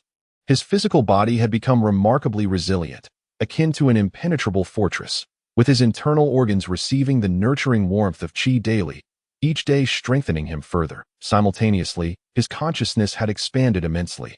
After a year of travel and cultivation, he had witnessed breathtaking landscapes and the myriad facets of life in the metropolis. His inner world had transformed into an expansive, tranquil space, devoid of turbulence. Outwardly, he appeared unassuming, devoid of desires, having reached a state of serene detachment. Meanwhile, in a remote wilderness thousands of miles away, a young Namekian warrior named Nibik was diligently cultivating his skills, suspended mid-air, meditating beneath a majestic waterfall. His inner energy was potent and wild, yet simultaneously serene. Reminiscent of a slumbering lion exuding a fierce aura, despite being unaware of Qin Wu and Sun Wukong's names, he transmitted images of them to himself, daily recalling their visages in his mind with gritted teeth.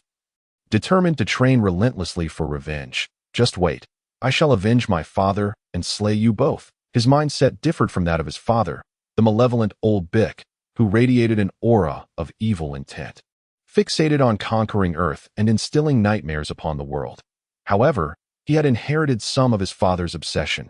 Had it not been for his burning desire for vengeance driving his training, he might have succumbed to a frenzied state, casting the world into darkness and calamity. That he remained oblivious to the true strength of Qin Wu and Sun Wukong, only aware of their formidable prowess, capable of ending his father's life with a single strike.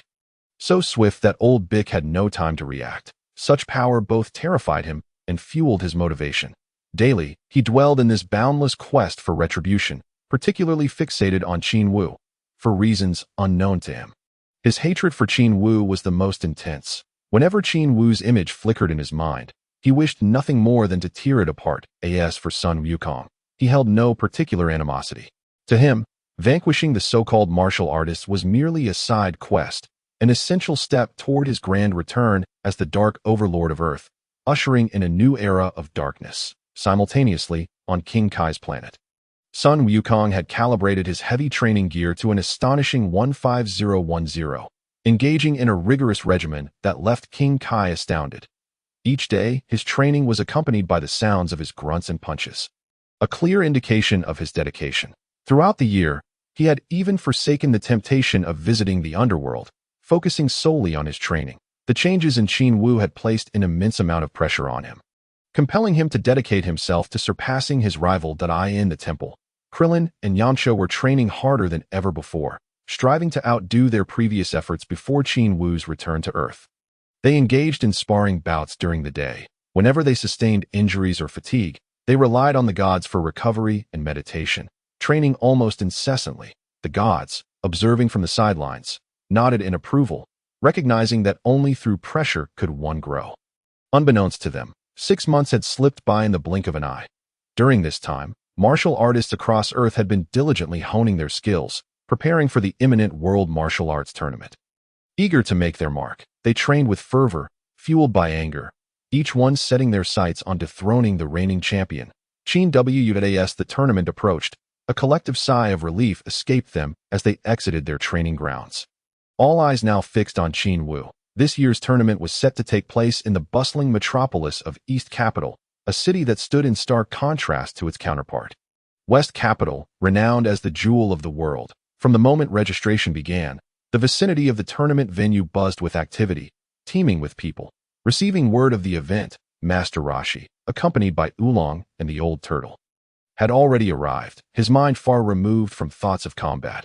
He awaited the return of his students with eager anticipation. Shortly thereafter, Bulma made her appearance, clad in a fashionable urban ensemble that caught Master Roshi's eye, leading him to stare unabashedly at her prominent features. This, however, earned him a swift and forceful slap to the face, leaving him momentarily dazed. Not long after, Krillin and Yamcha arrived, still donned in their turtle school training uniforms, strolling casually to the registration point before confidently greeting Master Roshi and the others. Chapter 67. The Effortless Preliminary Rounds. Yet, Yamcha found himself in an awkward position. When attempting to greet Bulma, she completely ignored him, her demeanor frosty and unwelcoming. What is going on?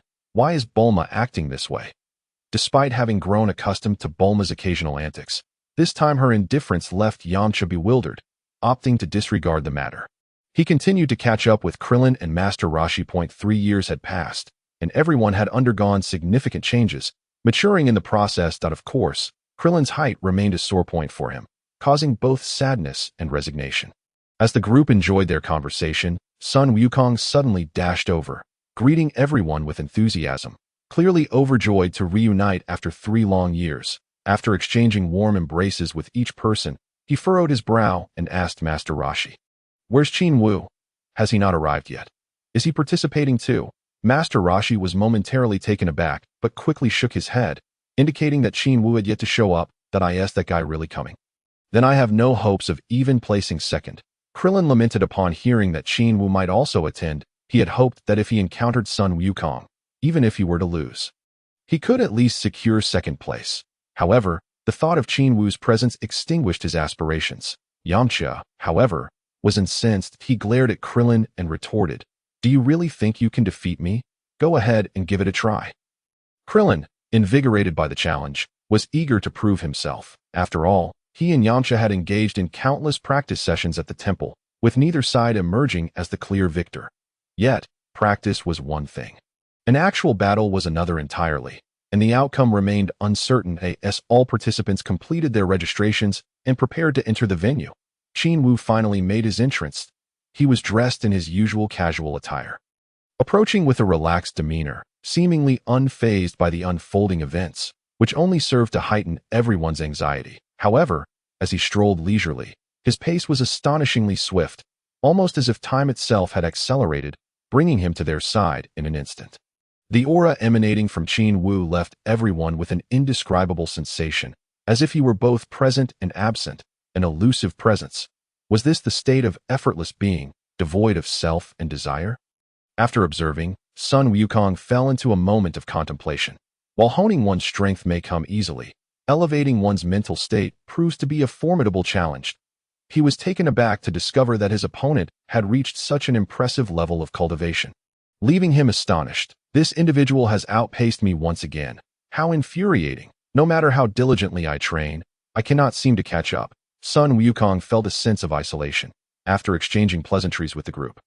Qin Wu successfully registered just before the deadline. He and his companions entered the venue, where the conversation naturally shifted back to him. questions arose about his journey through outer space, how he returned to Earth, and where he had been.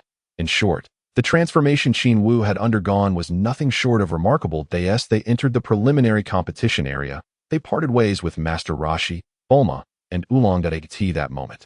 Nearly 200 participants had already gathered, a significant increase from the previous event. Each individual exuded confidence, standing independently with an air of self-assurance, all vying for the championship title. The prize money for this edition appeared to have risen considerably, as the organizers had elevated the reward to 10 million. Admittedly, 10 million is not an insignificant sum, perhaps enough to purchase 2 apartments of around 100 square meters in the West capital. Nonetheless, this enticing sum had indeed attracted numerous contenders. The preliminary rounds were merely a formality for Krillin and the others. In their eyes, it was just a walk in the park. The disparity was glaringly apparent. Whether in demeanor or strength, the gap between them and the other participants was simply too vast. Upon witnessing Qin Wu and Sun Wukong entering together, the others felt an overwhelming sense of dread, their confidence waning as they whispered among themselves. The memory of the previous tournament, where Qin Wu and Sun Wukong's battle left an indelible impression, lingered. 3 years had passed, yet they could not forget the formidable display of power from these two. They seemed almost superhuman. Just then, a figure entered the venue, towering nearly 2 meters tall, clad in green skin and a black suit, wearing a hood and exuding a chilling aura that commanded attention. "Is that Piccolo?" Qin Wu recognized him immediately but chose to disregard it. As for Sun Wukong, he had little recollection of Piccolo, merely feeling that the skin seemed somewhat familiar. Krillin and the others did not recognize Piccolo but sensed his imposing presence and demeanor, which was undeniably impressive. Indeed, these two had returned. Piccolo cast his gaze over the crowd, locking eyes with Qin Wu and Sun Wukong, his eyes sparking with a fierce intensity, particularly fixating on the tallest among them. Qin Wu, with a seething resentment. "Perfect, I shall avenge my father. Just wait, I will attend to you properly," Piccolo thought to himself, a cold smirk gracing his lips as he walked to the other side. The powerful aura emanating from him sent shivers down the spines of those nearby, who instinctively parted ways, speculating about this formidable individual. Coincidentally, Krillin, Yamcha, Qin Wu, and Sun Wukong, including Piccolo, were all placed in different brackets, ensuring they would not encounter each other before the preliminaries. As the competition commenced, participants took turns stepping onto the stage, their thoughts and emotions hidden, ultimately revealed through their performances. Krillin and Yamcha, having trained in the sacred land for 3 years, had undergone a transformation in strength that was worlds apart from their previous selves. They dispatched their opponents with ease, swiftly advancing to the top 8. Sun Wukong, too, faced no challenge, breezing through to the top 8 without breaking a sweat. As for Qin Wu, he dispatched his opponents with effortless kicks, showcasing the overwhelming disparity in strength. In addition to these competitors, Piccolo exhibited extraordinary ferocity, with each of his adversaries failing to last even a single round against him. At that moment, a girl's performance astonished the onlookers as she effortlessly defeated every opponent, her commanding presence leaving many in awe. With every victory, she kept her gaze fixed on Sun Wukong, her eyes sparkling with admiration. Unfortunately, her subtle glances went unnoticed, as Sun Wukong was engrossed in conversation with Qin Wu. Curse that Sun Wukong, the girl seethed inwardly. Chapter 68. Semifinals. Qin Wu versus Piccolo. The preliminaries concluded, and the former host of the finals took the stage. Sporting a small mustache and his signature blonde hair, he donned sunglasses and began his spirited hosting with fervor. The top competitors emerged, with 4 hailing from the Turtle School, leading one to conclude that this tournament had become a showcase for them. Despite the discontent among other contestants, the stark difference in strength was undeniable. No amount of complaints would change that, only exposing their weakness to ridicule. Goku, Krillin, Yamcha, and the others stood at the intersection of the preliminaries and finals. Gazing at the stage, the first match featured Piccolo against an unknown contender, merely a minor role. Contrary to the host's expectations for an exhilarating showdown, Piccolo dispatched his larger opponent with a single finger, sending him flying out of the ring. The audience erupted in excitement. Piccolo's prowess was astounding. He defeated an opponent weighing over 1,000 kilograms with just one finger. Was he a monster? The host shouted in exhilaration, igniting a wave of enthusiasm among the spectators. However, Piccolo showed no signs of elation. casting a cold glance at Yamcha before departing the stage. Upon witnessing his piercing gaze, Krillin was taken aback and asked, "Who is that guy? Do we know him?" Sun Wukong pondered for a moment, but could not recall, while Qin Wu simply smiled and replied, "I don't know. Let's focus on the match." For him, it no longer mattered whether he recognized Piccolo or not.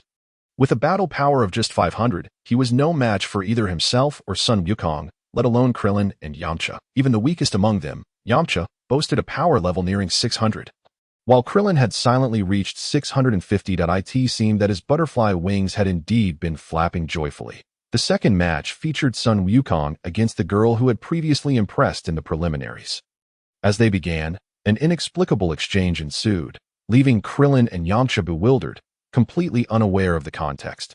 Only Qin Wu understood the situation but chose to smile knowingly without revealing anything to Chi-Chi, the girl who had been betrothed to Sun Wukong since childhood, had come to this tournament in search of her fiancé, her target being the bewildered Sun Wukong across the ring.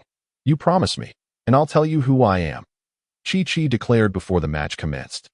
However, as soon as her words left her lips, Sun Wukong swiftly knocked her out of the ring in a matter of seconds. "Now can you tell me who you are?" he asked, looking bemused at the fuming Chi-Chi. The ensuing spectacle was nothing short of entertaining, as the two showcased a unique engagement ceremony for all the spectators to witness. Krillin and Yamcha were left dumbfounded by the rapid plot twist.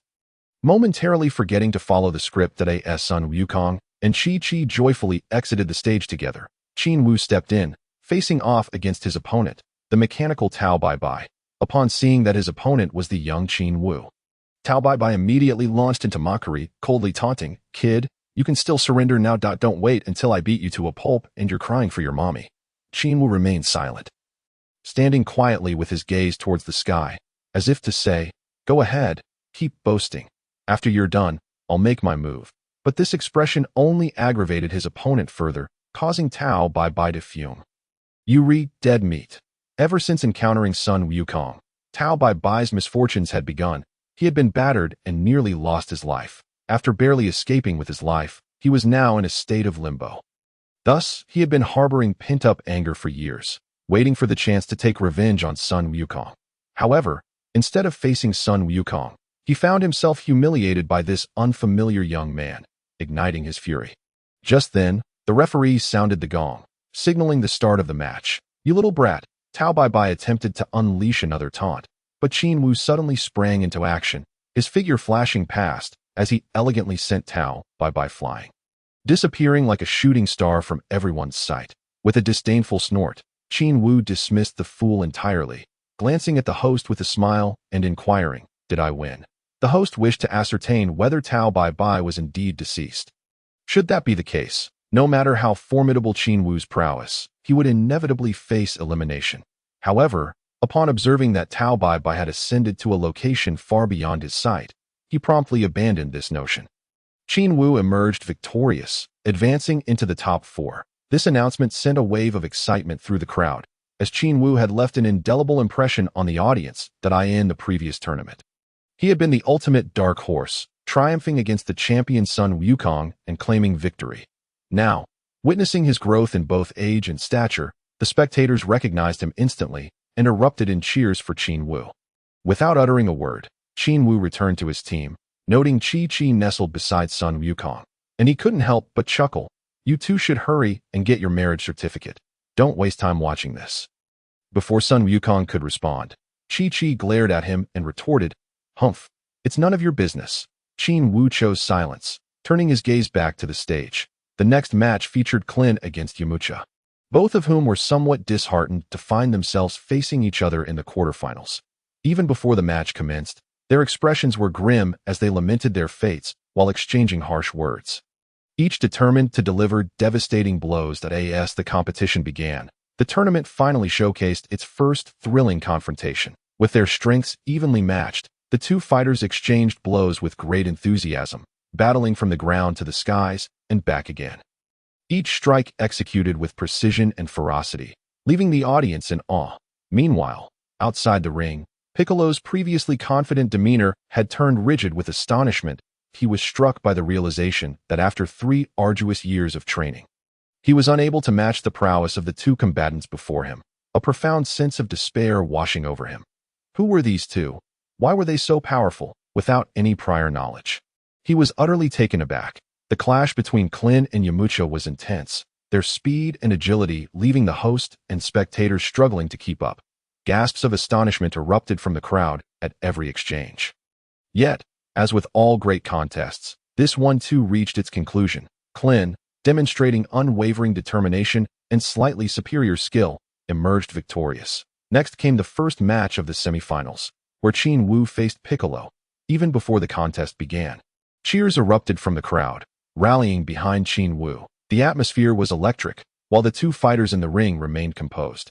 Unlike Piccolo, who stared intently at Qin Wu, the latter appeared tranquil and unfazed, devoid of any emotional turmoil, despite having previously borrowed some of his abilities. After all, Piccolo had not exactly been virtuous in the past, and I have waited 3 years for this moment, diligently training, just for today. I never expected to see it come to fruition. Piccolo's eyes were icy as he spoke each word deliberately. And then what? Qin Wu inquired nonchalantly. Today, I will show you the might of the demon race. Piccolo's gaze was sharp as he fixed it on Qin Wu. All right, let the referee begin, Qin Wu replied with an indifferent smile. Piccolo was incensed by Qin Wu's apparent disregard for him as the bell rang. Piccolo prepared to strike, only to suddenly find Qin Wu had vanished in an instant. He was sent flying, reminiscent of Tao Bai Bai's fate. Qin Wu had once again secured victory, achieving another decisive knockout.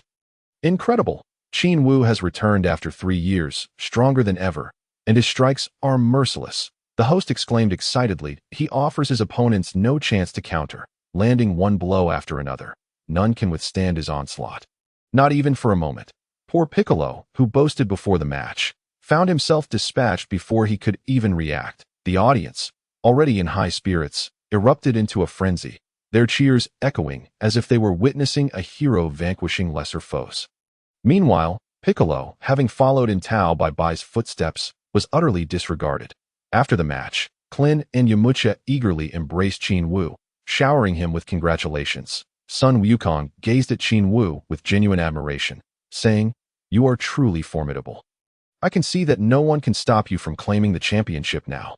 Qin Wu, for once, allowed himself to revel in the moment, eliciting astonished reactions from Qin and Yamcha, who had not seen him wear such a youthful expression in ages. The subsequent match featured Qin against Sun Wukong as the host announced their names. Qin hung his head, a picture of dejection. Why bother fighting? I might as well surrender, he lamented, raising his hand to declare his forfeit. Yet, the naive Sun Wukong, oblivious to Qin's despair, cheerfully responded, "Qin, you seem excited. I am too. It's been ages since we fought. Let us have a good match." Fighting? I'm trying to concede here. Qin looked at Sun Wukong. On the verge of tears, neither you nor Qin Wu are opponents I wish to face. You both are absolute monsters. Qin reiterated his desire to surrender, but as he passed the host, Sun Wukong called out, "Hurry up, Qin. Let us finish this quickly." Qin glared back, shouting, "Finish what? I'm surrendering." Sun Wukong stood there, momentarily stunned. "Are you sure?" Qin, the host, adhering to the request, sought confirmation, to which Qin vehemently nodded, eager to exit the spotlight. "Very well. I declare Sun Wukong the victor by default," advancing to the final match. As the host announced this, Qin's embarrassment deepened, prompting him to hastily return to Qin Wu, offering a wry smile. "I've lost all dignity." "Not at all. It was a wise decision," Qin Wu reassured him. "Sun Wukong's strength far exceeds yours. Continuing would merely be a waste of energy." Qin, still despondent, shot a glare at Qin Wu, muttering, "Is that supposed to comfort me?" "Indeed," Qin Wu affirmed earnestly. "Then I shan't bother with you any longer." Qin turned away, dismissing him. The final match was set to commence in half an hour, allowing both contestants time to recuperate. The audience contemplated leaving. But Sun Wukong raised his hand, declaring, "No need for a break. Let us proceed." He and Qin Wu had expended little energy, and Sun Wukong was eager to engage in battle, particularly with Qin Wu. The host glanced at Qin Wu for confirmation, and upon seeing him stride onto the stage, he abandoned his inquiry. "Ladies and gentlemen, the final match is about to commence. Once again, we witnessed the previous champions facing off. What spectacular display will they provide this time?" The anticipation was palpable, igniting the crowd's excitement. Master Roshi and the others were equally eager, while Qin and Yamcha awaited the outcome. 3 years had passed since Qin Wu and Sun Wukong had embarked on their respective journeys of training. Now, they were uncertain of who had grown stronger. Yet, while they remained oblivious, Sun Wukong was fully aware of Qin Wu's growth. Despite having been defeated in previous encounters, the Saiyan's combative spirit would not allow him to concede easily. He craved battle, especially against Qin Wu, longing for an exhilarating confrontation. Qin Wu approached Sun Wukong, a confident smile on his face, his heart steady as he prepared for the challenge ahead. 115800. I didn't expect you to double your strength in just over a year. Sun Wukong. That's truly impressive. Qin Wu thought to himself, a glimmer of admiration flickering in his eyes. But alas, while my growth has not been as pronounced in this past year, I still maintain a slight edge. 1990000. The combat prowess of Qin Wu is but a mere step away from 2 million. Despite rarely engaging in physical training while cultivating his mental state, his strength has surged remarkably, escalating from a modest 1 million upon his return to Earth to nearly 2 million within a mere year. While he may stand little chance against Frieza, he is more than capable of handling you. Son Goku. Aware of his disadvantage, Son Goku's expression remains unchanged, exuding an air of unwavering confidence as the two prepare for battle. The host does not wait for the external judges and promptly announces, I hereby declare the finals officially commenced. Chapter 70. A strike with tenfold King Kai fist as the match begins. The audience is riveted, eyes fixed on the stage, eager not to miss a single moment. Master Roshi and others, including competitors Krillin and Yamcha, hold their breath, their gazes never wavering from Qin Wu and Son Goku. When the referee calls for the start, Son Goku launches the first attack, his speed surpassing that of sound, accompanied by a thunderous boom as he accelerates, generating a sonic boom. Qin Wu remains unperturbed, effortlessly warding off Son Goku's furious punch with a single hand. Yet, Son Goku remains undeterred, swiftly following up with another punch aimed at Qin Wu's neck, his speed akin to lightning, seemingly destined to land. With a resounding thud, Qin Wu, as if foreseeing the strike, deftly grasps Son Goku's hand and yanks him upward, sending him flying into the sky. Impressive. Your reflexes are astonishing, Son Goku exclaims, regaining his composure in midair and genuinely complimenting Qin Wu. Likewise, Qin Wu replies with a calm demeanor, but haha. Son Goku's spirits soar, his blood surging with exhilaration as he faces an overwhelmingly powerful opponent. With another explosive sound, Son Goku vanishes, reappearing before Qin Wu. Launching a powerful punch aimed at his abdomen with tremendous force, swift as lightning, this strike appears certain to connect.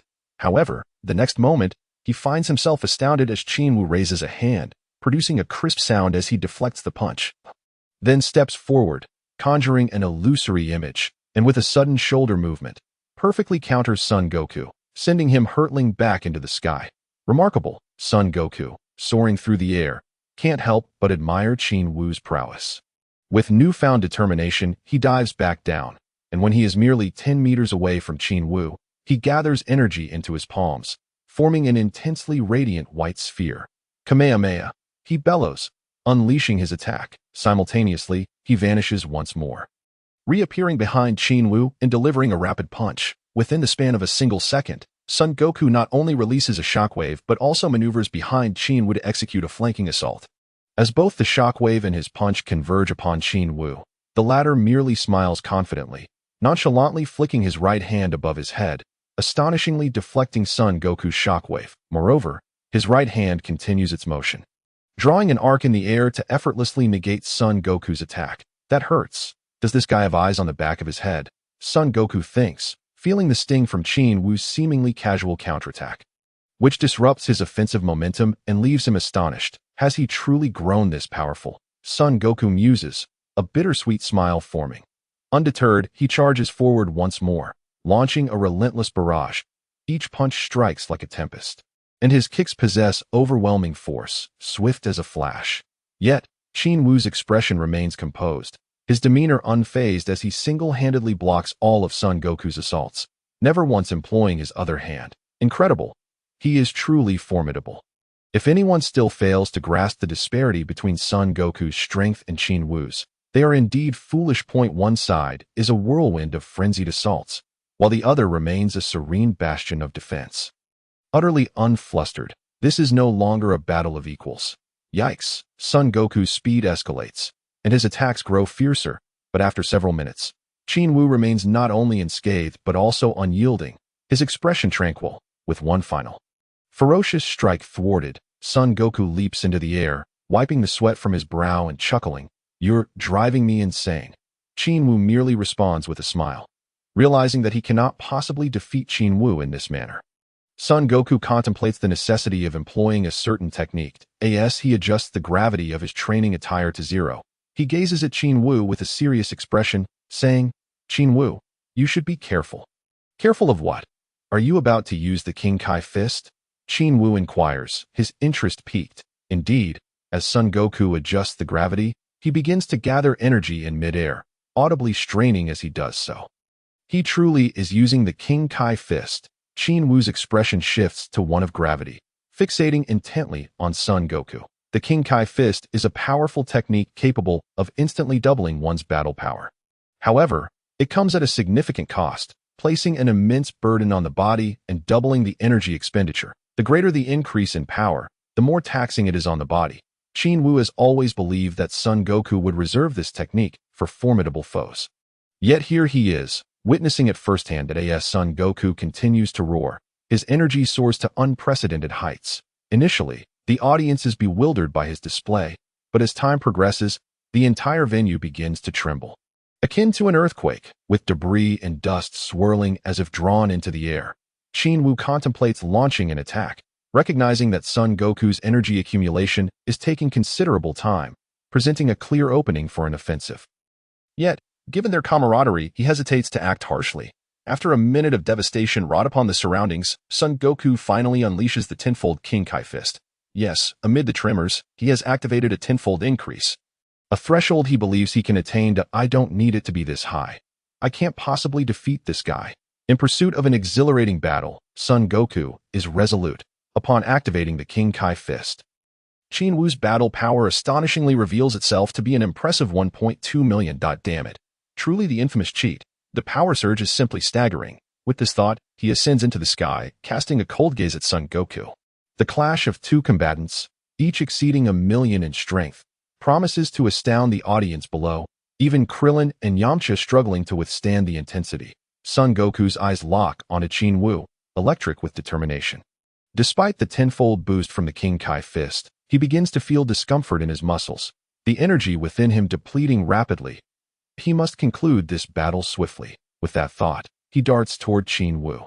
Chapter 71. Frenzied Assault. Son Goku in peril. Empowered by the tenfold King Kai fist, Son Goku emanates an aura of terror. His mere presence exudes a pressure that nearly suffocates the audience. The host, too intimidated to approach, retreats to the back of the audience, yet continues his commentary with unwavering dedication. Son Goku radiates a purple-red glow, his muscles bulging and robust, appearing significantly larger than in his normal form.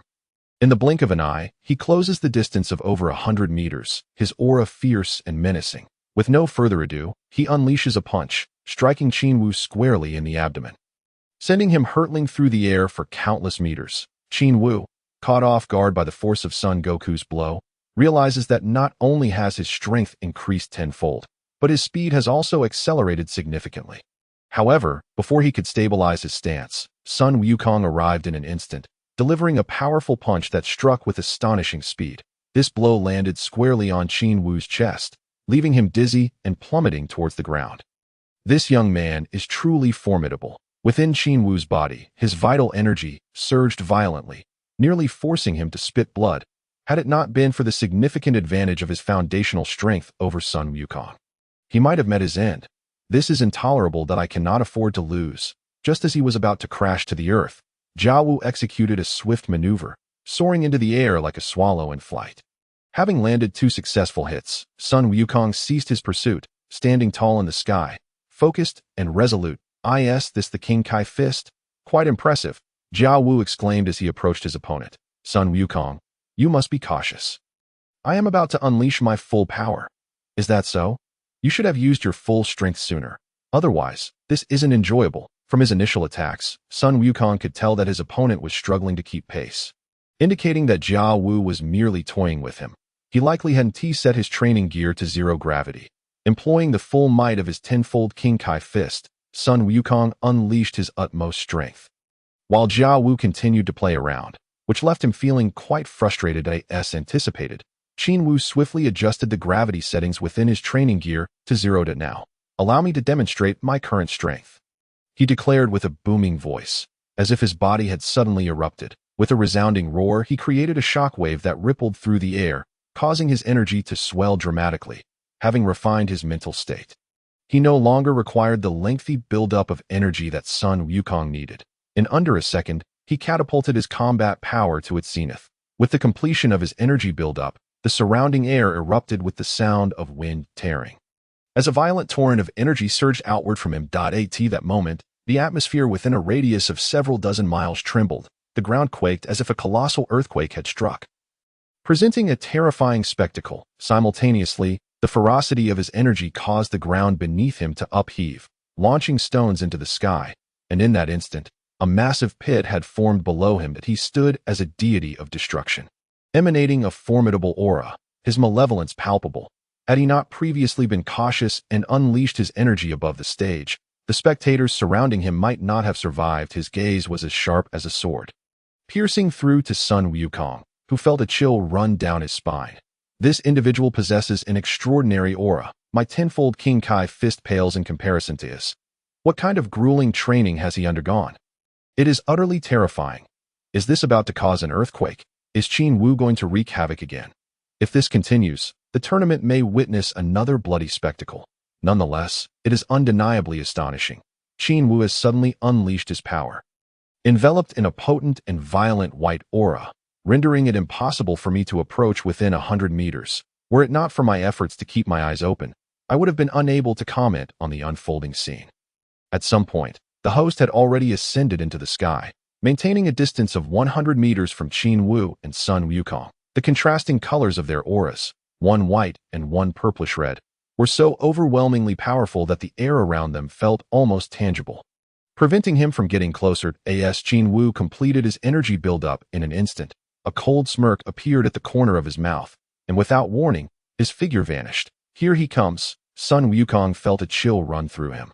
His senses heightened to the utmost as he braced for the impending confrontation. In that moment, Sun Wukong pivoted and launched a punch to the right, having sensed the energy of his opponent in that direction. Yet, despite his accurate judgment, his fist met only air. What? So fast? The next moment, he was horrified to feel an overwhelming force behind him. Before he could react, he was sent flying. Qin Wu had delivered a single punch that transformed him into a crumpled heap, blood gushing from his mouth as he helplessly soared through the air. Jia Wu, emboldened by his success, pursued relentlessly, reappearing above Sun Wukong and mimicking his earlier assault, delivering a thunderous blow that sent Sun Wukong crashing downward. Alas, another spurt of blood erupted.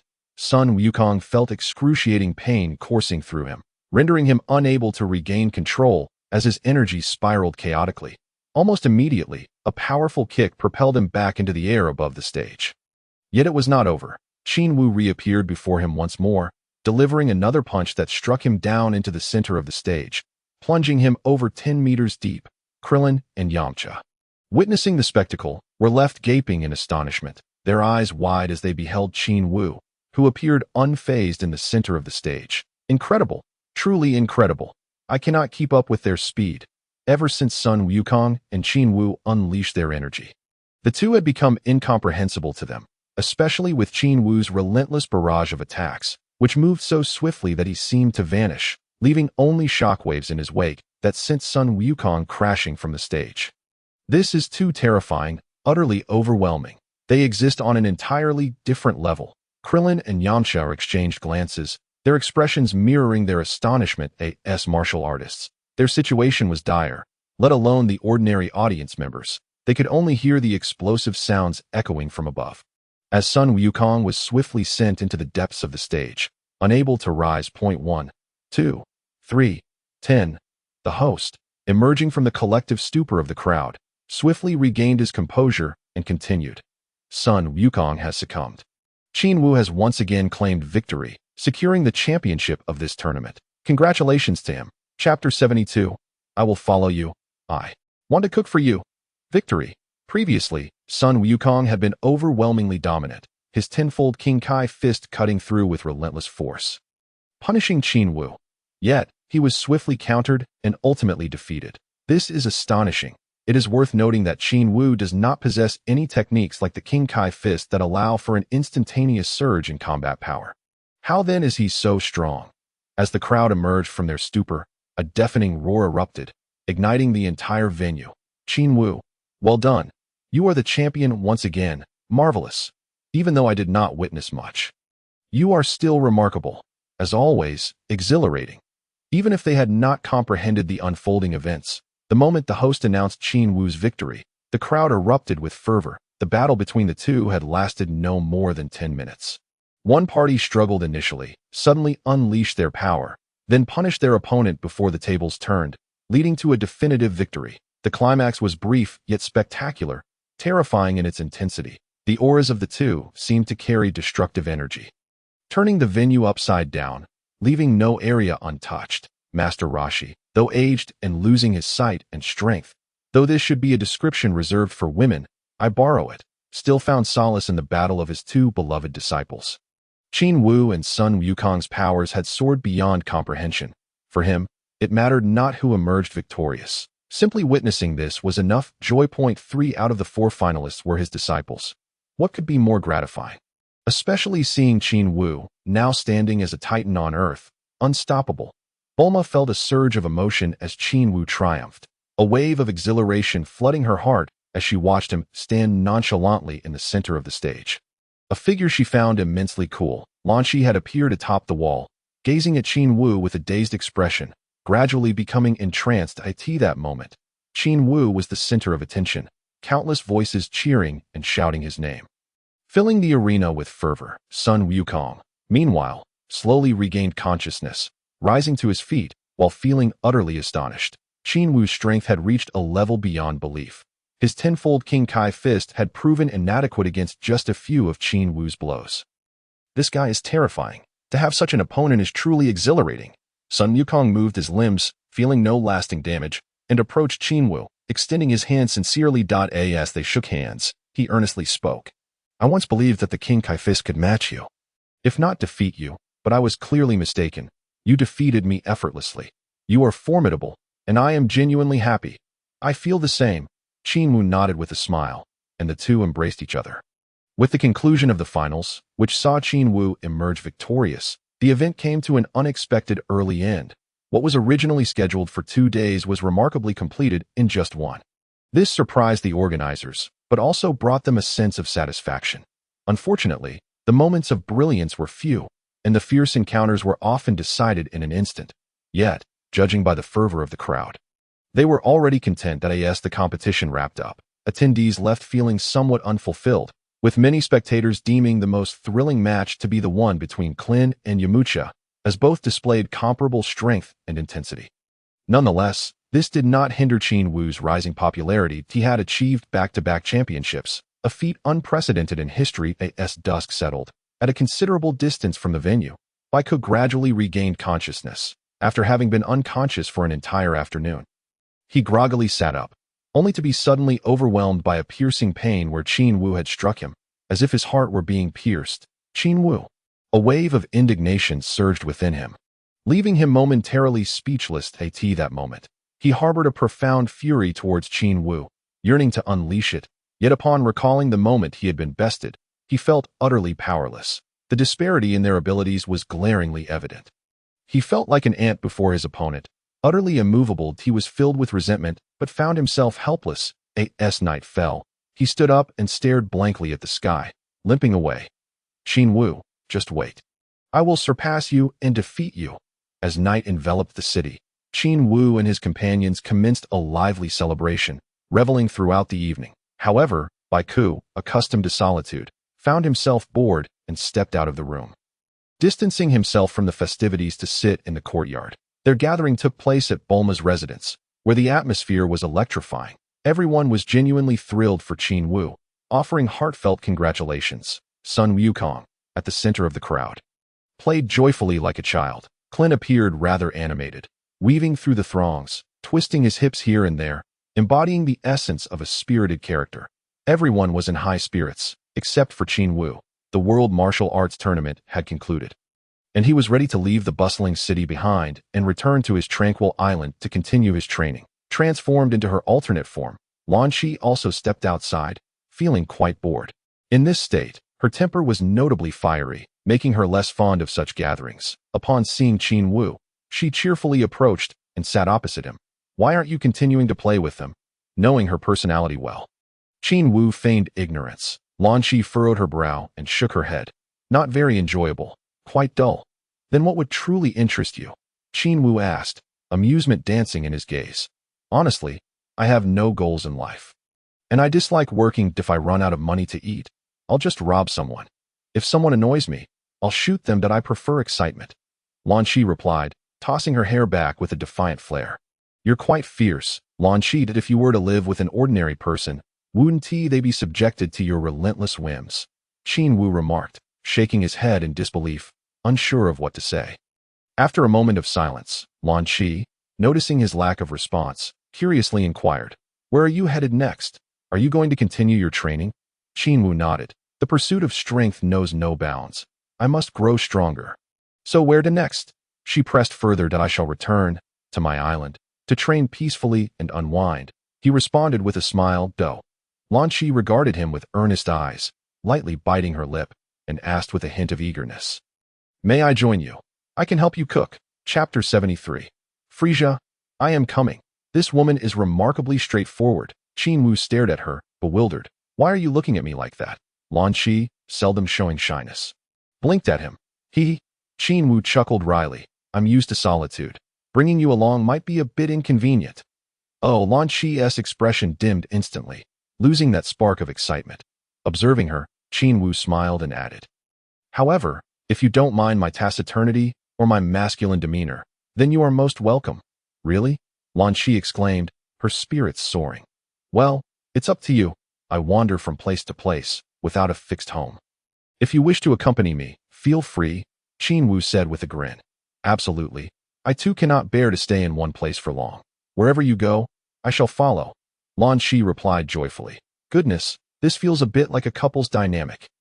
Qin Wu shook his head, resigning himself to the situation. At that moment, Bulma and Oolong emerged, surprised to see the two of them. Bulma approached Qin Wu, puzzled.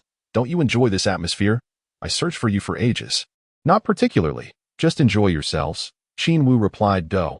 I didn't realize you were such a gloomy person, Bulma said with a cheerful smile. Indeed, at present, aside from training, there's little that captivates my interest, Qin Wu nodded. Is that so? I'm surprised you could stay with us for so long, Bulma remarked, her gaze suddenly turning contemplative as she, like Lan Shi, asked about Qin Wu's next destination. She felt this guy was too much of a lone wolf. His whereabouts elusive and unpredictable. What more could Qin Wu say? He simply smiled and answered her inquiries. However, when he mentioned his current solitary existence on a small island, Bulma's eyes lit up with excitement. Where is that island? I'd love to visit sometime. Visit what? It's not a mall. It's rather dull, Qin Wu replied, exasperated. Just you wait. I'll bring people along to liven it up, and you'd better welcome us. Bulma threatened playfully, baring her teeth. You all have your fun. I might leave at any moment. Qin Wu sighed, feeling resigned. Humph. Bulma playfully threatened him with her fist and left in good spirits. Headache? Qin Wu silently lamented, pondering whether he had inadvertently invited trouble into his life, wondering why these two women were behaving so oddly. Since it is what it is, I shall accept it. Qin Wu reassured himself. The following day, Qin Wu bid farewell to Sun Wukong, Bulma, Master Roshi, Lan Shi, and the old turtle before departing. Upon returning to his island, he finally let out a sigh of relief as he watched Lan Shi, humming a tune, enter the house without any hesitation, ready to prepare dinner. The black-haired Lan Shi was gentle and soft-spoken, while the blonde-haired version was brash and fiery. At that moment, she was in her black-haired form. Is this really how it's going to be? Am I to be tied down with family now? After much contemplation, Qin Wu felt a headache coming on, unsure how to navigate his new dynamic with her. He had always been accustomed to solitude, and now Lan Shi was here with him. What is the point of overthinking? I'm only complicating my own peace of mind. Qin Wu decided to cast aside his tangled thoughts and began to fish. Finding solace in the activity to him, fishing was a form of training. It could cultivate tranquility and focus, regardless of whether he caught anything that as night descended. Master Rashi, yearning for Lan Chi's cooking, scurried over from his house. At the dinner table, he maintained his usual lecherous demeanor, but for some reason, the once gentle black-haired Lan Chi began to find him irritating, leaving the room to catch some fresh air. This sudden shift baffled Master Rashi, who had spent many years with her. What is going on with this girl? Is she truly smitten with that young man? Qin Wu chuckled as he watched the old man, leisurely enjoying his meal. By the time night fell, a bored Master Rashi returned home. I'd rather look at magazines than deal with this. In solitude, How Wu spent his days quietly fishing outdoors or wandering about, occasionally returning with wild catches to share with Lan Chi. However, as night fell, he would retreat to the Spirit Time House to commence his training. Despite Qin Wu's somber demeanor, Lan Chi remained silent, contenting herself with her own amusements, embodying the role of a devoted wife and basking in her perceived happiness. This routine persisted for roughly a month, until one day, adrift in the vastness of the ocean, Qin Wu suddenly let out a thunderous roar, releasing the entirety of his inner energy. An invisible wave emanated from him, causing the air to vibrate with a series of crisp sounds, resonating continuously. The sea beneath him erupted, sending a colossal splash of water soaring into the air, and upon settling, revealed a vast pit over 100 meters in diameter, surrounded by a white mist. Qin Wu exuded an unparalleled aura. With a mere flick of his wrist, he unleashed an energy blast from his palm that astonishingly detonated the ocean surface over a kilometer away, forming yet another immense, bottomless water crater. The colossal waves generated by the explosion surged outward into the distance. Excellent! At last, I have broken through my limits, Qin Wu exclaimed, his confidence bolstered by the combat power reading from his detector. 2.5 million. His strength had soared to this unprecedented level through introspection during his battle with Sun Wukong. Coupled with a month of mental cultivation, Frieza, I'm coming for you. I covet your abilities. Longing for the Frieza family's capacity to thrive in the vacuum of space, Qin Wu was finally ready to take action. Where should I go first? The Jinyu Force? Very well, I shall choose you. With that thought, he informed Lan Chi on the small island of his intention to embark on a journey before vanishing from Earth in an instant. Meanwhile, at the Jinyu Force's base, Captain Jinyu, the ace of Frieza's elite team, seemed to be in high spirits today. Whistling contentedly, he lounged on a bench, allowing his subordinates to bustle about, immersed in their tasks. Surely Lord Frieza is pleased with us for conquering another high-power planet, Jinyu mused, just as the red-skinned, white-haired Ji's approached him. However, unlike before, Ji's demeanor was not one of deference. Instead, he regarded Jinyu with a sharp gaze, a hint of a cold smirk playing at the corners of his mouth. Jinyu, who was known for his distinctive two-horned, purple-skinned appearance, now bore the guise of a youthful figure with tousled orange hair. With a combat power of 89,000, he was still formidable. This individual had a habit of using his body change technique whenever he encountered someone stronger, not only swapping bodies, but also siphoning their combat power, an ability not dissimilar to Jinyu's own cunning tactics.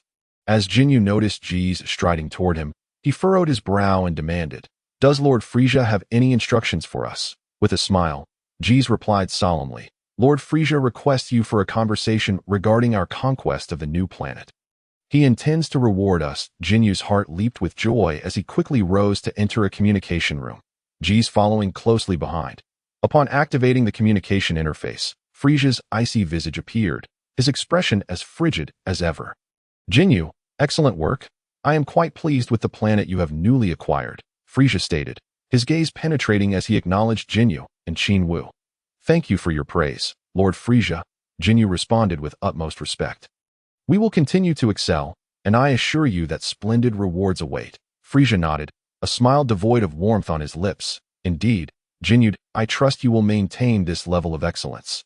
"Yes, my lord," Jinyu replied, bowing earnestly.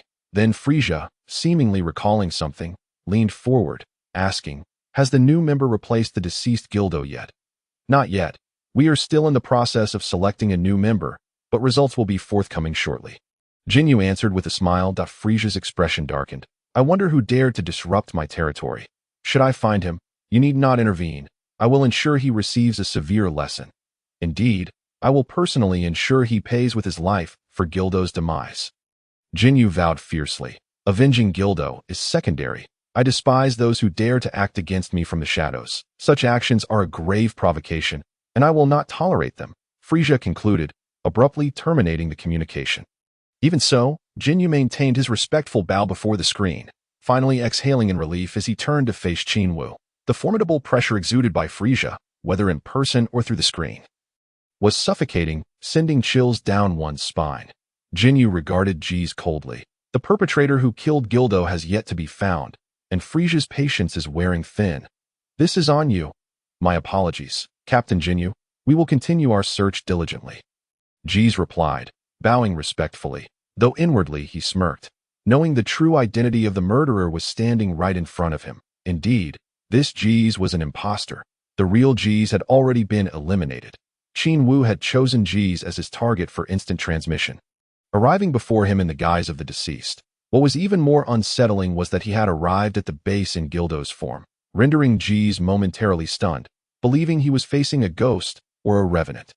Seizing the opportunity while Jeez was distracted, Qin Wu struck him down as he approached Qin Wu. He transformed into Jeez's likeness. Qin Wu, clearly displeased with this explanation, glared at Qin Wu and threatened, "If you can't uncover the truth after all this time, your incompetence will cost you your place in the team, and I will not hesitate to eliminate you." Lowering his head, Qin Wu pondered for a moment before earnestly suggesting, "Captain, I have a plan I'd like you to consider." After venting his frustration, Qin Wu's anger began to subside as he fixed his gaze on Qin Wu, coldly inquiring, "What plan?" As Qin Wu stepped closer, intending to whisper his secret, Qin Wu, unsuspecting, awaited his approach. When Qin Wu was nearly upon him, Qin Wu furrowed his brow, feeling slightly uncomfortable with the proximity. Just as he was about to speak, he suddenly heard a faint shoo and felt a sharp pain in his chest, looking up at Qin Wu in bewilderment. "Jeez, you? Huh? Fool, I am the one you seek. The killer of Gildo," Qin Wu exclaimed with laughter, thrusting his hand through Qin Wu's chest, forcefully tearing him in two. Even in death, Qin Wu's gaze remained fixed on Qin Wu, his expression one of disbelief. Smirking, Qin Wu transformed into Qin Wu's likeness before obliterating Qin Wu's remains, ensuring that the repugnant body-swapping technique could no longer be utilized before departing gracefully. Uncertain of Qin Wu's personality and methods, Qin Wu opted for a period of concealment. For some time, he assumed Qin Wu's identity, mingling within the base that he managed to infiltrate the Qin Wu force's new member selection process, casually choosing the weakest candidate as a new recruit. Amidst a chorus of dissent and astonishment, the new recruit was deeply grateful, adopting an expression of unwavering dedication. Those who opposed him were swiftly dealt with, nearly inciting a violent uprising. Over the course of a week, he scoured the base for information on Frieza, uncovering details about upcoming missions and accompanying teams. Once he had gathered sufficient intel, he leisurely departed the Qin Wu force's base. Before leaving, he summoned the entire team to accompany him to Frieza's location. On the spaceship, he gazed out into the vastness of space, reveling in the respectful demeanor of his subordinates behind him. After indulging in this charade for a while, Qin Wu retreated to his quarters and called upon a team member, the burly and imposing Raikum. Upon entering Qin Wu's room, Raikum casually inquired, "Captain, what's up?" Qin Wu gestured him closer, adopting a conspiratorial tone, igniting Raikum's curiosity that he stepped forward, a smug expression on his face, and asked Tom, "Is there good news?" Zhao Wu nodded slightly, and only when the other party was very close did he coldly chuckle. "Indeed, a splendid piece of news. I'll be sending you to a certain place." "What place?" Lycom's expression suddenly shifted as he realized something was amiss, and before he could react, there was a sudden sound of a piercing blow, and he fell lifelessly to the ground. "That place is the underworld. Enjoy your time there." Chapter 75. Frieza's disdain towards you. After eliminating Lycom, the pineapple-headed one, Qin Wu transformed into his likeness and swaggered out of the room, shutting the door behind him at that moment. Bart, the tallest member of the Qin Wu force with blue skin, appeared. He, known as the fastest in the universe, had just prepared to enter the room when he spotted Qin Wu and asked in confusion, "How did you come out of the captain's room?"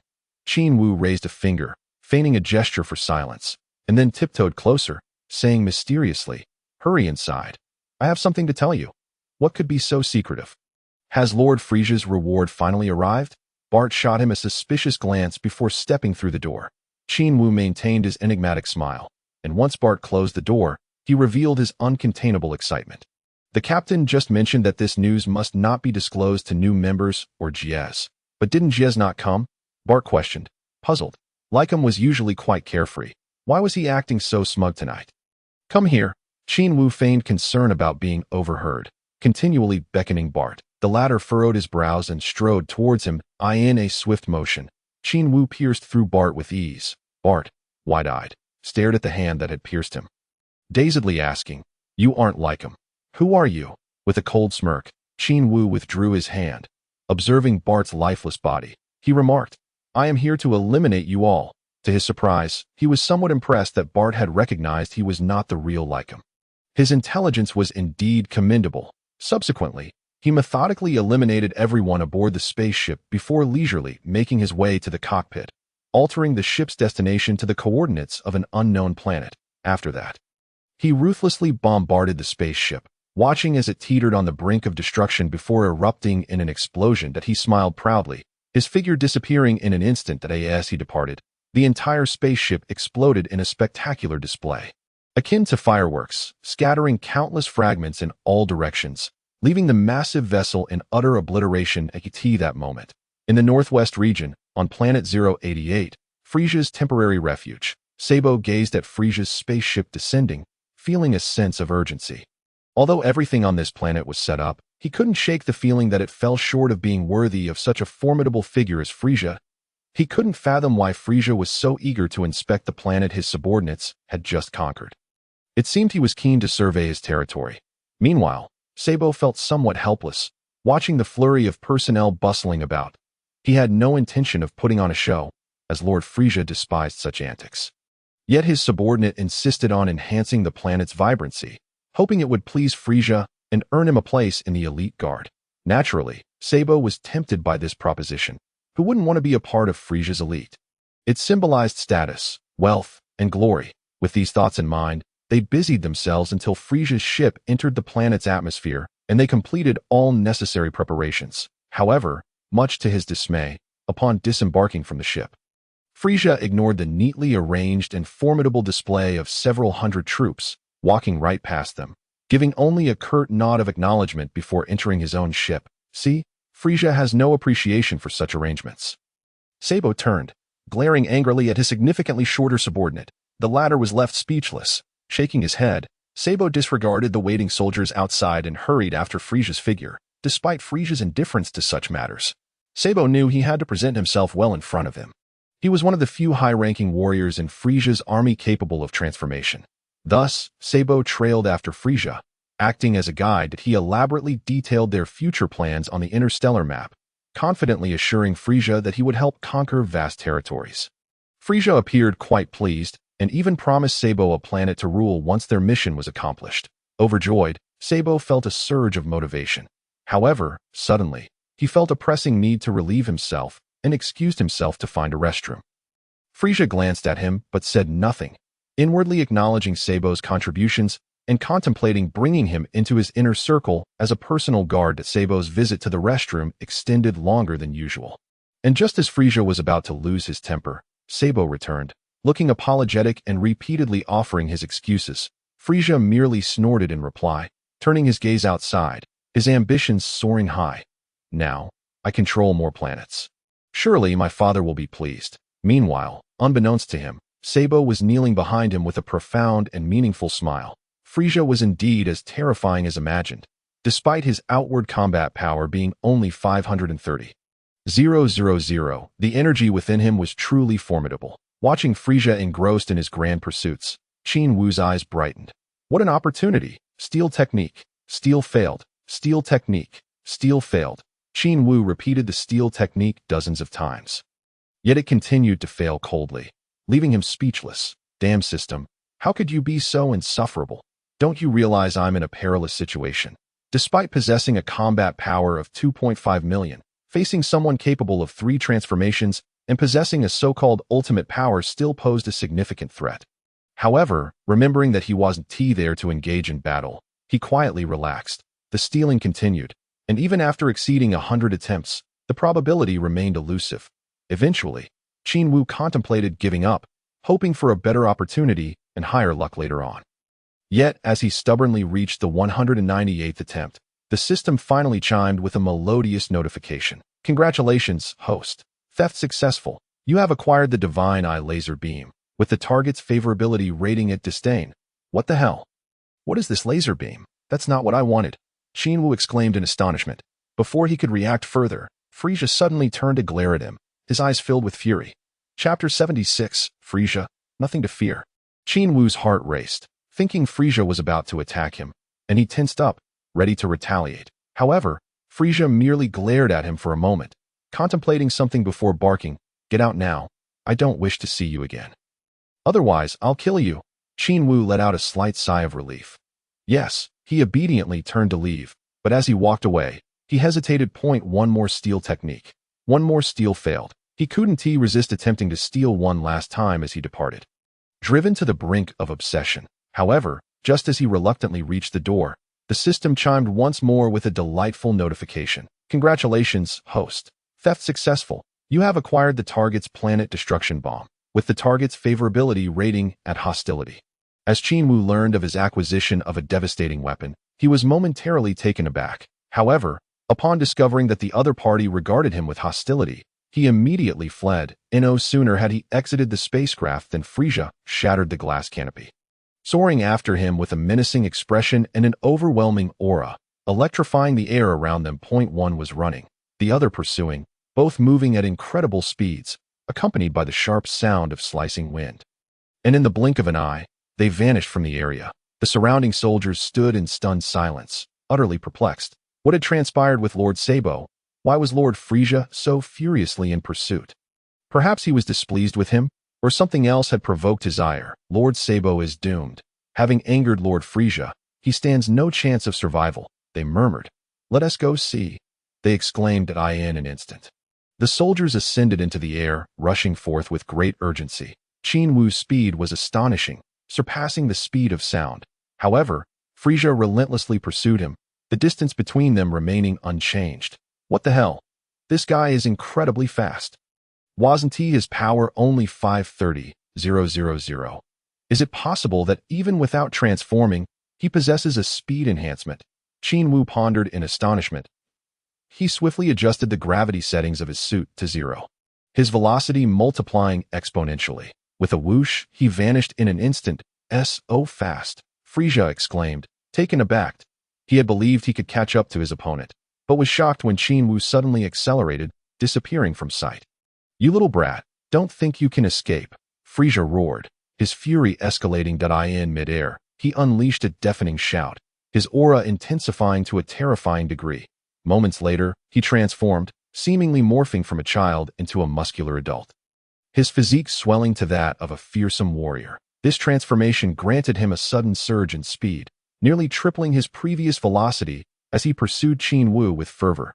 Yet, after flying hundreds of kilometers, he found that Qin Wu's combat power had vanished from his scanner. What is happening? Where did he go? Frieza exclaimed, bewildered as he scanned his surroundings. Where could that brat have disappeared to? Why is there no response? After searching fruitlessly, Frieza was left with no choice but to abandon his pursuit and return to his original path. On his way back, he encountered his soldiers, and with a disdainful snort, he simmered with anger. Wishing to vent his frustration upon them, the soldiers, sensing the palpable aura of menace emanating from him, fell silent in fear. Frieza, still simmering with indignation, returned to the spacecraft, consumed by thoughts of the inexplicable animosity he felt towards Sabo. He had previously acknowledged Sabo's abilities and even contemplated promoting him to a personal guard, yet now, an urge to eliminate him had emerged. The following morning, he hastily consumed a meager meal to replenish his energy before stepping out of the spacecraft.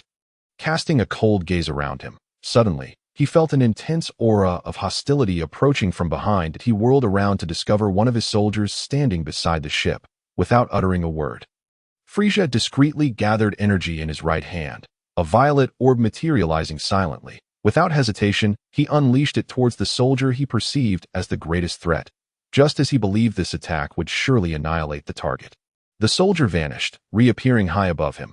Frieza, I didn't expect you to notice, the soldier cackled, seemingly unfazed by Frieza's presence. His laughter drew the attention of numerous other soldiers, who gawked at the scene unfolding above them.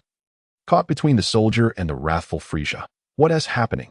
Is Lord Frieza about to unleash his fury again? Being near him is akin to walking with a tiger.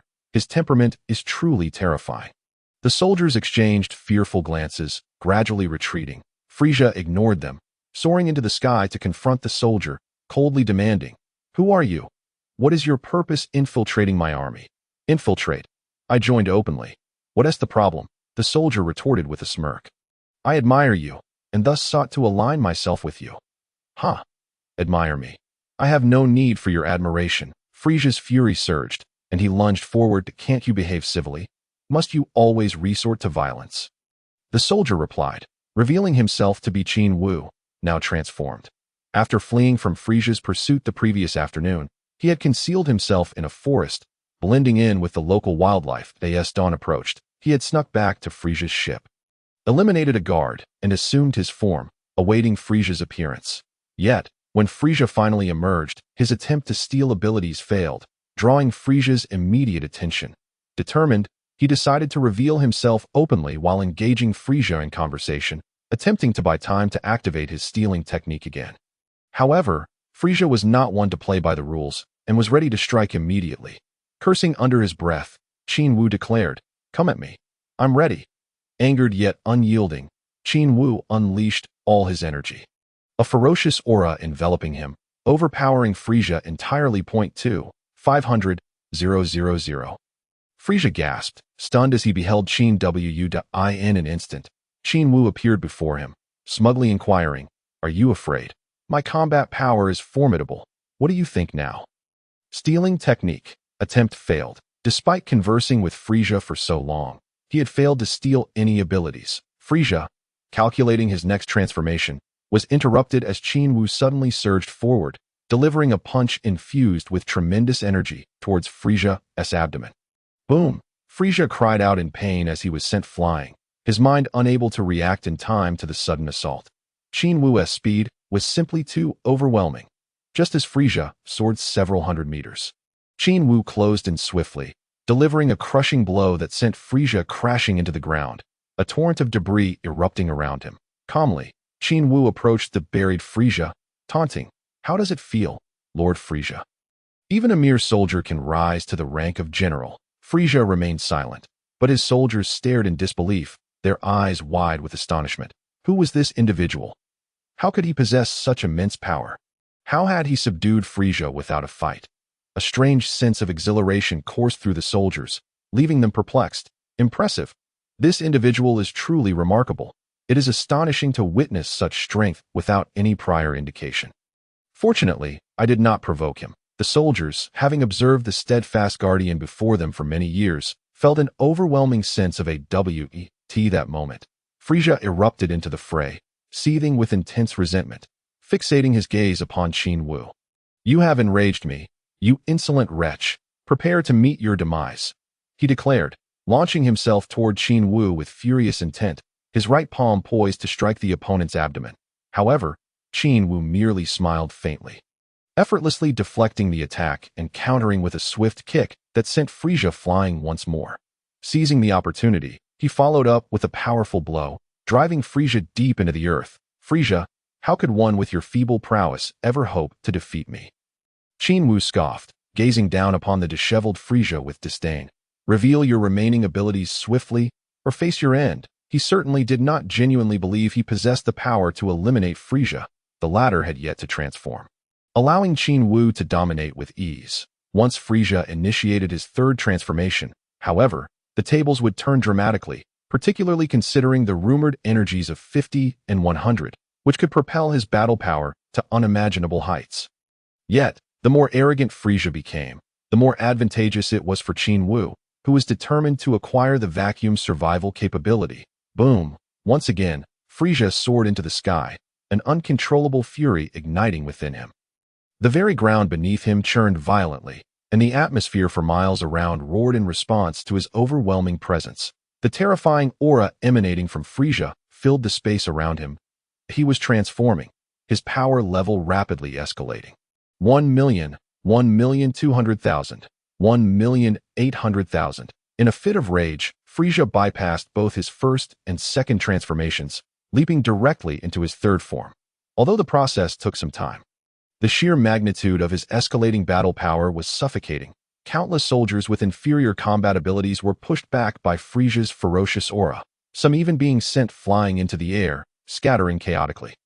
Qin Wu grew increasingly alarmed. He believed that the closer he was to Frieza, the higher his chances of successfully stealing his powers. Thus, he approached within roughly 10 meters, unleashing his theft technique, anxious that once Frieza completed his transformation, his chances of stealing would diminish. He pressed on. Theft technique. Theft failed. Despite repeated attempts, the success rate remained at 0 after countless tries. Frustration welled within him. Frieza's power far exceeded his own, severely diminishing his likelihood of success. Just as he sensed Frieza nearing the completion of his transformation, the system's delightful notification resonated in his mind. Congratulations, host. Theft successful. You have acquired the target's vacuum survival ability. The target will not rest until you are annihilated. Ecstatic, Qin Wu felt a surge of exhilaration. However, as he observed Frieza drawing closer to the completion of his transformation, he recalled the boundless potential rumored to make him the strongest in the universe.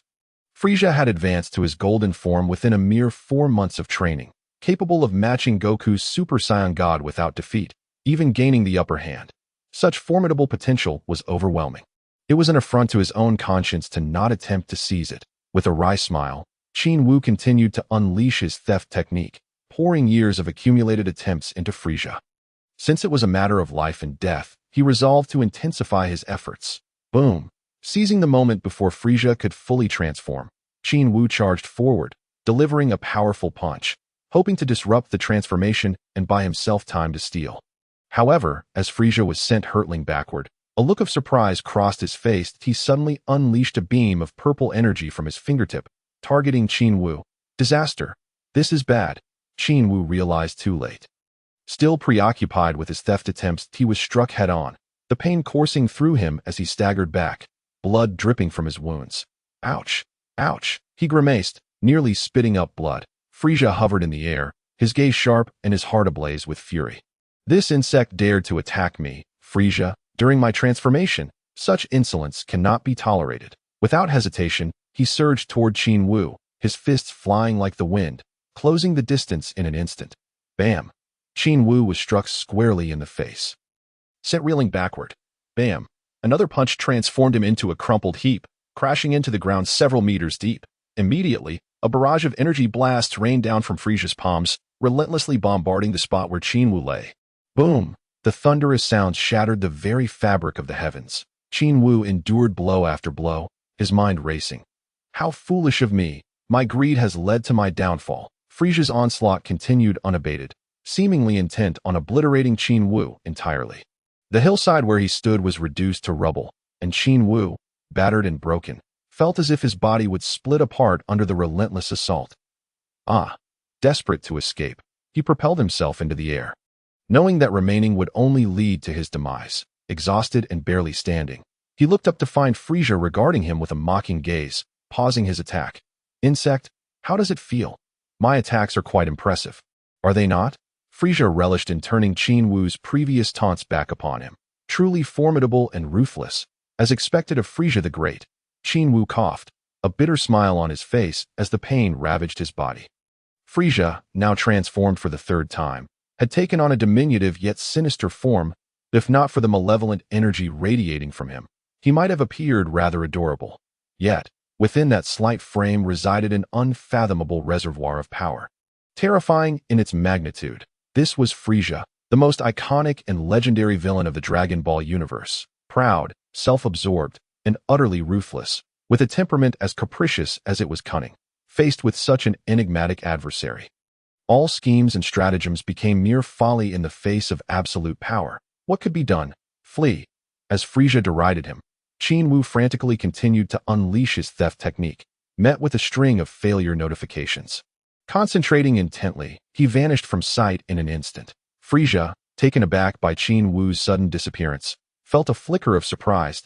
He had not anticipated that Qin Wu possessed the ability to vanish so swiftly. However, a cold smirk crept across his face. You think you can escape? Not a chance. Frieza shot forward, having spotted Qin Wu heading toward his spaceship, now less than a few kilometers away. Boom, he raced through the air, producing a cacophony of wind as he closed the distance in mere moments. Yet, upon reaching the vessel, he found Qin Wu grinning at him, a purple energy sphere cradled in his hands, hurtling toward him with ferocity.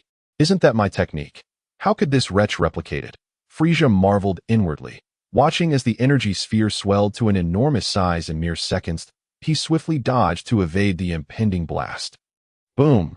The purple energy sphere struck the ground, burrowing deep into the earth and sending debris flying in all directions. The howling gale and the boundless tempestuous aura enveloped the entire vicinity for several hundred meters, as if the apocalypse had suddenly descended, rendering the atmosphere suffocating. Infuriatingly, this fiend intended to obliterate the planet. Enraged, Frieza lunged ferociously at Qin Wu, yet Qin Wu merely smiled with disdain, his figure flickering once more, vanishing before Frieza's eyes. Fleeing? Where do you intend to run? Possessing the ability to survive in a vacuum, Frieza paid no heed to the cataclysmic energy sphere, desperately searching for Qin Wu's whereabouts. However, even as the planet began to collapse, colossal boulders soaring into the sky, and the space around them filled with the destructive energy of chaos, he still could not locate him. Damn it! Where on earth has this wretch gone? Frieza's fury intensified, disregarding his panicked subordinates as he continued his relentless pursuit of Qin Wu. Boom! Countless lightning bolts cleaved through the heavens, the atmosphere thickening with the sin of doom. The clouds, helpless against the raging winds, scattered and dissipated, transforming the azure sky into a twilight of despair. The planet's disintegration escalated. Mountains and trees were annihilated, and the ground cracked open, fissures spreading rapidly into the distance, with molten lava erupting forth in a fiery cascade. Run for your lives, this planet is about to explode. My heavens, what is happening? Is the end upon us? Quickly, to the spacecraft, we must escape. What about Lord Frieza? Forget him. Our lives take precedence. Frieza's hundreds of soldiers fled in panic, the apocalyptic aura instilling terror deep within their hearts. Several spacecraft ascended into the sky, desperately seeking to evade the impending doom. You shall not leave. Stay where you are. In a fit of rage, Frieza, his eyes ablaze, unleashed his wrath upon these pitiful souls, having grown exasperated from failing to find Qin Wu. That a barrage of purple energy spheres erupted from his fingertips, piercing through the air and obliterating all the fleeing spacecraft. Boom! The vessels were instantaneously annihilated, debris and bodies strewn across the ground. Shortly thereafter, as Frieza reluctantly vacated the planet, ascending into the cosmos, the planet could no longer withstand the forces of destruction and erupted in a cataclysmic explosion. A tremendous sound resonating through the infinite starry expanse, transforming into cosmic debris, vanishing from existence. Chapter 79. Lan Shi pondered, how many children should I have? You filthy reptile. Come out. Frieza gazed upon the planet, now a mere cloud of ash, and roared in madness. Yet, after a moment, he could only grit his teeth and growl, I will surely find you. On the tranquil and serene earth, under a clear sky with a gentle breeze. On a small island, Qin Wu lay sprawled on the ground, covered in dust. Cough, cough. He coughed a couple of times before propping himself up, sitting on the ground, his trembling hands supporting him as he gazed skyward. Thank goodness I ran fast. Otherwise, Frieza would have surely finished me off. What a pity, I never got to experience your infinite potential. Qin Wu lamented with a hint of regret at that moment. Master Roshi emerged from his dwelling, rubbing his eyes in confusion, and upon seeing the disheveled Qin Wu, he froze in shock. Qin Wu, what are you doing here? You look rather unwell. I got into a fight and nearly died. Qin Wu replied with a bitter smile. What? What happened? Master Roshi's face turned pale with astonishment. It was the first time he had seen Qin Wu in such a deplorable state, filthy and even bloodied, appearing as though he had suffered a tremendous blow. After a moment's contemplation, Qin Wu decided not to divulge the details, merely stating he would handle it in the future. After all, Frieza was far removed from this realm, not even of the same dimension. Sharing this would only serve to increase his worries. Then take care of yourself. Don't risk your life. Safety first. Master Roshi nodded, concern etched on his face as he helped Qin Wu to his feet and guided him back to his house. At that moment, Qin Wu felt as though his body was falling apart, still in pain. Had his physique not been tempered to the strength of steel through rigorous training, It was uncertain whether he would have survived Frieza's onslaught. Master Roshi helped him to a couch and shook his head, leaving to find something for him to eat. Qin Wu laboriously retrieved a senza bean, placing it in his mouth and chewing a couple of times before swallowing it. Instantly, the fatigue in his eyes was replaced with vitality. His entire body rejuvenated. "I'm leaving, Master Roshi." Qin Wu stood up, eager to depart, needing to rest thoroughly. Though it was not an epic battle, he had barely clawed his way back from the brink of death. "Aren't you going to eat something before you leave?" Master Roshi stared blankly at him, watching as the previously listless figure transformed into one full of life, astonished and speechless. He had heard of the miraculous properties of the senzu bean multiple times, but witnessing it firsthand was truly astounding. "No need. Goodbye." Qin Wu waved and soared back to his small island. The tranquility following the battle was always peaceful. Qin Wu returned to his humble abode, sleeping for a day and a night before finally awakening. That as he opened his eyes, he saw Lan Qi sitting by the bed, her expression filled with worry as she gazed at him. Unblinking, this was the gentle Lan Qi with blue hair. "Good morning, Lan Qi." Qin Wu greeted her cheerfully. "Huh?" Oh, Lan Qi blushed at being called, quickly standing up, bashfully asking, "Are you hungry? I can get you something to eat." "I'm fine." Qin Wu patted his stomach and smiled. "Aren't you hungry after sleeping for so long?" Lan Qi looked at him in surprise, but said nothing further as she turned to leave the room. When Qin Wu finally organized himself and exited, a feast of delicious dishes awaited him on the table. He stared in astonishment at Lan Qi, who smiled gently and urged him to sit down, softly saying, "Even if you're not hungry, you should eat a little. You train every day, and your body consumes energy quickly. If you're not hungry now, you will be soon." "Thank you." Qin Wu felt touched. Lan Qi was incredibly thoughtful, and he found it hard to bear her kindness. Before long, he had devoured a hearty meal, patting his full belly and contentedly exclaiming, "Your cooking is truly delicious." Yes, although he had previously claimed to be full. Once seated at the table, the enticing aroma of the food had tempted him to indulge heartily. "Thank you," Lan Qi replied softly with a smile. "Are you planning to continue this way?" Qin Wu leaned back in his chair, grinning as he regarded her. "Huh?" Lan Qi was momentarily taken aback by his question. "I mean, do you plan to stay here and live with me?" Qin Wu patiently rephrased his inquiry. "What other option do I have? I have nowhere else to go. All I can do is cook." Lan Qi blushed deeply as she spoke, her head lowering in embarrassment. Perhaps the other Lan Qi would have resorted to robbery. Qin Wu chuckled softly, unconcerned, and said, "Well, since you're willing, you can stay here indefinitely. After all, I have no one else to keep me company, and the house feels too empty. I hope you don't mind and don't find me bothersome."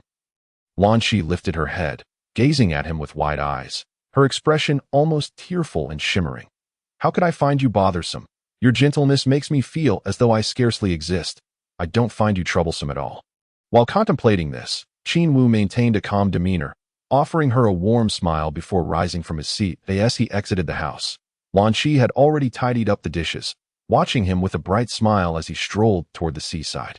Her thoughts unknown. How comforting it is to return home. Qin Wu stretched out his arms, inhaling deeply with contentment. As a martial artist consumed by training with little time to rest, he suddenly found the feeling of having a home much more comforting.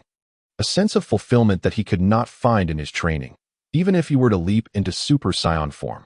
Grasping the fishing rod outside, he cheerfully took a few steps forward, seated himself on a stool, and began to fish leisurely. His fishing hook bore no bait.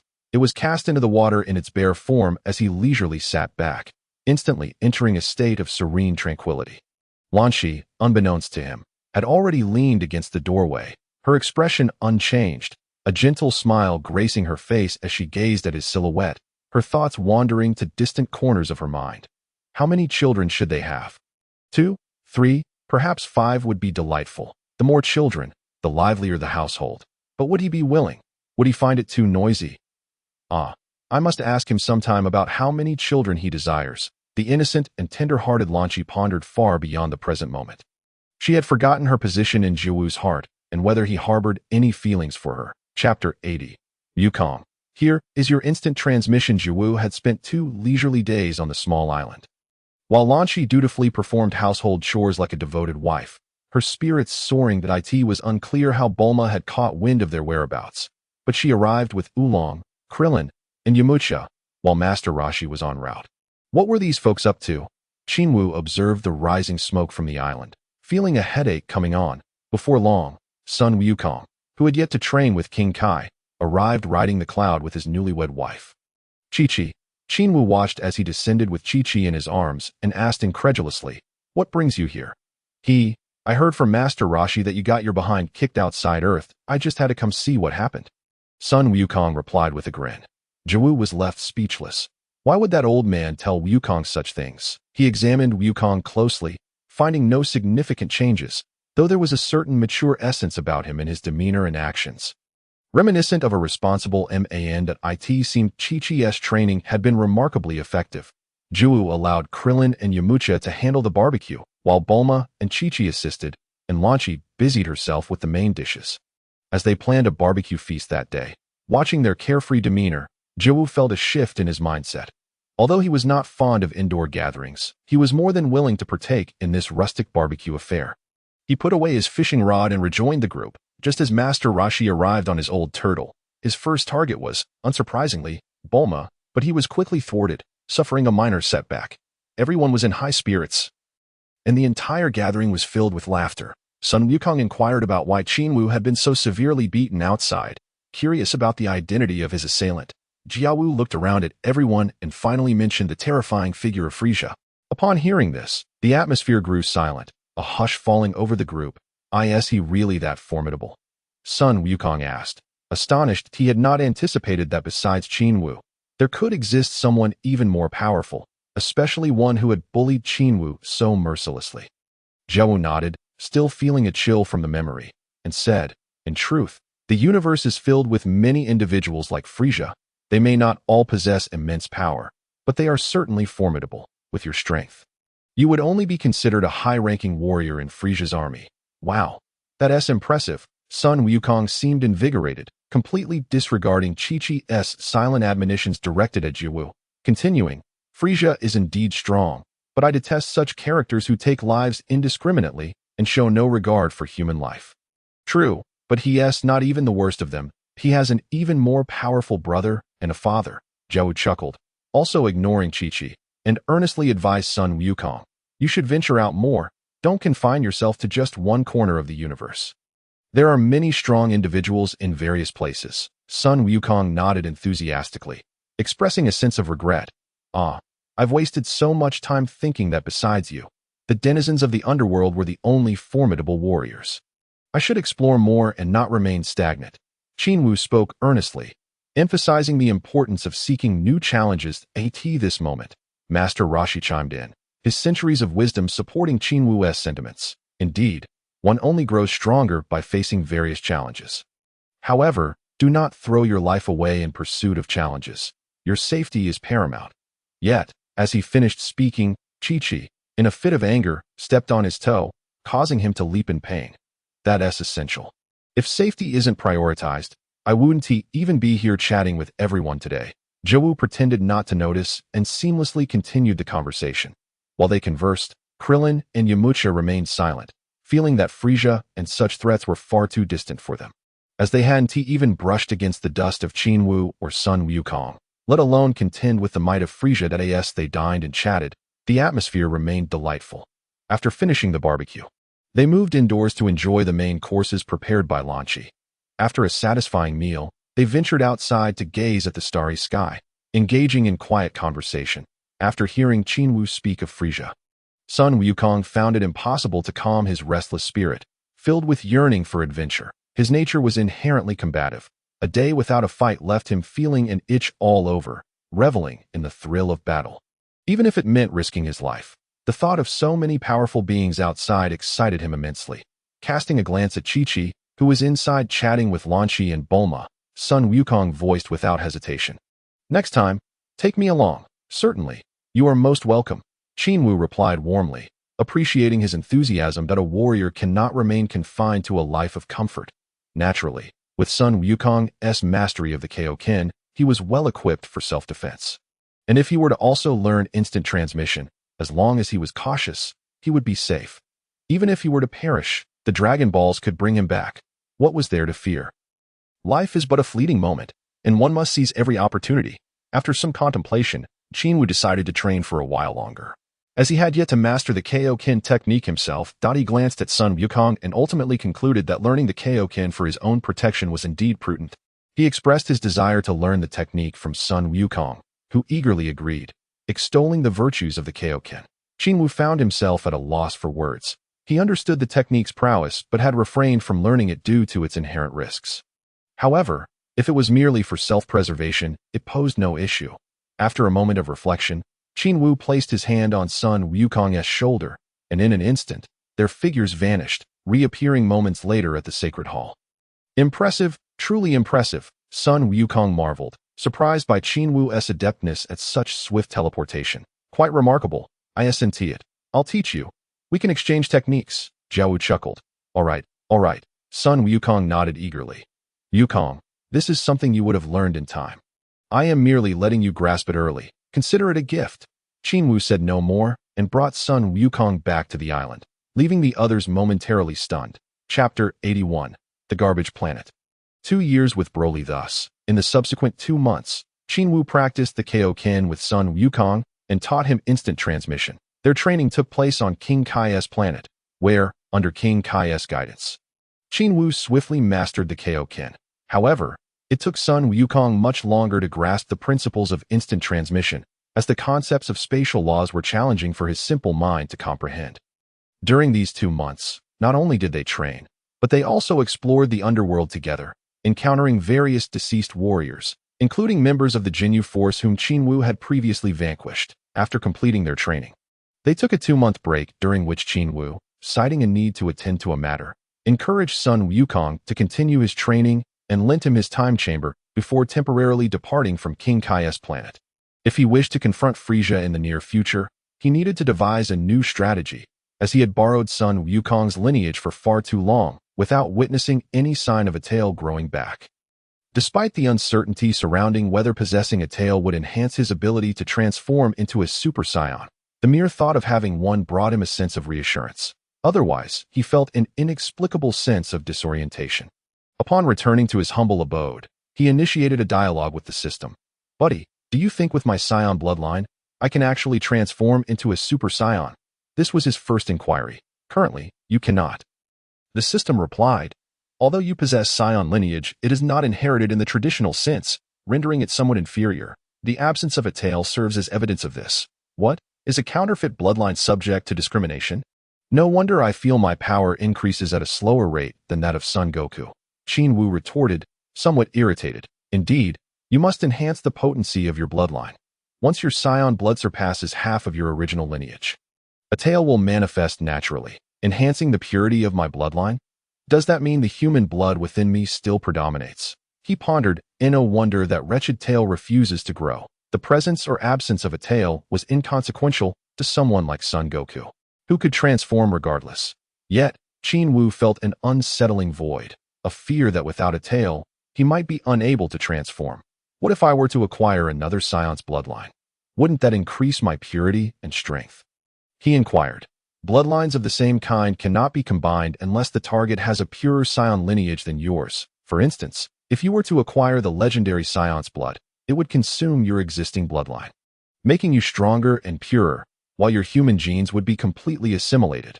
Wait a minute, does that mean I would lose my human genes? Would I still be considered human, or merely a purebred Saiyan? But then again, am I not already not quite human? I'm still a resident of Earth, yet devoid of human lineage that I in that case.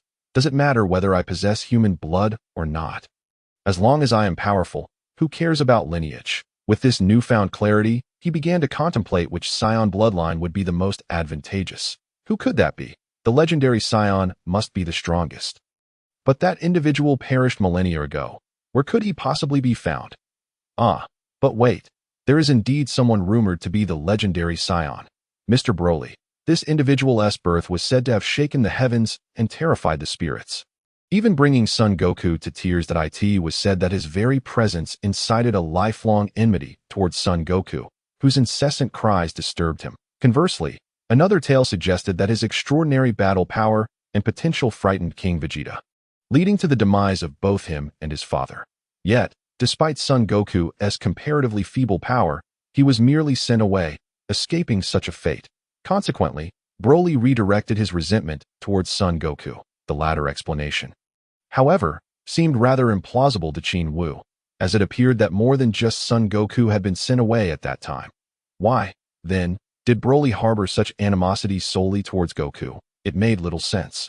Bordering on absurdity, the only plausible explanation lay in the inherent traits of the legendary Saiyan bloodline, characterized by a propensity for anger and restlessness. Once enraged, their minds become uncontrollable, transforming them into a force of pure destruction, the legendary Super Saiyan. Thus, with this innate fury, Broly, upon being disturbed by Son Goku, naturally accumulated hatred, compounded by King Vegeta's unfair treatment towards him and his father, unleashing all his grievances upon Son Goku. Only these two reasons could adequately explain Broly's animosity towards Goku. Nevertheless, regardless of the circumstances, the legendary traits of Broly were precisely what Qin Wu desired. Broly, where could that individual be now? Qin Wu mused as he began to scan the vast cosmos for his energy signature. At this point, Broly should have just reached adulthood. It was doubtful he could yet transform into a legendary Super Saiyan, though he may be able to access the standard transformation for the sake of his bloodline. Qin Wu was willing to take the risk. After a thorough search yielded no results, he continued his quest into the night, finally detecting a familiar energy signature at dawn. This presence was wild and turbulent, suggesting a potential for chaos. There you are. Qin Wu smiled faintly, vanishing from the rooftop. Below, Lan Qi stood momentarily stunned before walking despondently towards the sea, entering a state of contemplation, traversing billions of light years. Qin Wu arrived in an instant, observing a desolate planet that resembled a cosmic junkyard. The climate was tumultuous, with chaotic winds and sudden storms, interspersed with moments of serene clarity. Most notably, the air was far from fresh. Where is this? Qin Wu wondered, but his uncertainty dissipated upon spotting the slumbering Broly and a scarred face nearby. However, the moment he laid eyes on Broly, the latter abruptly opened his eyes, locking onto him with an intense and menacing aura. Chapter 82. Divine Performance. Deceiving Broly, Qin Wu was somewhat taken aback. He hadn't anticipated that the 18-year-old Broly would possess power that far surpassed Son Goku's staggering battle power of 200,000. This was indeed astonishing. Yet, considering this was merely Broly's base form, should he unleash his fury and transform into the legendary Super Saiyan? Qin Wu doubted he would even be worthy of serving as a mere distraction. Broly regarded him with confusion and a hint of anger, coldly stating, "Who are you?" Qin Wu scrutinized him, taking in his imposing stature, likely exceeding 2 meters in height. The collar-like device around his neck must have been installed by his father. Noticing Broly's prolonged silence, he approached cautiously, emanating an overwhelming pressure. "Kid, you look somewhat like us. Are you a Saiyan?"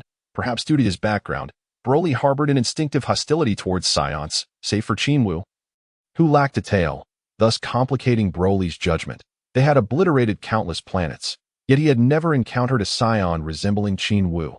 Qin Wu remained unfazed by Broly's intimidating presence, wearing a sly smile as he replied, "Yes, I am a Saiyan. Are you Kakarot? I am searching for him." "What do you want with Kakarot?" Broly's demeanor shifted dramatically upon hearing Son Goku's true name, his fury igniting as he glared daggers at Qin Wu. "I want to kill him." In an instant, Qin Wu unleashed all his energy, sending debris from the desolate landscape soaring into the air as if caught in a tempest. The ground beneath him crumbled, rocks flying in a chaotic frenzy, reminiscent of an apocalyptic scene. The overwhelming pressure and terrifying aura jolted Broly's father from his slumber, causing him to retreat in fear. The once dark sky was illuminated by Qin Wu's radiant white energy. As he spoke, his eyes blazed with fury. "I despise him. Why is it that I, with such immense battle power, nearly faced death, while he saunters off unscathed to another planet? Why must a superior warrior endure such discrimination? It is because of him that I lost my tail, my very symbol of being a Saiyan. How can a worthless wretch like Kakarot escape unscathed while I suffer this fate? Why?" His eyes, filled with hatred, turned murderous, teeth grinding audibly as his fists clenched, muscles bulging as if he could obliterate Son Goku in a fit of rage. "This kid shares a fate similar to mine?"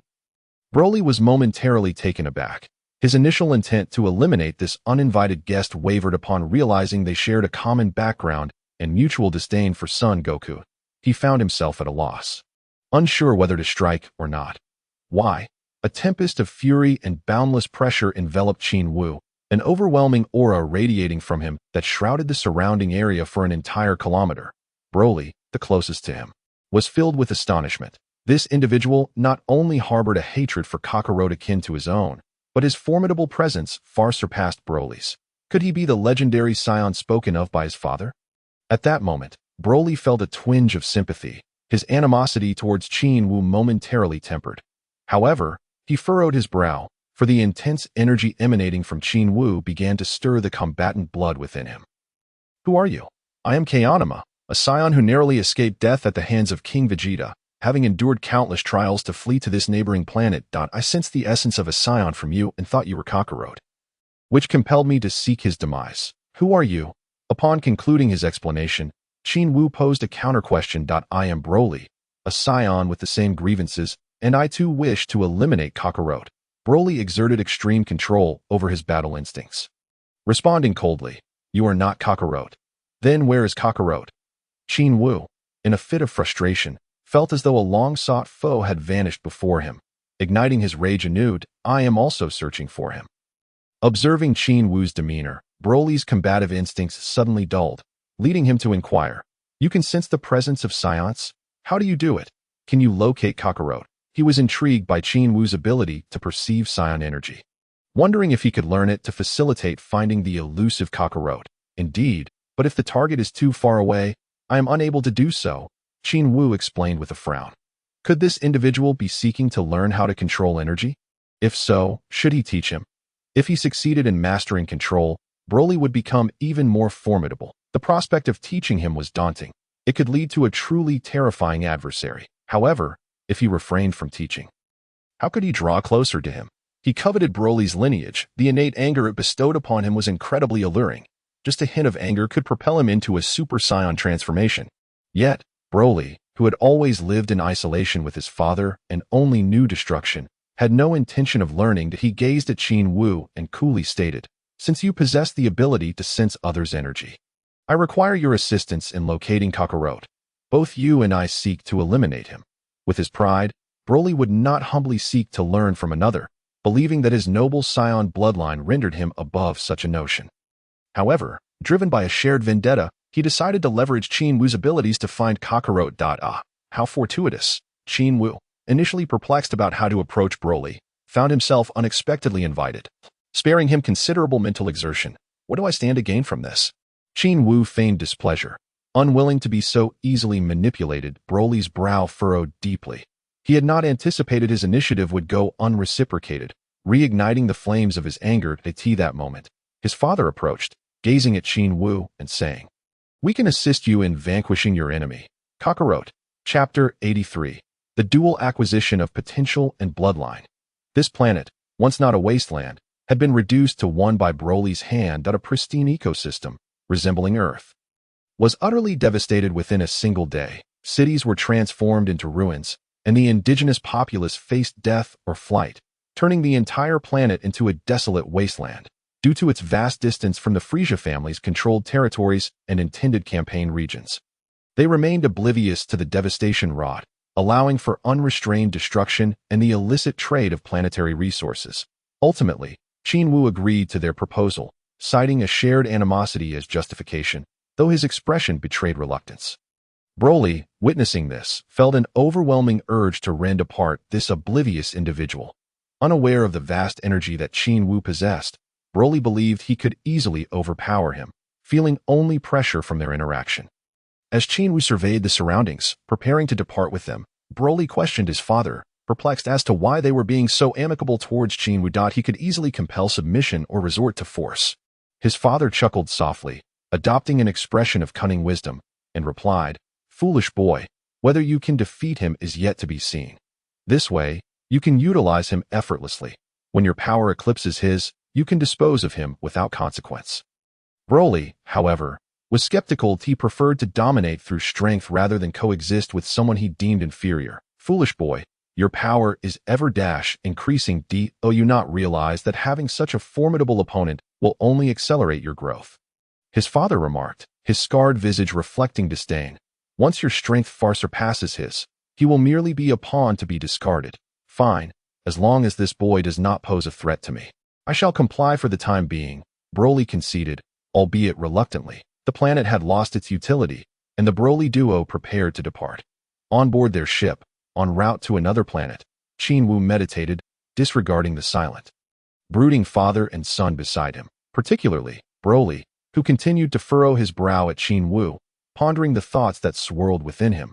Yet, beneath his stillness, Qin Wu embarked on a frenzied attempt at thievery. The theft technique. Theft failed. Despite his fervent attempts, he was met with a string of failure notifications. Could it be that Broly's bloodline was too potent? The success rate was abysmally low, watching his stock of attempts dwindle. Qin Wu felt urgency rise within him. After expending several hundred attempts without success, he feared that once depleted, he would be left powerless to act. Was his luck simply unkind today? He suspected that his fortune had been left behind. No matter, he thought. If necessary, he could exhaust his attempts and linger with them for a while. Resolute, he continued his efforts. Theft, theft, theft. Finally, after depleting another 200 attempts, a melodious notification chimed. Congratulations, host. Theft successful. You have acquired the target's infinite potential. The target's favorability towards you is now marked as hatred. Indeed, upon achieving success, the favorability between him and Broly plummeted, shifting from indifference to outright disdain as anticipated. Broly's demeanor shifted dramatically. His gaze alternated between fierce intensity and murderous intent. Yet he struggled to maintain control over his emotions. Noticing his son's change, Broly's father gently patted his shoulder, signaling him to remain calm. After all, a confrontation within the confines of their spacecraft could easily lead to chaos, leaving them adrift in the void of space. While they remained apprehensive, Qin Wu felt no fear. Having successfully acquired Broly's infinite potential, he relentlessly continued his thievery, undeterred by the possibility of sudden violence. With approximately 1,000 attempts remaining, he hastened his efforts, employing a rate of 60 attempts per minute, akin to a competitive gaming session, striving for speed. However, the success rate remained alarmingly low, as he faced continuous failure notifications. Qin Wu grimaced, his frustration with the system boiling over. Wishing he could vent his ire, Broly's unwavering gaze upon him only heightened his irritation. And as Broly's confusion deepened, he too felt an inexplicable anger simmering within him. This boy grows increasingly intolerable. Will my growth truly benefit from his presence? Why do I feel an urge to eliminate him? Suppressing his annoyance and impatience, Broly chose to close his eyes and refrain from further contemplation. At this moment, his father was secretly scrutinizing Qin Wu. In comparison to both his adversary and his son, his own prowess was markedly inferior, and should he falter even slightly, it could very well lead to his demise. This was precisely the reason he fervently urged his son to exercise caution. The energy harbored within Broly was extraordinarily formidable and exceedingly challenging to control. Once unleashed, it would be indiscriminate in its fury, striking down anyone in its path. Congratulations, host. Theft successful. You have acquired the legendary Saiyan bloodline, and the target harbors feelings of animosity towards you. Finally, Qin Wu exhaled in relief. After a grueling 10 minutes and a staggering 600 attempts, he had successfully stolen the legendary Saiyan bloodline, a feat with an appallingly low success rate. Meanwhile, Broly suddenly erupted in a fit of rage without warning, his gaze directed at Qin Wu, filled with hatred. The fury within him could no longer be contained and erupted violently. He stood up with a thud, roaring, "What is your name? Speak quickly. I do not slay nameless Saiyans." At that moment, his father's vision darkened, nearly causing him to faint. It was over. This boy had lost control. Chapter 84. Frieza, the legendary Saiyan, has arrived yet. At the instant Qin Wu acquired the bloodline, an indescribable pain surged through his entire being, causing cold sweat to pour from him. He was bewildered by this unforeseen affliction, and the system offered no clarification. Clenching his fists, he felt a particularly excruciating pang in his abdomen. As Broly raged, Wu found himself in a state of unbearable agony. Was this the result of Broly's bloodline consuming his own human essence? He could not ascertain, only knowing that he needed to divert his focus, lest he succumb to unconsciousness. Both he and Broly succumbed to their frenzied states. They commenced their first clash. Boom! Qin Wu's punch struck Broly's face, almost deforming it, while Broly retaliated with a furious blow to Qin Wu's abdomen, sending him flying. Boom! They were both propelled back, crashing into the walls of the spaceship, producing a thunderous sound that sent Broly's father trembling with fear. He was gravely concerned that the ship might not withstand the assault and that they would perish in the vacuum of space. "Ah, excellent. You are the first to inflict injury upon me," Broly roared, his face swollen with rage, his anger reaching a fever pitch. With a mighty roar, he charged at Qin Wu, delivering another devastating punch. Qin Wu's gaze was electrifying. Equally filled with murderous intent, he merely tilted his head to evade Broly's incoming fist and retaliated with a blow to Broly's abdomen, sending him flying once more. The sheer force caused Broly to crash violently against the wall, nearly breaching it. Perfect. This time, I can enjoy killing you. You and Kakarot shall perish, rather than being dazed by the impact. Broly became even more frenzied, his aura intensifying in strength, producing a deafening roar as it created a massive shockwave that shook the spaceship, threatening to bring it down. "Stop fighting. If this continues, we will all perish," Broly's father cried out, his eyes filled with terror, his legs trembling uncontrollably. However, his desperate pleas went unheard, as Qin Wu and Broly had devolved into a primal battle, oblivious to everything but their own fury. Bang, bang, bang. With every strike, both combatants unleashed their full power, only to be sent flying once again. They charged at each other once more, each blow landing with tremendous force, causing significant damage to one another. In his berserk state, Broly's fighting prowess surged to equal that of Qin Wu, yet Qin Wu's internal pain hindered his ability to fully harness his energy. Both stood on equal footing, engaged in a desperate struggle. As their energy surged, the spaceship trembled violently, mirroring Broly's father's state of anxiety, as if it might collapse at any moment. Yet, Qin Wu and Broly were beyond caring. Their eyes clouded with rage, they became entangled in combat, exchanging blows with reckless abandon. The ship endured relentless impacts, its interior in disarray, the control panel shattered by Broly's ferocious assault. In that moment, a sudden, unprecedented pang of agony shot through Qin Wu's abdomen, startling him back to reality.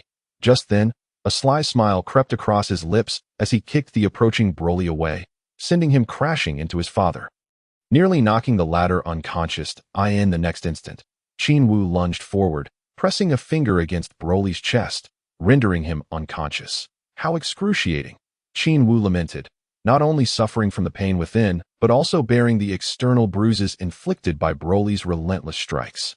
Had it not been for the sudden internal stimulus that roused him, he might have pushed himself to the brink of collapse. Fortunately, he possessed the skill of the pressure point technique, observing both adversaries rendered unconscious. Qin Wu sighed in relief. Amidst the turmoil, defeating them seemed an insurmountable task. Suppressing the agony within, a playful grin emerged on Qin Wu's face as he approached the two, clasping their hands together. And in an instant, he vanished from the spaceship. As they disappeared, the ship could no longer withstand the strain and exploded in an instant. In the depths of the cosmos, on a distant planet, Frieza floated in the air, utterly displeased after receiving a report from his subordinates about their completed task. "Where on earth has that brat hidden? After searching for so long, he has yet to show himself. Could he have perished along with that planet? Unlikely. My enemies should perish at my hands. Not so easily. Where are you hiding, you filthy insect?" Frieza seethed, frustration mingling with helplessness. Suddenly, a cacophony erupted from the scouter on his head, displaying a rapidly escalating power level. "What is happening? Is the scouter malfunctioning?" Frieza gasped in astonishment. This scouter was one he had commissioned after his battle with Qin Wu, the most advanced and comprehensive model available. Its sudden erratic behavior ignited his ire. "How dare you?" In that moment, three figures materialized behind him. Qin Wu, along with Broly and his father, arriving at that very location. Frieza turned in shock, and upon seeing Qin Wu, his rage surged uncontrollably. Without hesitation, he launched an attack. Boom! Qin Wu swiftly countered, sending Frieza crashing into the iron wall of the base with a resounding impact. "You think you can strike me without transforming? You overestimate yourself," Qin Wu scoffed. Yet, the pain within him left little room for contemplation, but he promptly revived Broly and approached Frieza, grinning. "Frieza, we meet again." Cold sweat trickled down him, knowing that the next moment might see him consumed by the excruciating pain within. "You filthy insect! I have searched high and low for you," Frieza bellowed, his aura erupting with immense ferocity, causing the entire base to tremble as if on the verge of collapse. His subordinates cowered in fear. Trembling uncontrollably, Qin Wu regarded Frieza with a playful glint in his eye, not interrupting his transformation, enduring the pain as he mockingly remarked, "Frieza, I hear you dread the legendary Saiyan." He gestured toward the now rampaging Broly. "That lad is the legendary Saiyan. You should thank me for bringing him here." Broly's eyes blazed with a fearsome red glow, his aura intensifying to an overwhelming degree as he roared like a wild beast. Frieza was similarly affected, his power skyrocketing as he completed his third transformation, seemingly oblivious to Qin Wu's taunts, his gaze fixed on him, burning with fury as both Broly and Frieza charged toward Qin Wu. The latter wore a faint smile before vanishing without warning. His disappearance was so sudden and without indication that it caused the two combatants to collide violently. Chapter 85. What a massive tale. At this moment, on a small island on Earth, Qin Wu's home was crowded with visitors. Launch, Master Roshi, Krillin, Yamcha, Bulma, Oolong, Goku, and Chi-Chi were all present. Even UPA, who had previously kept his distance, had arrived at AS, all gathered in one place. Their discussions revolved around the enigmatic figure of Jia Wu. The moment he returned, he collapsed at the entrance of Master Roshi's abode, and even after 2 days and nights, he remained in a state of unconsciousness.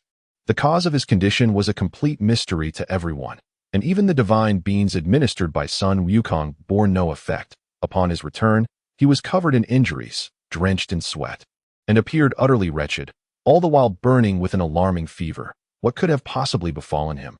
Even in his unconscious state, he exhibited signs of distress, his brow furrowed and sweat pouring from him like a torrential downpour.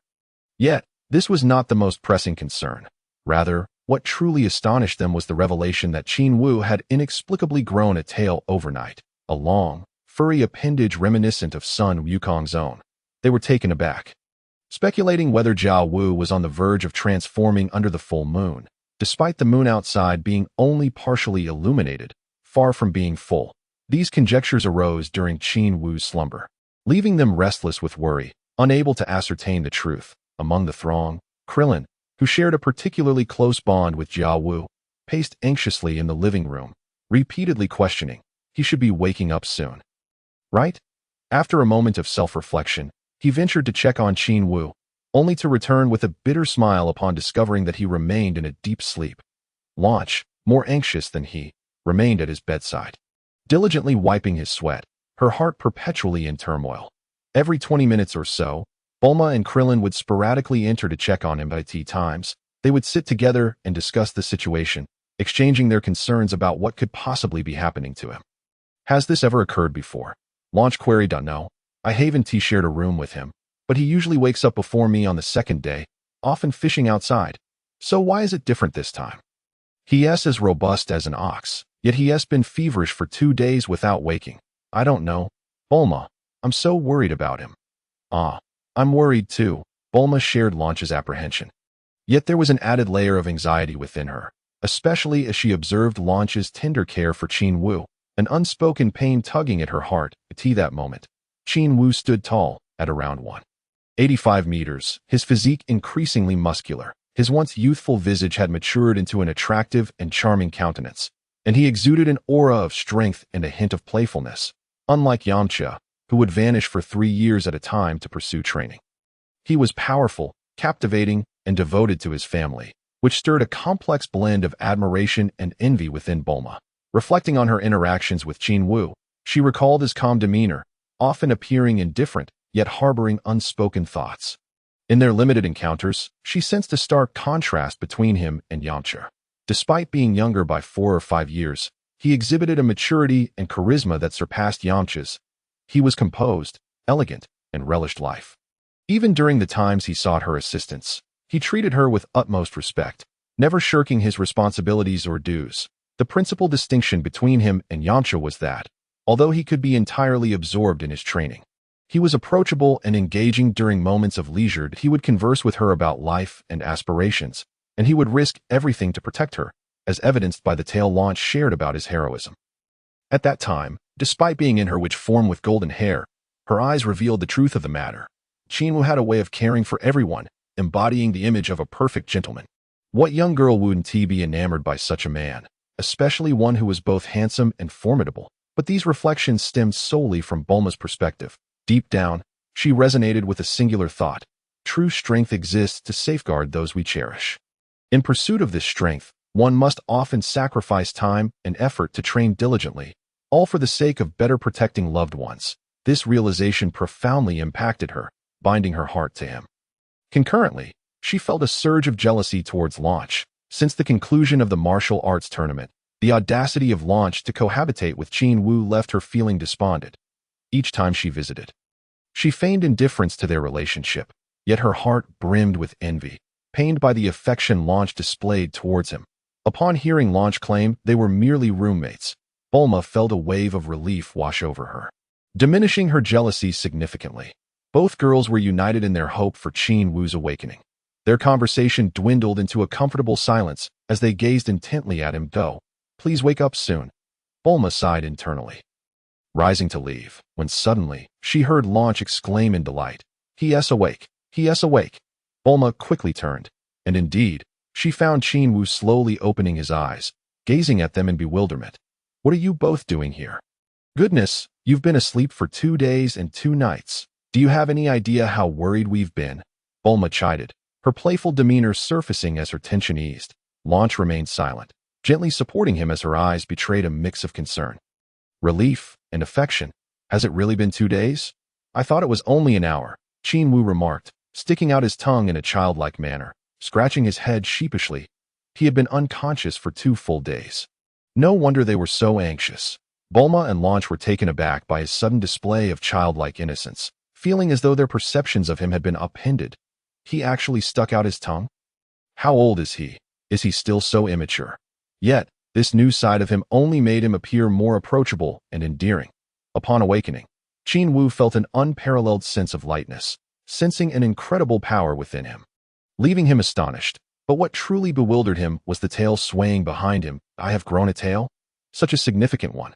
The tail was a definitive testament to his Saiyan lineage. As it emerged, a peculiar sensation washed over him. It was as if a new component had been added to his being, an experience both wondrous and bizarre. Exiting the hall, he was met by a crowd, leaving him momentarily speechless. Why is everyone here? And to show up without even a gesture of goodwill? Is that how it's supposed to be? Especially you, Sun Wukong, newlywed, and yet you didn't bring any local specialties. Nevertheless, he maintained a composed demeanor, greeting everyone cheerfully. Naturally, they responded, but most were fixated on his tail, marveling at its presence. Sun Wukong even reached out to touch it, expressing his curiosity. "How intriguing, after being sealed by the gods. Seeing it again gives me a strange feeling, as if something that was never mine has manifested in you." "Hey, how can you say that? Are you implying I picked up something you discarded? Do I have a collection habit?" Nonetheless, he found it odd that when Sun Wukong grabbed his tail, he felt no weakness. Rather, it imbued him with a sense of immense energy. So, this is the legendary Saiyan bloodline? The tail is no longer a weakness. Regardless, with its presence, Qin Wu finally felt assured that he would not need to worry about his mixed lineage hindering his transformation into the legendary Super Saiyan. After 2 days of worry, Krillin approached him, patting his shoulder with concern. "How are you feeling? Much better, I hope?" "Yes," Qin Wu replied, glancing back at his tail with astonishment. "Having this thing makes me feel an incredible surge of power. It is quite marvelous." Suddenly, everyone burst into laughter, while others found his appearance with the tail peculiar. This fellow perceived it as something wondrous. Sun Wukong, with his unblemished innocence, chuckled a few times and remarked, "You must be cautious. Don't let others catch hold of your tail, for that would sap your strength." Indeed, Qin Wu, you must exercise extra vigilance. Tails seem to be a weakness for people like you," chimed in Krillin and Yamcha, nodding in agreement. Lan Shi and Bulma also gazed at him with concern, intrigued by his words. However, Qin Wu was unfazed. He blinked and eagerly replied, "Is that so? You may certainly try." Sun Wukong nodded earnestly, stepping outside to tell him, "For safety's sake, perhaps we should test it first." The crowd was filled with anticipation, eager to see if Qin Wu's tail would indeed prove to be the weakness they suggested. Lan Shi, however, remained indifferent. Whether Qin Wu had a tail or not was of little consequence to her as long as he was unharmed. She maintained a cheerful smile, silently observing him. Qin Wu followed everyone outside, feeling an unprecedented surge of strength within him, convinced that his tail could not be his weakness. Even if it were, he could simply train it in midair by the coast. Qin Wu and Sun Wukong stood poised, nodding at one another in preparation. Everyone on the island looked on eagerly, fixated on the two suspended in the air, silent in anticipation. Once Sun Wukong was sure Qin Wu was ready, he seized hold of Qin Wu's tail, applying just enough pressure to avoid breaking it while ensuring Qin Wu felt it. Yet, Qin Wu merely frowned, feeling no loss of strength. Instead, he sensed a more powerful energy surging from within, nearly overwhelming him. Bang! Qin Wu abruptly unleashed a punch towards Sun Wukong's abdomen, causing the latter to release his grip and fly backward. Wow, there really was no adverse reaction at all. The crowd, uninterested in Sun Wukong being knocked away, marveled at Qin Wu's tail, expressing their astonishment. Qin Wu himself was taken aback, watching as his tail gracefully curled around to the front, dancing with lively energy. What a delightful sensation! Sun Wukong, clutching his stomach as he returned, appeared quite astonished, exclaiming, "Impressive! I never expected your tail to withstand such force. It seems it is no longer your weakness. Is it? Quite remarkable. I assent it." Qin Wu, feeling proud, inquired, but without warning, his tail lashed out towards Sun Wukong. The latter, sensing the fierce momentum and the powerful whoosh of air, quickly dodged that moment. Qin Wu was not only formidable in strength, but also unmatched in speed and the aura he exuded. Exuding an overwhelming presence, Qin Wu chuckled at Sun Wukong's retreat, finding it amusing as he said, "Why run? I wouldn't genuinely strike you. Wouldn't you? I still haven't fully recovered from that last punch. Your strength far surpasses mine. I can't withstand it," Sun Wukong replied, a hint of trepidation in his voice that it was clear he truly feared Qin Wu, feeling as though he could never surpass him. Always looking up at a realm that seemed unreachable that moment, Qin Wu gently descended to the ground, approaching Bulma with the detectors he had retrieved from Frieza's minions. "Bulma, these detectors were taken from Frieza's army. They can be used to gauge the power levels of targets based on the energy within their bodies. Can you modify them for Krillin and the others?" "Oh, certainly," Bulma replied, her face flushing with excitement. Just then, Krillin and Yamcha approached in astonishment, curiously inspecting the detectors in Bulma's hands. "Can this thing really reveal a person's strength?" Krillin asked, surprised. Qin Wu nodded affirmatively, stating, "Yes, Frieza and his crew utilized these devices to assess a target's strength and location, making it easy to track them down." "How impressive!" exclaimed Yamcha, who eagerly donned one of the detectors. However, as he aimed it at Qin Wu and Sun Wukong, it displayed a jumble of strange characters that he couldn't decipher. Only Qin Wu seemed to comprehend it. Sun Wukong approached and earnestly asked Qin Wu, "When shall we depart for Frieza's domain?" "Soon, I believe. Once I acclimate to this tale, we shall go, and you can witness Frieza for yourself." Qin Wu replied, "All right, I'm truly eager to see such a powerful being, one who even outmatches you," Sun Wukong exclaimed, filled with excitement. "You will indeed see." Qin Wu smiled at him, though his thoughts drifted to the fate of another Saiyan. What had become of Broly? Would he be directly slain by Frieza? Chapter 87. No words, just action. Broly had been betrayed, his lineage and potential exploited, and he was now cast into Frieza's hands. At this moment, Qin Wu sought to rest and adapt to his newfound lineage. With the addition of the tail, he finally felt a sense of relaxation to celebrate Qin Wu's recovery. Everyone organized a bonfire gathering that lasted deep into the night, even spending the night at his place, sharing stories and laughter until dawn. On the second day, Krillin and Yamcha prepared to return to the sacred land for training, having accepted Sun Wukong's invitation to journey to King Kai's planet for advanced training. Meanwhile, Sun Wukong, in preparation for the impending battle against Frieza, entered the gravity chamber with Qin Wu for rigorous combat training. The others, including Bulma, reluctantly took their leave. Oolong and Upa accompanied Yamcha, while Master Roshi began his leisurely travels across the seas. The old pervert felt irked by Lan Chi's gaze towards Qin Wu, which resembled that of serene waters, leaving him feeling lonely and idle, prompting him to adopt the persona of a carefree wanderer. Nonetheless, he remained the old pervert that Chi-Chi stayed behind temporarily to tend to Sun Wukong's needs, stepping into the role of a full-time mother alongside Lan Chi, engaging in household chores and conversations that kept boredom at bay. With Broly's bloodline and potential now within him, Qin Wu's strength surged exponentially, his combat power increasing relentlessly day by day. After 2 months, the time for the Room of Spirit and time to cool down coincided perfectly, allowing him and Sun Wukong to enter together. Upon entering the time chamber, Qin Wu focused primarily on training his tail, engaging in various whip-like drills and rigorous exercises. He even practiced leaning back, while solely using his tail for support, performing exaggerated push-ups that left Sun Wukong's jaw nearly dropping. Is this even possible? Your tail has remarkable capabilities, Sun Wukong exclaimed. Kid, there's nothing we cannot achieve if we set our minds to it. Qin Wu boasted, yet he spoke earnestly. We must not leave any weaknesses for others, especially our enemies. Once they seize upon our vulnerabilities, we are finished, even if we are the strongest warriors in the universe. Weaknesses are our Achilles heel. Sun Wukong nodded in agreement, recalling the hardships he had endured due to his own tail. Indeed, that's why the gods had to seal it. However, Qin Wu shook his head, frowning as he elaborated, the weaknesses I speak of extend beyond just the tail. They encompass our strengths and psychological vulnerabilities as well. While we can strengthen our tails through training, our overall power is a gradual accumulation over time. Moreover, our mental weaknesses, merely possessing a strong physique and internal fortitude, is insufficient if our minds falter. That if our resolve is weak, enemies will exploit that as well. Furthermore, those around us may also become our weaknesses. We cannot prevent enemies from targeting them to coerce us.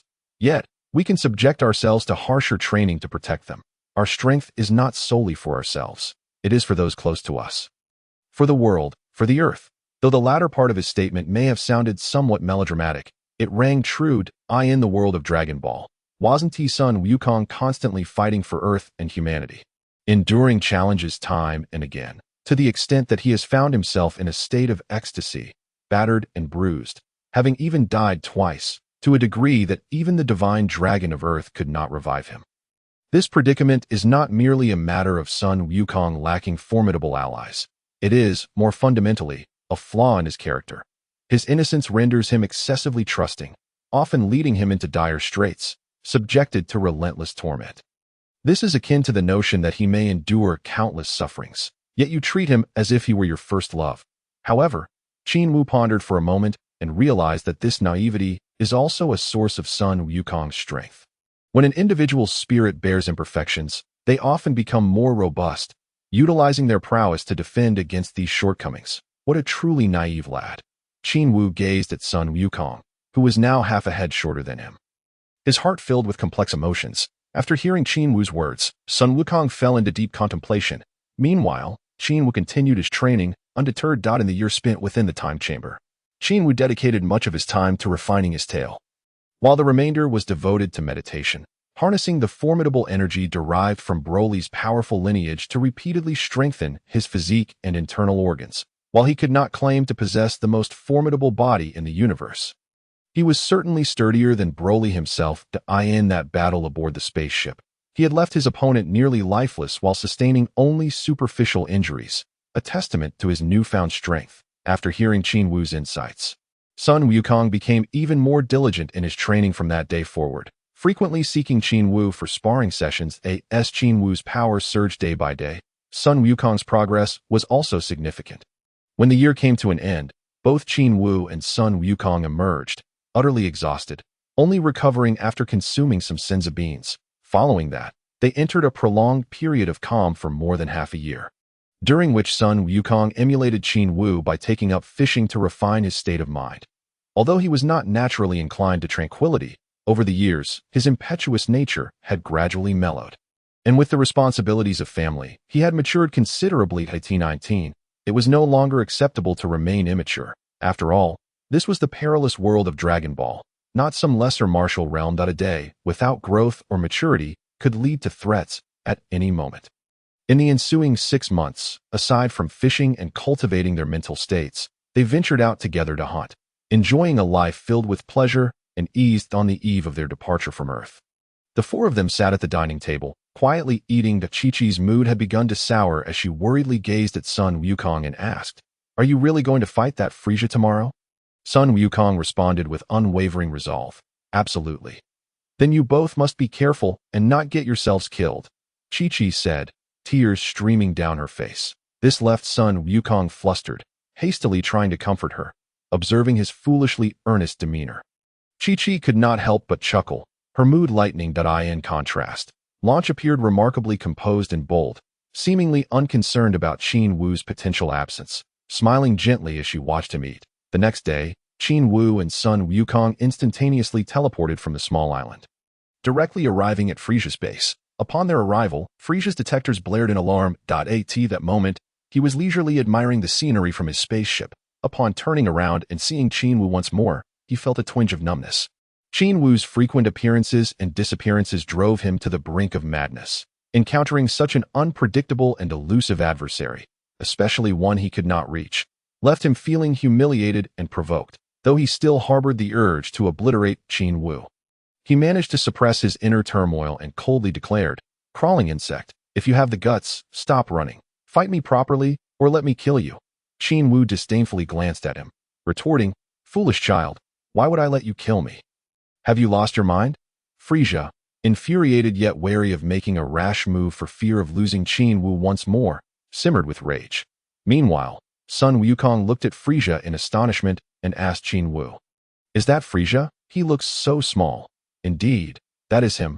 Malicious to the core, do not show him any mercy," Qin Wu replied with a casual smile. Frieza seethed with uncontained anger, his eyes blazing with fury as he absorbed the humiliation of being mocked by Qin Wu in front of his subordinates. How could he possibly endure such disrespect? He glared at Qin Wu and coldly retorted, "If you have the guts, don't run. Let us see if I, Frieza, can kill you." Qin Wu paid him no mind, instead surveying his surroundings, keenly sensing the atmosphere of the planet and furrowing his brow as he inquired, "Where are the two fellows I brought with me?" Frieza nearly lost his composure at this question. Roaring, "Filthy insect, if you have the guts, don't run. I will kill you."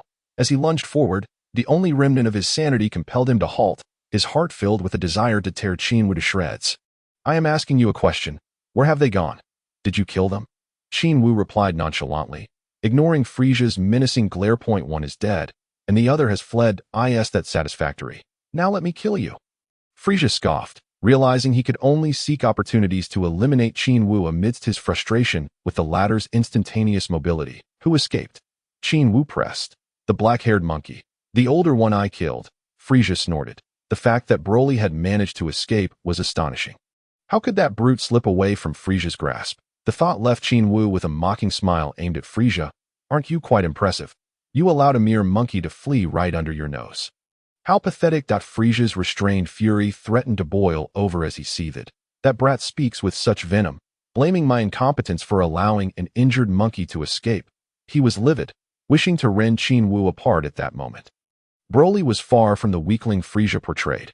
Had he not accumulated energy for over 20 years to bolster his strength, he would have indeed fallen victim to that rapidly escalating foe. Fortunately, he had injured Broly, who, realizing he could not win, fled in a spaceship. Reflecting on this, Frieza felt astonished by Broly's ability to grow stronger in battle. That it seemed his ambition to eradicate the entire Saiyan race was justified. Such legendary Saiyans must not be allowed to persist, for if given time, Broly's return could spell doom for him. Speaking of Broly, Frieza's gaze fell upon Qin Wu.